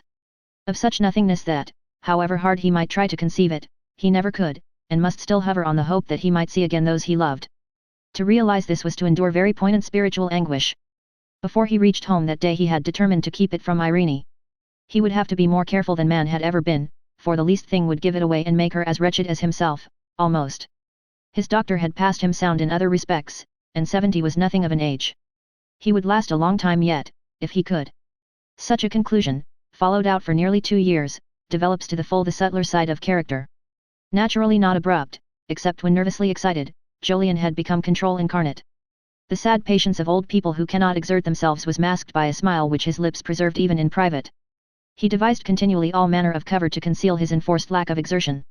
Mocking himself for so doing, he counterfeited conversion to the simple life, gave up wine and cigars, drank a special kind of coffee with no coffee in it. In short, he made himself as safe as a Forsyte in his condition could, under the rose of his mild irony. Secure from discovery, since his wife and son had gone up to town, he had spent the fine May day quietly arranging his papers, that he might die tomorrow without inconveniencing anyone, giving in fact a final polish to his terrestrial state. Having docketed and enclosed it in his father's old Chinese cabinet, he put the key into an envelope, wrote the words outside, "Key of the Chinese cabinet, wherein will be found the exact state of me, J.F., and put it in his breast pocket, where it would be always about him, in case of accident." Then, ringing for tea, he went out to have it under the old oak tree. All are under sentence of death. Jolyon, whose sentence was but a little more precise and pressing, had become so used to it that he thought habitually, like other people, of other things. He thought of his son now. John was 19 that day, and John had come of late to a decision. Educated neither at Eton like his father, nor at Harrow, like his dead half-brother, but at one of those establishments which, designed to avoid the evil and contain the good of the public school system, may or may not contain the evil and avoid the good, John had left in April perfectly ignorant of what he wanted to become. The war, which had promised to go on forever, had ended just as he was about to join the army, 6 months before his time. It had taken him ever since to get used to the idea that he could now choose for himself. He had held with his father several discussions, from which, under a cheery show of being ready for anything, except, of course, the church, army, law, stage, stock exchange, medicine, business, and engineering, Jolyon had gathered rather clearly that John wanted to go in for nothing. He himself had felt exactly like that at the same age. With him that pleasant vacuity had soon been ended by an early marriage, and its unhappy consequences. Forced to become an underwriter at Lloyd's, he had regained prosperity before his artistic talent had outcropped. But having, as the simple say, learned his boy to draw pigs and other animals, he knew that John would never be a painter, and inclined to the conclusion that his aversion from everything else meant that he was going to be a writer. Holding, however, the view that experience was necessary even for that profession, there seemed to Jolyon nothing in the meantime for John but university, travel, and perhaps the eating of dinners for the bar. After that one would see, or more probably one would not. In face of these proffered allurements, however, John had remained undecided. Such discussions with his son had confirmed in Jolyon a doubt whether the world had really changed. People said that it was a new age. With the profundity of one not too long for any age, Jolyon perceived that under slightly different surfaces the era was precisely what it had been. Mankind was still divided into two species, the few who had speculation in their souls, and the many who had none, with a belt of hybrids like himself in the middle. John appeared to have speculation. It seemed to his father a bad lookout. With something deeper, therefore, than his usual smile, he had heard the boy say, a fortnight ago, "I should like to try farming, Dad, if it won't cost you too much. It seems to be about the only sort of life that doesn't hurt anybody, except art, and of course that's out of the question for me." Jolyon subdued his smile, and answered, "All right, you shall skip back to where we were under the first Jolyon in 1760. It'll prove the cycle theory, and incidentally, no doubt, you may grow a better turnip than he did." A little dashed, John had answered. "But don't you think it's a good scheme, Dad? 'Twill serve, my dear, and if you should really take to it, you'll do more good than most men, which is little enough." To himself, however, he had said, "But he won't take to it. I give him 4 years. Still, it's healthy, and harmless." After turning the matter over and consulting with Irene, he wrote to his daughter, Mrs. Val Darty, asking if they knew of a farmer near them on the downs who would take John as an apprentice. Holly's answer had been enthusiastic. There was an excellent man quite close, she and Val would love John to live with them. The boy was due to go tomorrow. Sipping weak tea with lemon in it, Jolyon gazed through the leaves of the old oak tree at that view which had appeared to him desirable for 32 years. The tree beneath which he sat seemed not a day older. So young, the little leaves of brownish gold, so old, the whitey grey-green of its thick rough trunk. A tree of memories, which would live on hundreds of years yet, unless some barbarian cut it down, would see old England out at the pace things were going. He remembered a night 3 years before, when, looking from his window, with his arm close round Irene, he had watched a German aeroplane hovering, it seemed, right over the old tree. Next day they had found a bomb hole in a field on Gage's farm.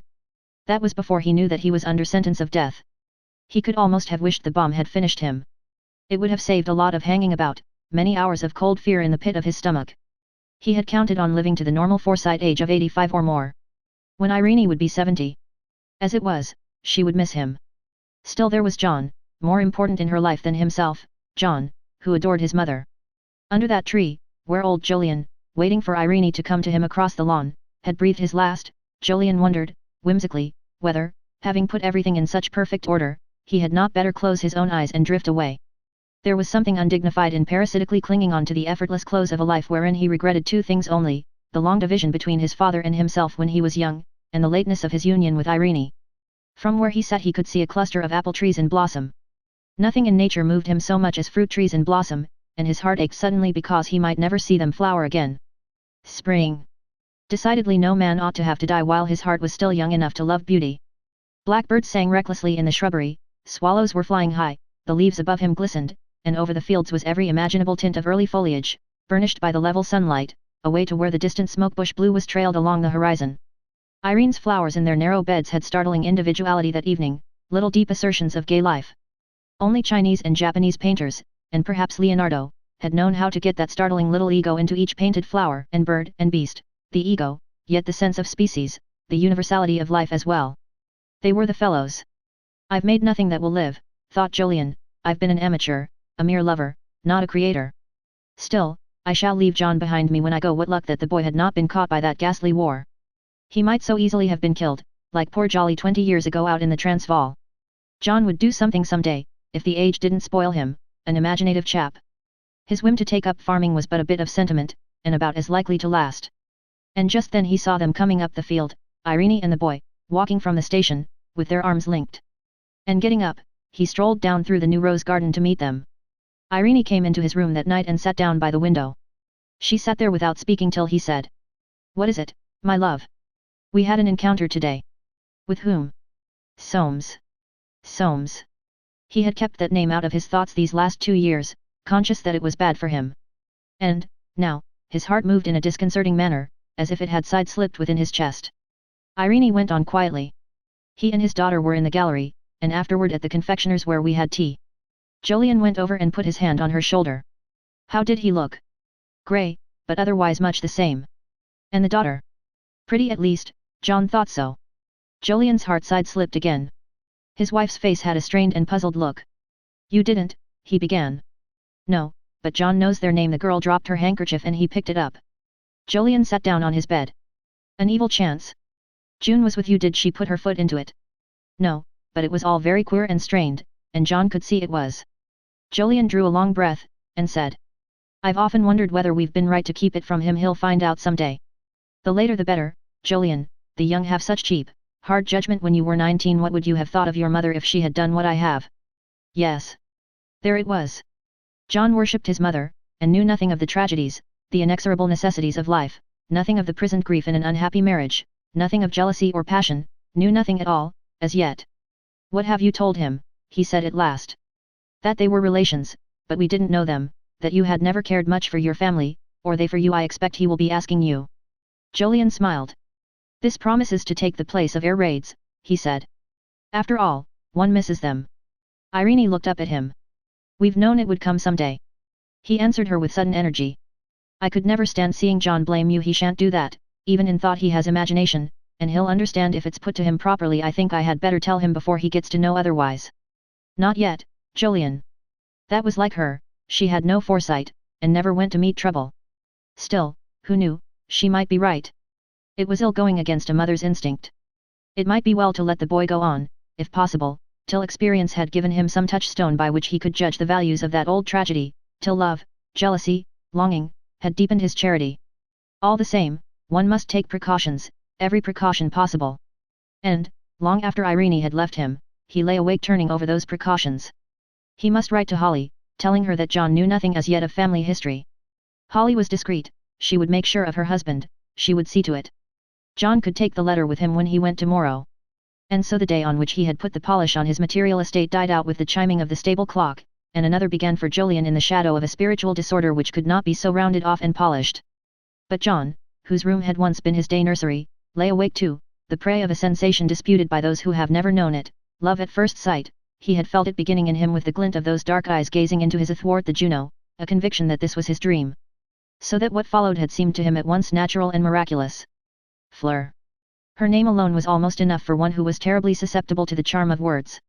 In a homeopathic age, when boys and girls were co-educated, and mixed up in early life till sex was almost abolished, John was singularly old-fashioned. His modern school took boys only, and his holidays had been spent at Robin Hill with boy friends, or his parents alone. He had never, therefore, been inoculated against the germs of love by small doses of the poison. And now in the dark his temperature was mounting fast. He lay awake, featuring Fleur, as they called it, recalling her words, especially that au revoir, so soft and sprightly. He was still so wide awake at dawn that he got up, slipped on tennis shoes, trousers and a sweater, and in silence crept downstairs and out through the study window. It was just light, there was a smell of grass. Fleur, he thought, Fleur, it was mysteriously white out of doors, with nothing awake except the birds just beginning to chirp. I'll go down into the coppice, he thought. He ran down through the fields, reached the pond just as the sun rose, and passed into the coppice. Bluebells carpeted the ground there, among the large trees there was mystery, the air, as it were, composed of that romantic quality. John sniffed its freshness, and stared at the bluebells in the sharpening light. Fleur. It rhymed with her. And she lived at Mapledurham, a jolly name, too, on the river somewhere. He could find it in the atlas presently. He would write to her. But would she answer? Oh. She must.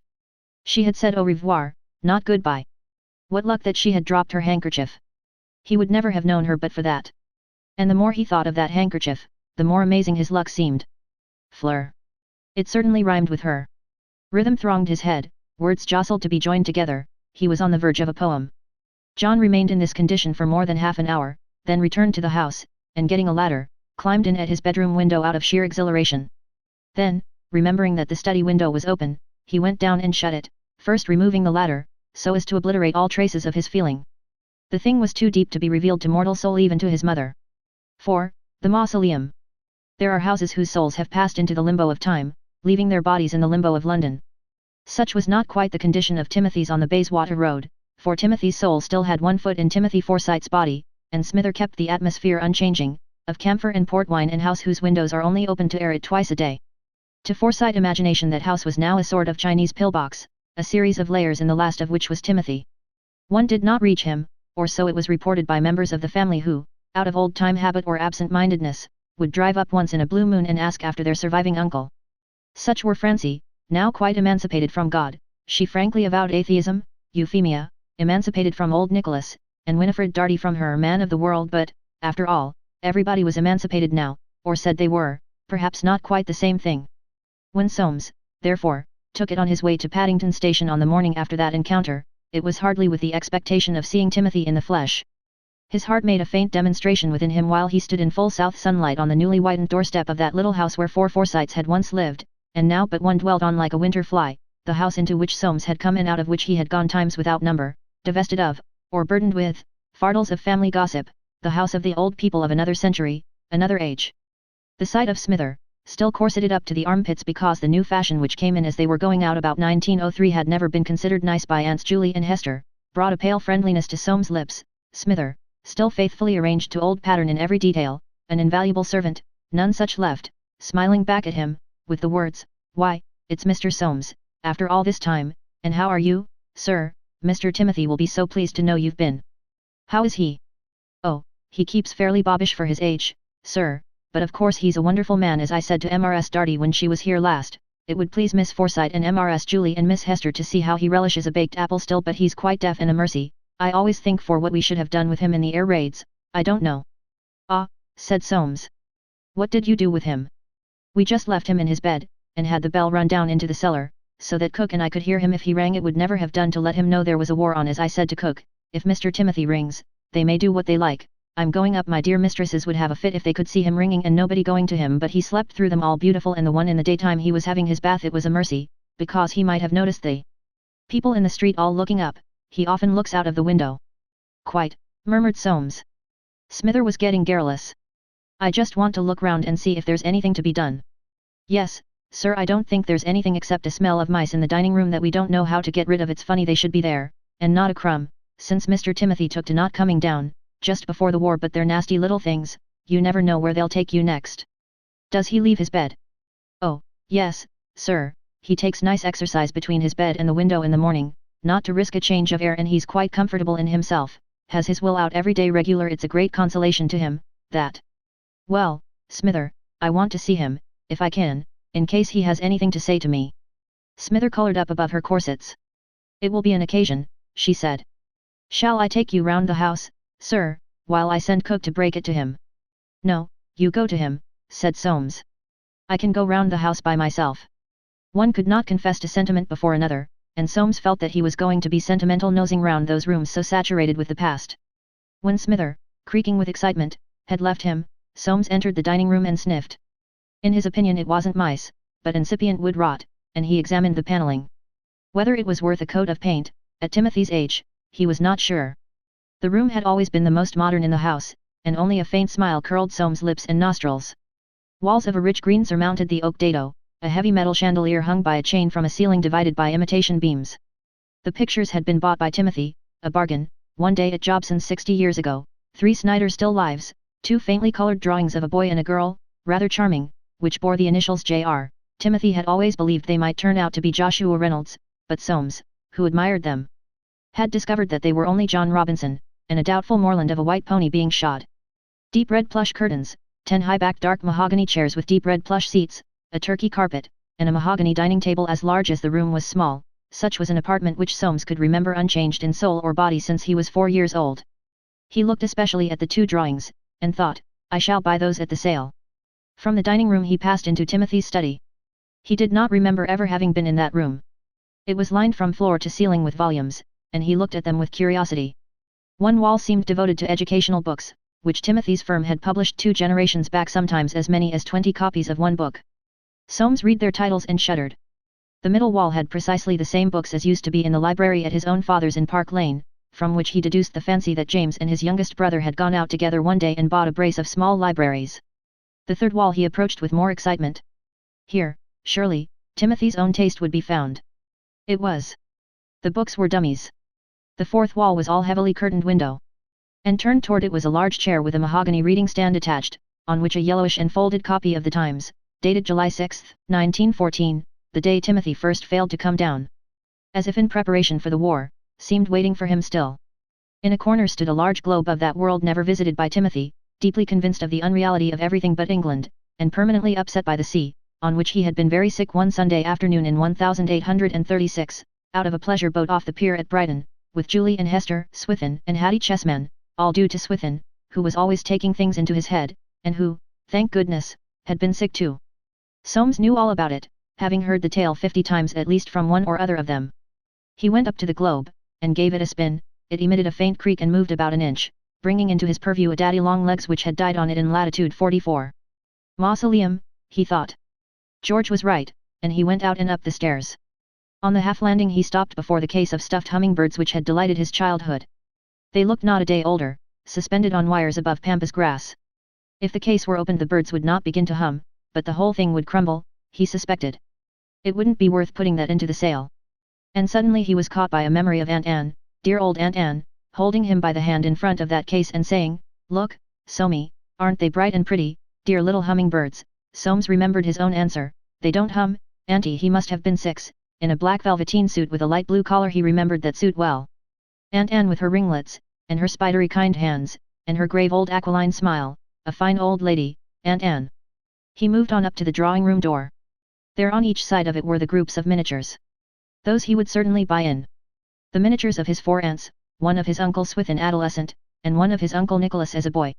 They had all been painted by a young lady friend of the family at a time, 1830, about, when miniatures were considered very genteel, and lasting too, painted as they were on ivory. Many a time had he heard the tale of that young lady, very talented, my dear, she had quite a weakness for Swithin, and very soon after she went into a consumption and died, so like Keats, we often spoke of it. Well, there they were. Anne, Julie, Hester, Susan, quite a small child, Swithin, with sky blue eyes, pink cheeks, yellow curls, white waistcoat large as life, and Nicholas, like Cupid with an eye on heaven. Now he came to think of it, Uncle Nick had always been rather like that, a wonderful man to the last. Yes, she must have had talent, and miniatures always had a certain backwatered cachet of their own, little subject to the currents of competition on aesthetic change. Soames opened the drawing-room door. The room was dusted, the furniture uncovered, the curtains drawn back, precisely as if his aunts still dwelt there patiently waiting. And a thought came to him, when Timothy died, why not? Would it not be almost a duty to preserve this house like Carlyle's and put up a tablet, and show it? Specimen of mid-Victorian abode, entrance, 1 shilling, with catalogue. After all, it was the completest thing, and perhaps the deadest in the London of today.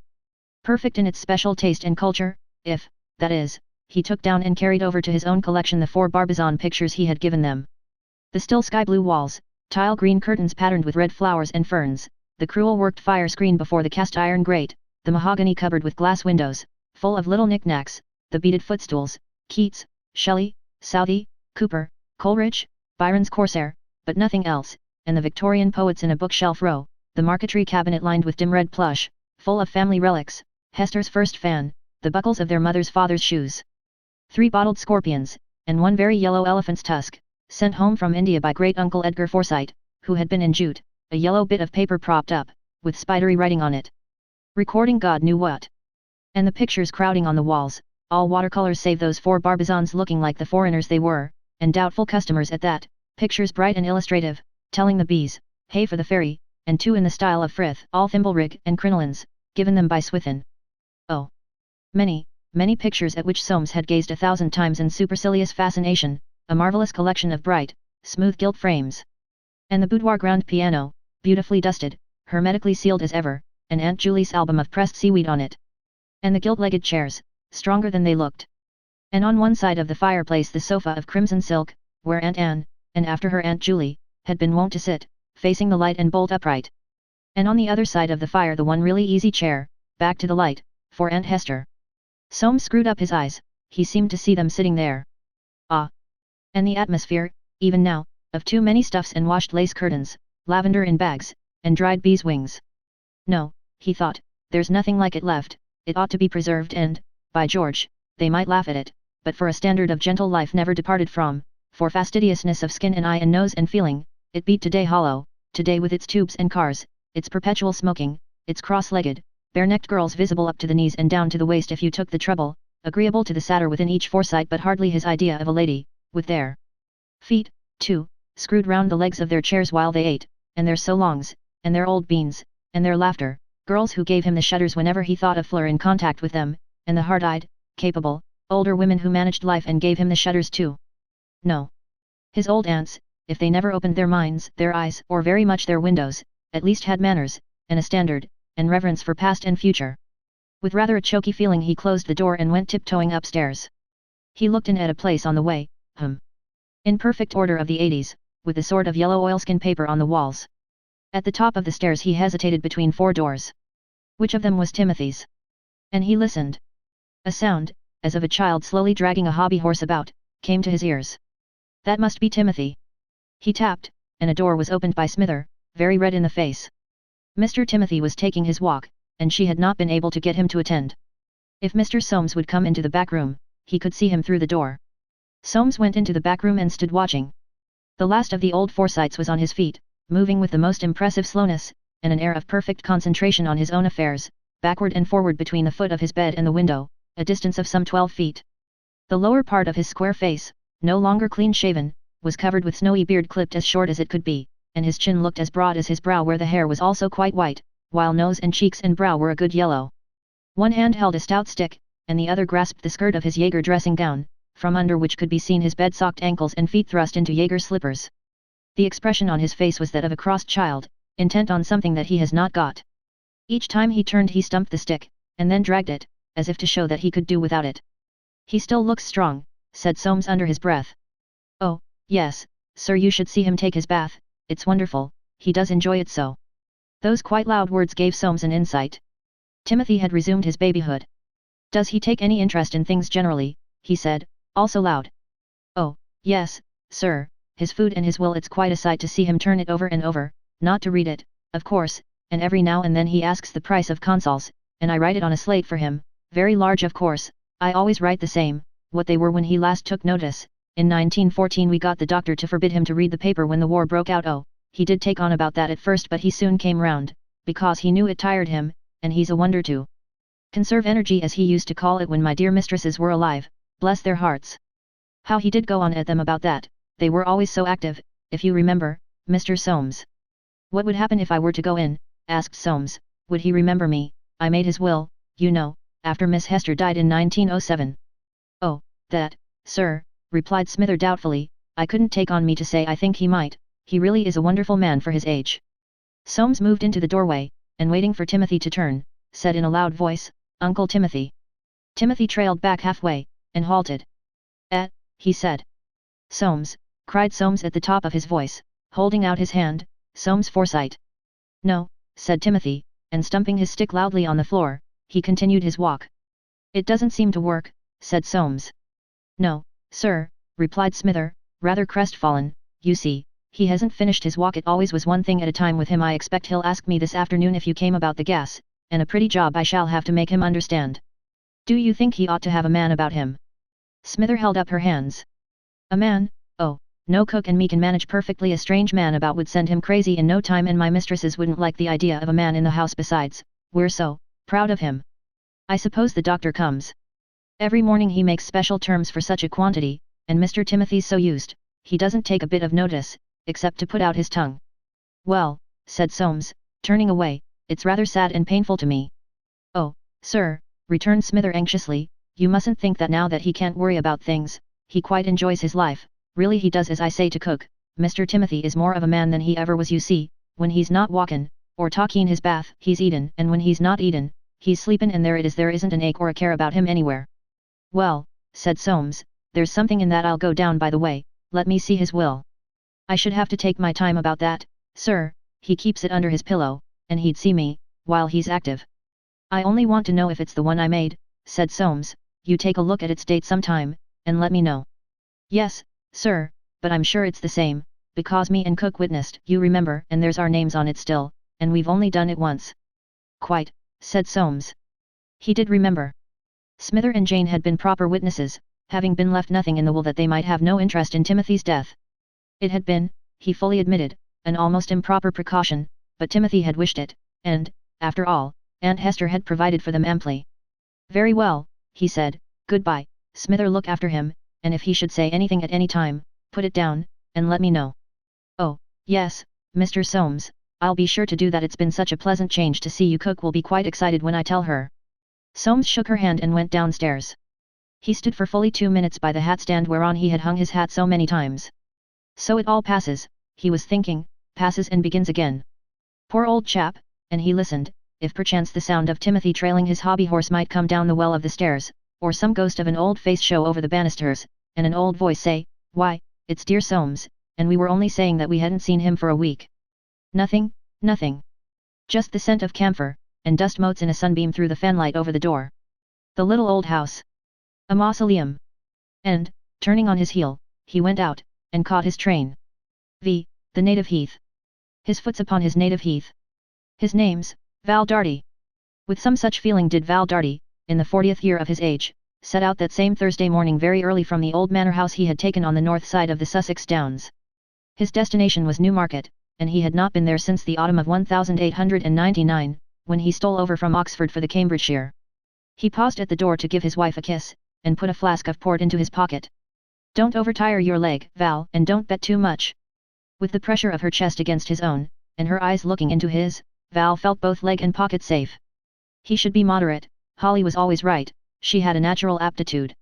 It did not seem so remarkable to him, perhaps, as it might to others, that, half Darty as he was, he should have been perfectly faithful to his young first cousin during the 20 years since he married her romantically out in the Boer War, and faithful without any feeling of sacrifice or boredom. She was so quick, so slyly, always a little in front of his mood. Being first cousins, they had decided, rather needlessly, to have no children, and, though a little sallower, she had kept her looks, her slimness, and the color of her dark hair. Val particularly admired the life of her own she carried on, besides carrying on his, and writing better every year. She kept up her music, she read an awful lot, novels, poetry, all sorts of stuff. Out on their farm in Cape Colony she had looked after all the nigger babies and women in a miraculous manner. She was, in fact, clever, yet made no fuss about it, and had no side. Though not remarkable for humility, Val had come to have the feeling that she was his superior, and he did not grudge it, a great tribute. It might be noted that he never looked at Holly without her knowing of it, but that she looked at him sometimes unawares. He had kissed her in the porch because he should not be doing so on the platform, though she was going to the station with him, to drive the car back. Tanned and wrinkled by colonial weather and the wiles inseparable from horses, and handicapped by the leg which, weakened in the Boer War, had probably saved his life in the war just past, Val was still much as he had been in the days of his courtship, his smile as white and charming, his eyelashes, if anything, thicker and darker, his eyes screwed up under them, as bright a grey, his freckles rather deeper, his hair a little grizzled at the sides. He gave the impression of one who has lived actively with horses in a sunny climate. Twisting the car sharp round at the gate, he said. When is young John coming? Today. Is there anything you want for him? I could bring it down on Saturday. No, but you might come by the same train as Fleur, 1:40. Val gave the Ford full rein, he still drove like a man in a new country on bad roads, who refuses to compromise, and expects heaven at every hole. That's a young woman who knows her way about, he said. I say, has it struck you? Yes, said Holly. Uncle Soames and your dad, bit awkward, isn't it? She won't know, and he won't know, and nothing must be said, of course it's only for 5 days, Val. Stable secret, righto, if Holly thought it safe, it was. Glancing slyly round at him, she said, did you notice how beautifully she asked herself? No. Well, she did. What do you think of her, Val? Pretty and clever, but she might run out at any corner if she got her monkey up, I should say. I'm wondering, Holly murmured, whether she is the modern young woman one feels at sea coming home into all this. You get the hang of things so quick. Holly slid her hand into his coat pocket. You keep one in the know, said Val encouraged. What do you think of that Belgian fellow, Perfon? I think he's rather a good devil. Val grinned. He seems to me a queer fish for a friend of our family. In fact, our family is in pretty queer waters, with Uncle Soames marrying a French woman, and your dad marrying Soames's first. Our grandfathers would have had fits. So would anybody's, my dear. This car, Val said suddenly, wants rousing. She doesn't get her hind legs under her uphill. I shall have to give her head on the slope if I'm to catch that train. There was that about horses which had prevented him from ever really sympathizing with a car, and the running of the Ford under his guidance compared with its running under that of Holly was always noticeable. He caught the train. Take care going home, she'll throw you down if she can. Goodbye, darling. Goodbye, called Holly, and kissed her hand. In the train, after quarter of an hour's indecision between thoughts of Holly, his morning paper, the look of the bright day, and his dim memory of Newmarket, Val plunged into the recesses of a small square book, all names, pedigrees, taproots, and notes about the make and shape of horses. The Forsyte in him was bent on the acquisition of a certain strain of blood, and he was subduing resolutely as yet the darty hankering for a nutter. On getting back to England, after the profitable sale of his South African farm and stud, and observing that the sun seldom shone, Val had said to himself, I've absolutely got to have an interest in life, or this country will give me the blues. Hunting's not enough, I'll breed and I'll train with just that extra pinch of shrewdness and decision imparted by long residence in a new country. Val had seen the weak point of modern breeding. They were all hypnotized by fashion and high price. He should buy for looks, and let names go hang. And here he was already hypnotized by the prestige of a certain strain of blood. Half-consciously, he thought, there's something in this damned climate which makes one go round in a ring. All the same, I must have a strain of mayfly blood. In this mood he reached the Mecca of his hopes. It was one of those quiet meetings favorable to such as wish to look into horses, rather than into the mouths of bookmakers, and Val clung to the paddock. His 20 years of colonial life, divesting him of the dandyism in which he had been bred, had left him the essential neatness of the horseman, and given him a queer and rather blighting eye over what he called the silly haw-haw of some Englishmen, the flapping coquetry of some Englishwomen. Holly had none of that, and Holly was his model. Observant, quick, resourceful, Val went straight to the heart of a transaction, a horse, a drink, and he was on his way to the heart of a mayfly filly, when a slow voice said at his elbow, Mr. Val Darty, how's Mrs. Val Darty? She's well, I hope. And he saw beside him the Belgian he had met at his sister Imogen's. Prosper Perfon, I met you at lunch, said the voice.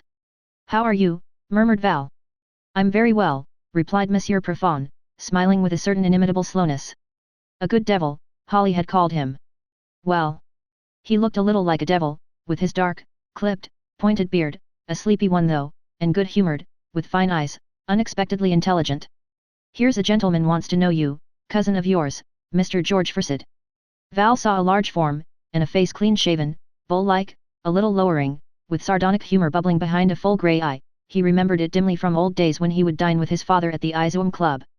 I used to go racing with your father, George was saying. How's the stud? Like to buy one of my screws? Val grinned, to hide the sudden feeling that the bottom had fallen out of breeding. They believed in nothing over here, not even in horses. George Forsyte, Prosper Perfon. The devil himself was not more disillusioned than those two. Didn't know you were a racing man, he said to Monsieur Perfon. I'm not. I don't care for it. I'm a yachtin' man. I don't care for yachtin' either, but I like to see my friends. I've got some lunch, Mr. Val Darty, just a small lunch, if you'd like to have some, not much, just a small one, in my car. Thanks, said Val, very good of you. I'll come along in about quarter of an hour. Over there Mr. Forsyte's common, and Monsieur Perfon pointed with a yellow-gloved finger, small car, with a small lunch. He moved on, groomed, sleepy, and remote, George Forsyte following, neat, huge, and with his jesting air. Val remained gazing at the mayfly filly. George Forsyte, of course, was an old chap, but this Perfon might be about his own age. Val felt extremely young, as if the mayfly filly were a toy at which those two had laughed. The animal had lost reality. That small mare, he seemed to hear the voice of Monsieur Perfon, what do you see in her, we must all die. And George Forsyte, crony of his father, racing still. The mayfly strain, was it any better than any other? He might just as well have a flutter with his money instead. No, by gum, he muttered suddenly, if it's no good breeding horses, it's no good doing anything. What did I come for? I'll buy her. He stood back and watched the ebb of the paddock visitors toward the stand. Natty old chips, shrewd portly fellows, Jews, trainers looking as if they had never been guilty of seeing a horse in their lives, tall, flapping, languid women, or brisk, loud-voiced women, young men with an air as if trying to take it seriously, 2 or 3 of them with only one arm. Life over here's a game, thought Val. Muffin bell rings, horses run, money changes hands, ring again, run again, money changes back. But, alarmed at his own philosophy, he went to the paddock gate to watch the mayfly filly canter down. She moved well, and he made his way over to the small car. The small lunch was the sort a man dreams of but seldom gets, and when it was concluded Monsieur Perfon walked back with him to the paddock. Your wife's a nice woman, was his surprising remark. Nicest woman I know, returned Val dryly. Yes, said Monsieur Perfon, she has a nice face. I admire nice women. Val looked at him suspiciously, but something kindly and direct in the heavy diabolism of his companion disarmed him for the moment. Any time you like to come on my yacht, I'll give her a small cruise. Thanks, said Val, in arms again, she hates the sea. So do I, said Monsieur Perfon. Then why do you yacht? The Belgian's eyes smiled. Oh, I don't know, I've done everything, it's the last thing I'm doin'. It must be DD expensive, I should want more reason than that. Monsieur Prosper Perfon raised his eyebrows, and puffed out a heavy lower lip. I'm an easy-goin' man, he said. Were you in the war? Asked Val. Yes, I've done that too. I was gassed. It was a small bit unpleasant. He smiled with a deep and sleepy air of prosperity, as if he had caught it from his name. Whether his saying small when he ought to have said little was genuine mistake or affectation Val could not decide. The fellow was evidently capable of anything. Among the ring of buyers round the mayfly filly who had won her race, Monsieur Perfon said. You goin' to bid? Val nodded. With this sleepy Satan at his elbow, he felt in need of faith. Though placed above the ultimate blows of Providence by the forethought of a grandfather who had tied him up 1,000 a year, to which was added the 1,000 a year tied up for Holly by her grandfather, Val was not flush of capital that he could touch, having spent most of what he had realized from his South African farm on his establishment in Sussex. And very soon he was thinking, dash it. She's going beyond me. His limit 600 was exceeded, he dropped out of the bidding. The mayfly filly passed under the hammer at 750 guineas. He was turning away vexed when the slow voice of Monsieur Perfon said in his ear. Well, I've bought that small filly, but I don't want her, you take her and give her to your wife. Val looked at the fellow with renewed suspicion, but the good humor in his eyes was such that he really could not take offense. I made a small lot of money in the war, began Monsieur Perfon in answer to that look. I add armament shares, I like to give it away, I'm always makin' money, I want very small lot myself, I like my friends to ave it. I'll buy her of you at the price you gave, said Val with sudden resolution. No, said Monsieur Perfon. You take her, I don't want her. Hang it, one doesn't. Why not? Smiled Monsieur Perfon. I'm a friend of your family. 750 guineas is not a box of cigars, said Val impatiently. All right, you keep her for me till I want her, and do what you like with her. So long as she's yours, said Val. I don't mind that. That's all right, murmured Monsieur Perfon, and moved away. Val watched. He might be a good devil, but then again he might not. He saw him rejoin George Forsyte, and thereafter saw him no more. He spent those nights after racing at his mother's house in Green Street. Winifred Darty at 62 was marvellously preserved, considering the 33 years during which she had put up with Montague Darty, till almost happily released by a French staircase. It was to her a vehement satisfaction to have her favourite son back from South Africa after all this time, to feel him so little changed, and to have taken a fancy to his wife. Winifred, who in the late 70s, before her marriage, had been in the vanguard of freedom, pleasure, and fashion, confessed her youth outclassed by the Dons Ellis of the day. They seemed, for instance, to regard marriage as an incident, and Winifred sometimes regretted that she had not done the same. A second, third, fourth incident might have secured her a partner of less dazzling inebriety, though, after all, he had left her Val, Imogen, Maud, Benedict, almost a colonel and unharmed by the war, none of whom had been divorced as yet. The steadiness of her children often amazed one who remembered their father, but, as she was fond of believing, they were really all Forsytes, favouring herself, with the exception, perhaps, of Imogen. Her brother's little girl Fleur frankly puzzled Winifred. The child was as restless as any of these modern young women. She's a small flame in a draught, Prosper Profond had said one day after dinner, but she did not flap, or talk at the top of her voice.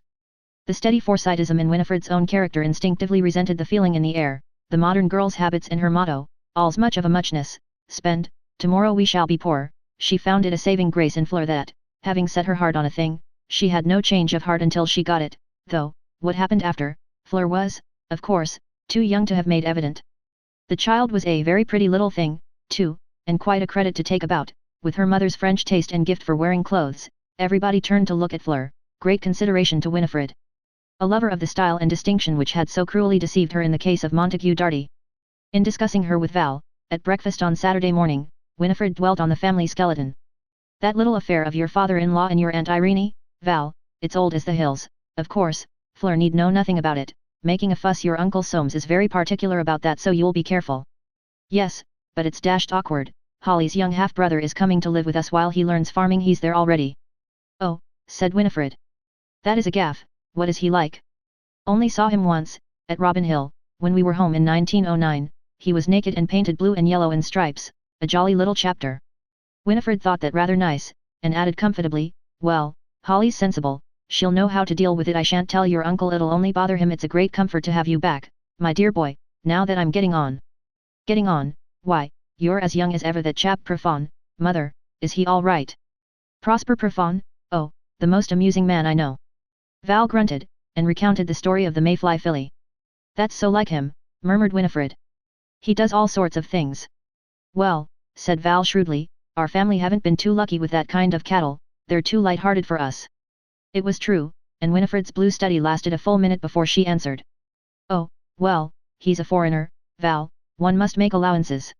All right, I'll use his filly and make it up to him, somehow.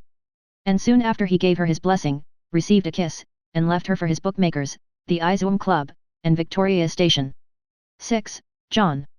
Mrs. Val Darty, after 20 years of South Africa, had fallen deeply in love, fortunately with something of her own, for the object of her passion was the prospect in front of her windows, the cool clear light on the green downs. It was England again, at last. England more beautiful than she had dreamed. Chance had, in fact, guided the Val Dartys to a spot where the South Downs had real charm when the sun shone. Holly had enough of her father's eye to apprehend the rare quality of their outlines and chalky radiance. To go up there by the ravine-like lane and wander along toward Chanctonbury or Emberley, was still a delight which she hardly attempted to share with Val, whose admiration of nature was confused by a Forsyte's instinct for getting something out of it, such as the condition of the turf for his horse's exercise. Driving the Ford home with a certain humoring smoothness, she promised herself that the first use she would make of John would be to take him up there, and show him the view under this May-day sky.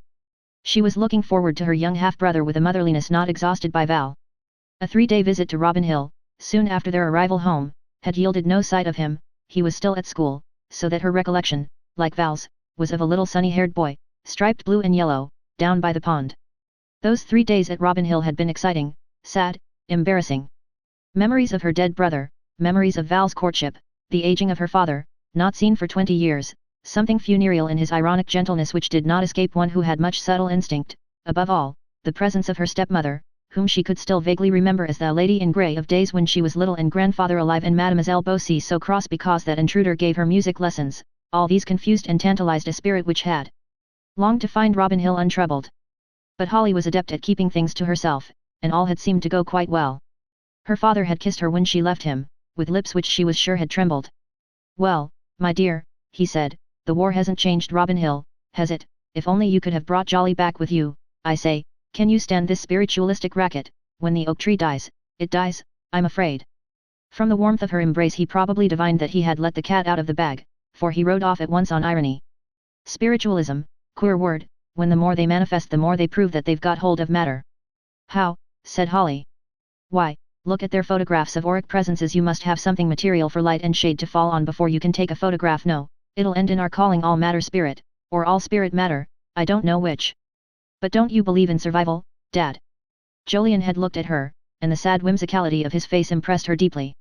Well, my dear, I should like to get something out of death. I've been looking into it a bit, but for the life of me I can't find anything. That telepathy, subconsciousness, and emanation from the storehouse of this world can't account for. Just as well wish I could, wish his father thought, but they don't breed evidence. Holly had pressed her lips again to his forehead with the feeling that it confirmed his theory that all matter was becoming spirit. His brow felt, somehow, so insubstantial.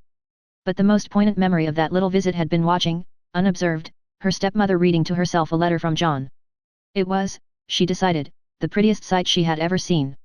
Irene, lost as it were in the letter of her boy, stood at a window where the light fell on her face and her fine grey hair, her lips were moving, smiling, her dark eyes laughing, dancing, and the hand which did not hold the letter was pressed against her breast. Holly withdrew as from a vision of perfect love, convinced that John must be nice.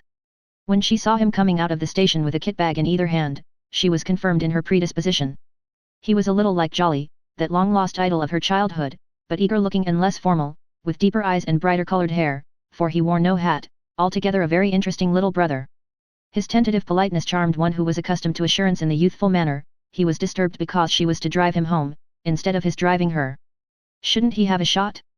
They hadn't a car at Robin Hill since the war, of course, and he had only driven once, and landed up a bank, so she oughtn't to mind his trying. His laugh, soft and infectious, was very attractive, though that word, she had heard, was now quite old-fashioned. When they reached the house he pulled out a crumpled letter which she read while he was washing, a quite short letter, which must have cost her father many a pang to write. My dear. You and Val will not forget, I trust, that John knows nothing of family history. His mother and I think he is too young at present. The boy is very dear, and the apple of her eye, verbum sapientibus. Your loving father. J.F. That was all, but it renewed in Holly an uneasy regret that Fleur was coming. After tea she fulfilled that promise to herself and took John up the hill. They had a long talk, sitting above an old chalk pit grown over with brambles and gooseberry. Milkwort and liverwort starred the green slope, the larks sang, and thrushes in the brake, and now and then a gull flighting inland would wheel very white against the paling sky, where the vague moon was coming up. Delicious fragrance came to them, as if little invisible creatures were running and treading scent out of the blades of grass. John, who had fallen silent, said rather suddenly. I say, this is wonderful, there's no fat on it at all. Gull's flight and sheep bells. Gull's flight and sheep bells. You're a poet, my dear. John sighed. Oh, golly, no go. Try, I used to at your age. Did you? Mother says try to, but I'm so rotten. Have you any of yours for me to see? My dear, Holly murmured, I've been married 19 years. I only wrote verses when I wanted to be. Oh, said John, and turned over on his face. The one cheek she could see was a charming color. Was John touched in the wind, then, as Val would have called it? Already? But, if so, all the better, he would take no notice of young Fleur. Besides, on Monday he would begin his farming. And she smiled. Was it Burns who followed the plough, or only Piers Plowman? Nearly every young man and most young women seemed to be poets now, judging from the number of their books she had read out in South Africa, importing them from Hatches and Bumphards, and quite good, oh! Quite, much better than she had been herself. But then poetry had only really come in since her day, with motor cars. Another long talk after dinner over a wood fire in the low hall, and there seemed little left to know about John except anything of real importance. Holly parted from him at his bedroom door, having seen twice over that he had everything, with the conviction that she would love him, and Val would like him. He was eager, but did not gush. He was a splendid listener, sympathetic, reticent about himself. He evidently loved their father, and adored his mother. He liked riding, rowing, and fencing better than games. He saved moths from candles, and couldn't bear spiders, but put them out of doors in screws of paper sooner than kill them. In a word, he was amiable. She went to sleep, thinking that he would suffer horribly if anybody hurt him, but who would hurt him? John, on the other hand, sat awake at his window with a bit of paper and a pencil, writing his first real poem by the light of a candle because there was not enough moon to see by, only enough to make the night seem fluttery and as if engraved on silver. Just the night for Fleur to walk, and turn her eyes, and lead on over the hills and far away. And John, deeply furrowed in his ingenuous brow, made marks on the paper and rubbed them out and wrote them in again, and did all that was necessary for the completion of a work of art, and he had a feeling such as the winds of spring must have, trying their first songs among the coming blossom. John was one of those boys, not many, in whom a home-trained love of beauty had survived school life. He had had to keep it to himself, of course, so that not even the drawing master knew of it, but it was there, fastidious and clear within him. And his poem seemed to him as lame and stilted as the night was winged. But he kept it, all the same. It was a beast. But better than nothing as an expression of the inexpressible. And he thought with a sort of discomfiture, I shan't be able to show it to mother. He slept terribly well, when he did sleep, overwhelmed by novelty. 7. Fleur. To avoid the awkwardness of questions which could not be answered, all that had been told John was, there's a girl coming down with Val for the weekend. For the same reason, all that had been told Fleur was, we've got a youngster staying with us. The two yearlings, as Val called them in his thoughts, met therefore in a manner which for unpreparedness left nothing to be desired. They were thus introduced by Holly. This is John, my little brother, Fle's a cousin of ours, John. John, who was coming in through a French window out of strong sunlight, was so confounded by the providential nature of this miracle, that he had time to hear Fleur say calmly, "Oh, how do you do," as if he had never seen her, and to understand dimly from the quickest imaginable little movement of her head that he never had seen her. He bowed therefore over her hand in an intoxicated manner, and became more silent than the grave. He knew better than to speak. Once in his early life, surprised reading by a night light, he had said fatuously, "I was just turning over the leaves, Mum," and his mother had replied, "John, never tell stories, because of your face nobody will ever believe them." The saying had permanently undermined the confidence necessary to the success of spoken untruth. He listened therefore to Fle's swift and rapt allusions to the jolliness of everything, plied her with scones and jam, and got away as soon as might be. They say that in delirium tremens you see a fixed object, preferably dark, which suddenly changes shape and position. John saw the fixed object, it had dark eyes and passably dark hair, and changed its position, but never its shape. The knowledge that between him and that object there was already a secret understanding, however impossible to understand, thrilled him so that he waited feverishly, and began to copy out his poem, which of course he would never dare to show her, till the sound of horses' hoofs roused him, and, leaning from his window, he saw her riding forth with Val. It was clear that she wasted no time, but the sight filled him with grief. He wasted his. If he had not bolted, in his fearful ecstasy, he might have been asked to go too. And from his window he sat and watched them disappear, appear again in the chine of the road, vanish, and emerge once more for a minute clear on the outline of the down. Silly brute, he thought, I always miss my chances. Why couldn't he be self-confident and ready? And, leaning his chin on his hands, he imagined the ride he might have had with her. A weekend was but a weekend, and he had missed 3 hours of it. Did he know anyone except himself who would have been such a flat? He did not. He dressed for dinner early, and was first down. He would miss no more. But he missed Fleur, who came down last. He sat opposite her at dinner, and it was terrible, impossible to say anything for fear of saying the wrong thing, impossible to keep his eyes fixed on her in the only natural way, in sum, impossible to treat normally one with whom in fancy he had already been over the hills and far away, conscious, too, all the time, that he must seem to her, to all of them, a dumb gawk. Yes, it was terrible. And she was talking so well, swooping with swift wing this way and that. Wonderful how she had learned an art which he found so disgustingly difficult. She must think him hopeless indeed. His sister's eyes, fixed on him with a certain astonishment, obliged him at last to look at Fleur, but instantly her eyes, very wide and eager, seeming to say, "Oh, for goodness sake," obliged him to look at Val, where a grin obliged him to look at his cutlet, that, at least, had no eyes, and no grin, and he ate it hastily. John is going to be a farmer, he heard Holly say, a farmer and a poet. He glanced up reproachfully, caught the comic lift of her eyebrow just like their father's, laughed, and felt better. Val recounted the incident of Monsieur Prosper Profond. Nothing could have been more favourable, for, in relating it, he regarded Holly, who in turn regarded him, while Fleur seemed to be regarding with a slight frown some thought of her own, and John was really free to look at her at last. She had on a white frock, very simple and well made, her arms were bare, and her hair had a white rose in it. In just that swift moment of free vision, after such intense discomfort, John saw her sublimated, as one sees in the dark a slender white fruit tree, caught her like a verse of poetry flashed before the eyes of the mind, or a tune which floats out in the distance and dies. He wondered giddily how old she was, she seemed so much more self-possessed and experienced than himself. Why mustn't he say they had met? He remembered suddenly his mother's face, puzzled, hurt-looking, when she answered, "Yes, they're relations, but we don't know them." Impossible that his mother, who loved beauty, should not admire Fleur if she did know her. Alone with Val after dinner, he sipped port deferentially and answered the advances of this new-found brother-in-law. As to riding, always the first consideration with Val, he could have the young chestnut saddle and unsaddle it himself, and generally look after it when he brought it in. John said he was accustomed to all that at home, and saw that he had gone up one in his host's estimation. "Fleur," said Val, "can't ride much yet, but she's keen of course. Her father doesn't know a horse from a cartwheel. Does your dad ride?" "He used to, but now he's, you know, he stopped, so hating the word old. His father was old, and yet not old, no, never." "Quite," muttered Val. "I used to know your brother up at Oxford, ages ago, the one who died in the Boer War. We had a fight in New College Gardens. That was a queer business," he added, musing, "a good deal came out of it." John's eyes opened wide, all was pushing him toward historical research, when his sister's voice said gently from the doorway, "Come along, you two," and he rose, his heart pushing him toward something far more modern. Fleur having declared that it was simply too wonderful to stay indoors, they all went out. Moonlight was frosting the dew, and an old sundial threw a long shadow. Two box hedges at right angles, dark and square, barred off the orchard. Fleur turned through that angled opening. "Come on," she called. John glanced at the others, and followed. She was running among the trees like a ghost. All was lovely and foam-like above her, and there was a scent of old trunks, and of nettles. She vanished. He thought he had lost her, then almost ran into her standing quite still. "Isn't it jolly?" she cried, and John answered. "Rather." She reached up, twisted off a blossom and, twirling it in her fingers, said. "I suppose I can call you John."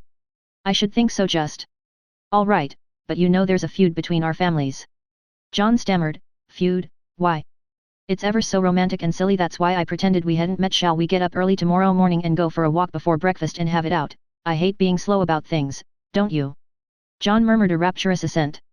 6 o'clock, then I think your mother's beautiful. John said fervently. "Yes, she is.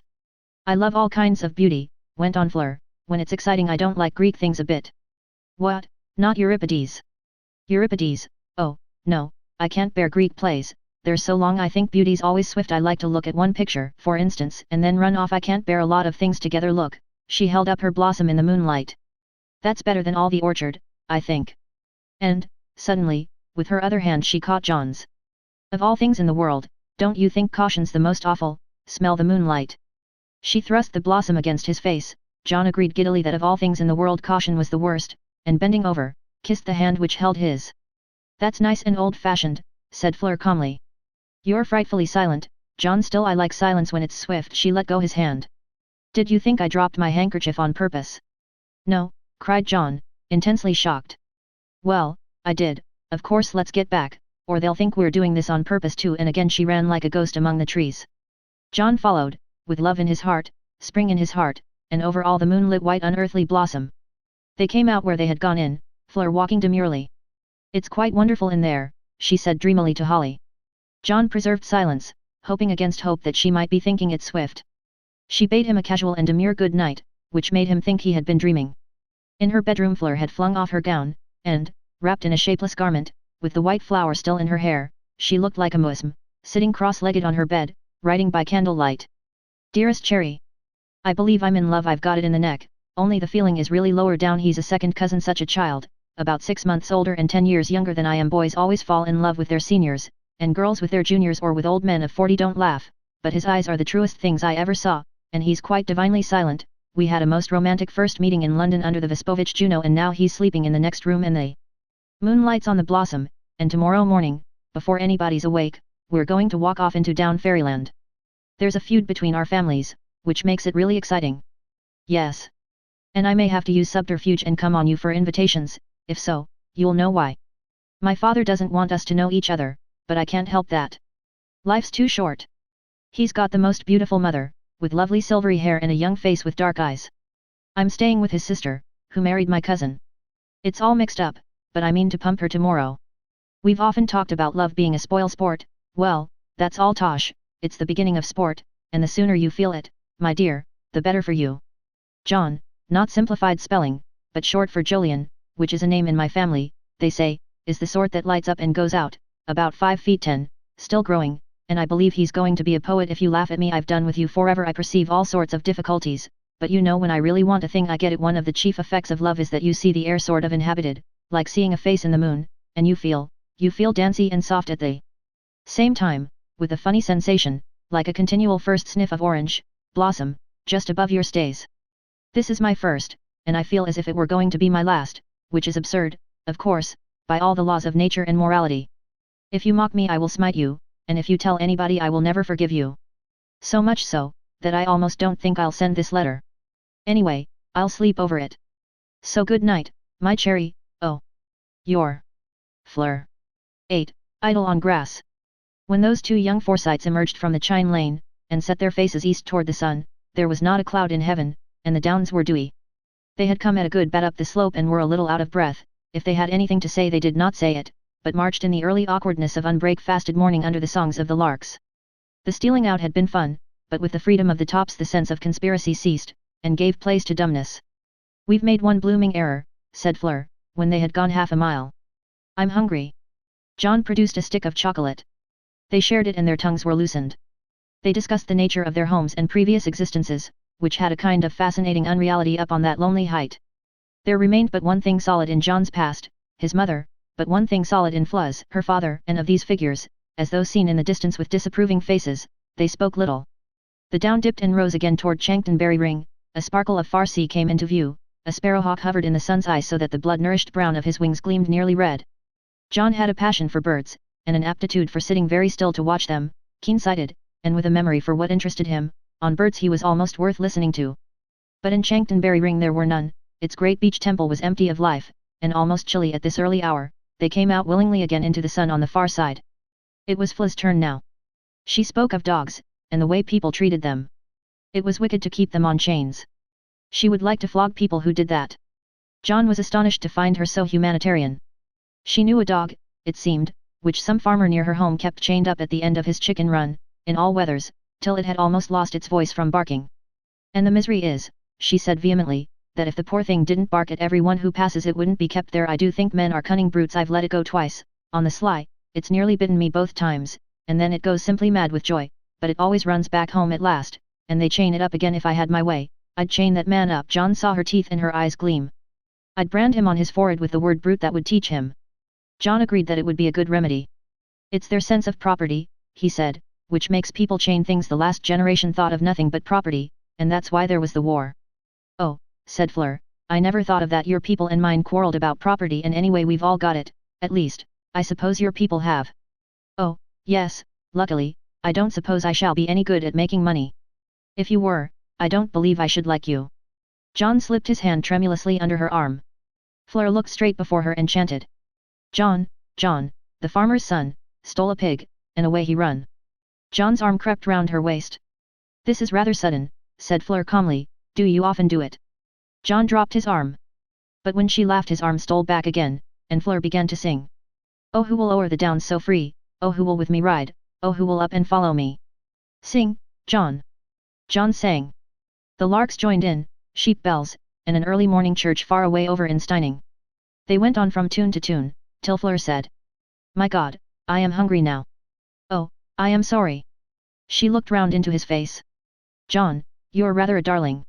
And she pressed his hand against her waist. John almost reeled from happiness. A yellow and white dog coursing a hare startled them apart. They watched the two vanish down the slope, till Fleur said with a sigh, he'll never catch it, thank goodness. What's the time? Mine stopped. I never wound it. John looked at his watch. By Jove, he said, mine stopped, too. They walked on again, but only hand in hand. If the grass is dry, said Fleur, let's sit down for half a minute. John took off his coat, and they shared it. Smell, actually wild time. With his arm round her waist again, they sat some minutes in silence. We are goats, cried Fleur, jumping up, we shall be most fearfully late, and look so silly, and put them on their guard. Look here, John, we only came out to get an appetite for breakfast, and lost our way. See? Yes, said John. It's serious, there'll be a stopper put on us. Are you a good liar? I believe not very, but I can try. Fleur frowned. You know, she said, I realize that they don't mean us to be friends. Why not? I told you why. But that's silly. Yes, but you don't know my father. I suppose he's fearfully fond of you. You see, I'm an only child and so are you, of your mother. Isn't it a bore? There's so much expected of one. By the time they've done expecting, one's as good as dead. Yes, muttered John, life's beastly short. One wants to live forever, and know everything. And love everybody. No, cried John, I only want to love once, you. Indeed, you're coming on. Oh, look, there's the chalk pit, we can't be very far now. Let's run. John followed, wondering fearfully if he had offended her. The chalk pit was full of sunshine and the murmuration of bees. Fleur flung back her hair. Well, she said, in case of accidents, you may give me one kiss, John, and she pushed her cheek forward. With ecstasy he kissed that hot soft cheek. Now, remember, we lost our way, and leave it to me as much as you can. I'm going to be rather beastly to you, it's safer, try and be beastly to me. John shook his head. That's impossible. Just to please me, till 5 o'clock, at all events. Anybody will be able to see through it, said John gloomily. Well, do your best. Look, there they are, wave your hat. Oh, you haven't got one. Well, I'll cooey, get a little away from me, and look sulky. 5 minutes later, entering the house and doing his utmost to look sulky, John heard her clear voice in the dining room. Oh, I'm simply ravenous, he's going to be a farmer, and he loses his way, the boy's an idiot. 9 Goya. Lunch was over and Soames mounted to the picture gallery in his house near Maple Durham. He had what Annette called a grief. Fleur was not yet home. She had been expected on Wednesday, had wired that it would be Friday, and again on Friday that it would be Sunday afternoon, and here were her aunt, and her cousins the Cardigans, and this fellow Profond, and everything flat as a pancake for the want of her. He stood before his Gauguin, sorest point of his collection. He had bought the ugly great thing with 2 early Matisses before the war, because there was such a fuss about those post-impressionist chaps. He was wondering whether Profond would take them off his hands. The fellow seemed not to know what to do with his money, when he heard his sister's voice say, "I think that's a horrid thing, Soames," and saw that Winifred had followed him up. "Oh, you do," he said dryly, "I gave 500 for it." "Fancy, women aren't made like that even if they are black." Soames uttered a glum laugh. "You didn't come up to tell me that." "No, do you know that Jolien's boy is staying with Val and his wife?" Soames spun round. "What?" "Yes," drawled Winifred, "he's gone to live with them there while he learns farming." Soames had turned away, but her voice pursued him as he walked up and down. "I warned Val that neither of them was to be spoken to about old matters. Why didn't you tell me before?" Winifred shrugged her substantial shoulders. "Fleur does what she likes. You've always spoiled her. Besides, my dear boy, what's the harm?" "The harm," muttered Soames. "Why, he checked himself. The Juno, the handkerchief, Fleur's eyes, her questions, and now this delay in her return, the symptoms seemed to him so sinister that, faithful to his nature, he could not part with them. "I think you take too much care," said Winifred. "If I were you, I should tell her of that old matter. It's no good thinking that girls in these days are as they used to be, where they pick up their knowledge. I can't tell, but they seem to know everything." Over Soames' face, closely composed, passed a sort of spasm, and Winifred added hastily, "If you don't like to speak of it, I could for you." Soames shook his head. Unless there was absolute necessity, the thought that his adored daughter should learn of that old scandal hurt his pride too much. "No," he said, "not yet, never if I can help it." "Nonsense, my dear, think what people are." 20 years is a long time," muttered Soames. "Outside our family, who's likely to remember?" Winifred was silenced. She inclined more and more to that peace and quietness of which Montague Darty had deprived her in her youth. And, since pictures always depressed her, she soon went down again. Soames passed into the corner where, side by side, hung his real Goya and the copy of the fresco La Vendimia. His acquisition of the real Goya rather beautifully illustrated the cobweb of vested interests and passions which mesh the bright-winged fly of human life. The real Goya's noble owner's ancestor had come into possession of it during some Spanish war. It was in a word loot. The noble owner had remained in ignorance of its value until in the 90s an enterprising critic discovered that a Spanish painter named Goya was a genius. It was only a fair Goya, but almost unique in England, and the noble owner became a marked man. Having many possessions and that aristocratic culture which, independent of mere sensuous enjoyment, is founded on the sounder principle that one must know everything and be fearfully interested in life, he had fully intended to keep an article which contributed to his reputation while he was alive, and to leave it to the nation after he was dead. Fortunately for Soames, the House of Lords was violently attacked in 1909, and the noble owner became alarmed and angry. "If," he said to himself, "they think they can have it both ways, they are very much mistaken. So long as they leave me in quiet enjoyment, the nation can have some of my pictures at my death. But if the nation is going to bait me, and rob me like this, I'm damned if I won't sell the lot. They can't have my private property and my public spirit both." He brooded in this fashion for several months till one morning, after reading the speech of a certain statesman, he telegraphed to his agent to come down and bring Bodkin. On going over the collection, Bodkin, than whose opinion on market values none was more sought, pronounced that with a free hand to sell to America, Germany, and other places where there was an interest in art, a lot more money could be made than by selling in England. The noble owner's public spirit, he said, was well known, but the pictures were unique. The noble owner put this opinion in his pipe and smoked it for a year. At the end of that time he read another speech by the same statesman, and telegraphed to his agents, "Give Bodkin a free hand." It was at this juncture that Bodkin conceived the idea which saved the Goya and 2 other unique pictures for the native country of the noble owner. With one hand Bodkin proffered the pictures to the foreign market, with the other he formed a list of private British collectors. Having obtained what he considered the highest possible bids from across the seas, he submitted pictures and bids to the private British collectors, and invited them, of their public spirit, to outbid. In 3 instances, including the Goya, out of 21 he was successful. And why? One of the private collectors made buttons. He had made so many that he desired that his wife should be called Lady Buttons. He therefore bought a unique picture at great cost, and gave it to the nation. It was part, his friends said, of his general game. The second of the private collectors was an Americophobe, and bought a unique picture to spite the damned Yanks. The third of the private collectors was Soames, who, more sober than either of the others, bought after a visit to Madrid, because he was certain that Goya was still on the upgrade. Goya was not booming at the moment, but he would come again, and, Looking at that portrait, Hogarthian, Maintesque in its directness, but with its own queer sharp beauty of paint, he was perfectly satisfied still that he had made no error, heavy though the price had been, heaviest he had ever paid. And next to it was hanging the copy of La Vendimia. There she was, the little wretch, looking back at him in her dreamy mood, the mood he loved best because he felt so much safer when she looked like that. He was still gazing when the scent of a cigar impinged on his nostrils, and a voice said, "Well, Mr. Forsyte, what you going to do with this small lot?" That Belgian chap, whose mother, as if Flemish blood were not enough, had been Armenian. Subduing a natural irritation, he said, "Are you a judge of pictures?" "Well, I've got a few myself." "Any post-impressionists?" Yes, I rather like them." "What do you think of this?" said Soames, pointing to the Gauguin. Monsieur Profond protruded his lower lip and short pointed beard. "Rather fine, I think," he said. "Do you want to sell it?" Soames checked his instinctive not particularly, he would not chaffer with this alien. "Yes," he said. "What do you want for it?" "What I gave." "All right," said Monsieur Profond. "I'll be glad to take that small picture. Post-impressionists, they're awful dead, but they're amusin'. I don't care for pictures much, but I've got some, just a small lot." "What do you care for?" Monsieur Profond shrugged his shoulders. "Life's awful like a lot of monkeys scramblin' for empty nuts." "You're young," said Soames. If the fellow must make a generalization, he needn't suggest that the forms of property lack solidity. "I don't worry," replied Monsieur Profond smiling, "we're born, and we die half the world starvin'. I feed a small lot of babies out in my mother's country, but what's the use, might as well throw my money in the river." Soames looked at him, and turned back toward his Goya. He didn't know what the fellow wanted. "What shall I make my check for?" pursued Monsieur Profond. 500, said Soames shortly, "but I don't want you to take it if you don't care for it more than that." "That's all right," said Monsieur Profond, "I'll be happy to ave that picture." He wrote a check with a fountain pen heavily chased with gold. Soames watched the process uneasily. How on earth had the fellow known that he wanted to sell that picture? Monsieur Profond held out the check.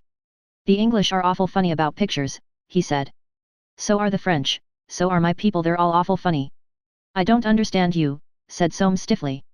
"It's like hats," said Monsieur Profond enigmatically, "small or large, turnin' up or down, just the fashion awful funny," and, smiling, he drifted out of the gallery again, blue and solid like the smoke of his excellent cigar.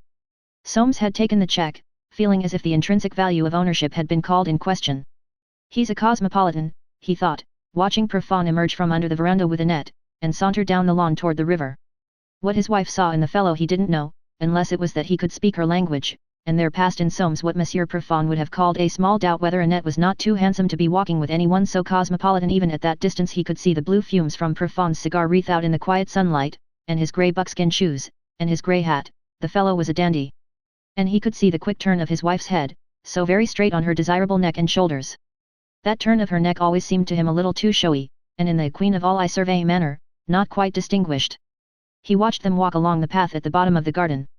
A young man in flannels joined them down there, a Sunday caller no doubt, from up the river. He went back to his Goya. He was still staring at that replica of Fleur, and worrying over Winifred's news, when his wife's voice said, "Mr. Michael Mont, Soames, you invited him to see your pictures." There was the cheerful young man of the gallery off Cork Street. "Turned up, you see, sir, I live only 4 miles from Pangbourne. Jolly day, isn't it?" Confronted with the results of his expansiveness, Soames scrutinized his visitor. The young man's mouth was excessively large and curly, he seemed always grinning. Why didn't he grow the rest of those idiotic little mustaches, which made him look like a music hall buffoon? What on earth were young men about, deliberately lowering their class with these toothbrushes, or little slug whiskers? Ugh! Affected young idiots. In other respects he was presentable, and his flannels very clean. "Happy to see you," he said. The young man, who had been turning his head from side to side, became transfixed. "I say," he said, "some picture." Soames saw, with mixed sensations, that he had addressed the remark to the Goya copy. "Yes," he said dryly, "that's not a Goya, it's a copy. I had it painted because it reminded me of my daughter. By Jove, I thought I knew the face, sir. Is she here?" The frankness of his interest almost disarmed Soames. "She'll be in after tea," he said. "Shall we go round the pictures?" And Soames began that round which never tired him. He had not anticipated much intelligence from one who had mistaken a copy for an original, but as they passed from section to section, period to period, he was startled by the young man's frank and relevant remarks. Natively shrewd himself, and even sensuous beneath his mask, Soames had not spent 38 years over his one hobby without knowing something more about pictures than their market values. He was, as it were, the missing link between the artist and the commercial public. Art for art's sake and all that, of course, was cant. But aesthetics and good taste were necessary. The appreciation of enough persons of good taste was what gave a work of art its permanent market value, or in other words made it a work of art there was no real cleavage. And he was sufficiently accustomed to sheep-like and unseeing visitors, to be intrigued by one who did not hesitate to say of Mauve, good old haystacks, or of James Maris. Didn't he just paint and paper 'em? Matthew was the real swell, sir, you could dig into his surfaces. It was after the young man had whistled before a whistler, with the words, "Do you think he ever really saw a naked woman, sir?" that Soames remarked. "What are you, Mr. Mont, if I may ask?" Sir, I was going to be a painter, but the war knocked that then in the trenches, you know, I used to dream of the stock exchange, snug and warm and just noisy enough, but the peace knocked that, shares seem off, don't they? I've only been demobbed about a year. What do you recommend, sir? Have you got money?" "Well," answered the young man, "I've got a father, I kept him alive during the war, so he's bound to keep me alive now though, of course, there's the question whether he ought to be allowed to hang on to his property. What do you think about that, sir?" Soames, pale and defensive, smiled. "The old man has fits when I tell him he may have to work, yet he's got land, you know, it's a fatal disease." "This is my real Goya," said Soames dryly. "By George, he was a swell. I saw a Goya in Munich once that bowled me middle stump, a most evil-looking old woman in the most gorgeous lace. He made no compromise with the public taste. That old boy was some explosive. He must have smashed up a lot of convention in his day. Couldn't he just paint? He makes Velázquez stiff, don't you think?" "I have no Velázquez," said Soames. The young man stared. "No," he said, "only nations or profiteers can afford him. I suppose I say, why shouldn't all the bankrupt nations sell their Velázquez and Titians and other swells to the profiteers by force, and then pass a law that anyone who holds a picture by an old master, see schedule, must hang it in a public gallery? There seems something in that." "Shall we go down to tea?" said Soames. The young man's ears seemed to droop on his skull. "He's not dense," thought Soames, following him off the premises. Goya, with his satiric and surpassing precision, his original line, and the daring of his light and shade, could have reproduced to admiration the group assembled round Annette's tea tray in the inglenook below. He alone, perhaps, of painters would have done justice to the sunlight filtering through a screen of creeper, to the lovely pallor of brass, the old cut glasses, the thin slices of lemon in pale amber tea, justice to Annette in her black lacy dress. There was something of the fair Spaniard in her beauty, though it lacked the spirituality of that rare type, to Winifred's grey-haired, corseted solidity, to Soames, of a certain grey and flat-cheeked distinction, to the vivacious Michael Mont. Pointed in ear and eye, to Imogen, dark, luscious of glance, growing a little stout, to Prosper Profond, with his expression as who should say, "Well, Mr. Goya, what's the use of paintin' this small party?" Finally, to Jack Cardigan, with his shining stare and tan sanguinity betraying the moving principle. "I'm English, and I live to be fit." Curious, by the way, that Imogen, who as a girl had declared solemnly one day at Timothy's that she would never marry a good man, they were so dull, should have married Jack Cardigan, in whom health had so destroyed all traces of original sin, that she might have retired to rest with 10,000 other Englishmen without knowing the difference from the one she had chosen to repose beside. "Oh," she would say of him, in her amusing way, "Jack keeps himself so fearfully fit, he's never had a day's illness in his life. He went right through the war without a finger ache. You really can't imagine how fit he is."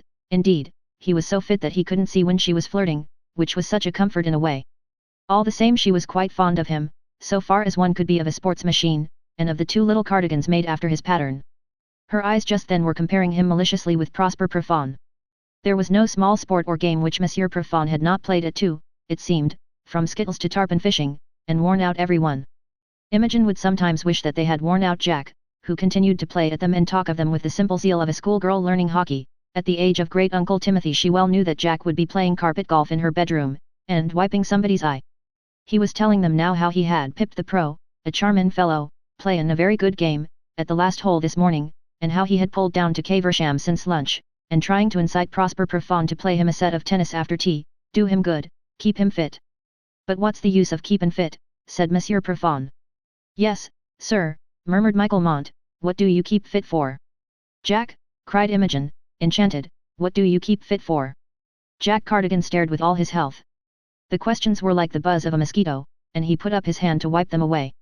During the war, of course, he had kept fit to kill Germans. Now that it was over he either did not know, or shrank in delicacy from explanation of his moving principle. "But he's right," said Monsieur Profond unexpectedly, "there's nothin' left but keepin' fit." The saying, too deep for Sunday afternoon, would have passed unanswered, but for the mercurial nature of young Mont. "Good," he cried. That's the great discovery of the war. We all thought we were progressing, now we know we're only changing. For the worse, said Monsieur Perfond genially. How you are cheerful, Prosper, murmured Annette. You come and play tennis, said Jack Cardigan, you've got the hump, we'll soon take that down. Do you play, Mr. Mont? I hit the ball about, sir. At this juncture Soames rose, ruffled in that deep instinct of preparation for the future which guided his existence. When Fleur comes, he heard Jack Cardigan say. Ah! And why didn't she come? He passed through drawing room, hall, and porch out onto the drive, and stood there listening for the car. All was still and Sunday-fied, the lilacs in full flower scented the air. There were white clouds, like the feathers of ducks gilded by the sunlight. Memory of the day when Fleur was born, and he had waited in such agony with her life and her mother's balanced in his hands, came to him sharply. He had saved her then, to be the flower of his life. And now? Was she going to give him trouble, pain, give him trouble? He did not like the look of things. A blackbird broke in on his reverie with an evening song, a great big fellow up in that acacia tree. Soames had taken quite an interest in his birds of late years. He and Fleur would walk round and watch them, her eyes were sharp as needles, and she knew every nest. He saw her dog, a retriever, lying on the drive in a patch of sunlight, and called to him. Hello, old fellow. Waiting for her too, the dog came slowly with a grudging tail, and Soames mechanically laid a pat on his head. The dog, the bird, the lilac, all were part of Fleur for him, no more, no less. Too fond of her, he thought, too fond. He was like a man uninsured, with his ships at sea. Uninsured again, as in that other time, so long ago, when he would wander dumb and jealous in the wilderness of London, longing for that woman, his first wife, the mother of this infernal boy. Ah! There was the car at last. It drew up, it had luggage, but no Fleur. Miss Fleur is walking up, sir, by the towing path. Walking all those miles? Soames stared. The man's face had the beginning of a smile on it. What was he grinning at? And very quickly he turned, saying, all right, Sims, and went into the house. He mounted to the picture gallery once more. He had from there a view of the river bank, and stood with his eyes fixed on it, oblivious of the fact that it would be an hour at least before her figure showed there. Walking up. And that fellow's grin. The boy. He turned abruptly from the window. He couldn't spy on her. If she wanted to keep things from him, she must, he could not spy on her. His heart felt empty, and bitterness mounted from it into his very mouth. The staccato shouts of Jack Cardigan pursuing the ball, the laugh of young Mont rose in the stillness and came in. He hoped they were making that chap Perfond run. And the girl in La Vendimia stood with her arm akimbo and her dreamy eyes looking past him. I've done all I could for you, he thought, since you were no higher than my knee. You aren't going to hurt me, are you? But the Goya copy answered not, brilliant in color just beginning to tone down. There's no real life in it, thought Soames. Why doesn't she come? Trio. Among those four Forsytes of the third, and, as one might say, fourth generation, at Wanston under the Downs, a weekend prolonged unto the 9th day had stretched the crossing threads of tenacity almost to snapping point. Never had Fleur been so fine, Holly so watchful, Val so stable secretive, John so silent and disturbed. What he learned of farming in that week might have been balanced on the point of a penknife and puffed off. He, whose nature was essentially averse from intrigue, and whose adoration of Fleur disposed him to think that any need for concealing it was skittles, chafed and fretted, yet obeyed, taking what relief he could in the few moments when they were alone. On Thursday, while they were standing in the bay window of the drawing room, dressed for dinner, she said to him. John, I'm going home on Sunday by the 3.40 from Paddington. If you were to go home on Saturday you could come up on Sunday and take me down, and just get back here by the last train, after you were going home anyway, weren't you? John nodded. Anything to be with you, he said, only why need I pretend? Fleur slipped her little finger into his palm. You have no instinct, John, you must leave things to me. It's serious about our people. We've simply got to be secret at present, if we want to be together. The door was opened, and she added loudly, you are a duffer, John. Something turned over within John. He could not bear this subterfuge about a feeling so natural, so overwhelming, and so sweet. On Friday night about 11 he had packed his bag, and was leaning out of his window, half miserable, and half lost in a dream of Paddington Station, when he heard a tiny sound, as of a fingernail tapping on his door. He rushed to it and listened. Again the sound. It was a nail. He opened. Oh! What a lovely thing came in. I wanted to show you my fancy dress, it said, and struck an attitude at the foot of his bed. John drew a long breath and leaned against the door. The apparition wore white muslin on its head, a fichu round its bare neck over a wine-colored dress, fold out below its slender waist.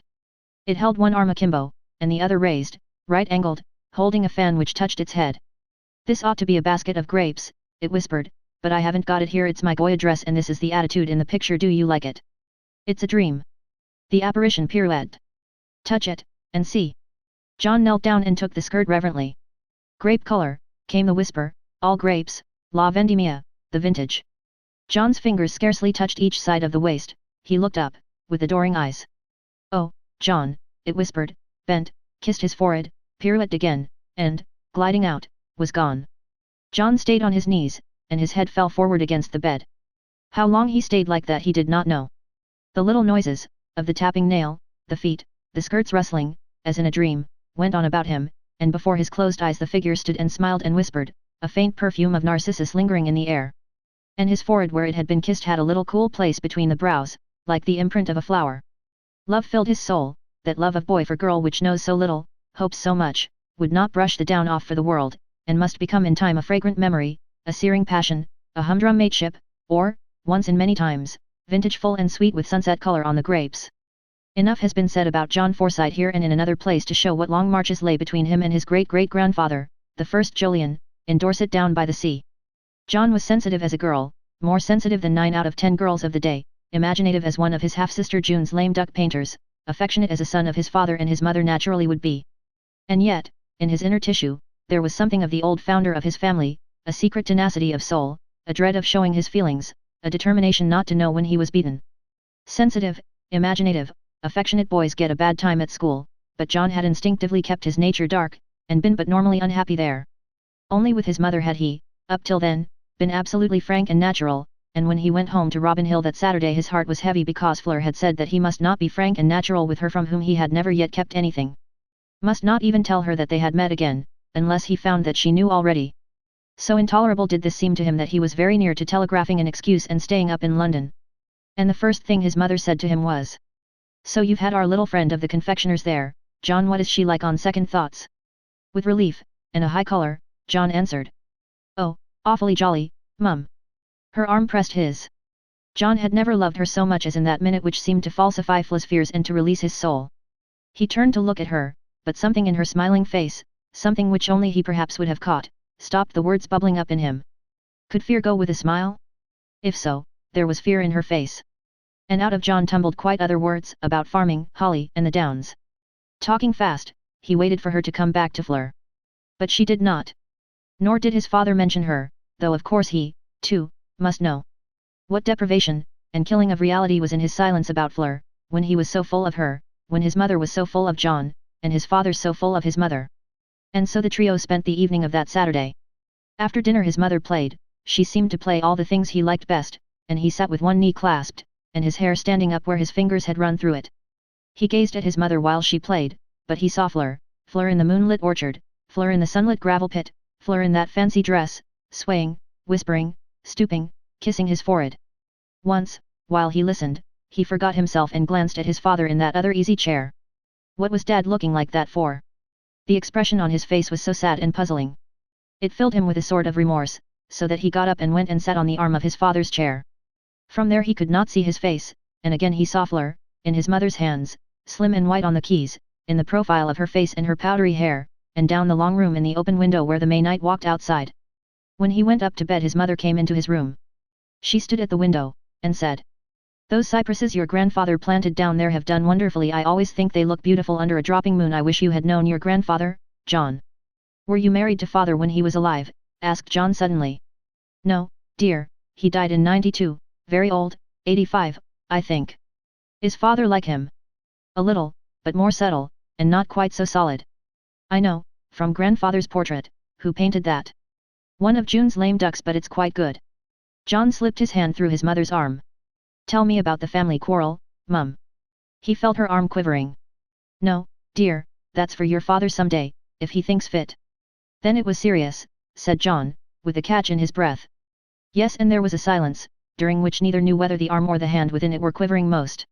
"Some people," said Irene softly, "think the moon on her back is evil. To me she's always lovely. Look at those cypress shadows, John. Father says we may go to Italy, you and I, for 2 months. Would you like?" John took his hand from under her arm, his sensation was so sharp and so confused. Italy with his mother.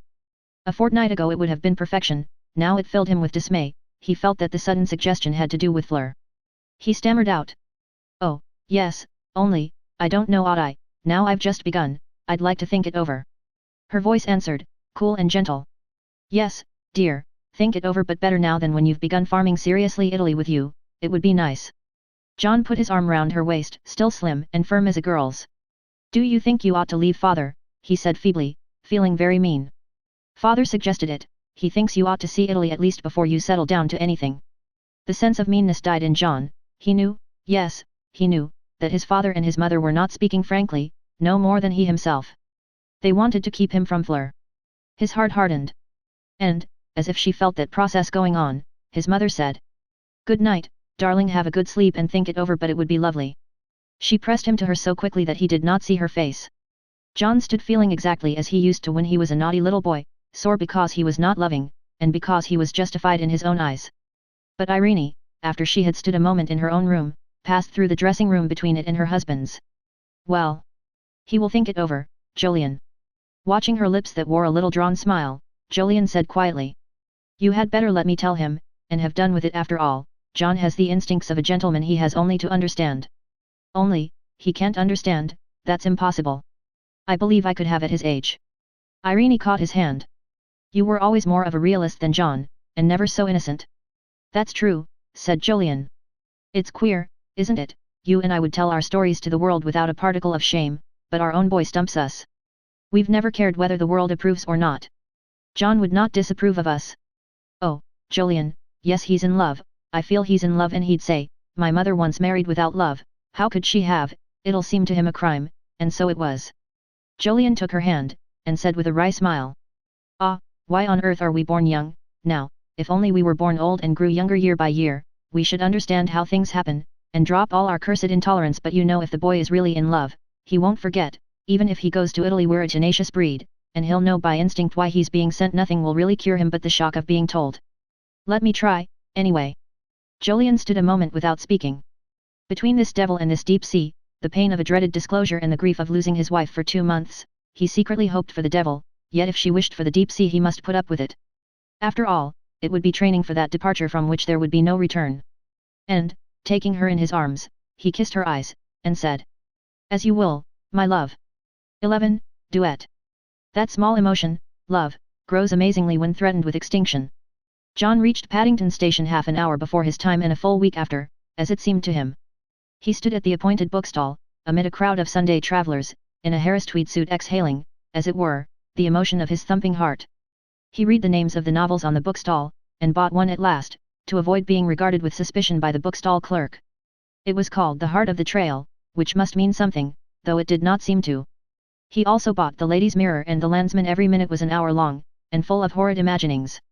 After 19 had passed, he saw her with a bag and a porter wheeling her luggage. She came swiftly, she came cool. She greeted him as if he were a brother. First class, she said to the porter, corner seats, opposite. John admired her frightful self-possession. Can't we get a carriage to ourselves? He whispered. No good, it's a stopping train after Maidenhead. Perhaps look natural, John. John screwed his features into a scowl. They got in, with 2 other beasts. Oh, heaven! He tipped the porter unnaturally, in his confusion. The brute deserved nothing for putting them in there, and looking as if he knew all about it into the bargain. Fleur hid herself behind The Lady's Mirror. John imitated her behind The Landsman. The train started. Fleur let The Lady's Mirror fall and leaned forward. Well, she said. It seemed about 15 days. She nodded, and John's face lighted up at once. Look natural, murmured Fleur, and went off into a bubble of laughter. It hurt him. How could he look natural with Italy hanging over him? He had meant to break it to her gently, but now he blurted it out. They want me to go to Italy with mother for 2 months. Fleur drooped her eyelids, turned a little pale, and bit her lips. Oh, she said. It was all, but it was much.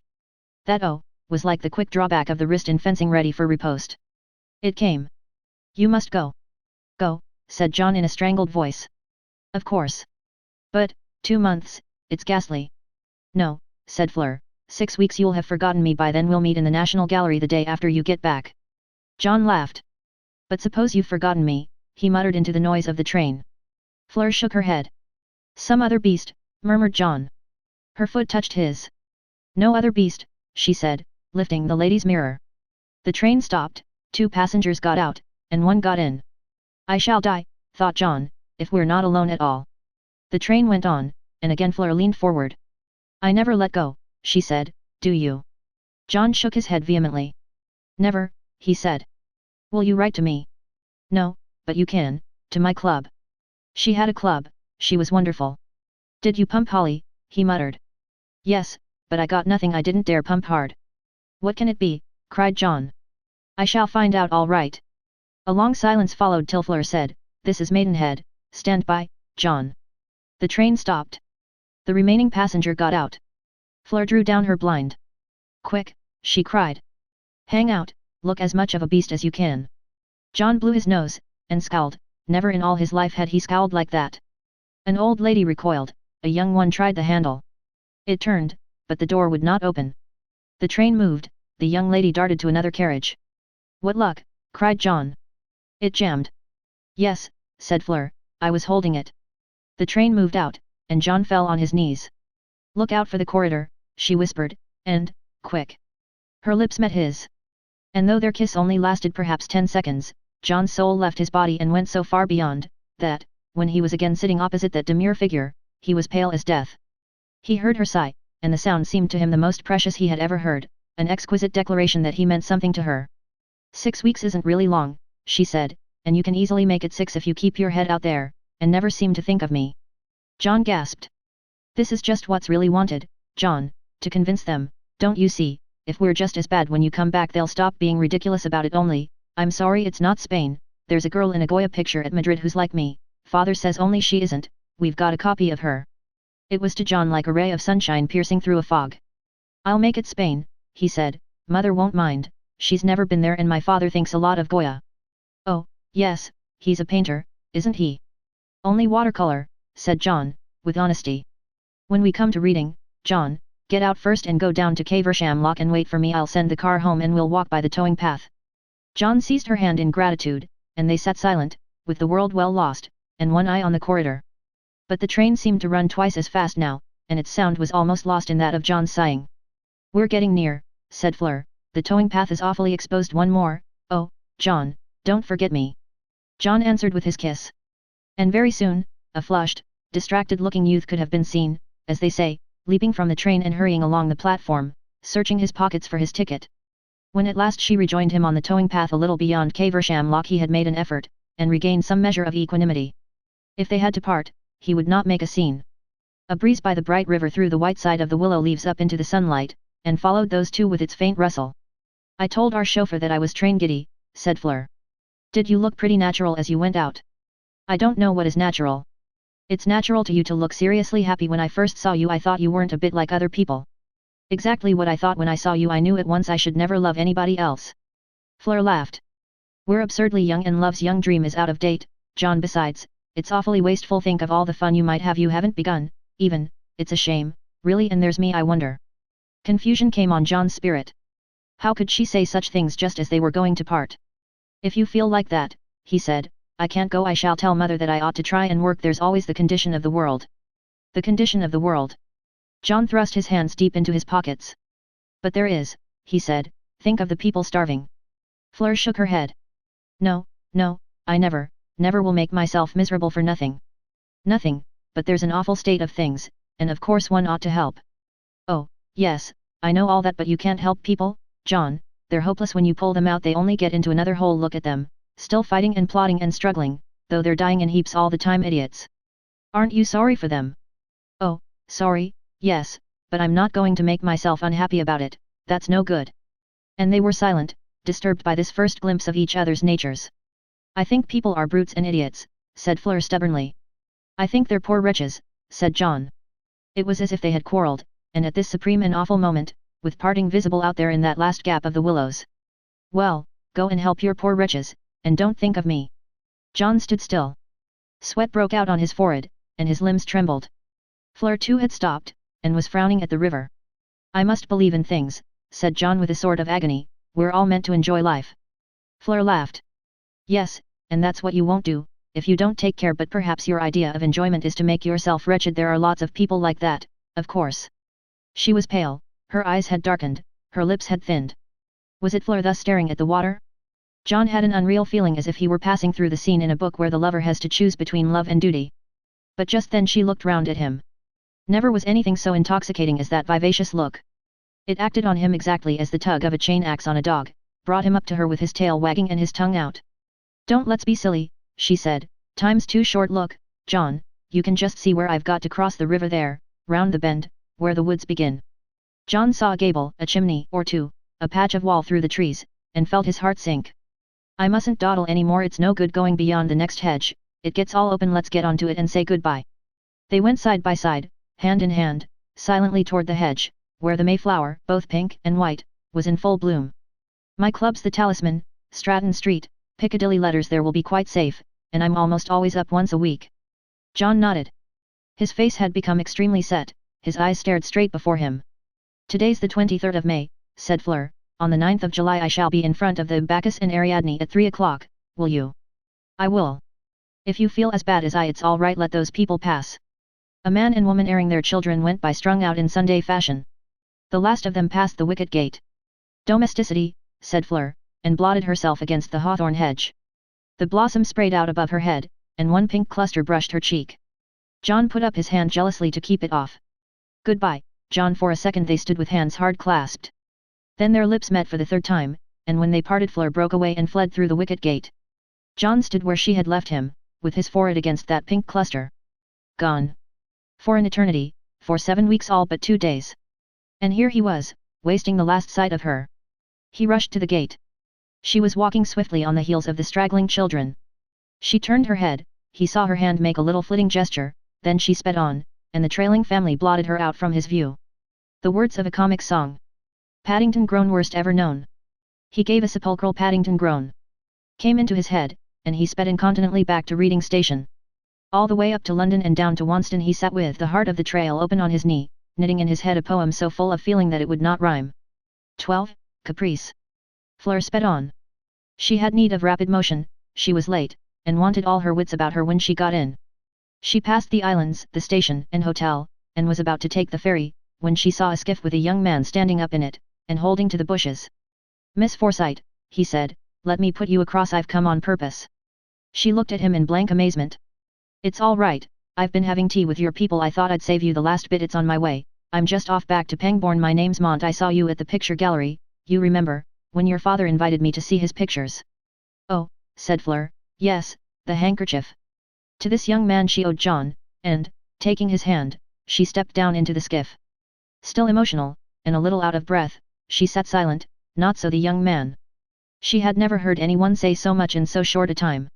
He told her his age, 24, his weight, 10 stone 11, his place of residence, not far away, described his sensations under fire, and what it felt like to be gassed, criticized the Juno, mentioned his own conception of that goddess, commented on the Goya copy, said Fleur was not too awfully like it, sketched in rapidly the condition of England, spoke of Monsieur Perfon, or whatever his name was, as an awful sport, thought her father had some ripping pictures and some rather dug up, hoped he might row down again and take her on the river because he was quite trustworthy, inquired her opinion of Chekhov, gave her his own, wished they could go to the Russian ballet together sometime, considered the name Fleur Forsyte simply topping. Cursed his people for giving him the name of Michael on the top of Mont, outlined his father, and said that if she wanted a good book she should read Job. His father was rather like Job while Job still had land. But Job didn't have land, Fleur murmured, he only had flocks and herds and moved on. "Ah," answered Michael Mont, "I wish my governor would move on, not that I want his land, land's an awful bore in these days, don't you think?" "We never have it in my family," said Fleur. "We have everything else. I believe one of my great-uncles once had a sentimental farm in Dorset, because we came from there originally, but it cost him more than it made him happy." "Did he sell it?" "No, he kept it." "Why?" "Because nobody would buy it." "Good for the old boy." "No, it wasn't good for him. Father says it soured him. His name was Swithin." "What a corking name. Do you know that we're getting farther off, not nearer, this river flows?" "Splendid," cried Mont, dipping his sculls vaguely, "it's good to meet a girl who's got wit. But better to meet a young man who's got it in the plural."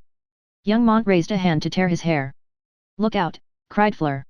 "Your skull." "All right, it's thick enough to bear a scratch." "Do you mind sculling?" said Fleur severely. "I want to get in."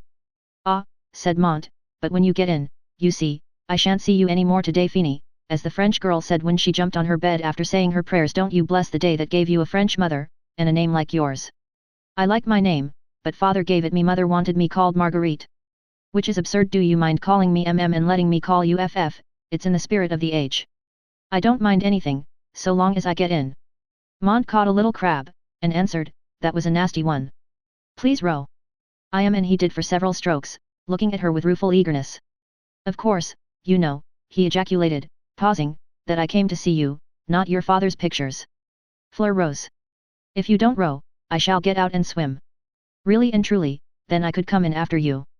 Mr. Mont, I'm late and tired, please put me on shore at once. When she stepped out onto the garden landing stage he rose, and grasping his hair with both hands, looked at her. Fleur smiled. Don't, cried the irrepressible Mont. I know you're going to say, out, damned hair. Fleur whisked round, threw him a wave of her hand. Goodbye, Mr. M. She called, and was gone among the rose trees. She looked at her wristwatch and the windows of the house. It struck her as curiously uninhabited. Past 6. The pigeons were just gathering to roost, and sunlight slanted on the dovecot, on their snowy feathers, and beyond in a shower on the top boughs of the woods. The click of billiard balls came from the ingle nook, Jack Cardigan, no doubt, a faint rustling, too, from an eucalyptus tree, startling southerner in this old English garden. She reached the veranda and was passing in, but stopped at the sound of voices from the drawing-room to her left. Mother! Monsieur Profond! From behind the veranda screen which fenced the ingle nook she heard these words. I don't, Annette. Did father know that he called her mother Annette? Always on the side of her father, as children are ever on one side or the other in houses where relations are a little strained, she stood, uncertain. Her mother was speaking in her low, pleasing, slightly metallic voice, one word she caught, Domain and Profond's answer, all right. Fleur frowned. A little sound came out into the stillness. Then Profond's voice, I'm talking a small stroll. Fleur darted through the window into the morning room. There he came from the drawing room, crossing the veranda, down the lawn, and the click of billiard balls which, in listening for other sounds, she had ceased to hear, began again. She shook herself, passed into the hall, and opened the drawing room door. Her mother was sitting on the sofa between the windows, her knees crossed, her head resting on a cushion, her lips half parted, her eyes half closed. She looked extraordinarily handsome. Ah, here you are, Fleur, your father is beginning to fuss. Where is he? In the picture gallery. Go up. What are you going to do tomorrow, mother? Tomorrow, I go up to London with your aunt. I thought you might be. Will you get me a quite plain parasol? What color? Green. They're all going back, I suppose. Yes, all. You will console your father. Kiss me, then. Fleur crossed the room, stooped, received a kiss on her forehead, and went out past the impress of a form on the sofa cushions in the other corner. She ran upstairs. Fleur was by no means the old-fashioned daughter who demands the regulation of her parents' lives in accordance with the standard imposed upon herself. She claimed to regulate her own life, not those of others. Besides, an unerring instinct for what was likely to advantage her own case was already at work. In a disturbed domestic atmosphere the heart she had set on John would have a better chance. None the less was she offended, as a flower by a crisping wind. If that man had really been kissing her mother it was serious, and her father ought to know. Domain. All right, and her mother going up to town. She turned into her bedroom and hung out of the window to cool her face, which had suddenly grown very hot. John must be at the station by now. What did her father know about John? Probably everything, pretty nearly. She changed her dress, so as to look as if she had been in some time, and ran up to the gallery. Soames was standing stubbornly still before his Alfred Stevens, the picture he loved best. He did not turn at the sound of the door, but she knew he had heard, and she knew he was hurt.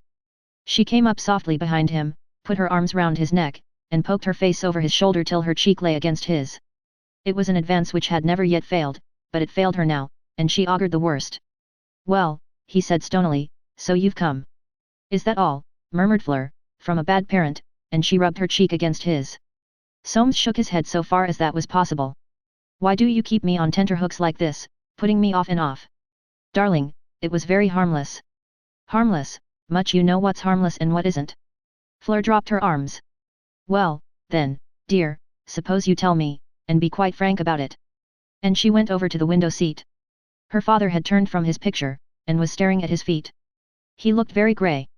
He has nice small feet, she thought, catching his eye, at once averted from her. You're my only comfort, said Soames suddenly, and you go on like this. Fleur's heart began to beat. Like what, dear? Again Soames gave her a look which, but for the affection in it, might have been called furtive. You know what I told you, he said. I don't choose to have anything to do with that branch of our family. Yes, Ducky, but I don't know why I shouldn't. Soames turned on his heel. I'm not going into the reasons, he said, you ought to trust me, Fleur. The way he spoke those words affected Fleur, but she thought of John, and was silent, tapping her foot against the wainscot. Unconsciously she had assumed a modern attitude, with one leg twisted in and out of the other, with her chin on one bent wrist, her other arm across her chest, and its hand hugging her elbow. There was not a line of her that was not involuted, and yet, in spite of all, she retained a certain grace. You knew my wishes, Soames went on, and yet you stayed on there 4 days and I suppose that boy came with you today. Fleur kept her eyes on him. I don't ask you anything, said Soames, I make no inquisition where you're concerned. Fleur suddenly stood up, leaning out at the window with her chin on her hands. The sun had sunk behind trees, the pigeons were perched, quite still, on the edge of the dovecot, the click of the billiard balls mounted, and a faint radiance shone out below where Jack Cardigan had turned the light up.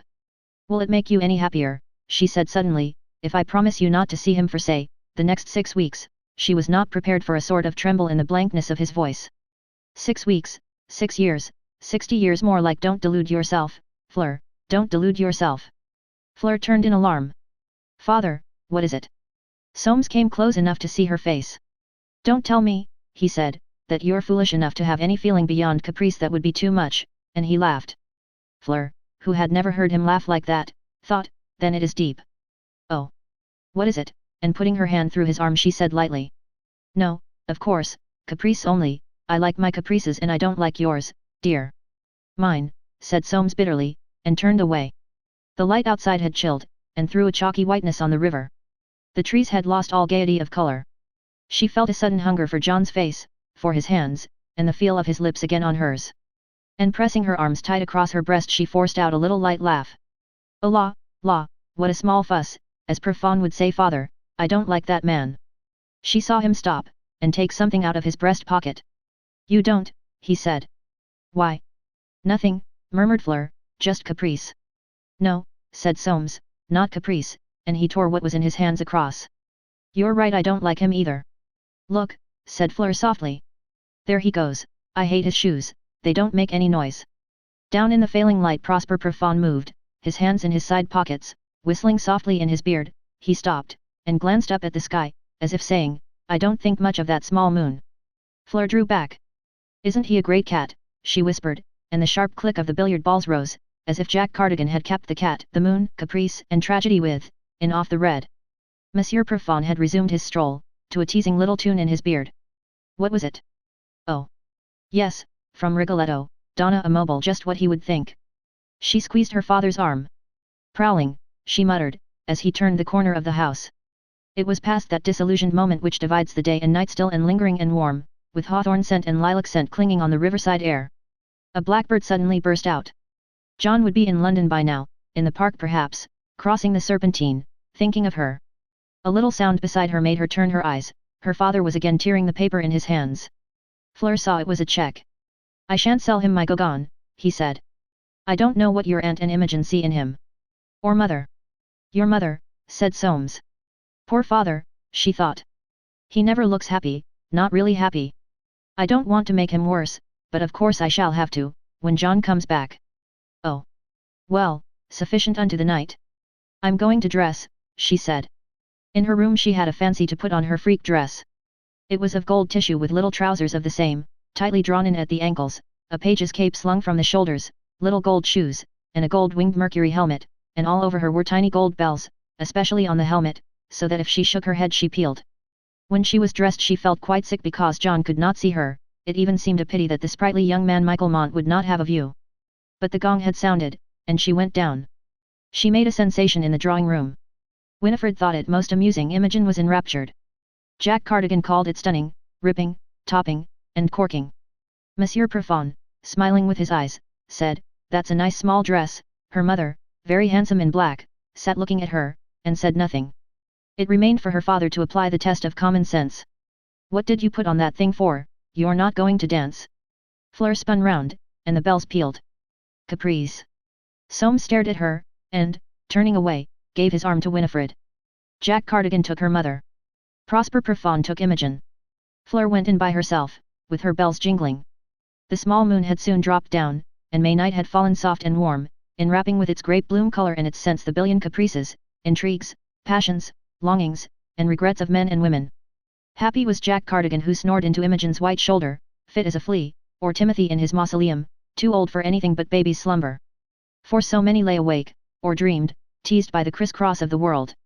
The dew fell and the flowers closed, cattle grazed on in the river meadows, feeling with their tongues for the grass they could not see, and the sheep on the downs lay quiet as stones. Pheasants in the tall trees of the Pangbourne woods, larks on their grassy nests above the gravel pit at Wanston, swallows in the eaves at Robin Hill, and the sparrows of Mayfair, all made a dreamless night of it, soothed by the lack of wind.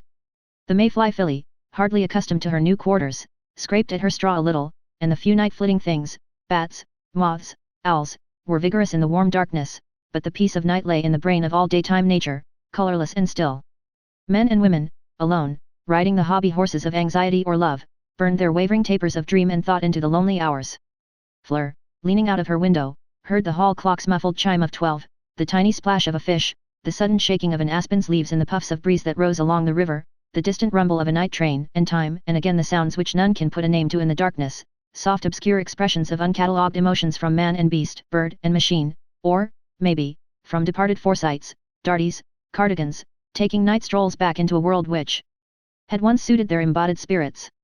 But Fleur heeded not these sounds, her spirit, far from disembodied, fled with swift wing from railway carriage to flowery hedge, straining after John, tenacious of his forbidden image, and the sound of his voice, which was taboo.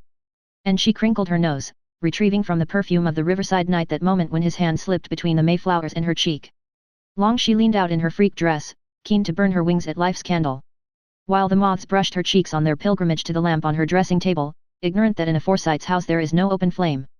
But at last even she felt sleepy, and, forgetting her bells, drew quickly in. Through the open window of his room, alongside Annette's, Soames, wakeful too, heard their thin faint tinkle, as it might be shaken from stars, or the dewdrops falling from a flower, if one could hear such sounds. Caprice, he thought. I can't tell. She's willful. What shall I do? Fleur.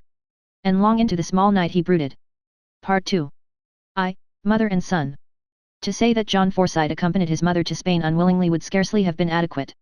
He went as a well-natured dog goes for a walk with its mistress, leaving a choice mutton bone on the lawn. He went looking back at it. Forsytes deprived of their mutton bones are wont to sulk. But John had little sulkiness in his composition. He adored his mother, and it was his first travel. Spain had become Italy by his simply saying, "I'd rather go to Spain, Mum, you've been to Italy so many times, I'd like it new to both of us." The fellow was subtle besides being naive. He never forgot that he was going to shorten the proposed 2 months into 6 weeks, and must therefore show no sign of wishing to do so. For one with so enticing a mutton bone and so fixed an idea, he made a good enough travelling companion, indifferent to where or when he arrived, superior to food, and thoroughly appreciative of a country strange to the most travelled Englishman. Fleur's wisdom in refusing to write to him was profound, for he reached each new place entirely without hope or fever, and could concentrate immediate attention on the donkeys and tumbling bells, the priests, patios, beggars, children, crowing cocks, sombreros, cactus hedges, old high white villages, goats, olive trees, greening plains, singing birds in tiny cages, water cellars, sunsets, melons, mules, great churches, pictures, and swimming grey-brown mountains of a fascinating land. It was already hot, and they enjoyed an absence of their compatriots. John, who, so far as he knew, had no blood in him which was not English, was often innately unhappy in the presence of his own countrymen. He felt they had no nonsense about them, and took a more practical view of things than himself. He confided to his mother that he must be an unsociable beast, it was jolly to be away from everybody who could talk about the things people did talk about. To which Irene had replied simply, "Yes, John, I know." In this isolation he had unparalleled opportunities of appreciating what few sons can apprehend, the wholeheartedness of a mother's love. Knowledge of something kept from her made him, no doubt, unduly sensitive, and a southern people stimulated his admiration for her type of beauty, which he had been accustomed to hear called Spanish, but which he now perceived to be no such thing. Her beauty was neither English, French, Spanish, nor Italian, it was special. He appreciated, too, as never before, his mother's subtlety of instinct. He could not tell, for instance, whether she had noticed his absorption in that Goya picture, La Vendimia, or whether she knew that he had slipped back there after lunch and again next morning, to stand before it full half an hour, a second and third time.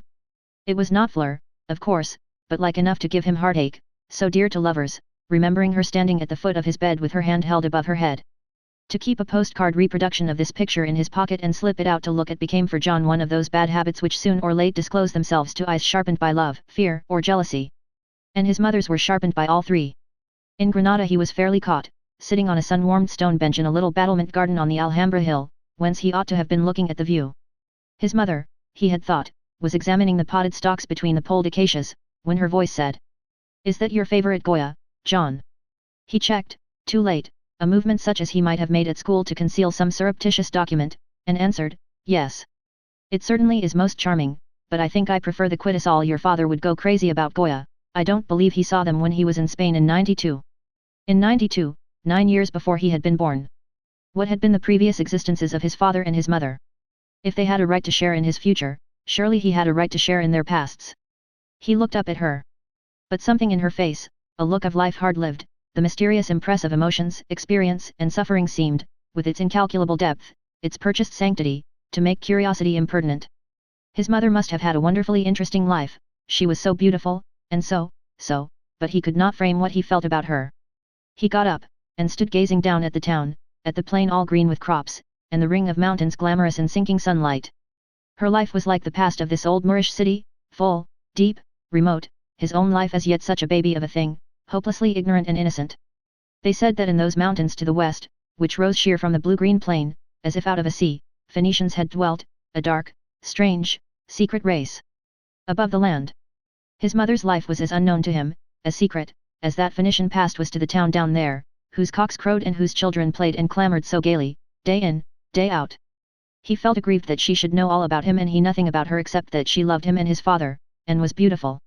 His callow ignorance, he had not even had the advantage of the war, like nearly everybody else, made him small in his own eyes. That night, from the balcony of his bedroom, he gazed down on the roof of the town, as if inlaid with honeycomb of jet, ivory, and gold, and, long after, he lay awake, listening to the cry of the sentry as the hours struck, and forming in his head these lines. Voice in the night crying, down in the old sleeping Spanish city darkened under her white stars. What says the voice its clear lingering anguish? Just the watchman, telling his dateless tale of safety? Just a roadman, flinging to the moon his song? No. 'Tis one deprived, whose lover's heart is weeping. Just his cry, how long? The word deprived seemed to him cold and unsatisfactory, but bereaved was too final, and no other word of 2 syllables short long came to him, which would enable him to keep whose lover's heart is weeping. It was past 2 by the time he had finished it, and past 3 before he went to sleep, having said it over to himself at least 24 times. Next day he wrote it out and enclosed it in one of those letters to Fleur which he always finished before he went down, so as to have his mind free and companionable. About noon that same day, on the tiled terrace of their hotel, he felt a sudden dull pain in the back of his head, a queer sensation in the eyes, and sickness. The sun had touched him too affectionately. The next 3 days were passed in semi-darkness, and a dulled, aching indifference to all except the feel of ice on his forehead and his mother's smile. She never moved from his room, never relaxed her noiseless vigilance, which seemed to John angelic. But there were moments when he was extremely sorry for himself, and wished terribly that Fleur could see him. Several times he took a poignant imaginary leave of her and of the earth, tears oozing out of his eyes. He even prepared the message he would send to her by his mother, who would regret to her dying day that she had ever sought to separate them, his poor mother. He was not slow, however, in perceiving that he had now his excuse for going home. Toward 6:30 each evening came a gaskaka of bells, a cascade of tumbling chimes, mounting from the city below and falling back chime on chime. After listening to them on the 4th day he said suddenly, "I'd like to be back in England, Mum, the sun's too hot." "Very well, darling, as soon as you're fit to travel." And at once he felt better, and, meaner. They had been out 5 weeks when they turned toward home. John's head was restored to its pristine clarity, but he was confined to a hat lined by his mother with many layers of orange and green silk and he still walked from choice in the shade. As the long struggle of discretion between them drew to its close, he wondered more and more whether she could see his eagerness to get back to that which she had brought him away from. Condemned by Spanish Providence to spend a day in Madrid between their trains, it was but natural to go again to the Prado. John was elaborately casual this time before his Goya girl. Now that he was going back to her, he could afford a lesser scrutiny. It was his mother who lingered before the picture, saying, "The face and the figure of the girl are exquisite." John heard her uneasily. Did she understand? But he felt once more that he was no match for her in self-control and subtlety. She could, in some supersensitive way, of which he had not the secret, feel the pulse of his thoughts. She knew by instinct what he hoped and feared and wished. It made him terribly uncomfortable and guilty, having, beyond most boys, a conscience. He wished she would be frank with him, he almost hoped for an open struggle. But none came, and steadily, silently, they travelled north. Thus did he first learn how much better than men-women play a waiting game. In Paris they had again to pause for a day. John was grieved because it lasted too, owing to certain matters in connection with a dressmaker, as if his mother, who looked beautiful in anything, had any need of dresses. The happiest moment of his travel was that when he stepped onto the Folkestone boat. Standing by the bulwark rail, with her arm in his, she said, "I'm afraid you haven't enjoyed it much, John, but you've been very sweet to me." John squeezed her arm. "Oh, yes, I've enjoyed it awfully except for my head lately." And now that the end had come, he really had, feeling a sort of glamour over the past weeks, a kind of painful pleasure, such as he had tried to screw into those lines about the voice in the night crying, a feeling such as he had known as a small boy listening avidly to Chopin, yet wanting to cry. And he wondered why it was that he couldn't say to her quite simply what she had said to him. "You were very sweet to me, Odd, one never could be nice and natural like that." He substituted the words, "I expect we shall be sick." They were, and reached London somewhat attenuated, having been away 6 weeks and 2 days, without a single allusion to the subject which had hardly ever ceased to occupy their minds. 2. Fathers and daughters. Deprived of his wife and son by the Spanish adventure, Jolyon found the solitude at Robin Hill intolerable. A philosopher when he has all that he wants is different from a philosopher when he has not. Accustomed, however, to the idea, if not to the reality of resignation, he would perhaps have faced it out but for his daughter June. He was a lame duck now, and on her conscience. Having achieved, momentarily, the rescue of an etcher in low circumstances, which she happened to have in hand, she appeared at Robin Hill a fortnight after Irene and John had gone. June was living now in a tiny house with a big studio at Chiswick. A Forsyte of the best period, so far as the lack of responsibility was concerned, she had overcome the difficulty of a reduced income in a manner satisfactory to herself and her father. The rent of the gallery off Cork Street which he had bought for her and her increased income tax happening to balance, it had been quite simple. She no longer paid him the rent. The gallery might be expected now at any time, after 18 years of barren usufruct, to pay its way, so that she was sure her father would not feel it. Through this device she still had 1,200 a year, and by reducing what she ate, and, in place of 2 Belgians in a poor way, employing 1 Austrian in a poorer, practically the same surplus for the relief of genius. After 3 days at Robin Hill she carried her father back with her to town. In those 3 days she had stumbled on the secret he had kept for 2 years, and had instantly decided to cure him. She knew, in fact, the very man he had done wonders with. Paul Post, that painter a little in advance of futurism, and she was impatient with her father because his eyebrows would go up, and because he had heard of neither. Of course, if he hadn't faith he would never get well. It was absurd not to have faith in the man who had healed Paul Post so that he had only just relapsed, from having overworked, or overlived, himself again. The great thing about this healer was that he relied on nature. He had made a special study of the symptoms of nature. When his patient failed in any natural symptom he supplied the poison which caused it, and there you were. She was extremely hopeful. Her father had clearly not been living a natural life at Robin Hill, and she intended to provide the symptoms. He was, she felt, out of touch with the times, which was not natural, his heart wanted stimulating. In the little Chiswick house she and the Austrian, a grateful soul, so devoted to June for rescuing her that she was in danger of decease from overwork, stimulated Jolyon in all sorts of ways, preparing him for his cure. But they could not keep his eyebrows down, as, for example, when the Austrian woke him at 8 o'clock just as he was going to sleep, or June took the Times away from him, because it was unnatural to read that stuff when he ought to be taking an interest in life. He never failed, indeed, to be astonished at her resource, especially in the evenings. For his benefit, as she declared, though he suspected that she also got something out of it, she assembled the age so far as it was satellite to genius, and with some solemnity it would move up and down the studio before him in the fox-trot, and that more mental form of dancing, the one-step, which so pulled against the music, that Jolyon's eyebrows would be almost lost in his hair from wonder at the strain it must impose on the dancer's willpower. Aware that, hung on the line in the watercolor society, he was a back number to those with any pretension to be called artists, he would sit in the darkest corner he could find, and wonder about rhythm, on which so long ago he had been raised. And when June brought some girl or young man up to him, he would rise humbly to their level so far as that was possible, and think, dear me, this is very dull for them, having his father's perennial sympathy with youth. He used to get very tired from entering into their points of view. But it was all stimulating, and he never failed in admiration of his daughter's indomitable spirit. Even genius itself attended these gatherings now and then, with its nose on one side, and June always introduced it to her father. This, she felt, was exceptionally good for him, for genius was a natural symptom he had never had, fond as she was of him. Certain as a man can be that she was his own daughter, he often wondered whence she got herself, her red gold hair, now greyed into a special color, her direct, spirited face, so different from his own rather folded and subtlest countenance, her little lithe figure, when he and most of the Forsytes were tall. And he would dwell on the origin of species, and debate whether she might be Danish or Celtic. Celtic, he thought, from her pugnacity, and her taste in fillets and jibbas. It was not too much to say that he preferred her to the age with which she was surrounded, youthful though, for the greater part, it was. She took, however, too much interest in his teeth, for he still had some of those natural symptoms. Her dentist at once found Staphylococcus aureus present in pure culture, which might cause boils, of course, and wanted to take out all the teeth he had and supply him with 2 complete sets of unnatural symptoms. Julian's native tenacity was roused. And in the studio that evening he developed his objections. He had never had any boils, and his own teeth would last his time. Of course, June admitted, they would last his time if he didn't have them out. But if he had more teeth he would have a better heart and his time would be longer. His recalcitrance, she said, was a symptom of his whole attitude, he was taking it lying down. He ought to be fighting. When was he going to see the man who had cured Paul Post? Julian was very sorry, but the fact was he was not going to see him. June chafed. Pondridge, she said, the healer, was such a fine man, and he had such difficulty in making 2 ends meet, and getting his theories recognized.